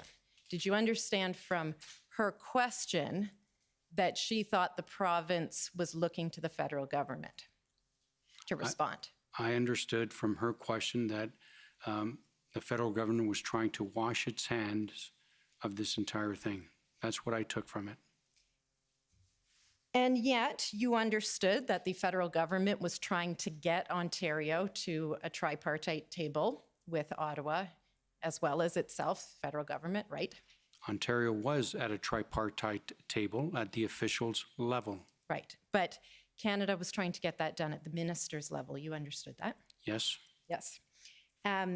You've also told us that Canada, in particular through the RCMP, was providing appropriate support and resources to OPS, right? Yes. And when you testified about this statement in response to questions from Commission Counsel, you said that you felt it was not aligned with Deputy Minister Stewart's comments about the federal government having a role in finding interlocutors. You remember giving that evidence? Yes, Deputy Minister Stewart certainly acknowledged that the federal government had a role. And that's why I said that the comments of Jody Thomas were not aligned with that. I felt that she was communicating to me that she thought the federal government did not have a role. And did I take your evidence correctly that you understood that Deputy Minister Stewart had made that comment in the context of the names that we see higher up on the page there, Murray Sinclair, Bob Ray, and Louise Arbour? Well, I know for a fact that it's in this document where he talks about the role of the federal government with regards to mediation and interlocutors. Okay, so, and could we just scroll down a little bit more, please? Yeah, just to, and so you're not talking about the comment there that came from Chief Peter Slowly? No, keep on going. No, the other way.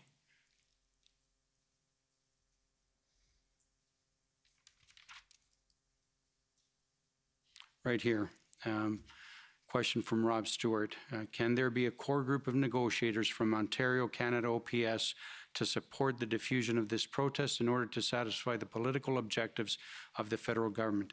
I took that to mean that he believed that the federal government had a role to play with regards to developing a core group of negotiators. So there's confirmation, from my understanding, there's confirmation by Rob Stewart that the federal government had a role to play.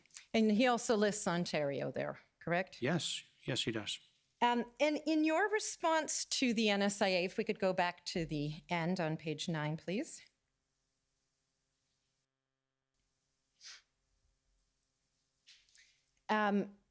Your response was to refer to the protest and encampment being a movement against the federal mandate on trucks, and that they came to Ottawa from across the country for that purpose. In making that comment, Mr. DiTomaso, were you speaking on your own behalf, or was that Ontario's position at the time? I was speaking on my own behalf. So that was not Ontario's position? I was speaking on my own behalf. I did not consult with the Premier or the Minister. This was a free-flowing, open discussion, and so I did not have an opportunity to discuss what Ontario's position was. And you referred in both your interview summary and your evidence earlier today to an MOU between the City of Ottawa and the federal government with respect to policing the streets adjacent to the parliamentary precinct. Yes. I'm somewhat confused as to what that MOU is. You've also testified to your clear understanding that OPS is the police of jurisdiction on Wellington Street and other city streets around the parliamentary precinct, right? Yes. Are you by any chance thinking of the Nation's Capital Extraordinary Policing Costs Program? I don't know what it's called. I have been informed that there is an MOU between Public Safety Canada and the Ottawa Police Service with regards to provision of policing resources in and around Parliament Hill. That is the extent of my knowledge. I don't know what the name of the document is, and I don't know what the contents are. So if this memorandum is in existence, it's not something you've ever seen before? Correct. Now, you also gave a few reasons why, and this is in your interview summary, but I believe they were echoed in your evidence earlier today. You say that it was open to the federal government to take a number of possible responses to the protests. You recall that? Yes. So one of the possible responses you raised there was meeting with protesters, yes? Yes, yes. And you referred to not only Deputy Minister Stewart's interest in that, but also OPP Inspector Marcel Baudin. Yes. Yep. Have you listened to or read Inspector Baudin's testimony at this inquiry? No. Well, he certainly has given evidence that there were a variety of challenges to PLT engagement in the Ottawa protest. And I take it that wouldn't surprise you given everything you know in your own policing background. It would not surprise me. Right. For instance, extremely fractured and disorganized leadership. I accept that. Objectives that were unrealistic, undemocratic, unconstitutional. Yes? I accept that. The crowd was constantly shifting with new convoys coming and going over the course of the weeks. I accept that. You accept those would all be challenges to engaging in a way that would meaningfully reduce the size of the protest, right? They would be challenges, yes. If we go to your notes at ONT 405155.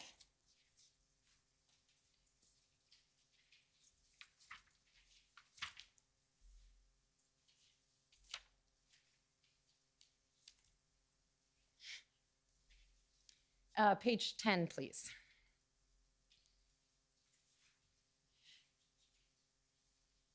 Down towards the bottom half of the page. Keep going. Pause there. So the second bullet point, as I read it, what can feds do from federal government perspective? And then below that, recommend to identify people to sit down with protesters, 6 groups. PLT to go to 6 groups, condition to leave, and what does it say after that? Denounce. Then meeting.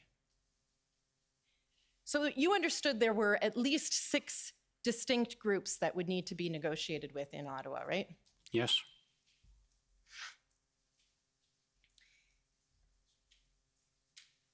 Now, we understand from your evidence and others that on February 11th, the Solicitor General provided a letter to Commissioner Carrique that was intended to be distributed to the protesters in Windsor. Yes. And that letter offered a meeting with protest leaders if the protest was dispersed, they went home and denounced the protest, right? Yes. And you understood that that letter was unsuccessful. It had no impact on the protest in Windsor, right?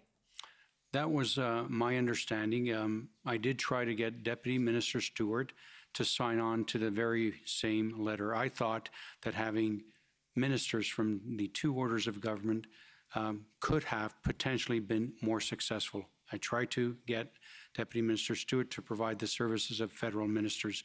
He was unsuccessful. You're aware that the protest group in Windsor also had fractured, disorganized leadership? I don't know to what extent. Okay. You would defer to the critical incident commander and her evidence on that point? I would. Yeah.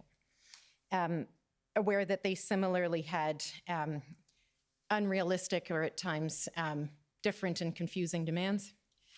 I would defer to Inspector Baudouin, leader of the PLT. I would defer to the critical incident commander. I did not have a direct line of sight on those protesters. And certainly on February 11th, when the province's offer was rejected, the critical incident commander in Windsor considered that any further efforts at negotiation were no longer an option. I'm not aware of what her testimony was, and I did not have any direct contact with her. Okay.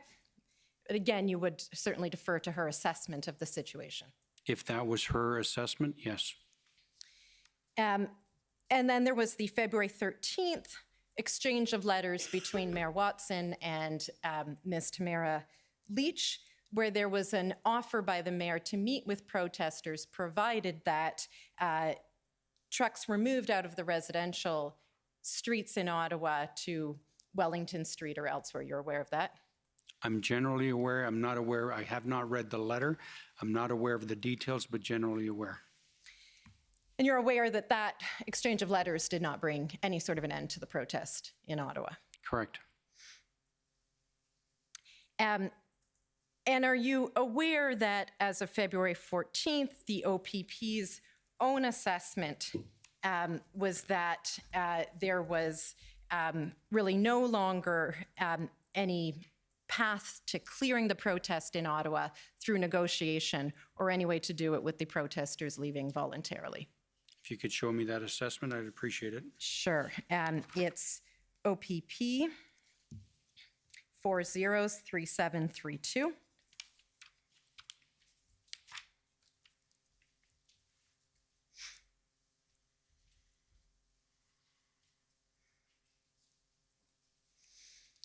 February 14th, Operational Intelligence Report.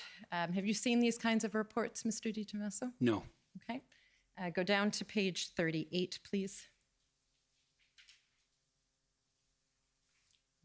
Keep scrolling. There's the assessment heading there.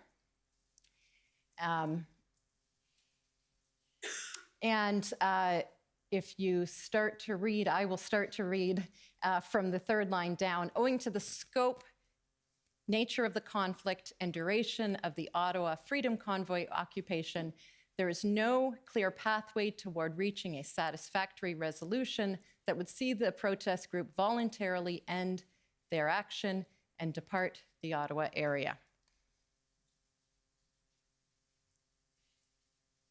See that? Yes. And you would accept that assessment by the OPP?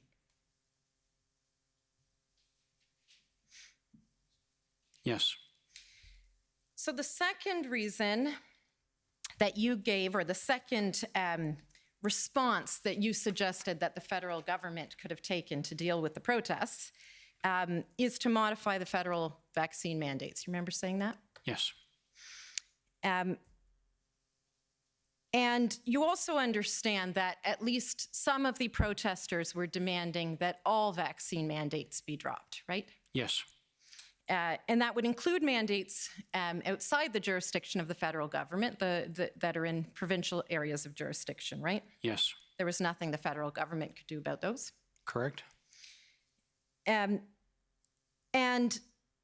the government of Ontario would not find it acceptable to capitulate and change its policies because a group of protesters chose to occupy a city, right? I did not have that discussion with the minister or the premier, and I'm not in a position to define what Ontario's position is on that issue. I would put to you, sir, that Ontario would find that sort of thing undemocratic and unacceptable. That is the likely position. I can't speak for the Ontario government on that particular issue. And it may well encourage and embolden this kind of behavior whenever groups disagree with government policy. Likely, yes. Right. The third reason you gave is that, proposed response that you suggested the federal government could have taken was to provide the necessary resources for a police response, right? Yes. And I think we can agree that based on your earlier testimony, you accept that the RCMP did that. It provided the resources that were requested and required, right? Yes.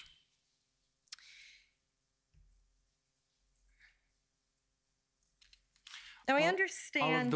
All of those replies were in reference to Jody Thomas. In my interpretation of her comments, that the federal government did not have a role.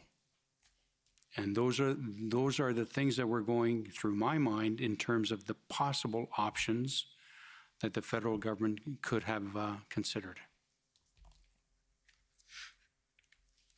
Understood, sir.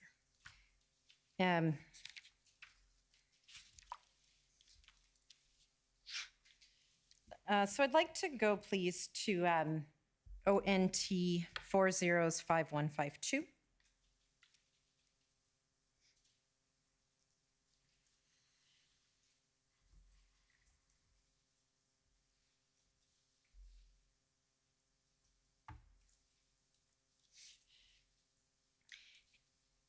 I understand. Oh. Okay, I got the wrong notes. Let me try that again.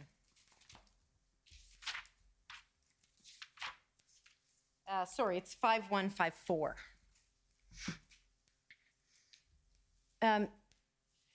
You attended a meeting at the officials level with the City of Ottawa and the federal government on February 8th. Remember that? I believe so, yes.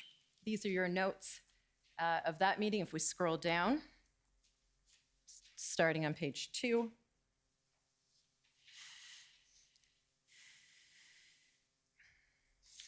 Sorry, keep going. It's page 4.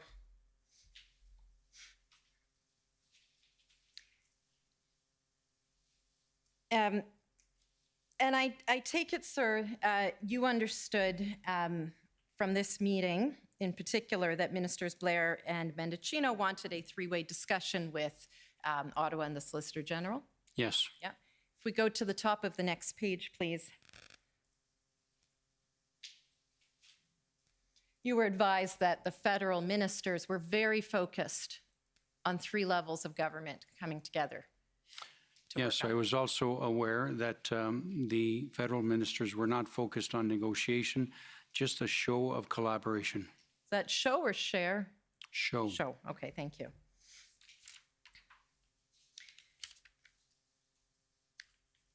And if we move down to the next page, please. This is an update being provided to the attendees at the meeting by Peter Slowly. And under the heading Media in Next Hour, minor children embedded in red zone, yes. Ability to attack is predicated on safety of women and children, right? Yes.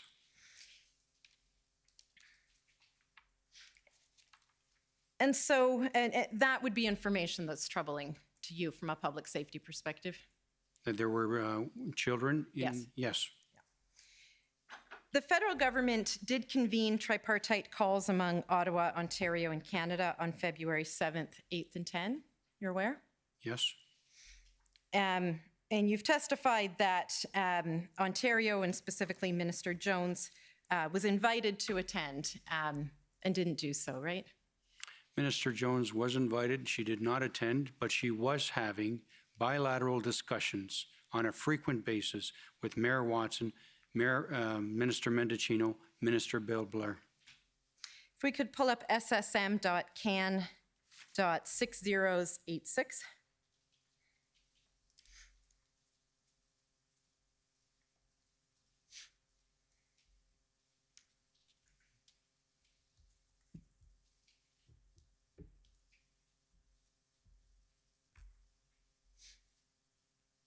Scroll down, please. And the fourth bullet there, commitment by Ontario to have Minister Jones participate in the tripartite meeting starting today. You aware that such a commitment was given? No.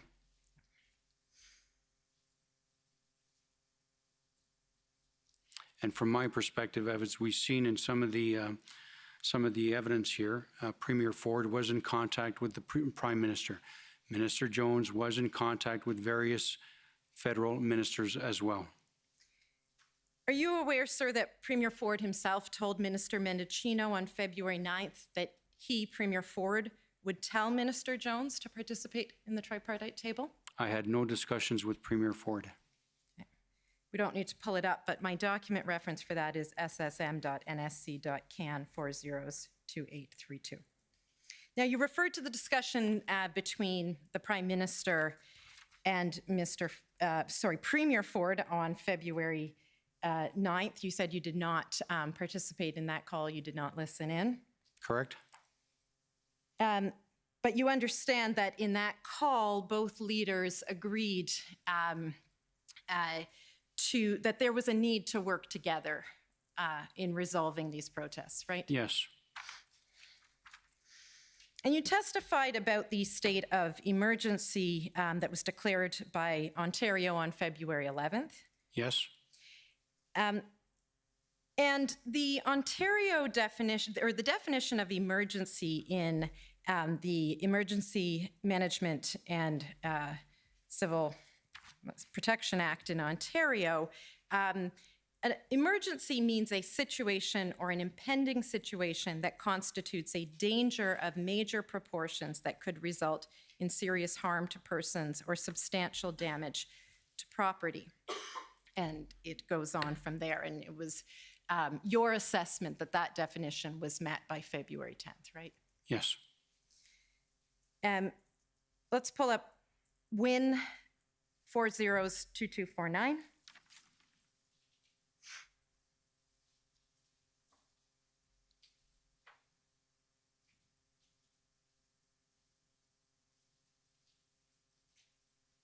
Are you familiar with this report on Ontario's declared provincial emergency? Yes.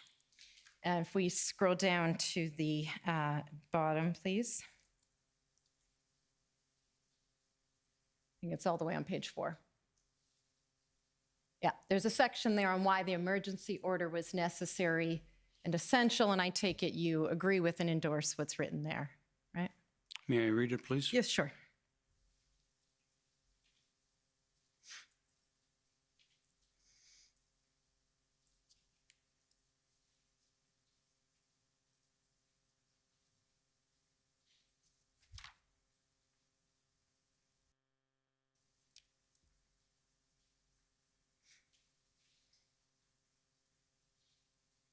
Yes, I agree.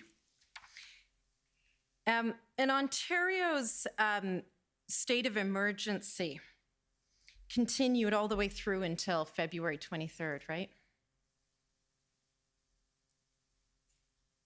Yes. But the emergency orders continued for some period of time. Some period of time beyond the 23rd. Yes. Okay. And do I have it right that this, the continued operation of the orders and the continued state of emergency were because of that continued threat that you testified that blockades would reappear, the bridge would be blocked again, et cetera? So to be clear, the emergency ended on the 23rd of February in Ontario, the provincial one. The emergency orders continued because there was a fear. Yes. Okay.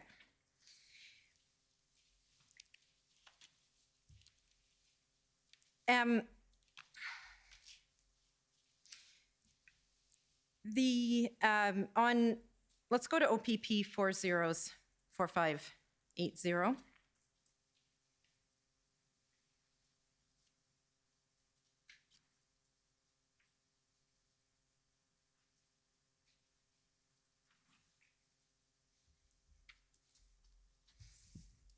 These are Commissioner Carrique's texts to you. And again, we've established that Commissioner Carrique is on the right and you are on the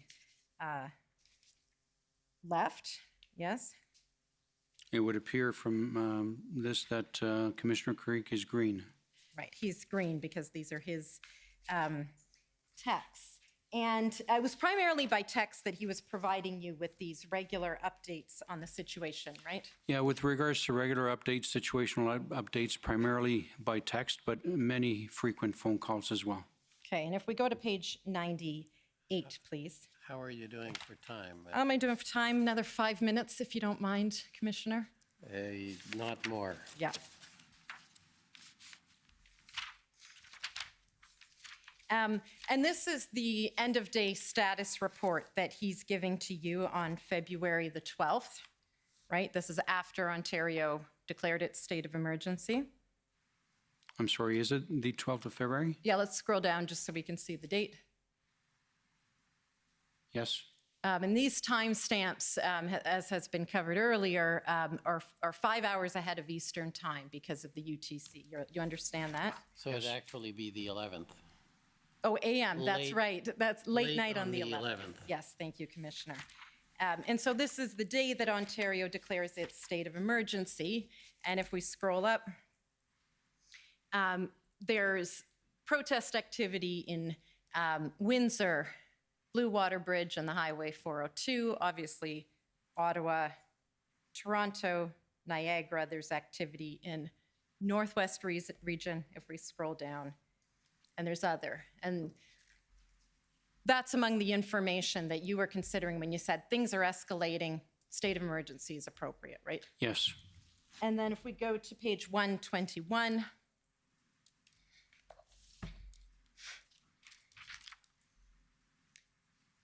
we have the update. Again, scrolling down, this is 2:39 a.m. UTC, so late night on the 13th.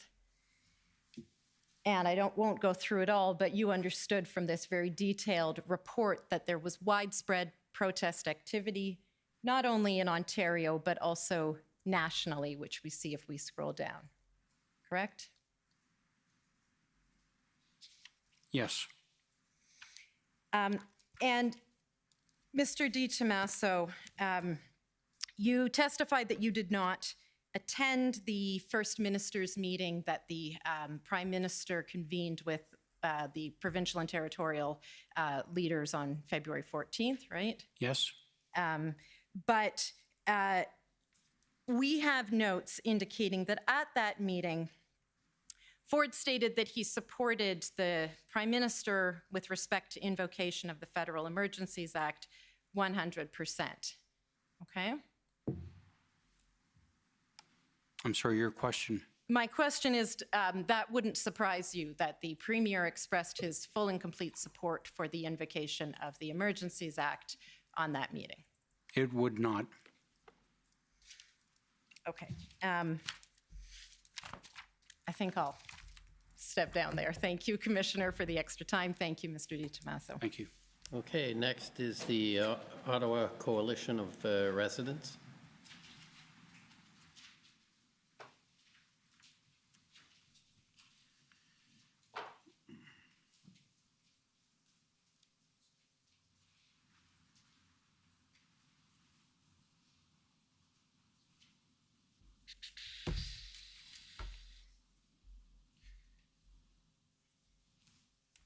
Good day, Mr. DiTomaso. My name is Paul Champ. I'm the lawyer for the Ottawa Coalition of Residents and Businesses. I just want to start by asking some questions about civilian direction of police. Now, I gather it's fair to say that you're very familiar with the Police Services Act. Yes. And getting into, you told us a number of times that you thought the entity that was most responsible for managing or dealing with the chief of Ottawa Police would have been the Police Services Board. Is that right? Yes. And we'd also heard evidence, and I believe you've given this evidence as well, that part of the challenge or one of the problems in the Ottawa Police response to the protest was the absence of an operational plan. That was a barrier to deployment of additional resources. Is that right? Well, I just want to clarify that. The operational plan to dismantle the entire operation. Right. Yes. Yeah. And Commissioner Creek testified the same thing, that they weren't sending all the resources that Chief Slowly was asking for, demanding, because they didn't feel that he had a full operational plan to dismantle. Yes. And so if you had that information and you reported that up to the Solicitor General, correct? Yes. That there were concerns. There's a number of concerns being raised by other chiefs of police that there wasn't a proper operational plan, and the Chief of Police of Ottawa wasn't doing a great job. Yes. Now, the chair of the Ottawa Police Services Board, Ms. Deans, testified that this information, that there was not a proper plan and that this was leading to a delay in the deployment of resources, was never communicated to her or the board. Would you agree that it would have been important to have that information conveyed to the Police Services Board? Yes. Who should have communicated that? Chief Slowly. Well, no, but the issue here, as I understand it, Mr. DiTomaso, is that Chief Slowly wasn't doing a good job, that he didn't have a proper operational plan in place. And based on all the evidence, we understand he will say, or has been, he did testify, he thought they did have a plan, but everyone else thought that he didn't. So if there's a concern about the performance of the police chief, he's not going to say that to the board. whose responsibility would it be to communicate that to the Police Services Board so they could take the effective action under Section 9 of the Police Services Act? So with regards to the performance of the chief, yes, that is the exclusive jurisdiction of the Police Services Board. And from what I remember of Chair Dean's testifying to was that she was not getting the information that she required from Chief Slowly. It was all high level, and she used other adjectives to describe it. I think that would have been an opportunity for her and the board to further inform themselves, because she had a concern that she was not getting the information that she required with regards to operations. But I'm glad to hear you were following the testimony, sir, because if you were following the testimony, what was going on was that the chair of the board, and the board was trying to find out information, the chair of the board testified that she even spoke with Deputy Chief Bell to say, is there any problems here that I need to know about? Would you be doing anything differently? And Deputy Chief Bell, you know, perhaps because he's reporting to Chief Sully, says, no, I wouldn't have been doing anything differently. That was his testimony. That was his testimony, but that was after Chief Slowly was leaving. Yeah, I think there's a context here, so don't mix the timelines. So I don't think I am. I'm not sure if I understand the objection. The objection was that is not the timeline. That statement was made to Deputy Chief Bell on the eve of Chief Slowly's departure. No, that's contrary to the evidence. The evidence was that it was 1 week before his resignation. I'd ask for extra time for that. That's inaccurate. Both Ms. Deans and Deputy Chief Bell testified it was 1 week before the resignation.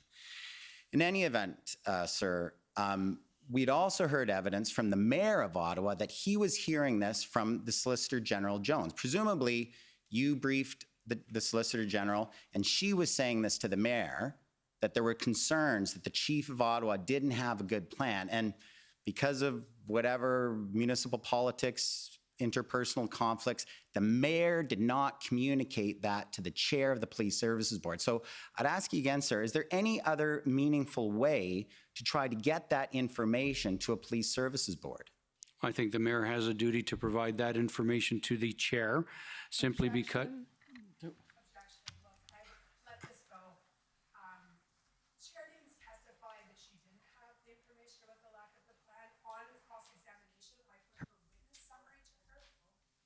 Sorry, Chair Deans initially testified that she was unaware that there was no operational plan. On cross-examination, I put her witness summary to her. She states in the witness summary that, and it was her that suggested that one of the reasons that the resources weren't coming is because the chief lacked an operational plan. So I think this whole discussion about municipal politics and the mayor lacks foundation in the evidence, and I don't want to mislead the witness. I don't have the transcripts in front of me, so I'll move on. You would agree with me the Police Services Board acts independently from the Solicitor General, correct? Yes. An interference or direction from the Solicitor General to a Police Services Board would generally be inappropriate. The Solicitor General would have to go through the Ontario Civilian Police Commission if they had concerns about the Police Services Board. Yes, but Section 3 also gives the Solicitor General the ability to provide advice to police service boards writ large.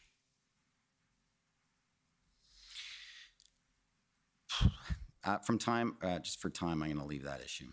I want to ask you some questions, sir, about what the convoy protesters in Ottawa were protesting about. Now, you've testified that you understood that they were testifying just about the mandates for truckers having vaccine to cross the border. That's what it was all about, and to your understanding. Is that right? That was one of many issues, yes. Well, it was my understanding from your testimony here today that I think you said something, I didn't know that protests involve provincial mandates. Correct.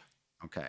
But there were many other issues, as communicated to me by Commissioner Karique. There were many other groups that had infiltrated the truckers' convoy, and there were many other agendas at play. There's many other agendas, but let's stick to the ones that have to do with COVID-19 and public health measures related to COVID-19. Now, does the federal government have responsibility over mask mandates in shops and stores and restaurants and cities?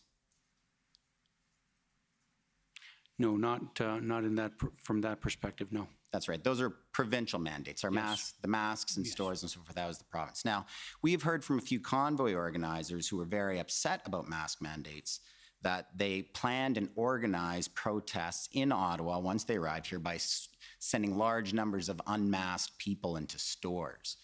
Now, that wouldn't have to do with a federal government mandate, would it, sir? No, that would be a provincial mandate. And I presume, are you familiar with the Rideau Centre in Ottawa, sir?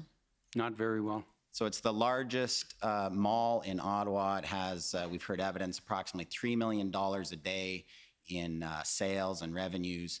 And it was shut down on the first day of the protest because large numbers of the convoy protesters were going in there unmasked, and there was unfortunate interactions with staff and so forth. Were you aware of that?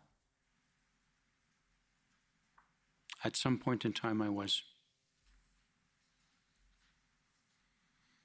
So, but is it fair to say that you're hearing a bit more now, and you're learning a little bit more now that individuals protesting in Ottawa were protesting about more than just the trucker mandates? They were protesting about provincial government mandates as well. Is that fair to say? That's fair to say. And is it also fair to say, however, that during the time of the protest in February, your understanding was a little bit more limited? You thought the protests in Ottawa were all about the federal government mandates. Not just all about, as I've testified to, there were other concerns that the protesters were trying to communicate. So there were other agendas at play.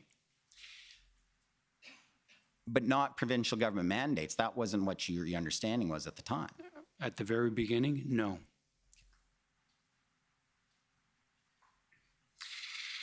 Very early in the protest, one very well-known Ottawa resident was trying to inform the protesters that they were protesting the wrong thing, that, quote, these mandates are provincial, not federal. The mandates, if you're mad about wearing a mask or getting a vaccine, go talk to Doug Ford. The Prime Minister has nothing to do with that. Don't you know anything about civics? Would you agree that if the protesters were angry about mask mandates, they should have been protesting in Queen's Park? The provincial mask mandates were one of the issues that the protesters were angry about, but they were also angry about the federal vaccine mandate imposed on January 15 for international truckers. Now, I want to ask you some questions about what you understood about the situation on the ground in Ottawa. You've told us that you understood that the protests in Ottawa were an inconvenience to the people of Ottawa, but it was not a public safety risk. Is that right? So I clarified that, and I testified that it was much more than an inconvenience. Chief Slowly concurred with that assessment in his conversations with Mayor Watson and Ministers Blair and Mendicino. There's a document out there that I read, and he concurred with that assessment. That it was just an inconvenience? That it was an eyesore and that there was not any public safety concern. I think you're talking about your meeting with him. No, not my meeting. He's having a meeting with Minister Blair. He's having a meeting with Minister Blair, Minister Mendicino, and Mayor Watson, and that is his assessment.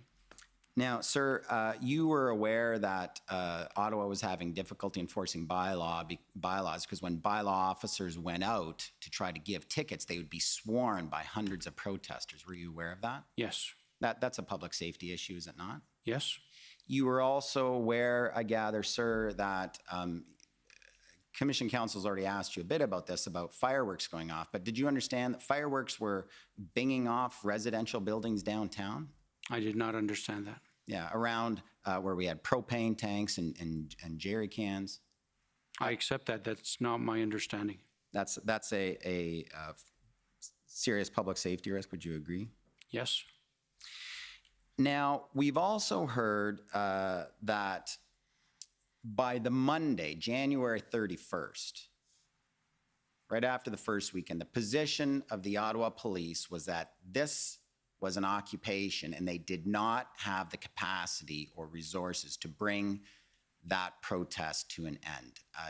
Did you understand that it was that early that the Ottawa Police felt they didn't have full control of the situation? All they could do is maintain the peace at best? That was their position, yes. Okay, that was their position, but you didn't agree that was the case? So what was needed to end the occupation was a fully developed operational plan to dismantle. That was the obstacle. Right. But I take your point earlier, sir, and I fully agree with that. We're all very fortunate that there was no serious incidents, no bloodshed, and the police, all police who were responding deserve a great deal of credit for that. But you would agree with me that in that first week or 2 weeks, when the Ottawa Police did not simply have the numbers there, if that situation for some reason had become, had led to violence or there'd been riots or something like that, the Ottawa Police simply did not have the public order units to control that situation if that had occurred. Would you agree with me? Had that occurred, yes, correct. But the Ottawa Police Service was also asking for resources from the OPP and the RCMP, and it is my understanding that the OPP provided each and every, provided resources to address each and every ask that Ottawa Police Service made. Okay, well, let's get into that. Now, the mayor of Ottawa put out a declaration of state of emergency on February 6th. You recall that? Yes. And but you didn't review it at the time. My understanding is you just reviewed it in preparation for this inquiry. Is that right? The actual declaration? Yes. Correct. You didn't, because you didn't view the situation as that serious at the time. Is that fair to say? No, that is not fair to say. It was an exceptionally serious situation. When I talked about public safety risk, as I testified to earlier, I was talking about serious violent crime in accordance with the criminal code. That's what I was referring to. But it was exceptionally serious. Well, sir, is that perhaps why you didn't review the declaration of emergencies at the time? You thought Ottawa officials were exaggerating the problem that they had? No, I didn't think that at all. Now, we know on February the 6th, the Solicitor General put out a statement about Ottawa saying that we're done everything we can. We've given 1,500 OPP officers. You're aware of that, right? Over a period of time from the beginning, yes. Well, we've seen the chart and we know how that number was arrived at, but that's not what the Solicitor General put out. On the day she put out, we've provided them with 1,500 officers, correct? No, sir. She put out from the very beginning, and I'd like to highlight that phrase, from the very beginning.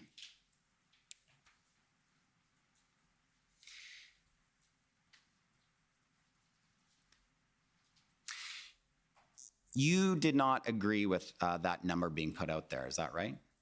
Correct. Commissioner Creek also testified he didn't think it was a good idea for that number to be put out there. Correct. He communicated that to you, I gather? Yes. You and he both thought it was a bad idea for operational numbers of officers to be communicated publicly? Yes. But neither you nor Commissioner Creek were consulted on that information being made public, is that right? Correct. Did you tell that to the Solicitor General afterwards? I don't believe I did. So I guess she's learning. But after Chief Slowly contacted me, I did have a discussion with the minister's office about clarifying what that 1,500 number was, what it actually meant. Right, because you're emphasizing to us about from the very beginning. But Chief Slowly and, quite frankly, the people of Ottawa were misinterpreting that it was being suggested there was 1,500 officers on the ground. Yes, people were misinterpreting what was said by the minister. Right. Getting back to my previous question, so have you communicated that? You've never communicated to the Solicitor General that you thought it was a bad idea and perhaps operationally to communicate that kind of information? I did not. I guess she's learning about your views on that issue now from your testimony? I don't know. And if it wasn't for operational reasons that number was made public, is it fair to say that that number was made public by the Solicitor General for political considerations? I don't know. A tit for tat for the mayor putting out a declaration of emergency? I don't know. Let's take a look at those letters. Now, you know about the letter on February 7th of the mayor and the chair of the Police Services Board asking the province for 1,800 OPP officers, correct? 1,700 plus 100 civilians, yes. Yes. And Incidentally, in that letter, they say that the protest is against public health policies that democratically elected governments at the provincial and the federal levels have enacted to protect us from the deadly COVID-19 pandemic. So the mayor, in case some of you in Toronto weren't aware, the mayor and the chair were trying to flag to Toronto that this protest were about provincial mandates as well? Yes. Okay. Did you review that letter when it came in? I don't remember. I was aware that the chair and the mayor had made specific requests for 1,700 plus 100. I don't remember if I reviewed that letter or not, but I have reviewed it for testimony today. Right, and in that letter on February the 7th, the mayor and the chair were saying that the protest was threatening the safety of the Ottawa community, right? I accept that. They said, quote, people are living in fear and are terrified, and they've now been subjected to the nonstop honking of large trucks for 9 days, which is tantamount to psychological warfare. I accept that. Were you aware that that's how serious it was at the time, the honking of the horns? Yes.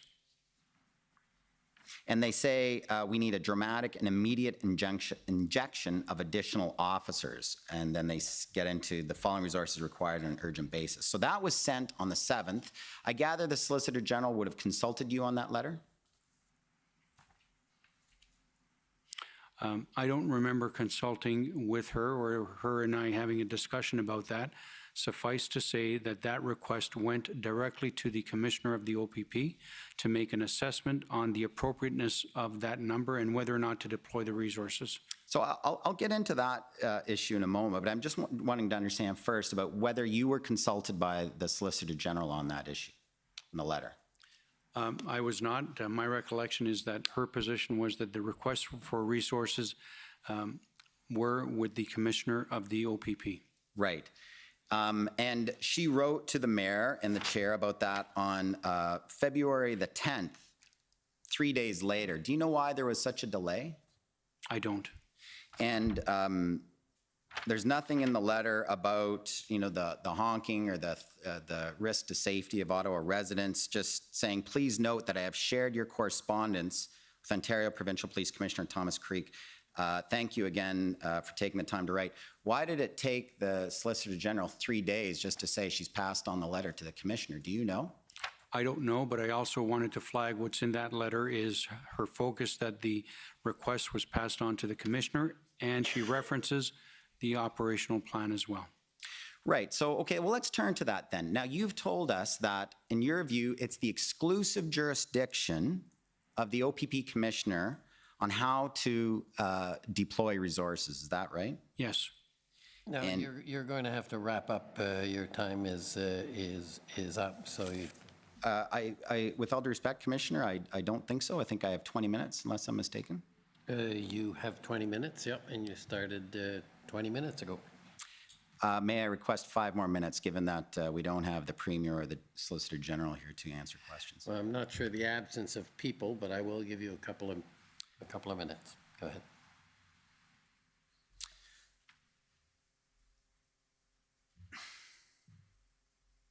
Commissioner,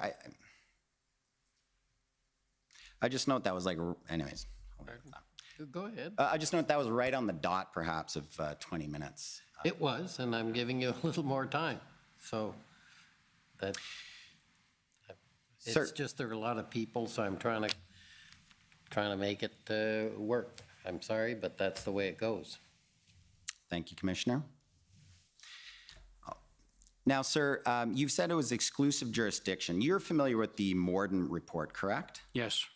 Now, in the Morden report, it tells us that policing and operational decisions about the what of how they, the how they execute an operation is responsibility of the police, but the what of the operation is the responsibility of civilian oversight, correct? Yes. And so would you agree with me, or wouldn't you agree with me, that the decision about whether to deploy resources as a priority to Windsor versus Ottawa, that's a higher level type of what decision? Would you not agree? No. I believe that the deployment of OPP officers resides exclusively with the Commissioner of the OPP.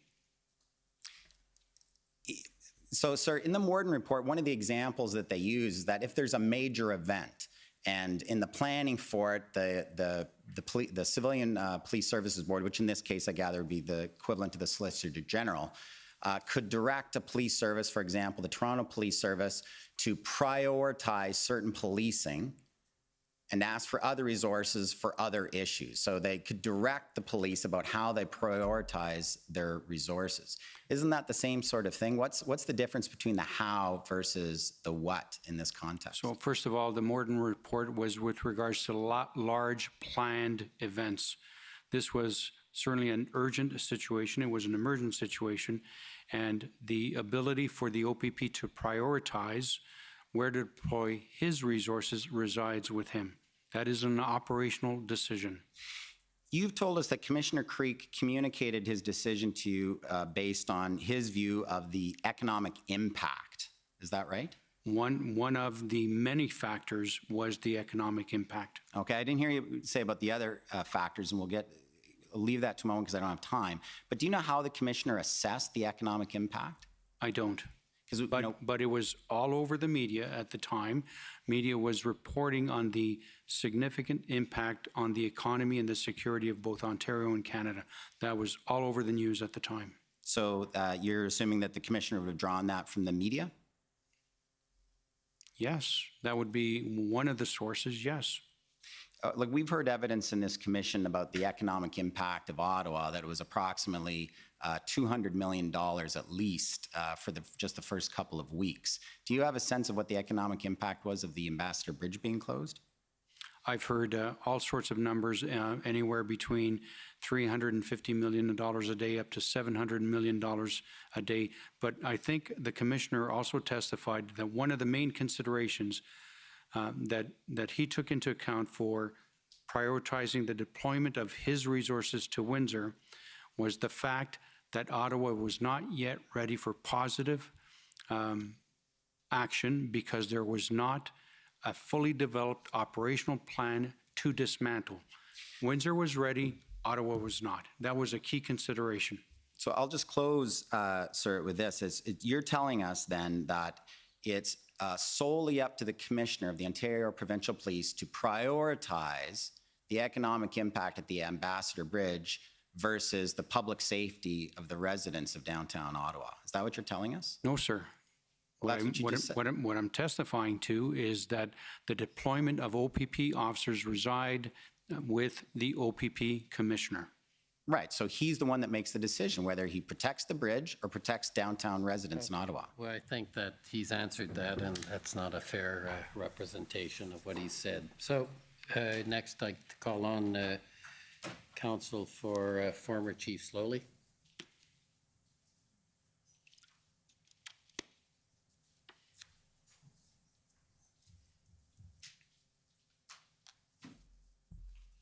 Good evening, Deputy.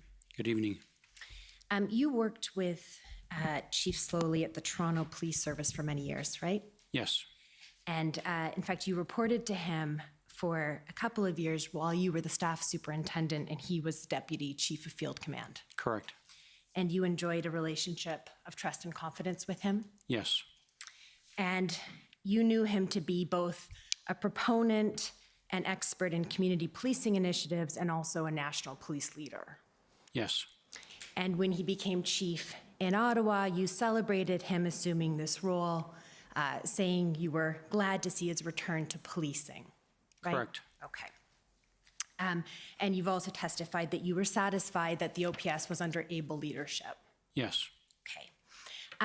And I think you've testified that you watched Commissioner Carrique's evidence before this inquiry? Some of it. Some of it, okay.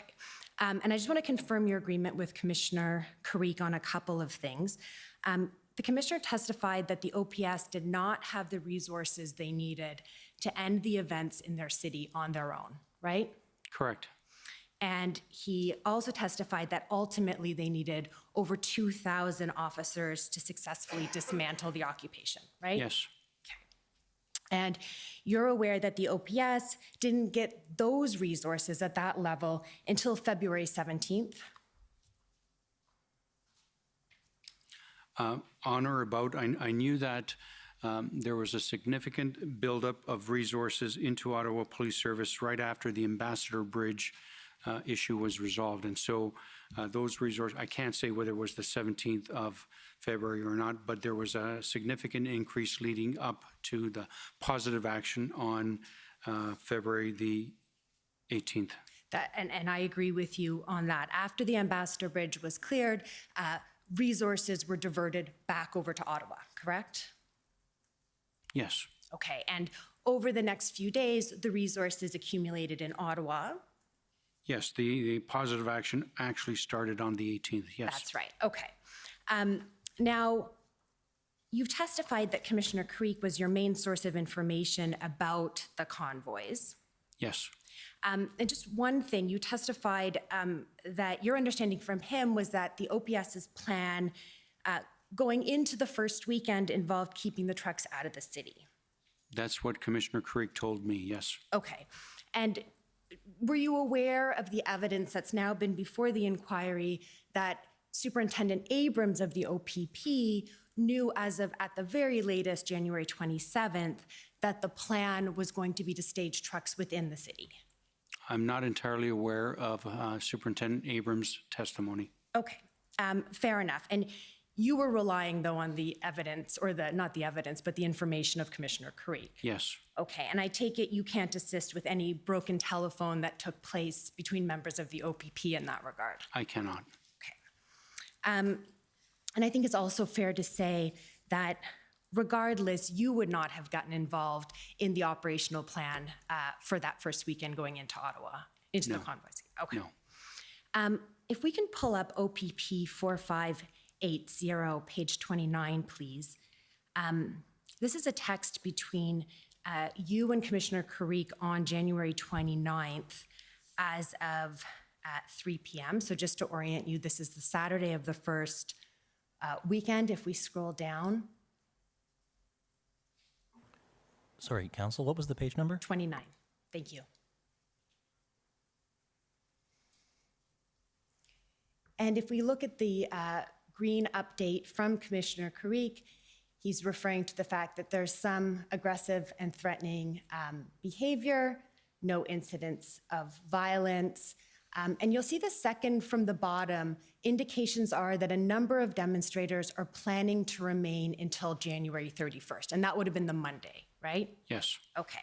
And so your understanding from Commissioner Creek at this point would have been that there could be some people staying until Monday.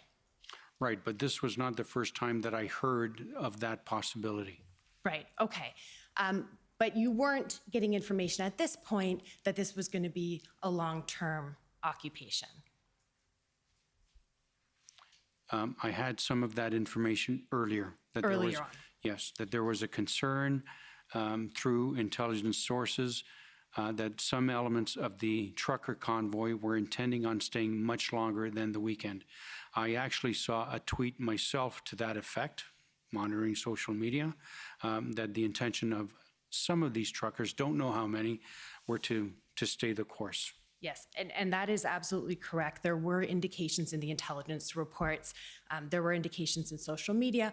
But of course, what an intelligence group has to do is take all of the information and come up with an overall assessment, right? I agree with that. Okay. Now, you have also given evidence that after the first weekend, you recognized that what the City of Ottawa was now facing had turned into an occupation, right? Yes. And you spoke to Chief Slowly, and Solicitor General Jones spoke to Chief Slowly on February 2nd. Yes. And these weren't detailed conversations about the merits of operational plans or anything like that? No. Okay. But by the following day, February 3rd, you started hearing from Commissioner Creek that there were people expressing some concerns about Chief Slowly, right? Right, and I have to say that all of the concerns that Commissioner Creek was expressing to me about Chief Slowly There was also the mitigation as well, that he was taking action to either confirm the reports or to talk to Chief Slowly. So I was getting a sense of comfort that there was significant dialogue going on between two exceptional leaders. Okay, I got it. And one of these concerns that there started to be grumbling about around February 3rd was this perception of a lack of a plan. Yes. And you've given very careful evidence about what the commissioner should understand about this issue, that this is not an issue of a lack of a plan. There was always an operational plan. This is an issue about whether the dismantling of the occupation plan was ready to go, right? Correct. And that is a very different plan, right? Yes. So when people didn't leave on the 31st, when you and police leaders and everyone realized that this was an occupation, the OPS had to pivot, right? Yes. And they now were facing an occupation involving a large number of people. Yes. In an urban environment. Yes. Hundreds of heavy vehicles. Yes. Many of which housed children. Yes. This dismantling an occupation of this nature would be incredibly complicated. I agree. And you mentioned it involves multiple subplans, POU, traffic, towing, et cetera, right? Yes. And it's not only complicated, dismantling an occupation of this nature is high stakes and high risk. I agree. And you don't want an operational plan like that to be rushed. I agree. And it is a huge job to figure out how to dismantle an occupation of that nature. Correct. So you, as a senior police officer and a senior police leader yourself, would have understood what is involved in pivoting an operational plan like that, right? Yes. But many members of the public and politicians would have no idea. Is that fair? I would agree. And they would look out their windows and see bouncy castles and fires and say to the police, why aren't you doing anything? I agree. And that becomes a very significant confidence issue for the police and for the police chief. Yes, if that perception is out there, I agree, yes. Yeah, and that perception was out there, right? Yes. The pressures on Chief Slowly and the Ottawa Police Service at this time were immense, right? I agree. And the time pressure was immense as well, right? I agree. And if we compare this, I don't know if you had any involvement in G20 in Toronto. That may have been after your time there. But if we compare it, you did have involvement. Okay. I did. So one of the things we learned after G20 was that the 4.5 months that the police service in Toronto had to prepare was not enough, right? That's one thing we learned, yes. Okay. For a planned event, yes.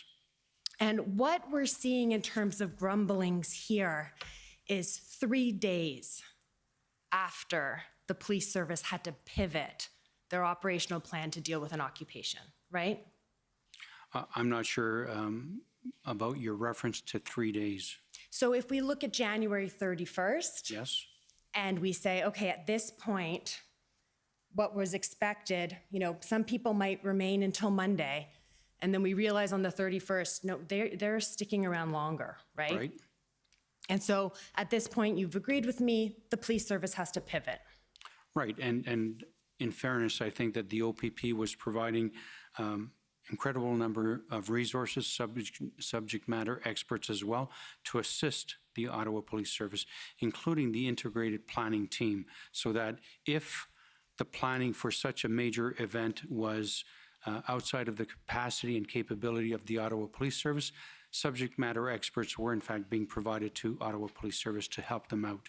Absolutely, and the integrated planning team arrived February 8th, for example, right? I don't recall. I will accept your word. Okay, so I just want to go back to where we are in time here.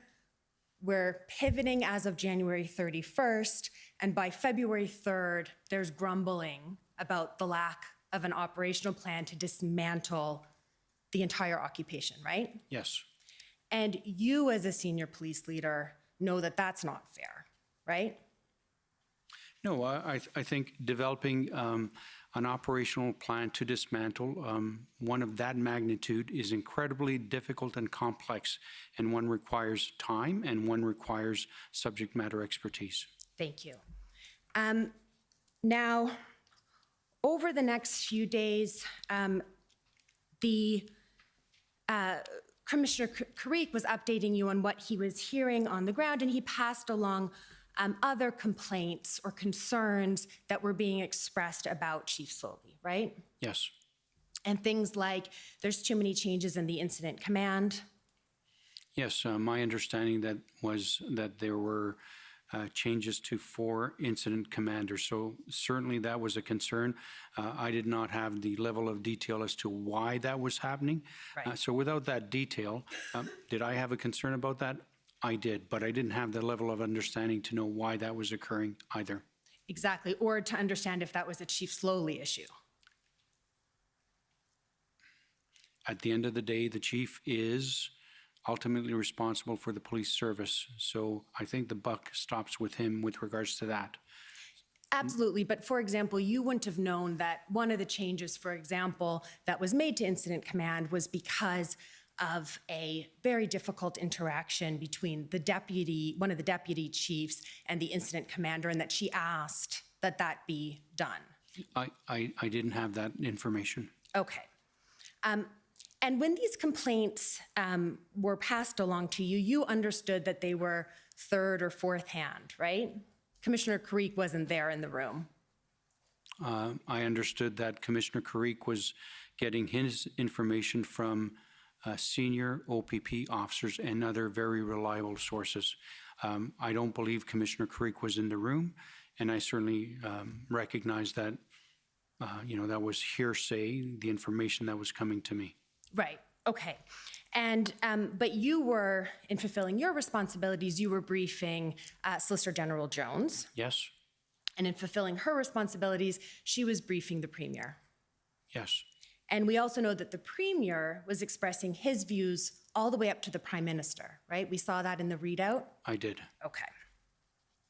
And I don't want to go in any detail. You've given a lot of evidence about the 1,500 and the statement about the 1,500. That, just to be very clear, it was the statement, I've looked at it again, and you're absolutely right. It says from the beginning. But those still aren't 1,500 independent officers, right? So if I am the officer and I work for 10 days, I count as 10. Did you understand that? Yes. Okay.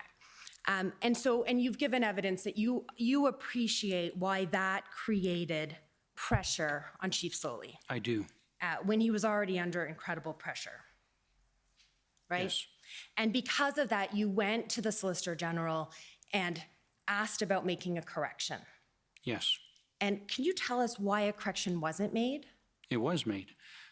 So the correction was that the communications officer in the minister's office clarified in much greater detail the following day in response to media questions that that number was cumulative. So there was an attempt to dispel the misinterpretation by having the communications officers tell the media and anybody that was asking that that was a cumulative number and not an indication of 1,500 officers in the OPS on any given day.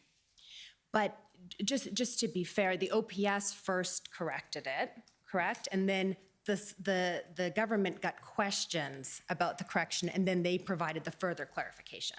Is that fair? I don't know what the order was about OPS correcting it. I'm sorry. Okay. Now, there's also the issue of the doubling of resources, and you've given some evidence about that. You didn't speak to Chief Sloly about this suggestion that he made a comment about doubling resources, right? I did not, and quite frankly, I was not overly concerned about that issue simply because I knew that the ultimate plan to dismantle, that would be tested and validated by the planning team. Right, okay. But it did get passed on to the Solicitor General, right? Yes, yes. Okay. And you said, in your evidence, you said if that was accurate, and then you said it made no difference to the province, right? Correct. The province would continue to support the Ottawa Police Service. Right. And when you say if that is accurate, it's a recognition of the fact that you're hearing it through multiple layers, right? Correct. And, you know, we've heard evidence, for example, that other members, Deputy Chief Bell, who was on the call, doesn't recall it, no contemporaneous notes of that. Were you aware of that? I was not aware of Chief Bell's testimony. Okay. But is it fair to say it became part of the picture that people had about Chief Slowly's leadership? I can't say that. Okay. Okay. Now, Commissioner Kariq has testified that any suggestion or concern at the time that this was a random doubling of needed resources was completely incorrect, right? I don't know what Commissioner Kariq testified to on that issue. I'm sorry. Well, okay, that's fair enough. But you also accept that we needed, the City of Ottawa needed 2,000 officers. So any suggestion that 1,800 was some sort of random doubling would not be fair, right? Correct. Okay.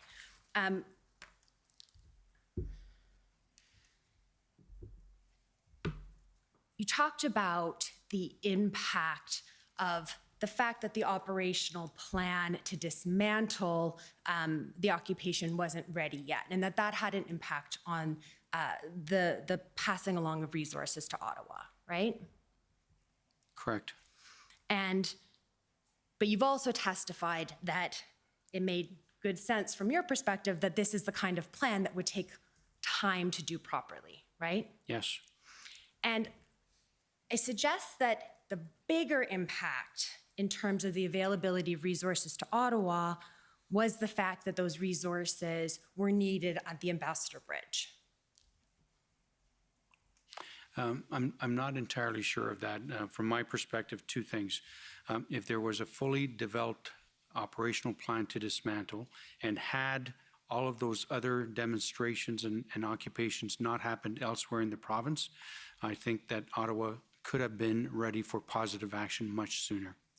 If the other protests weren't happening. Correct. Okay, but given that we know that the other protests were happening, the resources, and regardless of whose priority it was, whether it was the government's priority or the OPP's priority, the priority was Windsor, right? With regards to the deployment of OPP officers and public order unit to the Ambassador Bridge, yes. Right.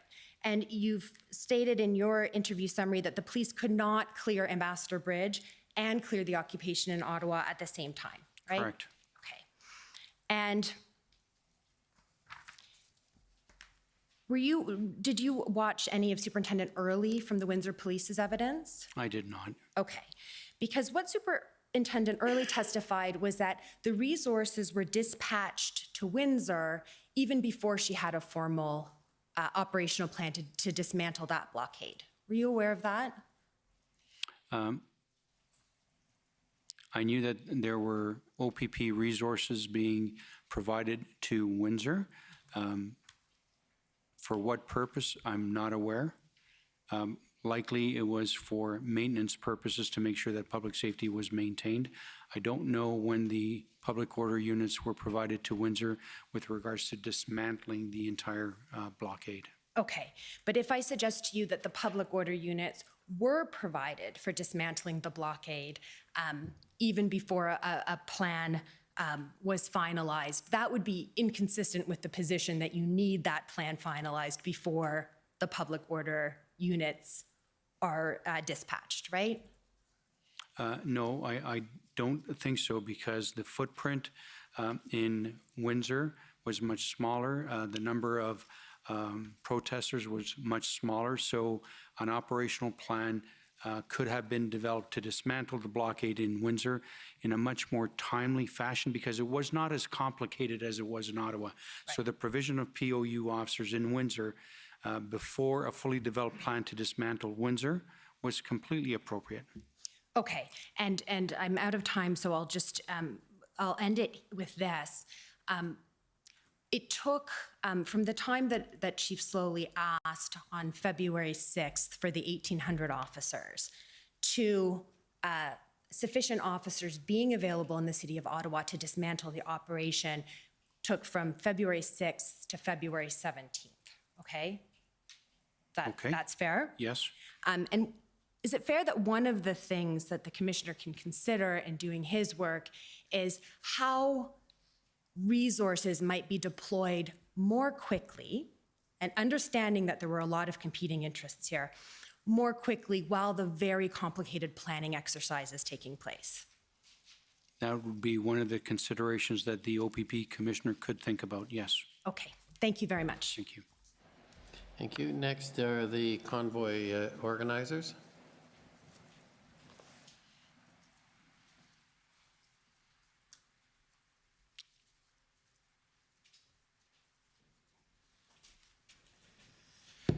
Good evening, Deputy Minister. Good evening.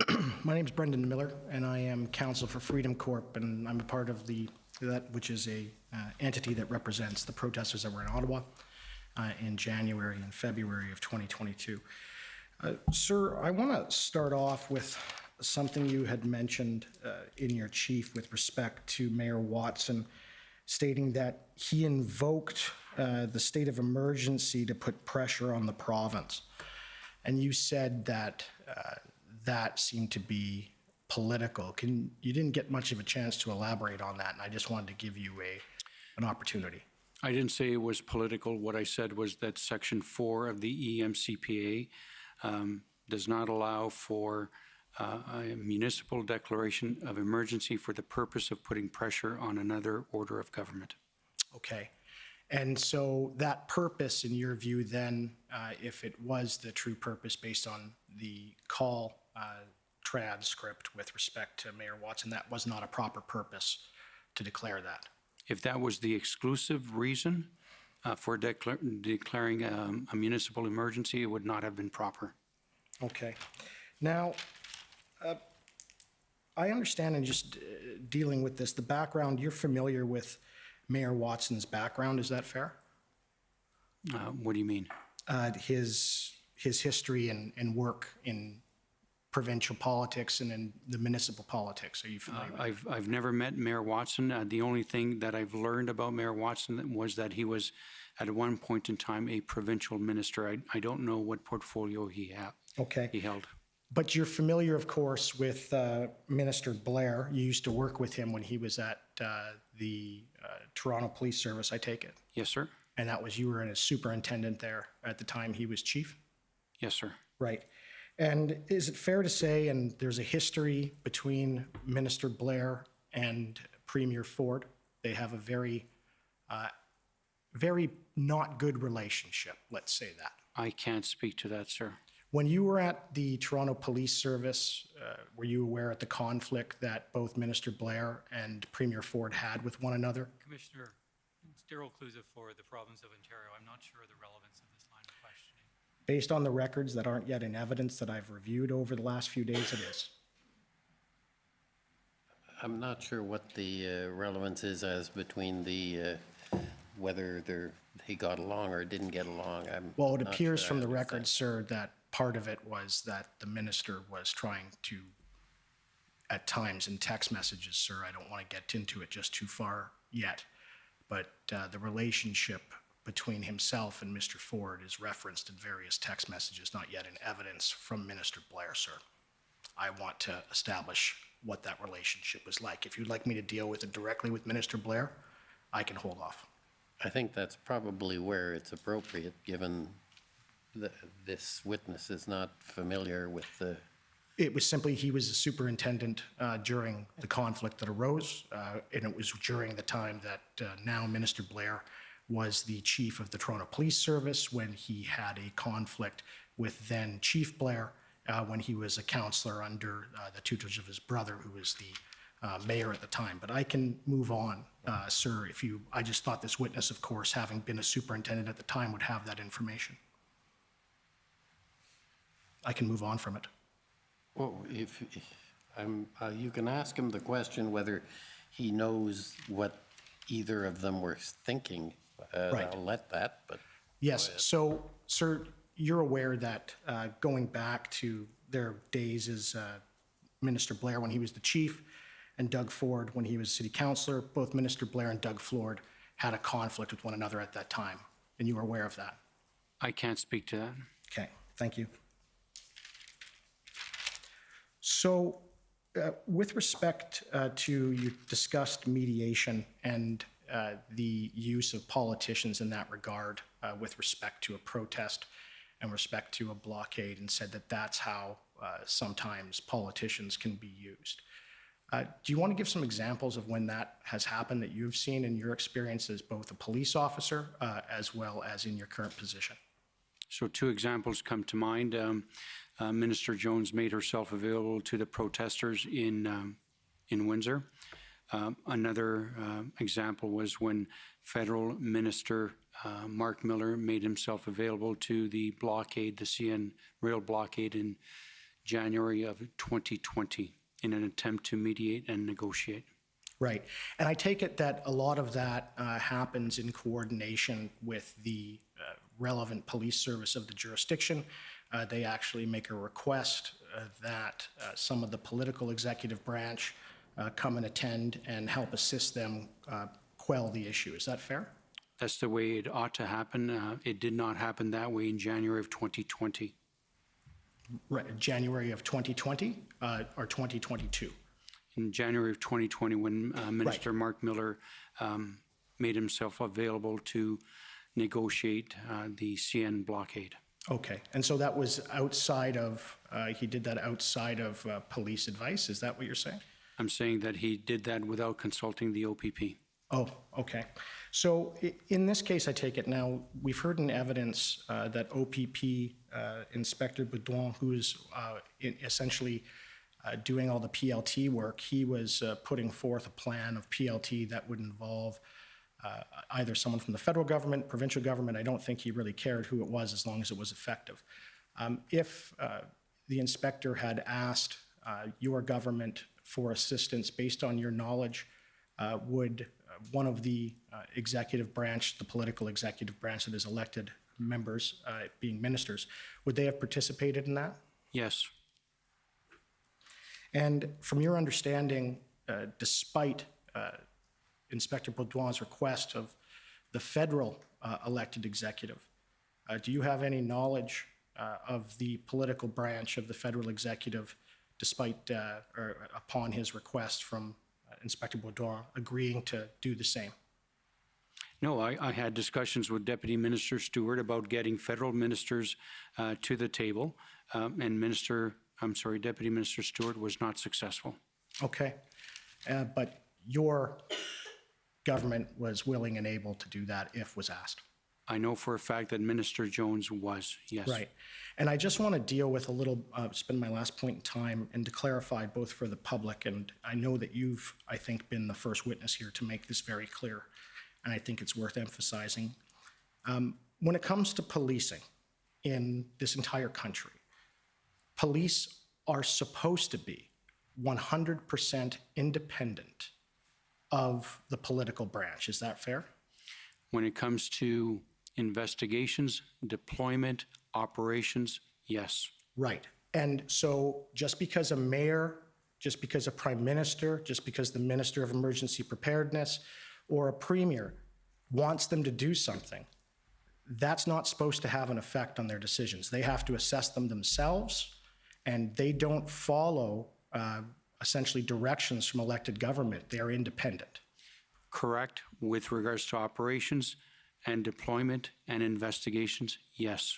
And one of the reasons that's the case is that you don't want police, who have probably the most power out of any officials in the country domestically, you don't want them to do things for political reasons, right? Correct. Right. In your opinion, in looking at the facts as you know it, as a deputy minister, as a former police officer, in your view, was this situation politicalized? I know that there were many politicians that were involved in discussions that it was an urgent situation. And so many politicians expressed their views publicly.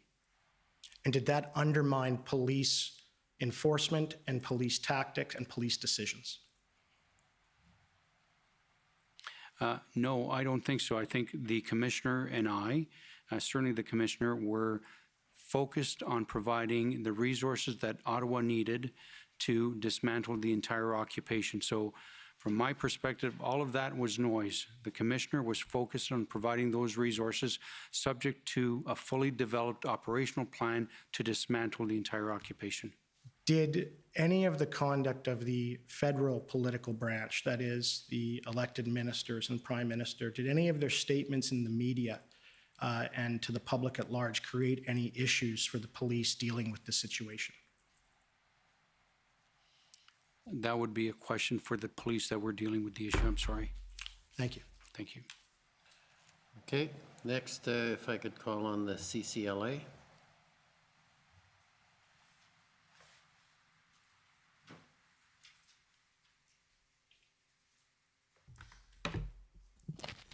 Good evening, Mr. DiTomaso. My name is Eva Krajewska. I'm counsel for the Canadian Civil Liberties Association. Hello. Let me pick up from a point that my friend was just speaking to you about civilian oversight of the police. I understand from your testimony, Mr. DiTomaso, that you're familiar with the Morden report arising after the G20. Yes. And that's built upon the Ipperwash inquiry and previously from the McDonald Commission. I wasn't aware that it was built upon Ipperwash. Sorry, the two other reports that are relevant to the issue of civilian oversight are the report after the Ipperwash inquiry and the McDonald Commission. Okay. All right, well, let's stick to the Morden report then. And sir, as my friend told you, the independence of the police is quintessential with respect to criminal investigation, correct? Correct.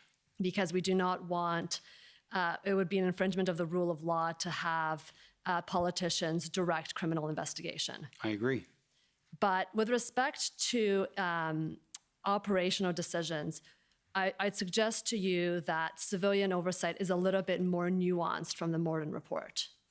And on the first point, that there is a role for civilian oversight with respect to the receipt of information with respect to operational decisions. I agree. And Commissioner Carrique was discharging that duty by supplying you with information with respect to his operational decisions. Correct. And similarly, it is possible, for civilian oversight to provide opinions and make suggestions with respect to operational decisions. That is a specific recommendation in the Morden report, yes. And that is the Morden's report's qualification to Section 31(4) of the Police Act, correct? That's its interpretation of that section. I won't fight you on that. Okay. I accept that. All right, and that it's especially important to provide those suggestions or opinions on operational plans to ensure that they're consistent with legal requirements and community norms and values. And board policies and board objectives, yes. Thank you, sir. Now, sir, we've reviewed a number of your handwritten notes that arise out of the facts that we're reviewing with this commission. And I just want to get a sense of your note-taking practice. Do you essentially take notes of all of your telephone calls and meetings? No. Okay, so this is a selection of notes that you had arising from these events. Right, this was a major event, and I reverted to my past practice as a police officer in taking as many notes contemporaneously as I possibly could. Certainly there are gaps. I did not record each and every discussion that I had. I simply didn't have that capacity.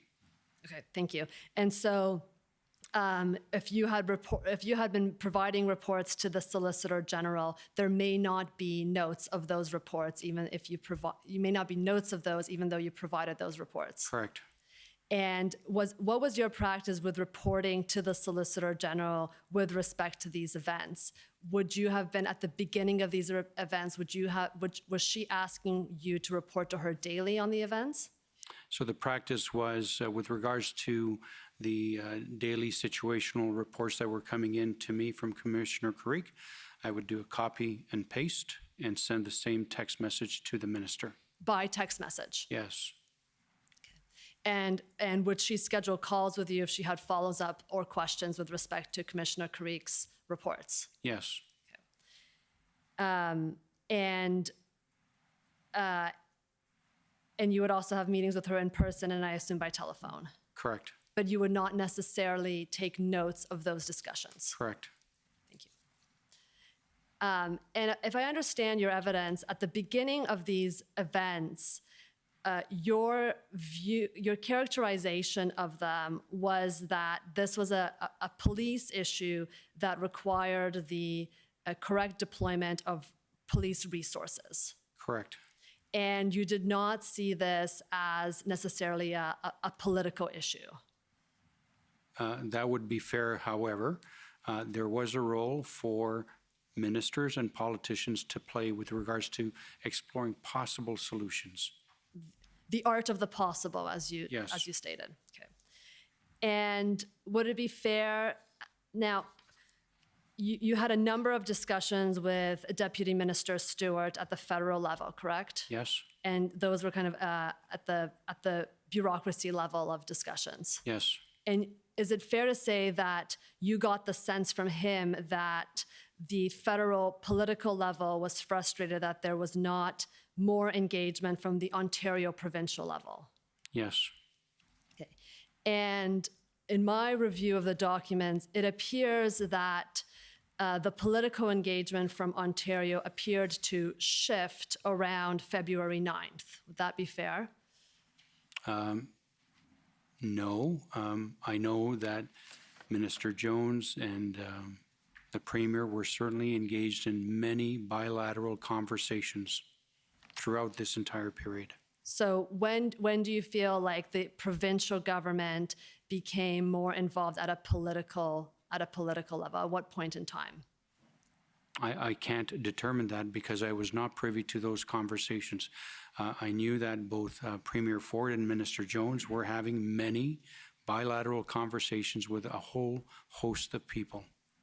Okay, you may not be aware, but would you be aware that, for example, Minister Alghabra on transportation was not able to book telephone calls with Minister Mulroney? I was not aware of that.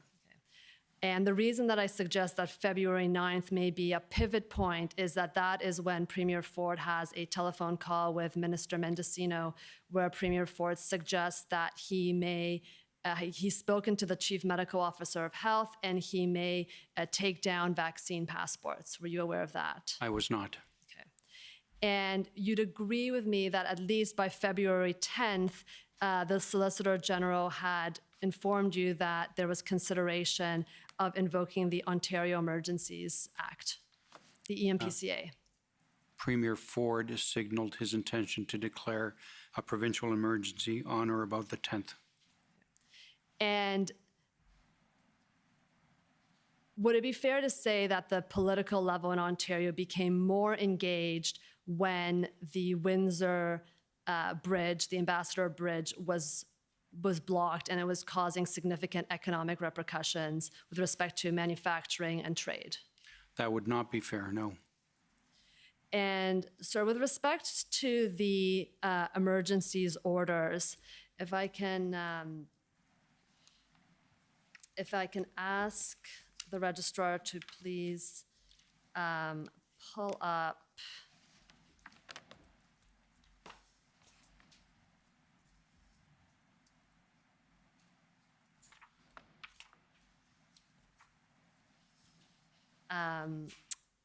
doc ID on ONT 405155. That's the last page of this document.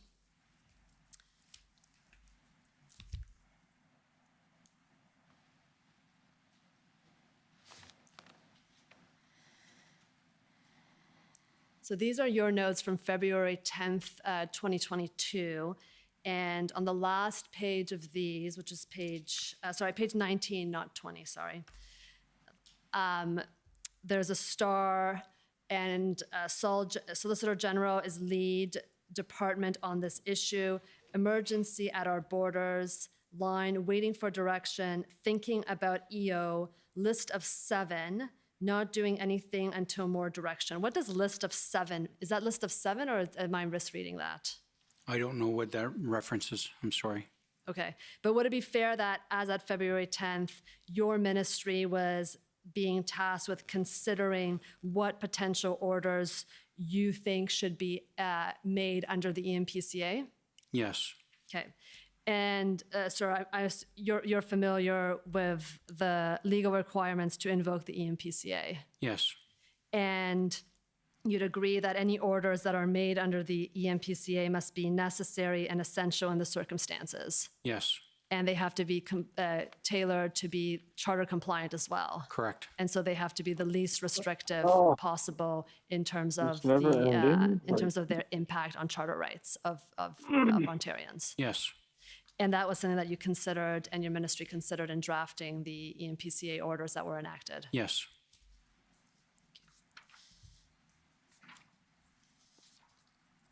And so just going back, in January of 2022, if we go back, there were significant provincial mandates under the Reopening Ontario Act that were in place in January 2022 as a result of the Omicron wave. You remember that?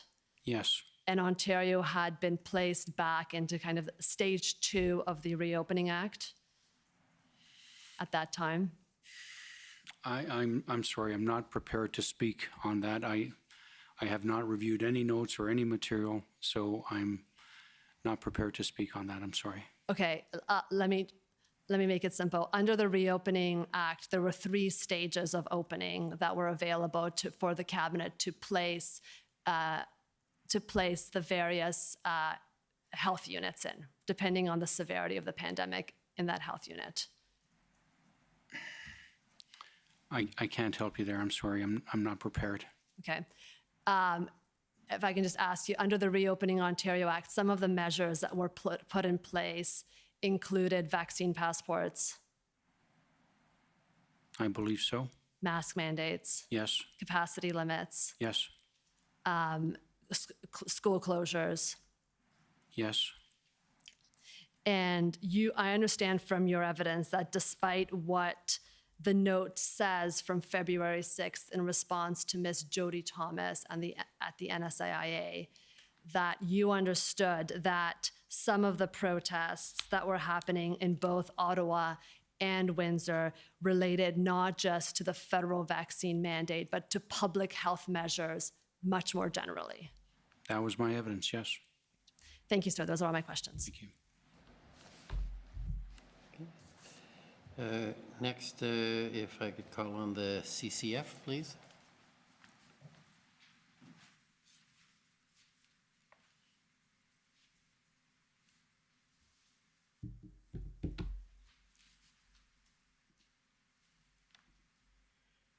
Good evening, Mr. DiTomaso. My name is Sujit Chaudhary. I am counsel for the Canadian Constitution Foundation. I'd like to pick up on a line of questions that my friend, Ms. Rodriguez, led regarding intergovernmental processes for coordinating federal, provincial, and municipal responses to the convoy. And I want to put it to you that the reason why she spent so much time on that theme and why I'd like to go back to that theme is that that issue goes to the very heart of this commission's mandate. And so, sir, do you know that the Emergencies Act is a last resort? That's my general understanding, yes. And that the last resort requirement is actually a legal condition for the federal cabinet to declare a public order emergency. So I'm not an expert on the Emergency Act, but that's my general understanding. And isn't it true then, if the act is meant to be a last resort, municipal, provincial, and federal legal tools have to somehow fall short? So that's a legal question. I'm not prepared to answer that. I'm sorry. But are you prepared to answer this question, that sometimes for tools in the hands of one government to be effective, those governments must cooperate to use their tools together? I'm not sure how to answer that, sir. Well, let's talk about this convoy. And so what we're trying to understand here in this commission is whether these intergovernmental processes to get governments to work together to use the different tools they have worked or didn't work. And that's why we want to learn about these meetings and these conversations that you had. So it's true that you had many conversations with representatives of different levels of government, isn't it? Yes. And it's true that you participated in a February 6th meeting. Yes. And other meetings. Yes. And is it true that your role in these meetings, and I'm quoting it here, was to receive information? Yes. And to put forward possible solutions to the blockade in Windsor and the occupation in Ottawa that could be achieved or facilitated by Ontario? Correct. So you were on those calls and at those meetings to see how Ontario could help. Yes. And would you also agree that one of the fundamental purposes of those calls and those meetings was that every level of government had different information? And the purpose of conversation and communication was that no one government had the complete picture, but only by discussing with each other and exchanging information could the complete picture come into focus. I would agree with that. And so, and then with the complete picture in hand, governments could connect the dots between problems and issues on the one hand and solutions on the other. I agree with that. Including solutions that could be achieved or facilitated by the province of Ontario. Right, but those discussions were in fact happening. They may not have been at the formal tripartite tables at the federal level with politicians, but they were happening bilaterally. So there was an exchange of information going on. Well, let's talk about the tripartite meetings, because that's where I'm going to. So there have been a number of questions put to you about the tripartite meetings at the most senior political levels, although there were deputy level civil servants there. Yes. That took place on February 7th, 8th, and 10th. And I'd like to call up, Mr. Registrar, if you would, ssm.nsc.can.4050_rel.001, or that's the readout from the February 8th tripartite call. So you've been asked questions about these notes before. I'd like to take you to two parts of the notes for this call, or the readout. So Chief Slowly participated in this call. And so if we could go, please, Mr. Registrar, to the bottom of page 2.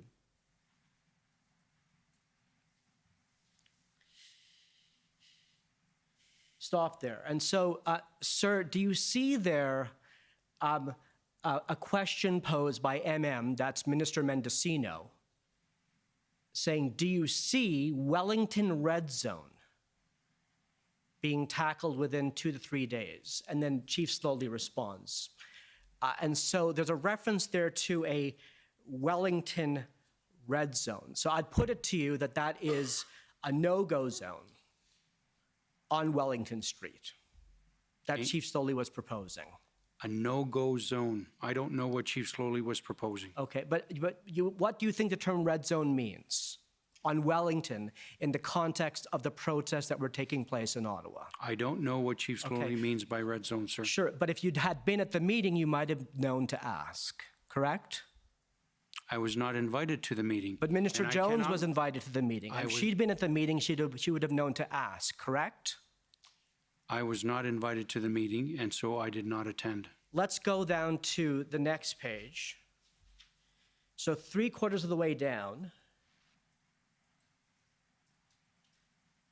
if you could go down a little bit more, there's in bold there under the long paragraph from Chief Slowly a reference to an impound zone. Now, sir, what do you think an impound zone refers to? It appears that Chief Slowly is talking about a zone where vehicles can be impounded and towed from. Good. So now, you said that prior to the February 6th call, you familiarized yourself with the Emergency Management and Civil Protection Act, correct? Yes. And so you said in your interview summary that the City of Ottawa did not make a formal request for Premier Ford to declare a provincial state of emergency. Is that right? Yes. But isn't it true that no such request by a mayor is required as a matter of law under the EMCPA for the Premier to declare a state of emergency in any city in this province? Correct. So are you aware that under the EMCPA, the provincial cabinet, once a state of emergency has been declared, can regulate or prohibit travel or movement to, from or within any specified area? And that's what they did. And are you aware that that the provincial cabinet can evacuate individuals and remove personal property from any specified area? Right, but that was not an applicable section for this particular emergency. And why is that? Can you put up the EMCP Act for me, please? It's, Mr. Registrar, it's CCF 6038.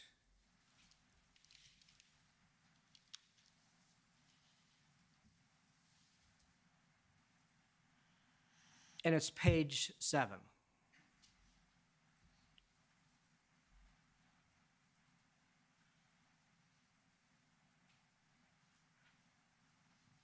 Mr. DiTomaso, I believe you're referring to point 3 at the top of the page there. Yes, I am. And could you please elaborate on your answer? Sure. So with regards to evacuating individuals and animals and removing personal property from any specified area, evacuating individuals, from my understanding, pertains to invoking that authority when there is a large natural disaster impacting the health and safety of people. And so taking and making arrangements for the adequate care and protection of individuals and property, that does not apply to the current situation. Interesting. So you don't think it would extend to removing individuals and their personal effects from an area?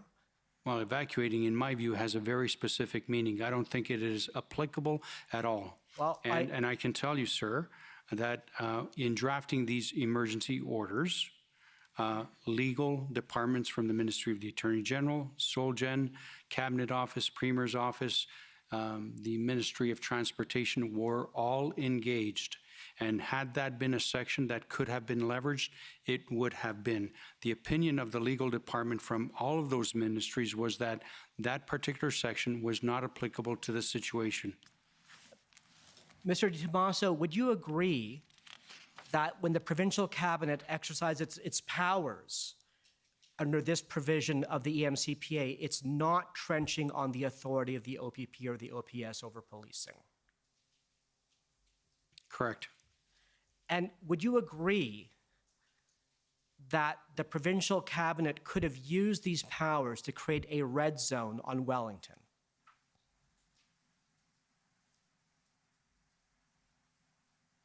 What do you mean by a red zone? A zone in which there could be no vehicles illegally parked, in which all vehicles would be cleared, and where no persons could go.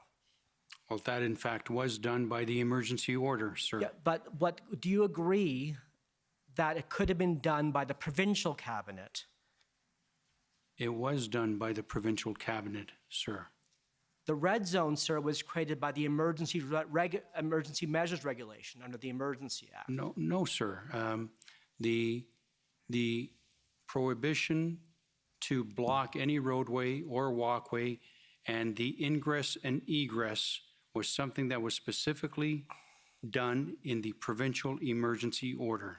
So blocking, impeding egress and ingress into any highway and walkway was something that was done by the emergency order in the province of Ontario. We'll return to that.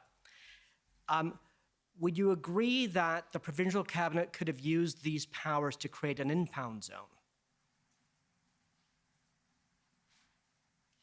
So I think that point would have been moot, and I say that because the problem was already there. It was already defined. The problem was these large, heavy trucks in a defined area, and what the provincial cabinet did was give substantial authority to remove those trucks, to impound and seize those trucks and hold them until the emergency orders were no longer in place. So Mr. Di Tommaso, Minister Jones was not on the call on February 8th when the Wellington Red Zone and the impound zone were presented for discussion at this intergovernmental table, was she? She was not. No.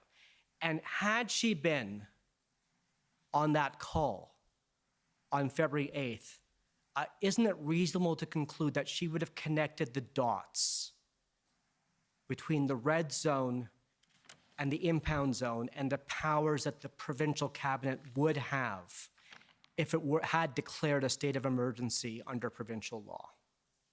The province did declare a state of emergency under provincial law. That wasn't my question.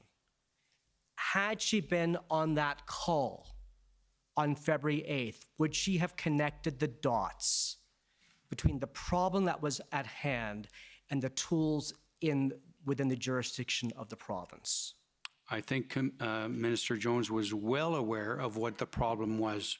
Without attending that call, she was well aware of what the problem was. And Mr. Di Tommaso, there were deputies on that call. Yes.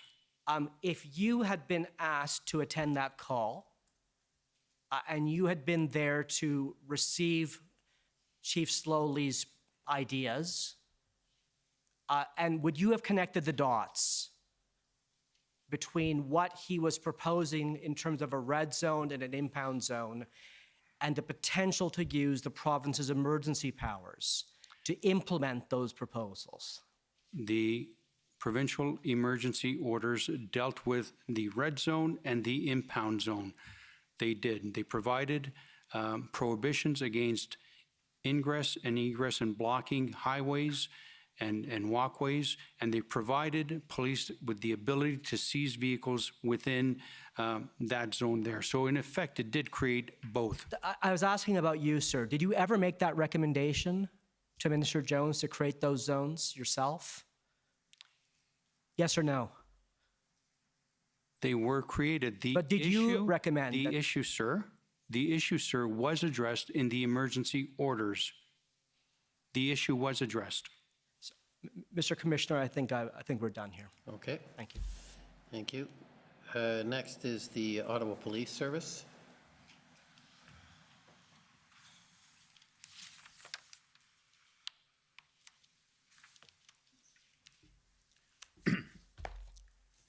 Good evening, Mr. Di Tommaso. Good evening. My name is David Michikowski. I'm a lawyer for the Ottawa Police Service.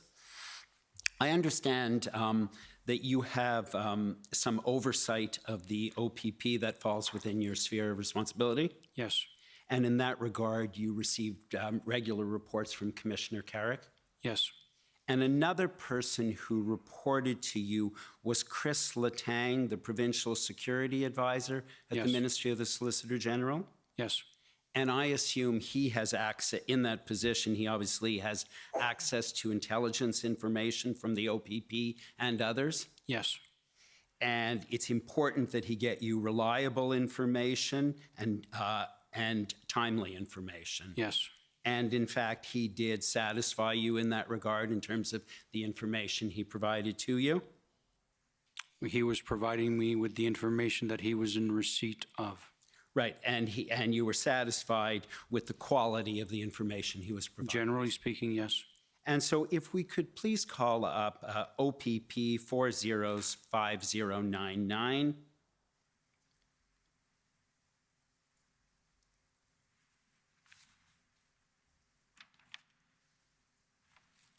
Could you confirm that document ID, please? OPP 405099.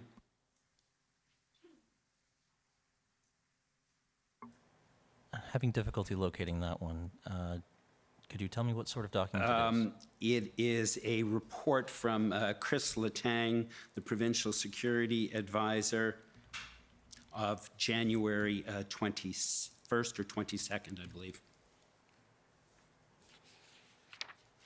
Would it be possible to spell his last name? Letang. I'll move on, and in the meantime, if I could ask you instead to call up ONT 405126.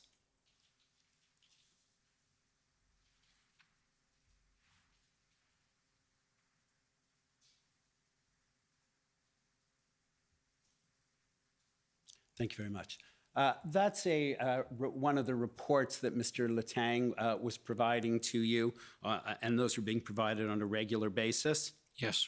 And so if we could just scroll down to the bottom of page 1, please.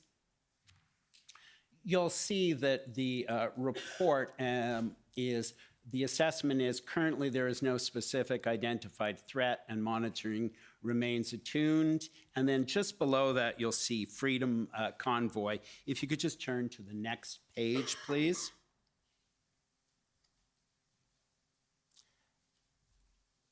And so you'll see that there is reference in those paragraphs to the protest disrupting the movement of vehicular traffic, correct? Yes. And the disruption of vehicular traffic is not in itself a basis to stop a protest, is it? I agree. And some vehicular disruption is obviously going to be expected and tolerated, correct? I agree. And if we could look at the third page, please. Page 3, please. Thank you.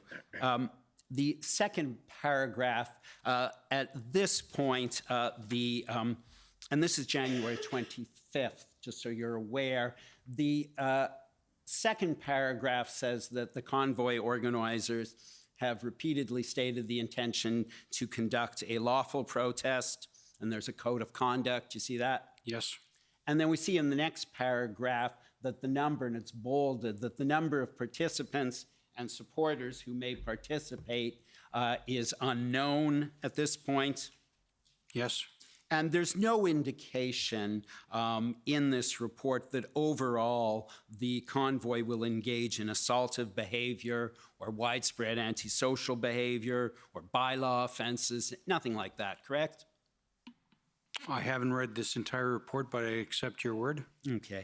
And so, similarly, I didn't see any indication that the protesters would become a long-term occupation.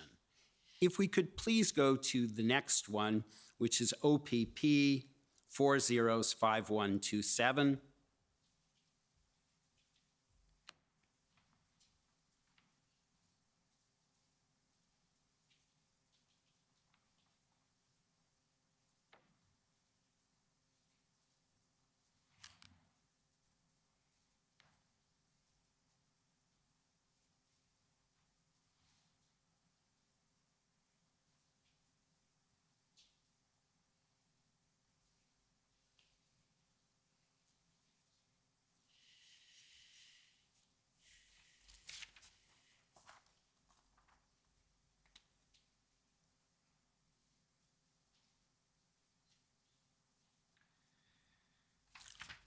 My guess is it must be ONT 51. I'm sorry, did I not say that? I apologize. Is it a strategic update? Yes, I apologize for that. Thank you for catching that.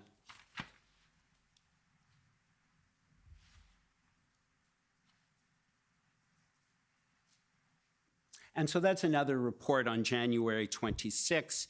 And you'll see on page 1, if we just scroll down, The first paragraph, again, there's no specific identified threat, correct? Correct. And if you look at the first bullet under National Convoy, yes, you'll see that an accurate estimate was complicated by the number of non-convoy vehicles in the area, correct? Yes. And if you go to page 2,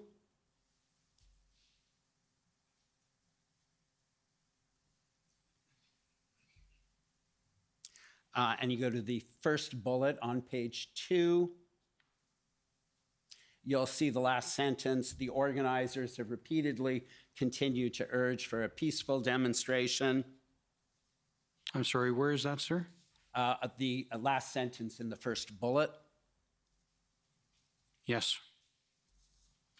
And if we go to page 3, under the assessment, if you could just scroll up, please. Oh, sorry. Assessment starts on page 2, and then if you go to page 3, the third paragraph. Again, no identified threat with regard to the Freedom Convoy protest. And there's no reference at this point to the convoy staying long-term and becoming an occupation, is it? No, no, you're correct. I believe the first indication in these reports that there would be a longer-term stay was on the 27th. Right. And so the 27th is, in fact, the day before they arrive, correct? That's on the Thursday, and yes. The convoy is arriving on the Friday, correct? Correct. Council, sorry to interrupt. I have your first document that I couldn't find. That's okay. I'll move on. And you're aware that many of the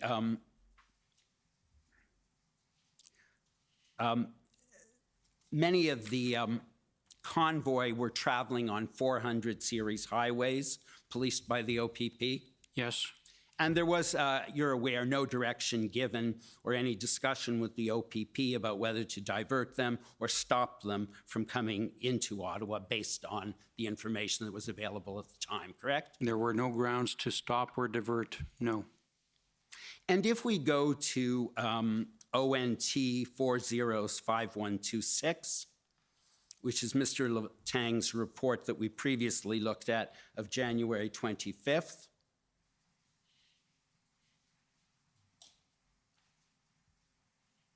on page 2, the third bullet, you'll see that reports from RCMP in Manitoba indicate that convoy participants were upset as a result of having been directed to weigh scales and having been issued HTA infractions.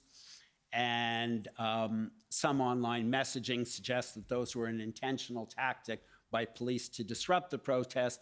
And so OPP information is that the weigh scales in Ontario will be closed, correct? Yes. And so Ontario wasn't trying to disrupt the convoy's arrival. And in fact, the OPP actually ushered them into Ottawa, did they not?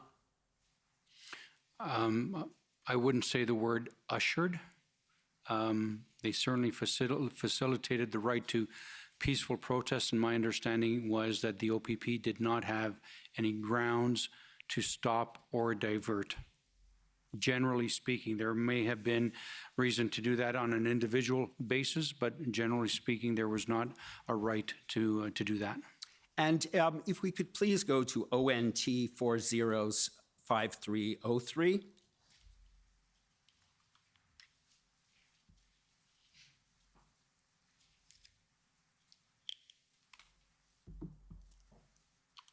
That is a text series of text messages from Commissioner Carrique to you. And I'm just giving you that page to see that it's January 29th. So that would be on the Saturday. Yes. And then if you scroll down to the bottom of that page and then go up to the,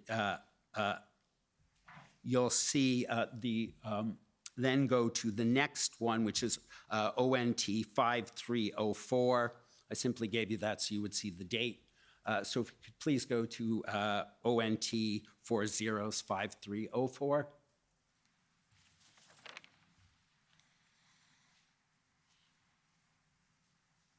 And if you go to the 5th bullet.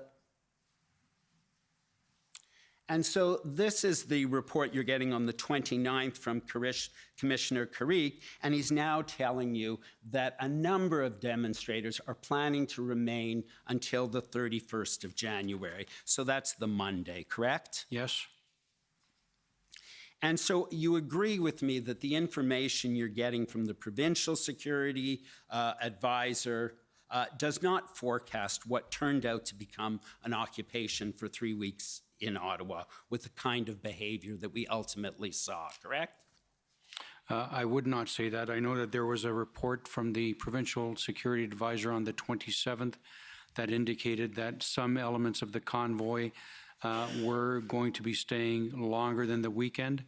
There was information on the 27th from the provincial security advisor that one of the reasons why the truckers were there was to get rid of the federal vaccine mandate on truckers, and that they would not be leaving until that demand was met.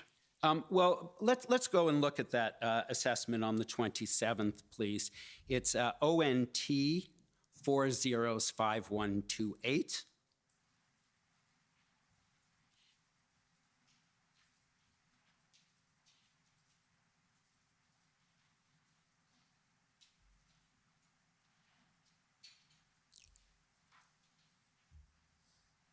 And if you go to the assessment section on page 3,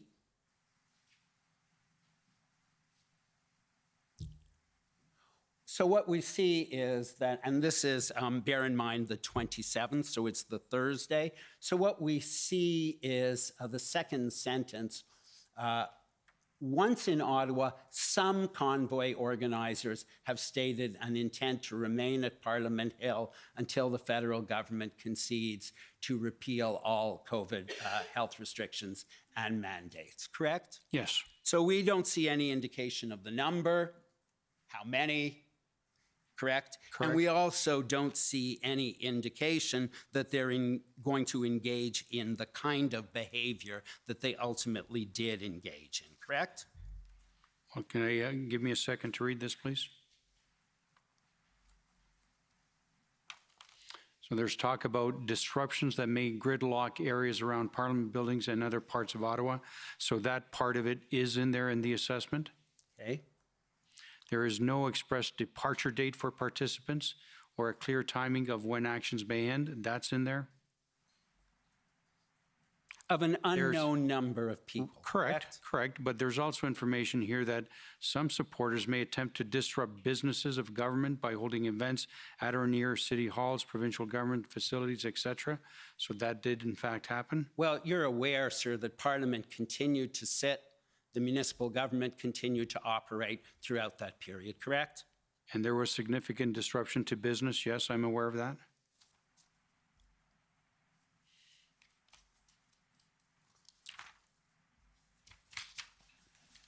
Another office in the provincial government that monitored both Ottawa, Toronto, Windsor was the Emergency Management Office. Yes. And I understand from January 28th to February 21st, they produced multiple briefing notes every day and sometimes multiple times a day. Right, and the information that the Emergency Management Office had was primarily from municipal sources. I think you're out of your time, so If I may just wrap have up. 2 more minutes. Thank you.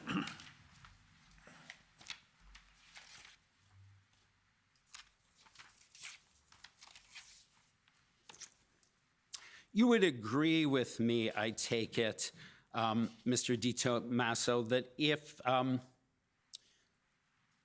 if the convoy was coming in, or if there were trucks on the 400 series of highways in which there was information that the OPP had that there were bombs and that those bombs were going to be detonated in Ottawa, you would expect that the OPP would do something to stop those convoys from coming into the city, correct? I'm not aware of any information indicating that there were bombs on these trucks. I appreciate that. I'm giving you a hypothetical. If you had such information, presumably as the person who has oversight, who has some oversight, you'd be concerned if the OPP allowed those vehicles to come into the city. Certainly there would be a concern if the OPP knew a particular truck had a bomb and permitted it into the city. Yes, that would be a concern. And similarly, you would expect that if the OPP had knowledge that the convoy was going to engage in the kind of disruptive and antisocial behavior they did engage in, you would have expected that they would not have allowed it to come into Ottawa. Fair? I think the OPP was also duty-bound to respect the Charter of Rights and Freedom, which gives protesters the right to protest and assemble. And so you would not have expected that they would stop the convoy? Correct. Thank you very much. I have no additional questions. Okay, next, the Ontario Provincial Police. It's Janine Cabersi for the OPP. No questions, Commissioner. Thank you. The Windsor Police Service. I'm here, Commissioner. I'm just having trouble starting my video. Thank you. Good evening, Mr. DiTomaso. Could I please, my name is Tom McRae, and I am acting for the Windsor Police Service. Could I please ask Mr. Clerk that you go to Mr. DiTomaso's witness statement, which is 41.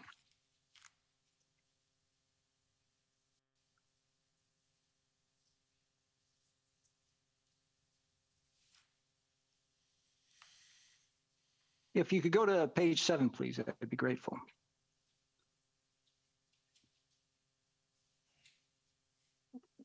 I'm starting right here after requests for assistance and policing jurisdiction. I'm sorry, where are you at? Where are you at? I'm sorry, there's a heading on, oh, please scroll down, Mr. Clerk. We can't see it. There it is. There it is. Sorry. Requests for assistance and policing jurisdiction. Mr. DiTomaso explained that the Police Services Act sets out how municipal police services are to make requests for assistance pursuant to Section 9. Can you slow down a bit for the interpreters, please? Pardonnez-moi. Which applies when the chief of police is of the opinion that an emergency exists in the municipality. Mr. Clerk, could you please go now to Commission Document 50819. This should be, if I got my number right, the Police Services Act.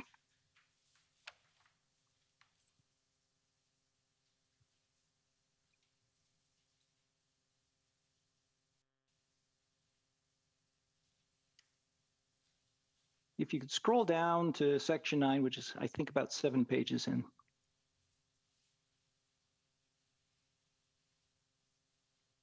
Okay, sorry, I'm wrong. Down some more, please. A little more. Okay, we're getting there. Yes. Could you go down to, scroll down a little more, please? If I can draw your attention, Mr. DiTomaso, to subparagraph 6 of that Section 9 of the Police Services Act. Is that the subsection of Section 9 that you were referring to in the first sentence of the paragraph of your witness statement we just went to? Yes. Is it correct that there is no requirement in the Police Services Act that this request must be given in writing? I agree. And if I can take your attention to the next subsection, it says a chief of police who makes a request under subsection 6 shall advise the chair of the board of the fact as soon as possible. Yes. Is it, sir, that this subsection contemplates an emergency which is so vital that the chief of police would speak to the commissioner before he speaks to the chair of the board? Yes. And in fact, in those circumstances, it would be unreasonable or unnecessary for the initial request to be put into writing? I agree. Thank you. We've heard evidence within this commission hearing about requests that have been made to the OPP just by speaking with them on the phone. And the OPP has responded with PLT service or other frontline officers. Is that the ordinary course of conduct for the OPP? Well, I can't speak for the OPP in terms of the way in which they receive requests, but I would generally agree with you. Okay, thank you. Those are my questions. Thank you. Next, I'd like to call on the City of Windsor.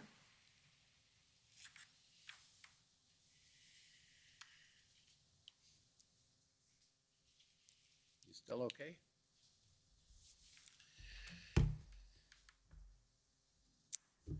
Good evening, Mr. Tomaso. Good evening. My name is Jennifer King. I am counsel to the City of Windsor. Hello. Hello. Mayor Dilkens of the City of Windsor testified on Monday that he had at least one conversation with the Solicitor General during the blockade of the Ambassador Bridge. Were you present during these calls? No. Were you aware of these calls? Generally speaking. Okay. What did the Solicitor General or her office do in response to her call or calls with Mayor Dilkens? You'd have to tell me what the nature of the conversation was before I can respond. Well, were you aware of the nature of the conversation? No. Okay. I'll just move on. You testified that you consulted with Commissioner Kariq on the emergency declaration and measures, correct? Yes. Did you consult with Windsor or the Windsor Police Service to determine what tools they may need to more effectively resolve issues in Windsor? Not to my knowledge. Okay. You agree that the blockade of the bridge, the Ambassador Bridge, impacted people's livelihoods not only in Windsor-Essex region, but also throughout the province of Ontario? Yes. You acknowledge in your testimony today that the impact of the Ambassador Bridge blockade on the economy of Canada and Ontario was apparent, right? Yes. Could you go a little slower again, please? Yes. And it was apparent how important the crossing is to Canada and Ontario. It was all over mainstream media, yes. So you would agree with me then that the provincial, federal, and of course, Windsor's efforts and resources expended to clear the blockade and protect the bridge from the return of a blockade benefited the entire province? Yes. Earlier this evening, you talked about the importance of a coordinated response at all levels of government, right? Yes. I'm not going to bring up the letter in the interests of time and the time of day, but there is a letter from Mayor Dilkens of Windsor to the Solicitor General, Minister Mendicino, and Minister Blair. Are you aware of that letter from March? No. Well, then I will ask the clerk to bring it up. It's WIN 402240.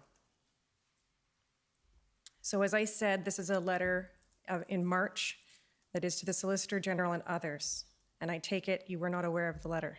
No. It was not raised to your attention? No. Okay. And if you could just go to the second page, please. You'll see here the second full paragraph, last sentence. Mayor Dilken writes that it is apparent, or the need for broader collaboration and support from provincial and federal governments to bolster the safety and security of our borders appears obvious. Would you agree with Mayor Dilkens?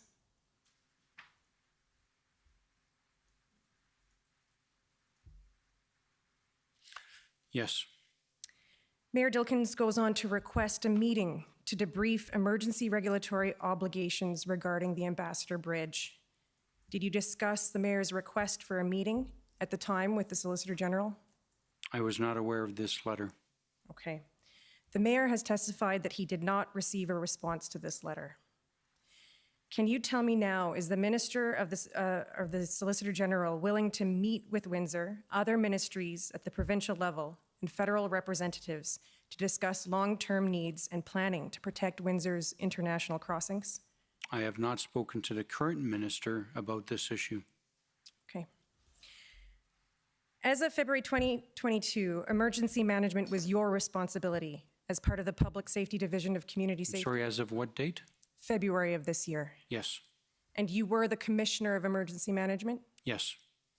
And you'll agree that Ontario, like all jurisdictions in Canada, uses a bottom-up approach to emergency management, correct? Used a what approach? Bottom-up approach. I don't know what that means. Okay. This means that municipalities are generally responsible for managing most emergencies, correct? Correct. Local authorities are the front lines of emergency response. Yes. The EMCPA requires that each municipality prepare and adopt its own emergency response plan, correct? Yes. And in your experience, I take it, the province does not typically critique or override these plans. The Emergency Management of Ontario is in receipt of these emergency plans from every municipality. They are reviewed, so I don't know to what extent any advice or critique is presented back to the municipality. But it is the municipality that adopts those plans, correct? Yes. And by order in council, you're aware that Ontario has assigned a number of ministries and their ministers responsibility for preparing emergency management plans and programs for specific types of emergencies. Yes. Are you aware, is there an emergency plan or program at the provincial level targeted at the prevention, mitigation, preparedness, response, and recovery of emergencies related to critical infrastructure, like the Ambassador Bridge? I know that every ministry is required by the EMCA to have an emergency management plan. Are you aware if any of those plans address threats to critical infrastructure like at the Ambassador Bridge? I am aware that there is current legislation on the books, Keeping Ontario Open for Business Act, that does just that. Okay. Which ministry would be responsible for such a plan? The ministry, to my understanding, that is responsible currently for the Keeping Ontario Open for Business Act, which addresses critical infrastructure, is Treasury Board. Okay. And the Ministry of the Solicitor General is responsible to coordinate the overall provincial emergency response? Not currently. That's been transferred to the Treasury Board as well? Correct. As of February 2022, it was your ministry's responsibility? Yes. Are you aware, has the order in council assigning responsibility been updated? I am not aware. So turning briefly back to municipal emergencies, will you agree with me that the PEOC does not send someone to manage municipal emergencies alongside the municipality? Are you talking about PEOC? Yes. They do send field advisors to provide support, and I know that that was done with regards to Windsor. So this is a field officer who liaises with the community, correct? With the Community Emergency Management Coordinator, yes. Correct. But the management of the emergency is left to the emergency management experts and trained emergency responders in the municipality. Correct, and there is support and advice provided by the field officer from EMO. And it's your understanding that advice was provided by the field officer of EMO to Windsor? Those are the duties of the field officer that was deployed. It is my understanding that the Chief LaForette, the CEMC for the municipality of Windsor, provided information to the field officers throughout this protest. I accept that. Okay.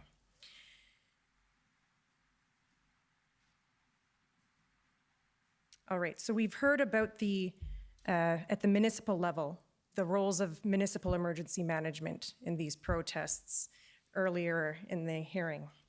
At the provincial level, you'll agree with me that the Solicitor General was the lead ministry for Ontario's response. Yes.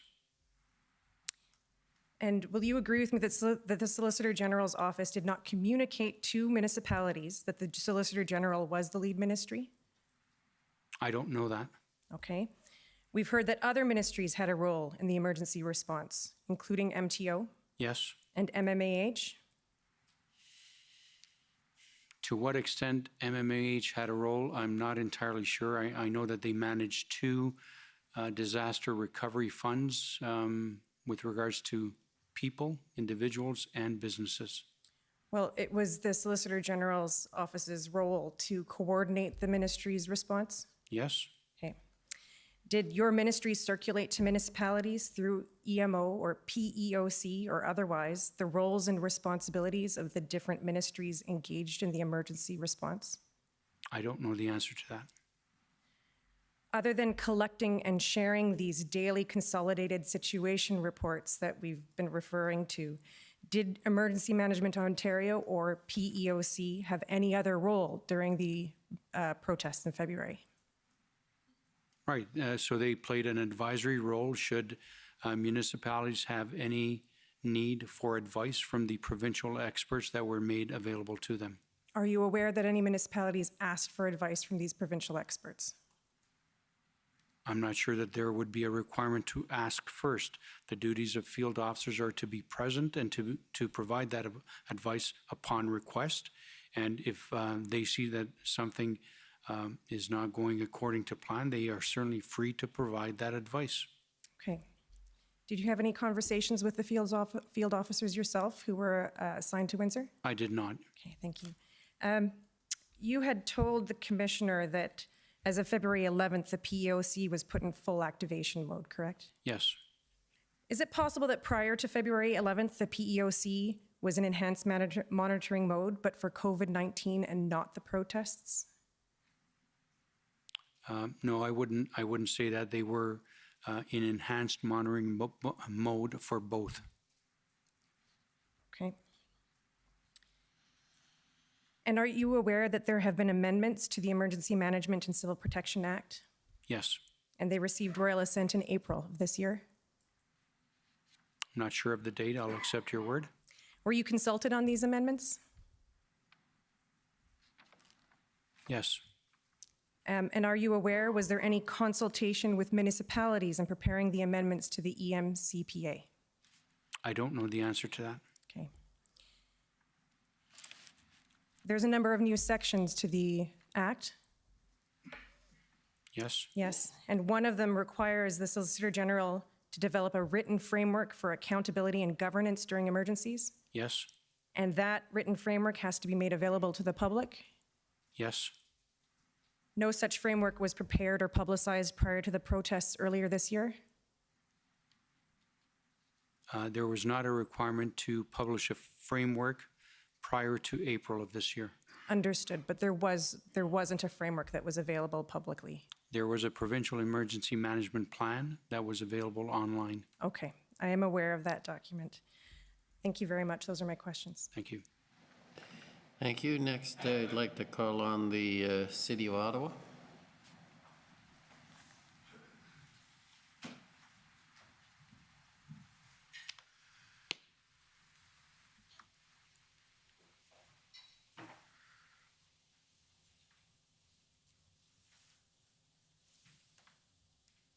Good evening, Mr. DiTomaso. My name is Alyssa Tompkins. I'm one of the lawyers representing the City of Ottawa. Hello.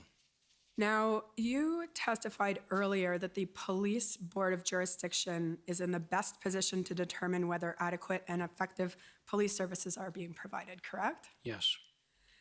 You also testified that the board has the exclusive responsibility for the oversight of the chief and ensuring adequate and effective police services are being provided in the municipality. Do I have that right? Yes.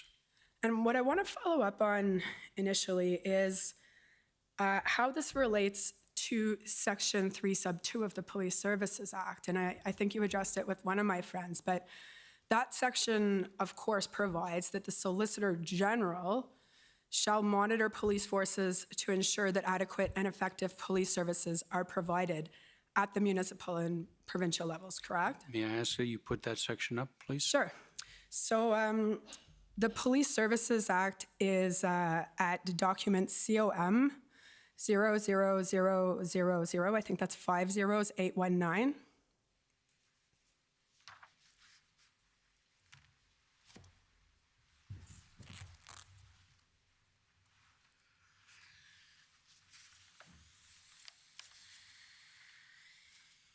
And page 7, Mr. Clerk. So if we just scroll down right there.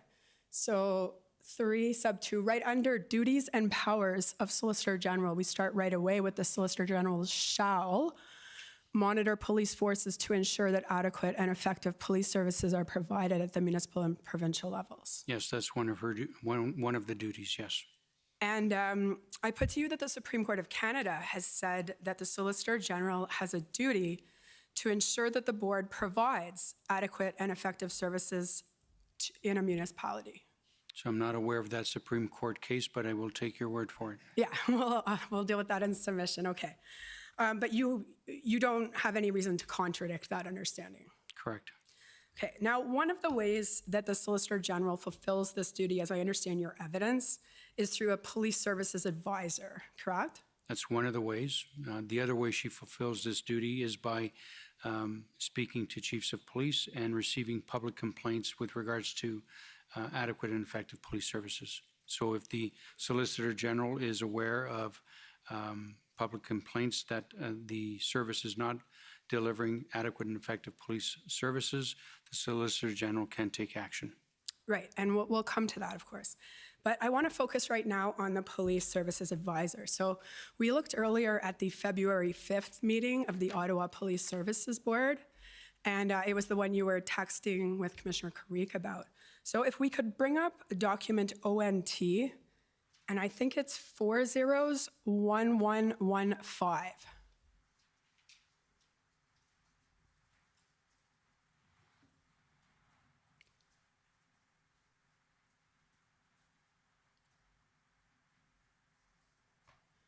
If you can just scroll down, I'm going to focus on the first 4 bullets. Oh, if we can actually go to the top first.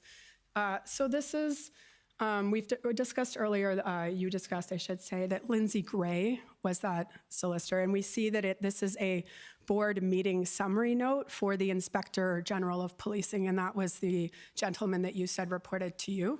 Yes. Okay, now if we, so this is her report. So if we can scroll down the 4 bullets. So we have Chair Deans commented that the city is under siege and this is a threat to democracy, a nationwide insurrection. The current situation is madness, and stated that there needs to be a concrete plan to end this now. And this gets important here. Chair Deans stated that the meeting was called to ask the chief one question. In accordance with the mandate for the delivery of adequate and effective policing, she asked the chief if he still believes he is able to provide, given the fluid nature of the occupation, adequate and effective policing to the city of Ottawa. If not, the chair asked what legal authorities, what resources from the board, or what assistance the board can provide at this time. And the chief starts answering, and he says the chief committed to lay out where the service is at and what their plan is. He did comment that there is nothing in the definition of adequate and effective policing that could resolve a city under siege, a threatened democracy, and nationwide insurrection. He further commented that a police service is not contemplated to deal with a city under siege, and as such, there is not necessarily a concrete plan for such a scenario as described. Now, I don't think we have time to review the whole document, but you'll agree the chief does not say yes. He does not say, I'm able to provide adequate and effective police services. So I wasn't there at that meeting, and I've only read this particular report in preparation for this testimony. Yeah, so what I want to understand, though, is that this report was provided to your subordinate, and I'm wondering, did alarm bells not start ringing at the ministry? So I was relying on the information provided to me by Ken Weatherhill. Okay, and at the same time, by this point, you're aware that February 2nd, former Chief Slowly has stated that he doesn't believe there's a policing solution. Right. So your department is getting this report at the same time he's saying that. And I ask again, are alarm bells not ringing? No, because Ottawa Police Service was getting sufficient and significant support and resources from the OPP. Sir, you testified that the Police Service Board is in the best place to assess whether there's adequate and effective police services being provided. Right, and those services were being provided by Ottawa Police Service and the OPP. We see here that the chief was asked on point if he could, and he didn't answer yes. And we can go to an internal OPB document. Let's bring that up. Chair Deaton says speaking notes from this meeting. OPP 0000655.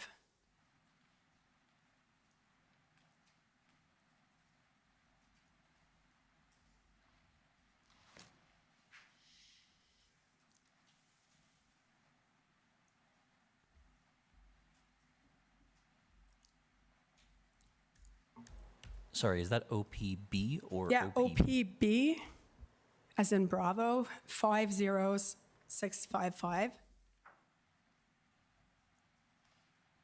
And these are Chair Dean's speaking notes from that. And if we scroll down, I'm sorry, whose speaking notes are these? Chair Diane Dean's. I've never seen this before. Okay, but these are from the minutes, so I'm just going to go scroll down further. And the chair says, I called the meeting to ask the chief if he was still able to provide adequate and effective policing to residents of the city. The chief confirmed that he could not, which was very troubling to hear. The board requested what additional resources he needed to restore calm and protect residents. So that was what was stated by her and what your staff member reported. And she didn't say no, but she did not say yes. You'll agree? So that information was not communicated to me. Any concerns about the provision of adequate and effective police services were mitigated by the fact that the OPP was providing significant resources to assist the Ottawa Police Service. Sir, you testified earlier that those resources were contingent on the existence of an operational plan. That's not what I testified to. The resources for the provision of public order units to dismantle the occupation were contingent on a fully developed plan to dismantle the occupation. The OPP was providing significant and sufficient resources to address any of those concerns. Sir, I put to you that what the chief described was that with the state of the occupation, he called it a near siege, a threat to democracy, that with the occupation in place, that he was unable to provide adequate and effective policing. And that's noted in the report that went to your subordinate. Right, and any risks, as I've testified, or I'm sorry, any concerns were mitigated by the fact that the commissioner of the OPP was working hand in hand with Chief Slowly and providing significant resources to address those concerns. They were contingent on the provision of a plan, though. No, please do not put words in my mouth. The resources to dismantle the occupation were contingent on the operational plan that dealt with that issue. The OPP was providing resources with regards to maintenance and public safety without that plan. And we looked at text messages earlier that by February 6th, you acknowledged, or it was in the text to you, that there was a lack of a plan to dismantle the operation by Chief Slowly, correct? Correct. Okay, now one thing I want to look at, because I'm running out of time, is questions, because we see the board is floundering. The board is asking, we don't know what authorities we have in the event there's not adequate and effective policing. So there is a Morden report that speaks to that. And what I'm going to put to you, though, is that there's a provision of the Act, and it's Section 9. And I'm going to suggest to you that that section is what deals with a situation where a police board or a commissioner or a chief determines that he's unable to provide adequate and effective policing. You'll agree? Yes, Section 9 deals with that issue. Okay, now what I want to understand, so the board was asking lots of questions of your subordinates, and if we go first to ONT 401111,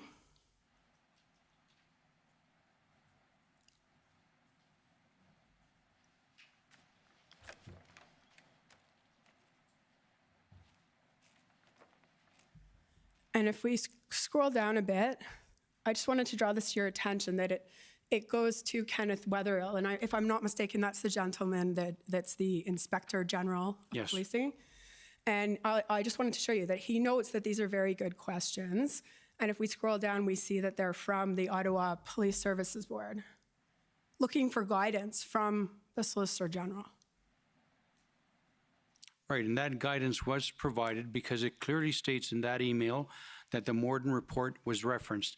Chair Deans had the knowledge, as you indicated just now, that the Ottawa Police Service, according to Chief Slowly, was not providing those services. So then Section 9 would apply.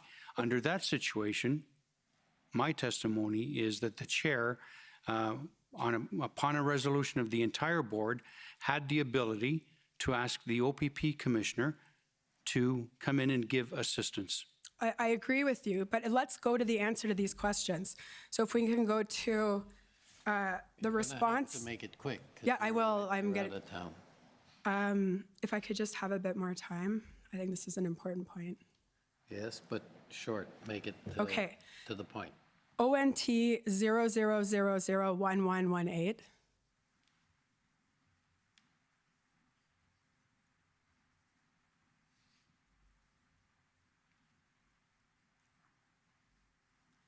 And this is the response that was provided.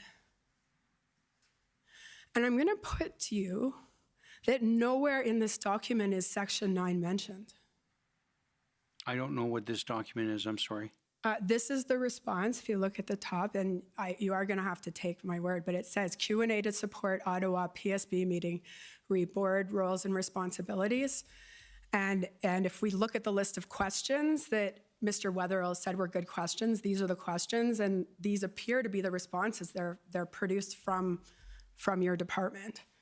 So if we scroll through, and I am short on time, I'm cognizant, but what we see is that Section 9 is never suggested.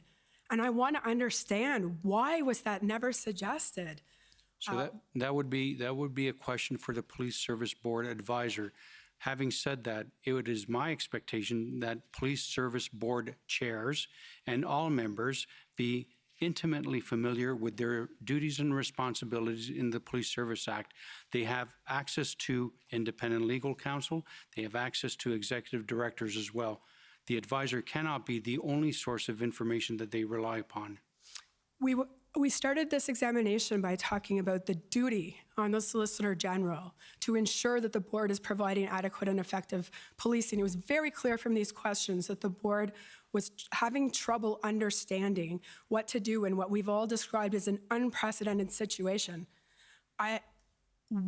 Why was Section 9 not suggested to the board as an option in light of the fact that the chief could not confirm, as Lindsay Gray stated in her note, the chief did not confirm that he was able to provide adequate and effective services? So that's a question for Lindsay Gray.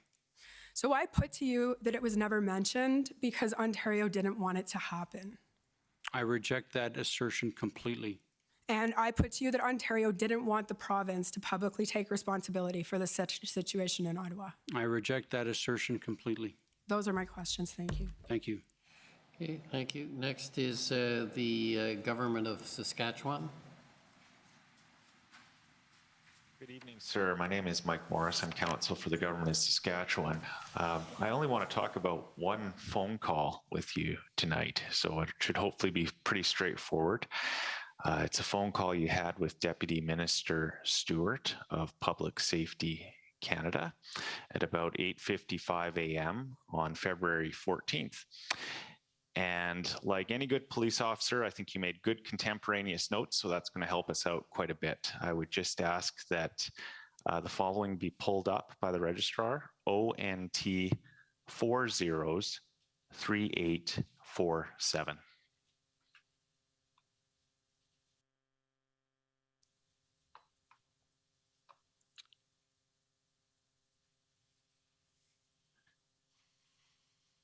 Do you recognize your notes, sir?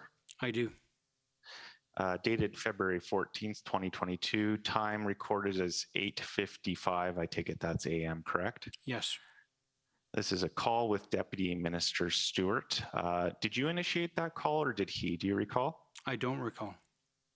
Okay, your notes state, I inquire as to whether Federal Emergencies Act will be invoked today. And the next note is silence with an exclamation point, correct? Yes. So you asked the question, you were met with silence then? Correct. can we go to the next page of the PDF? I think this is a continuation of your notes from that same call. I'm just going to ask you to confirm that for me, though. I believe so. So if I read this correctly, you then have written down, I am informed PM made a decision that FM meeting called, followed by press conference, cabinet meeting held last night. Did I read that correctly? You did? PM would mean Prime Minister. Yes. FM meeting would be First Minister's meeting then? Yes. So was this Deputy Minister Stewart advising you then that a cabinet meeting had occurred last night, that the Prime Minister had made a decision, and that a First Minister's meeting was to occur and to be followed by a press conference that day? Is that fair? That would be fair. And then your next note is, I advise from my perspective, that sounds like federal government invoking Emergencies Act, correct? Yes. And your final note of this phone call, if I understand it correctly, is silence from Rob Stewart. Is that correct? Yes, I think some context is important as well. The reason why I'm having this discussion and asking these questions is because Deputy Minister Stewart referenced the previous day, I believe, on the 13th, that the federal government was considering an emergency declaration, but they were exceptionally reluctant to do so because the provincial emergencies regulations had more teeth in terms of financial penalties. So that's why this discussion was happening. And this was a very important discussion from your perspective, I take it. Yes. And did you report this information after you received it to anyone? Yes. Who did you report it to, sir? Minister Jones.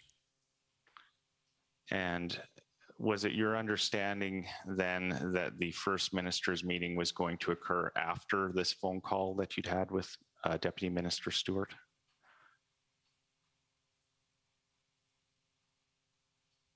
Yeah, I'm not entirely sure on the timing. Okay, we can clarify the timing with a different witness, likely from the federal government. Thank you, sir. Those are my questions for you. Thank you. Thank you. Next, I'd like to call on the Government of Alberta.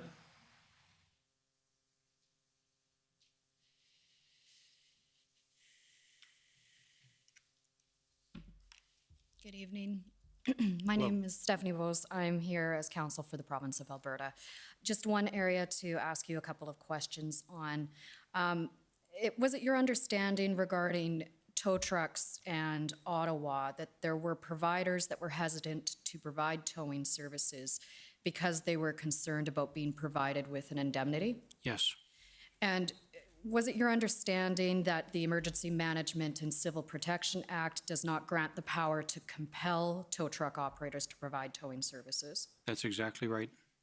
But is it also your understanding that pursuant to that same act, an order could be made in respect of procuring necessary goods, services, and resources? Permitting the procurement, yes. And that could include towing services? Yes. And also under that act, an order could be made authorizing but not requiring any person to render services of a type that person is reasonably qualified to provide? Yes. The again, act does that- not provide the ability to compel. Correct. And that again could be towing services. Correct. Do you also understand that the act makes it an offense to interfere with or obstruct any person in the exercise of a power or performance of a duty conferred by an order under that act? You'd have to put that section up. I'm sorry. Okay, well, we can do that very quickly. It's document CCF 6038.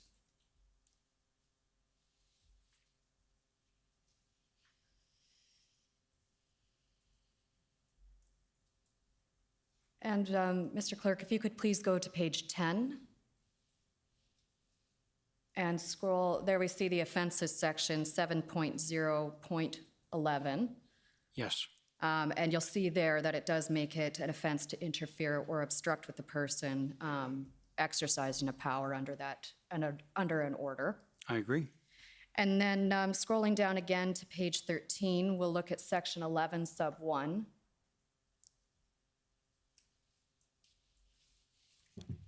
And this section protects anyone acting under an order made under the earlier section that deals with an order authorizing services to be provided. Protects them from liability as long as they're acting in good faith pursuant to that order. You see that there? I agree. And then down to page 14, section 13.1. And subsection 3 there is compensation for loss of property. There's a mechanism within this act for someone to be compensated for any loss of personal property the person suffered as a result of an order made under the act. Do you see that? Yes. So do you agree that certainly there are ways under this act, although not to compel tow truck drivers to act, but to at least ameliorate some of their concerns with respect to financial liability for providing towing services with respect to the protest in Ottawa? To some extent, one thing that 13.1 subsection 3 does not do is provide for compensation for any loss to property from a future perspective. So if the tow truck companies were concerned about being reimbursed for an arson, for example, at their warehouse, that would not be provided for, in my view, in regards to this particular section. And just to be clear, you're talking about the theoretical possibility of a tow truck operator towing that vehicle to their own warehouse as opposed to a government lot? No, not necessarily. Even participating in the program and having their building burned down at some point in time in the future. I'm sorry, I missed that answer. So I'm talking about the theoretical possibility of a tow truck company having their building burned down for participating in the removal of tow trucks. So you're talking about an act of arson, for example? Yes. Okay. Thank you. Those are my only questions today. Thank you. Thank you. Next, the Democracy Fund.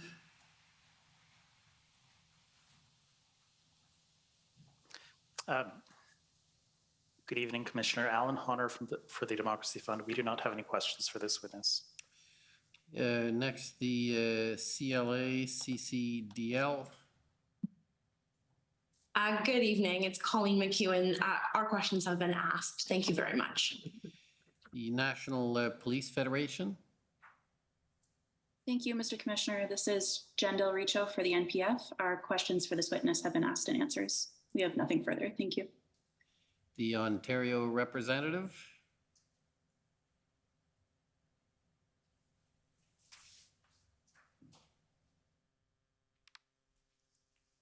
Thank you, Commissioner.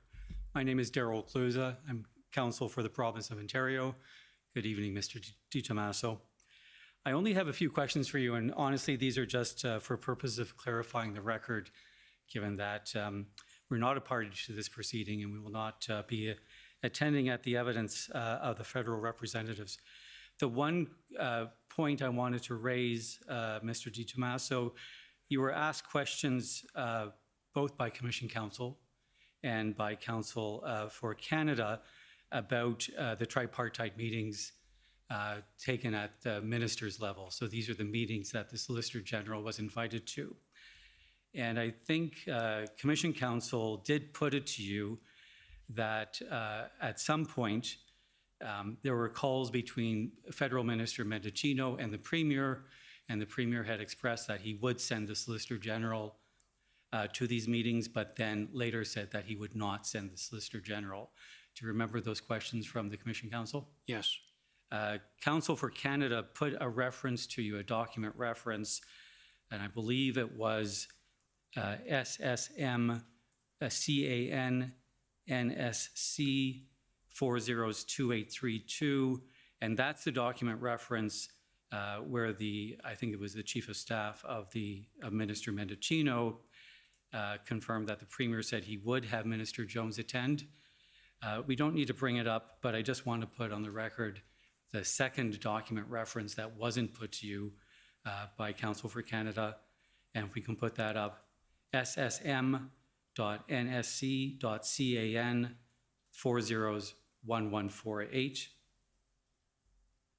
And obviously, Deputy, you weren't at any of these meetings, you weren't on any of these calls, so you won't have any knowledge about them. I just wanted to put that document up so we can see.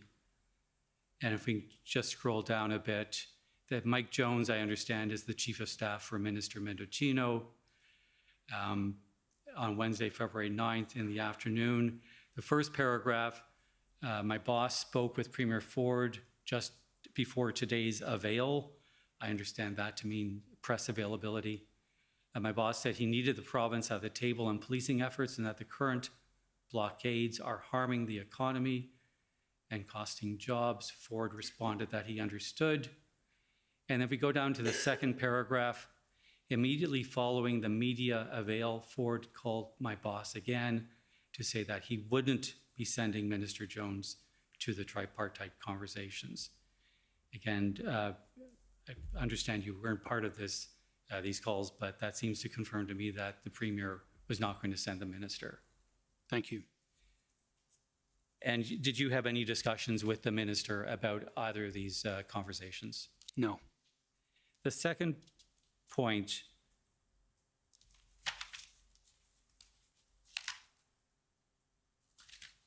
actually the second point I think has been covered in other questions. One final point actually I do want to raise with you, and this came up at the very beginning of your evidence today. Commission Counsel asked you about whether the province participated in injunction hearings, and I think it was agreed that the province did intervene at the request for an injunction in Windsor. Yes, and the province also had an application to freeze the assets with regards to the GoFundMe as well. And that was on or around the same time as the injunction in Windsor, on or around February 11th? I believe so. And that injunction or that freezing order was made by the court? Yes. There was a question as to whether the province intervened in the injunction brought in Ottawa. I understand there were two injunctions in Ottawa, one by a private citizen, but there was a second injunction, are you aware, by the City of Ottawa? Yes. In respect of bylaw enforcement? Yes. And are you aware that the province actually did intervene in that injunction as well? I am aware.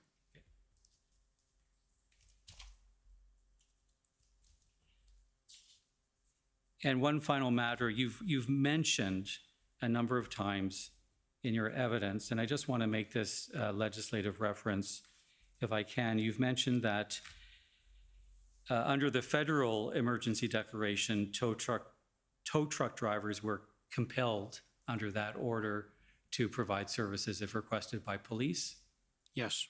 Under the provincial act, the EMCPA, you've said it does not give the province that authority to compel that type of service. Right. It authorizes but does not require. Okay. And if we can just turn up the act so we can see what it says on that. And we've had the reference before a number of times. I believe it's CCF 6038.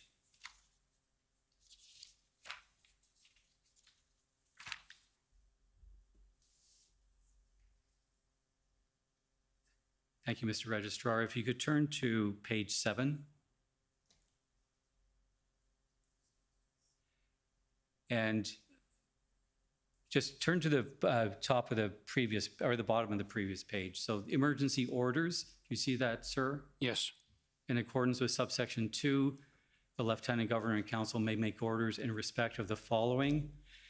And so these are the types of orders that can be made if an emergency declaration is made by either the Premier or the Cabinet. Yes. And if you turn to paragraph 12 of that, just down. And is that what you're referring to when you say that there's no ability of the province to compel a service? Right. And it reads, authorizing but not requiring any person or class of persons to render services of a type that that person is reasonably qualified to provide? Yes. Thank you, sir. Those are my questions. Thank you, Commissioner. Okay. Any re-examination? No re-examination from the commission. I just wonder if one of the parties may have been skipped, the National Police Federation? No? They had no questions? Oh, they No, were. I believe I asked Okay. the National Police Federation. Okay, Unless perfect. I Well, fell that's- asleep on that one. Yes. Wouldn't be It's the been first time. I've missed people before, but usually they speak up, so. I think it was me who was sleeping this time. It's been a long day. Thank you, Commissioner. Okay, if you have the strength, there's just a couple of questions I'd like to ask you. As you know, this commission is concerned with the declaration of the emergency, but also can make recommendations on the Emergency Act and presumably dealing with public order emergencies.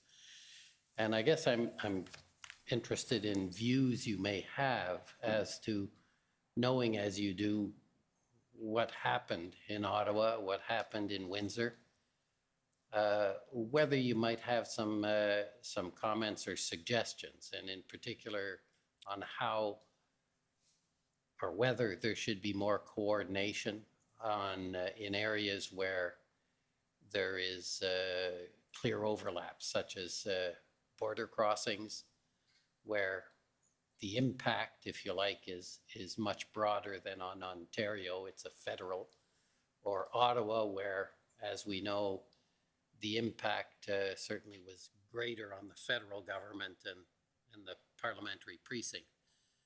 And whether, leaving aside whether it was properly declared an emergency, which is something I have to deal with, are there things do you view aspects of coordination in particular or other aspects of the Act that might be reviewed? Certainly, I think there is an opportunity for greater coordination amongst governments and police services and intelligence agencies. I think Chief Slowly referred to that very thing, especially in regards to intelligence sharing. And I would certainly endorse that suggestion, recommendation by Chief Slowly. I've also had the opportunity to briefly review the recommendations made by Commissioner Creek, and I certainly support and endorse those recommendations that he's made.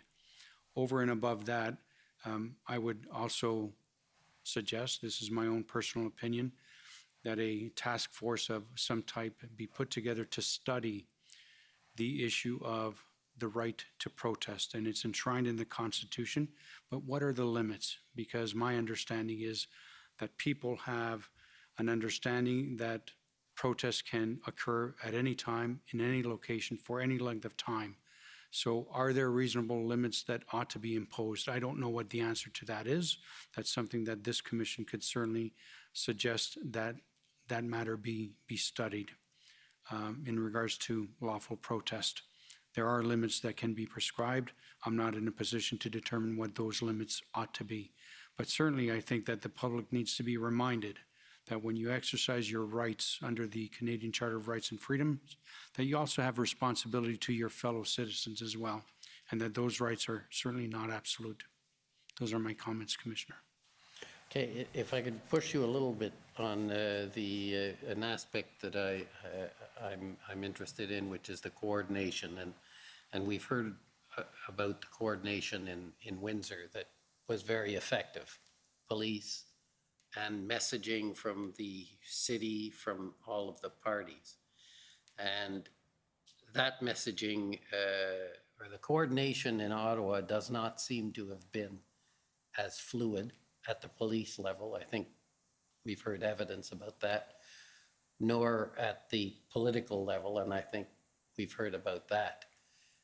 Is there something, should there be a process or a protocol for such events that involve the different orders of government in such events, a protocol or a best practices or something? That's certainly something that this commission could make recommendations on. I think there is opportunity, or there are opportunities for greater collaboration. I think one of the key differences between the police operations in Windsor in comparison to Ottawa was that the OPP provided key leadership in terms of command and control. They made it clear to the Windsor Police Service that they were in charge. There was a very rapidly developed unified command, very rapidly. And the scope and scale of the Windsor blockade was certainly much smaller, but it was that coordination where Windsor Police Service accepted unified command and the lead by the OPP very quickly. I think that was a critical point for Windsor to have done that resulted in the dismantling of the blockade that much more quickly. And do you have views on whether any recommendations regarding unified command and, if you like, drawing on expertise, which I think is what was described in Windsor, it should be made by this commission? I do. I think that in those rare occasions when police services do not have the capacity and the capability to deal with urgent events, prolonged events of the size and scale and scope that we saw in Ottawa, that there be some way to compel the police service to accept the services, the leadership, the subject matter expertise of those police services that do have that capacity. And just pursuing that a bit, with the Police Services Board, I seem to recall from your testimony there's something being looked at in terms of the Police Services Act or a committee, and I'm just wondering, given the cross-examination you had, but also the evidence here of, let's just say, the issues with respect to the information the Police Services Board had.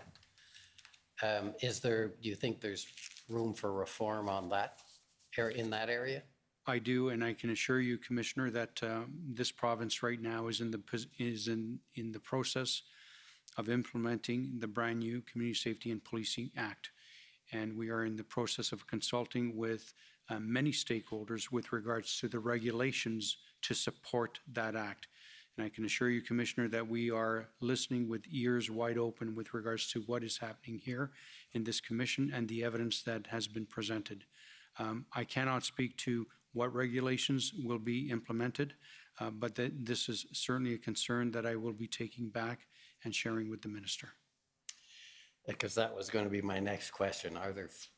Are findings from this commission in respect of what happened?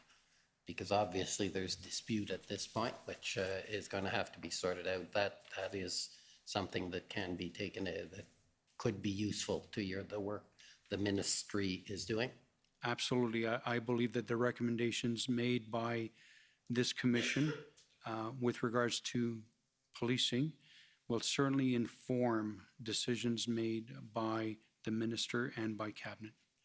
Okay, and one last question, and that deals with the emergency acts as such. Is there room for, or should there be room for, coordination between emergency acts? Because we hear about what Ontario's Emergency Act can do, what the federal could do, what triggers one, what doesn't trigger the other.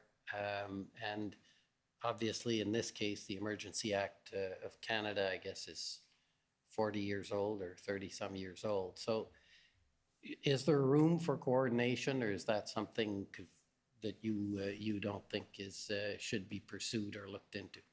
So in practical terms, Commissioner, the Provincial Emergency Management Civil Protection Act in the last 4 years has been, emergency declarations have been made 4 times. With regards to the Federal Emergencies Act, as you've indicated, once in 40 years. So I'm not sure that the reality is such that both acts ought to be coordinated. I think the Provincial Act is certainly invoked more often to deal with all sorts of emergencies, and the Federal Act obviously less frequently. Okay, well, thank you very much, and thank you for your patience, your staying late, and for coming back after yesterday's failure to complete your examination. So you're free to go. We're now not early, but we're finished for the day, and we'll adjourn till Monday morning at 9:30.